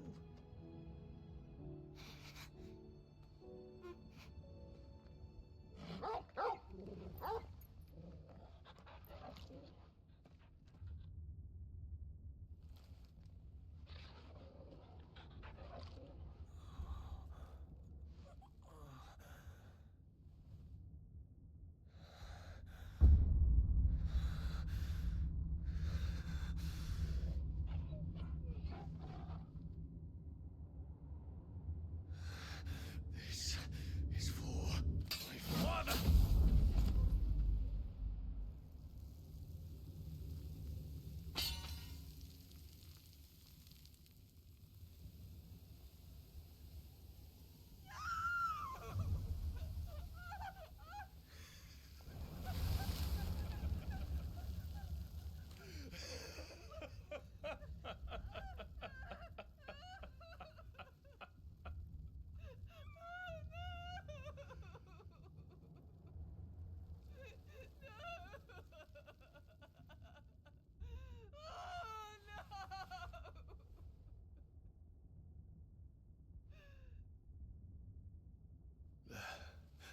It is done. The demon that would tear our house apart is no more. Father.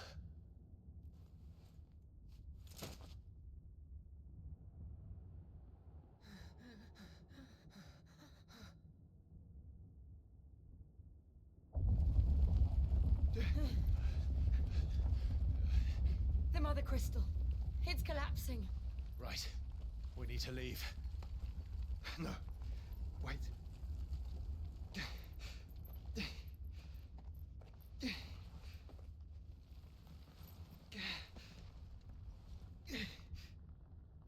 I owe him a debt. Fine.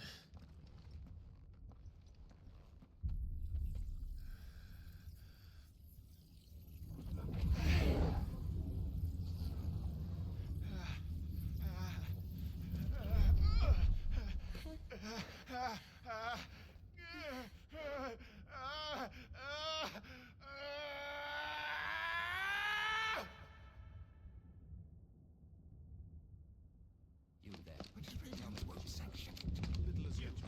Little as yet, Don't reinforce the walls. Situation. Report, Captain. Can nothing be done to call them off? I regret not, Your Radiance. The Dragoons answer to none but His Imperial Highness. The Council is powerless to intervene. We're hearing reports of rebel Madness is this, Dion. throughout the neighboring districts. Focus all efforts on extinguishing the fires around the capital. The city can wait. Don't dally, man, go! Your Radiance. And I want you to find out if Dal makes movements. By the light! Dion. Have you taken leave of your senses? Call off the Dragoons at once! Fear not. The populace will come to no harm at their hands.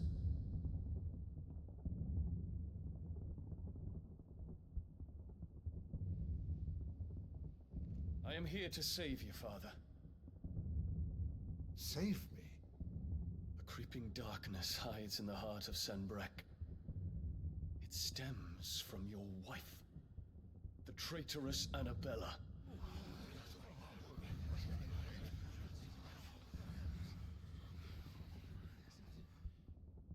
Not another word, Dion. Father, Though you may not see it, the darkness has taken hold of you. It has made you forget yourself. But I bid you remember, there was a time when you ruled not with cruelty, but with compassion. Why now do you turn your back on your people? Why now do you seek to stoke the fires of war? You too have borne witness to this change, Your Eminences. And you know, as well as I, who is responsible for it. A puppet now sits upon the throne, but cut his strings, and the Master loses her power! What? Dion, you bear steel before your Emperor? Guards! Take him!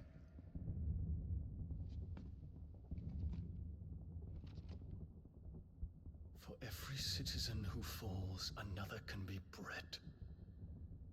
For every home that burns, another can be built. Those were your words. But when the last of your citizens has fallen, and all of their homes have been reduced to ash, what will become of your empire, of its rulers, of your god?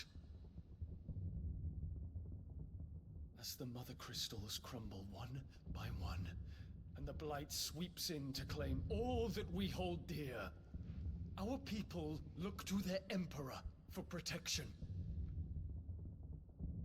Yet he labors not to secure their futures, but to seize what is left of the twins for himself. Even if it should come at the cost of everything his loyal citizens have labored to build. Dion, you must understand. A small price to pay, is it not? You've been blessed with great power, Dion. Enough to win me the world. So go, claim Valisthea for me, brother.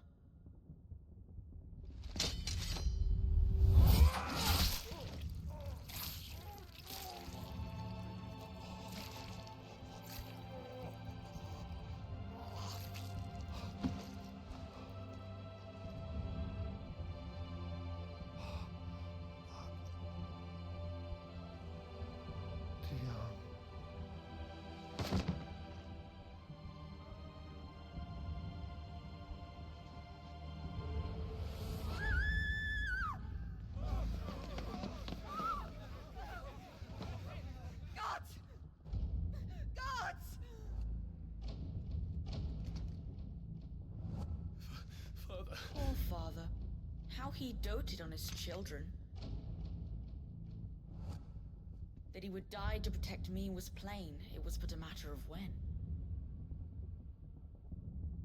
You planned this? You did well to endure so long. But you broke in the end, as I knew you would. And now Muthos approaches. Put him to the proof. I would see if he breaks. Go, Bahamut. Kinslayer.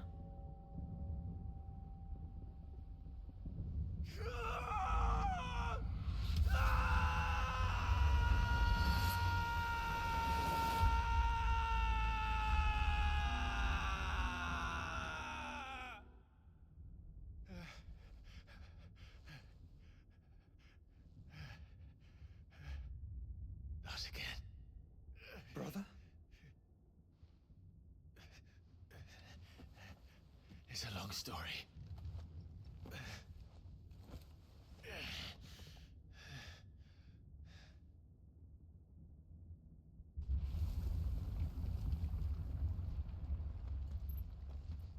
You cannot stay here, Mother. Come. Take my hand.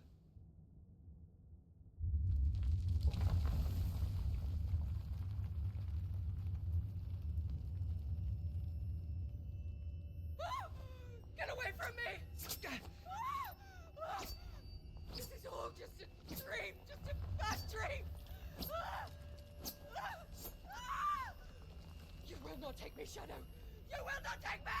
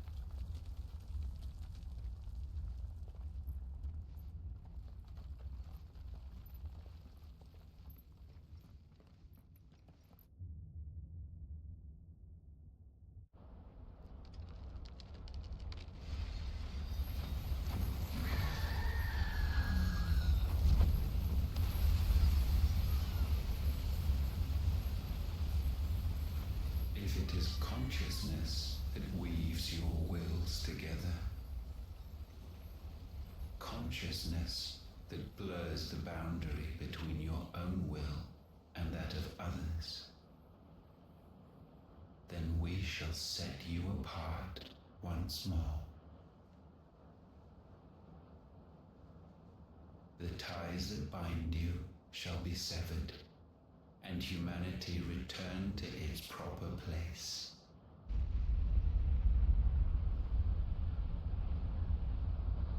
By primogenesis shall a new age of reason begin.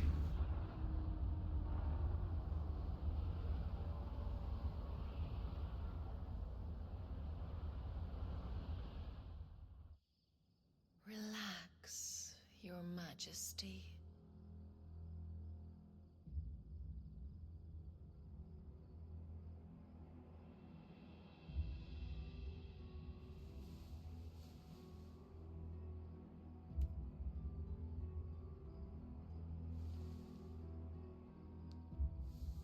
Don't you want to play? It's been a long time. If that is your wish. Men, you are as meek as all the others.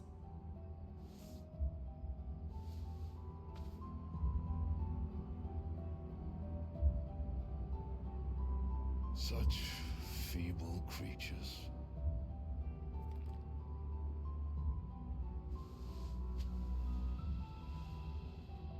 Gifted the power of icons, yet slaves to fickle emotions which usher you to your doom. And so you bind your fragile wills with strands of consciousness. The wretched handiwork of a wretched people. The sons of fire were united at last, and for but a moment their flame burned bright. Soon Muthos shall become our perfect vessel. And then shall the world be remade.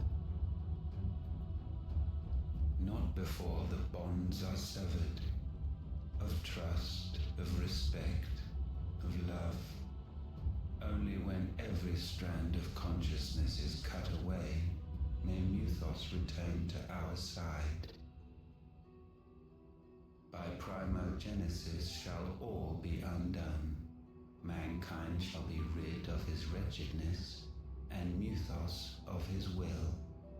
But while he yet clings to it, he has the power to forge bonds anew. And so we bid you,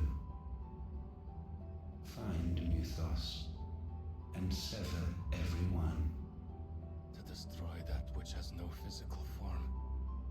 You ask the impossible.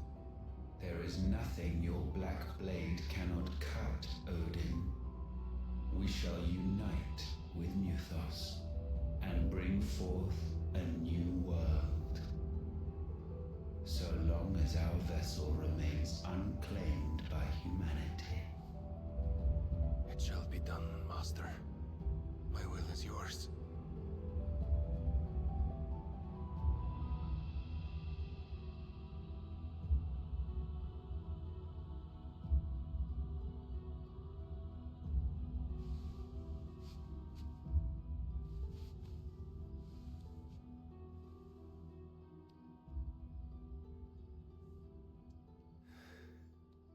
Mother.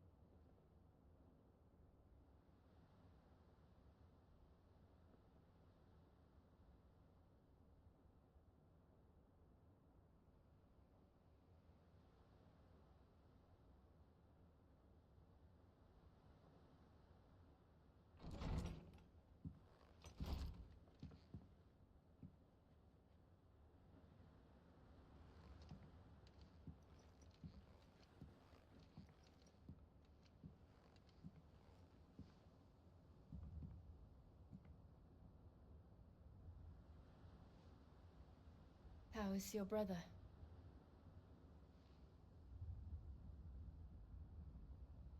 Asleep since I returned from the Dominion.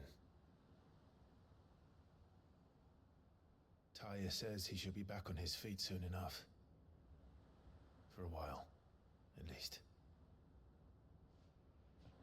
She discovered something on his chest. A swelling, circled in stone. The curse.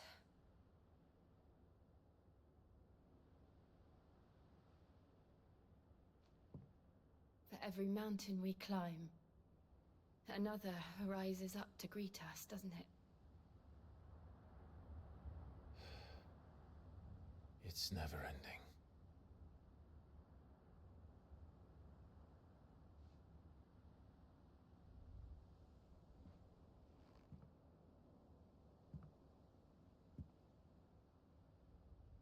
Even the sky seems to have grown tired of it all.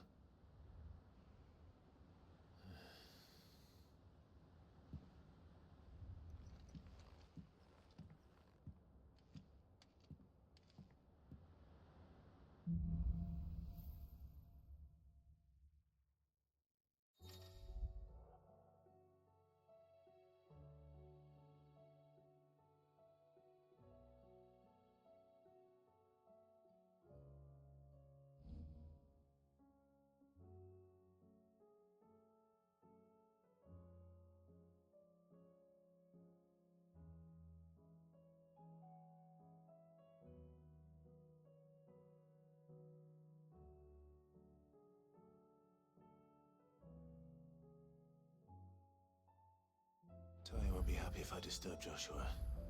While he rests, I might as well see what Otter has to say.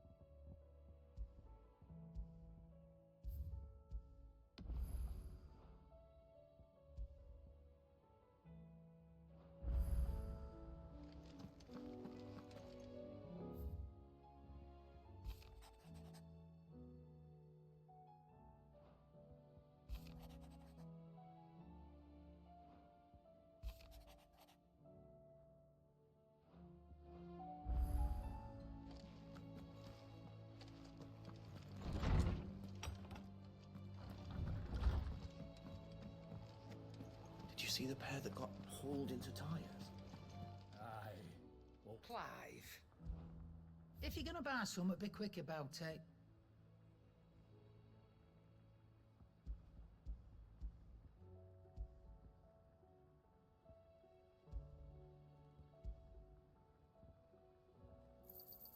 You're rubbing me blind, you know.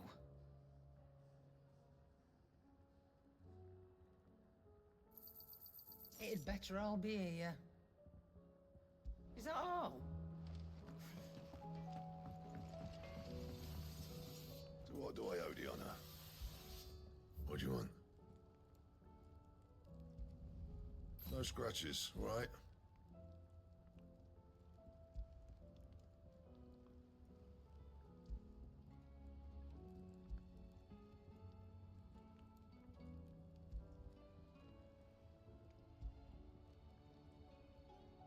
And?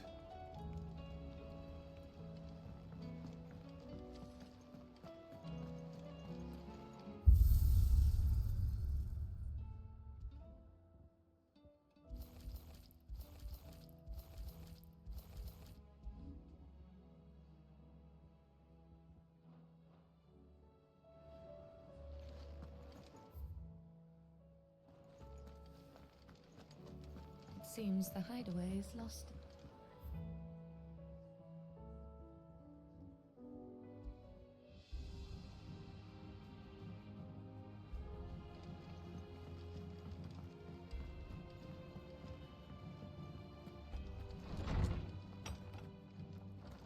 Is a storm coming soon? Will there be thunder? I was wondering when next you'd visit. I don't believe you've read this particular chapter before.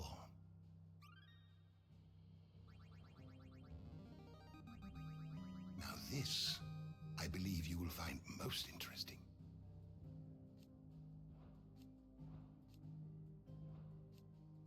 You wish to study the tomes? You are always welcome, Clive.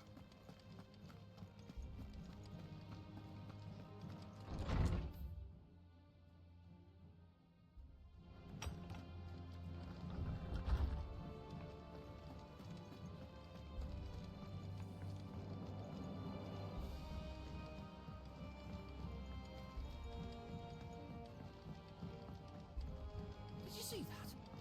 Tell me you saw that.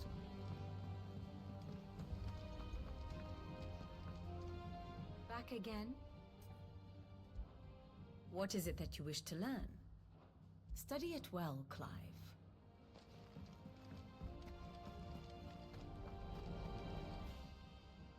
Clive! Quick look.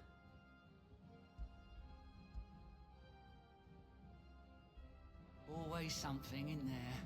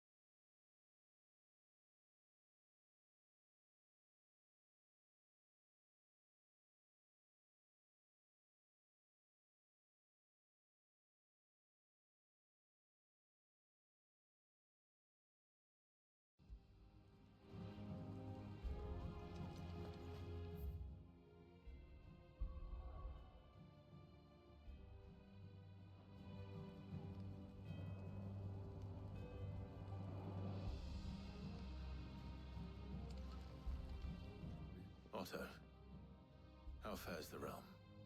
The realm? Oh, she's just fine. As long as you look past the fact storms out mother crystals and her skies are a roiling cesspit. And Gav? He's with your uncle in the Free Cities, helping Mid with her project. Sent an owl their way the moment the winds turned foul. Still waiting on a reply, though. Do you have any good news? Well, that depends on your definition of good. All right, fine. What do you suggest we do? Oh no, I'm just a messenger. I leave the scheming to those more suited to the task. Could be that Lady Vivian and Old Tomes have their own thoughts on the current state of things. Could be that they don't. It certainly can't hurt to ask. I suppose not.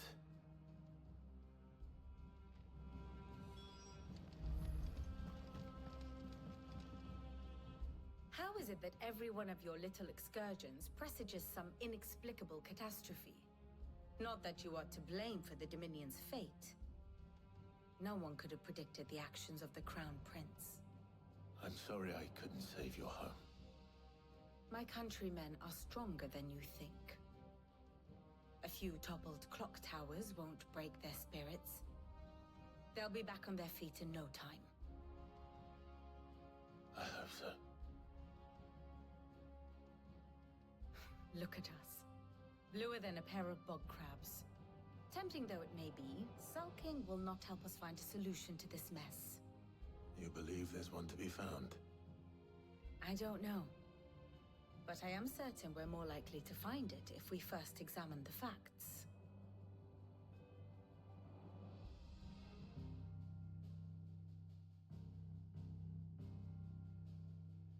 Beneath these darkened skies, fear and confusion reign over Valisthea. Oh, the lands around the fallen Mother Crystals had already begun to wilt for want of ether. But not like this. Crystals that filled wells and fueled furnaces.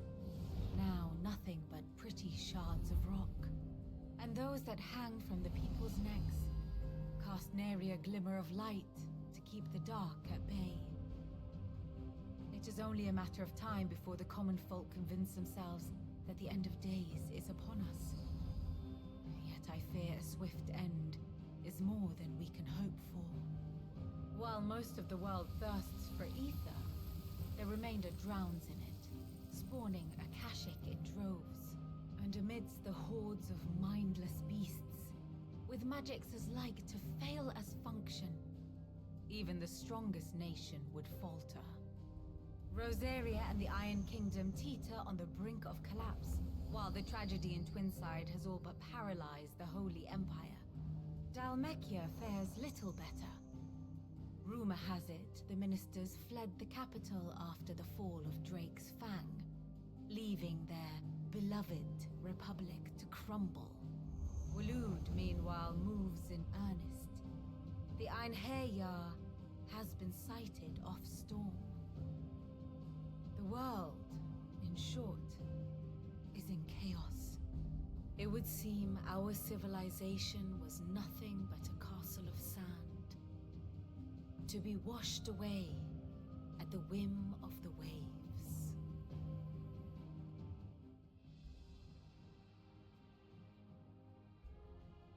A castle of sand.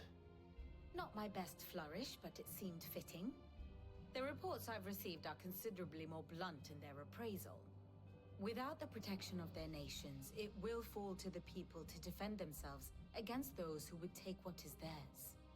Which is only ever going to end one way. Defending a farmhouse against a band of chocobo thieves is one thing, but pitchforks and palisades will do little to stall an army's advance. Should the King of Waloed deign to invade, there would be none to stop him. None but us.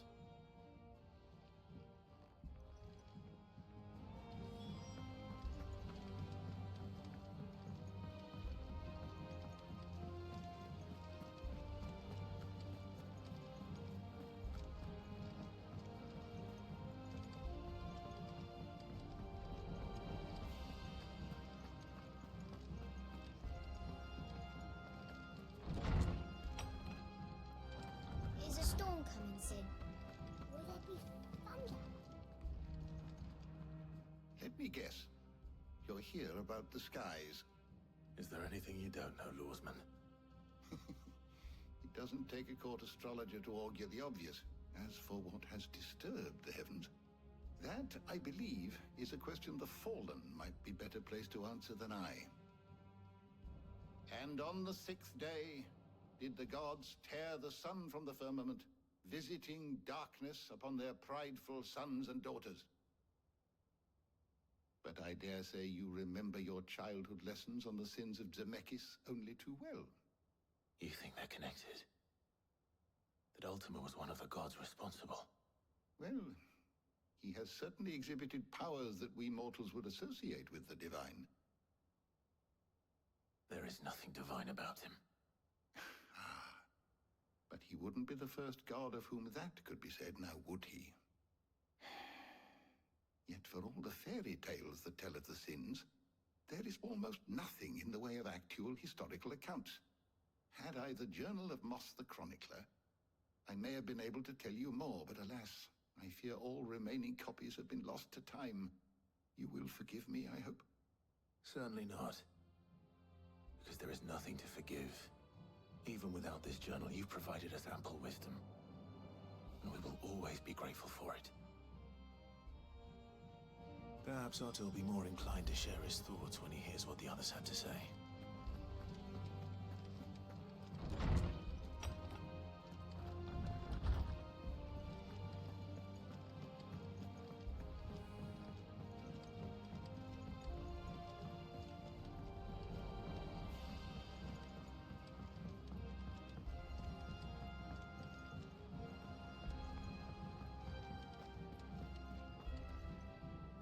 Clive, we have a problem. Only one. That would be a first. It would. Actually, there are three. We had as many owls arrive while you were at the shelves. Martha's got a Kashik at her gates, and talk of monsters roaming the hills outside of Northreach has put the wind up Isabel and her lot. And don't forget Dalimil. Lubor says the village was raided by bandits. When it rains... It fucking pours. The curse breakers are spread thin, taking stock of the damage in the Dominion. And even if I could get word to all of them, I doubt they'd get here in time to make any real difference. Which means there's only two people who can. Jill and I. Let them know we're on our way.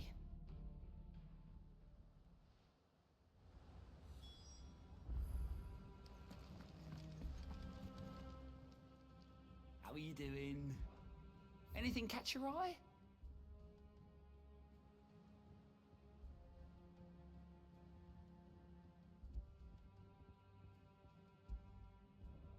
Always something in there.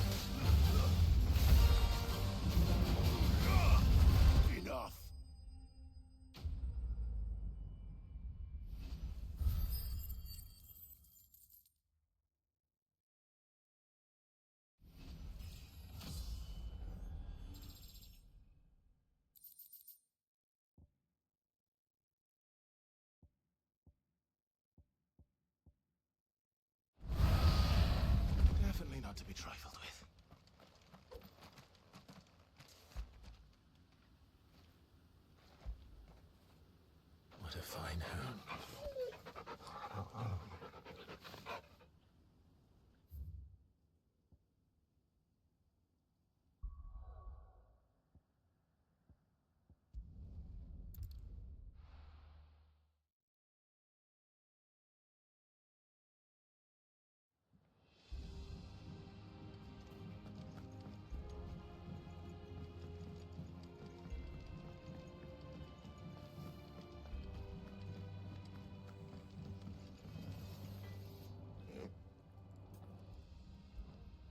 What do you want?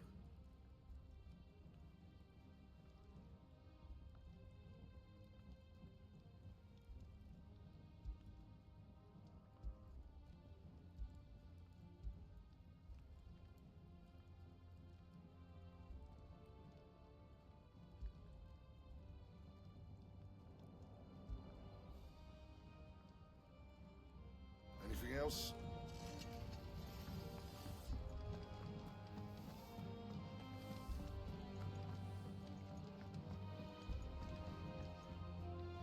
Will we ever see the sun again?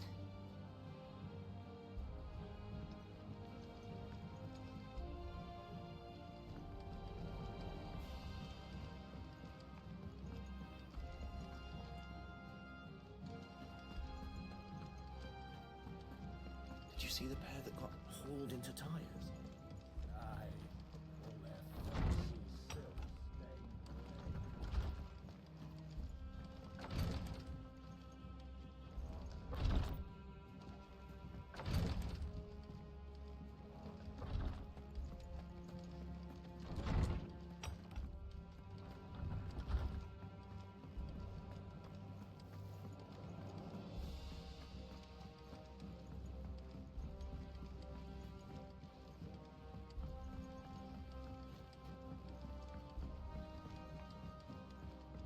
Did you see that? Tell me you saw that.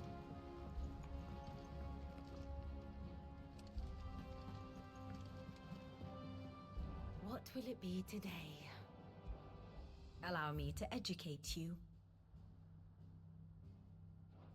Study it well, Clive. Very good.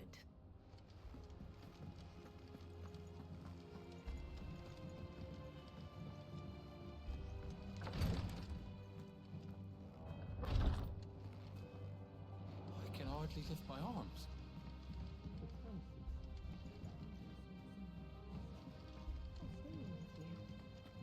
If you'd like that is.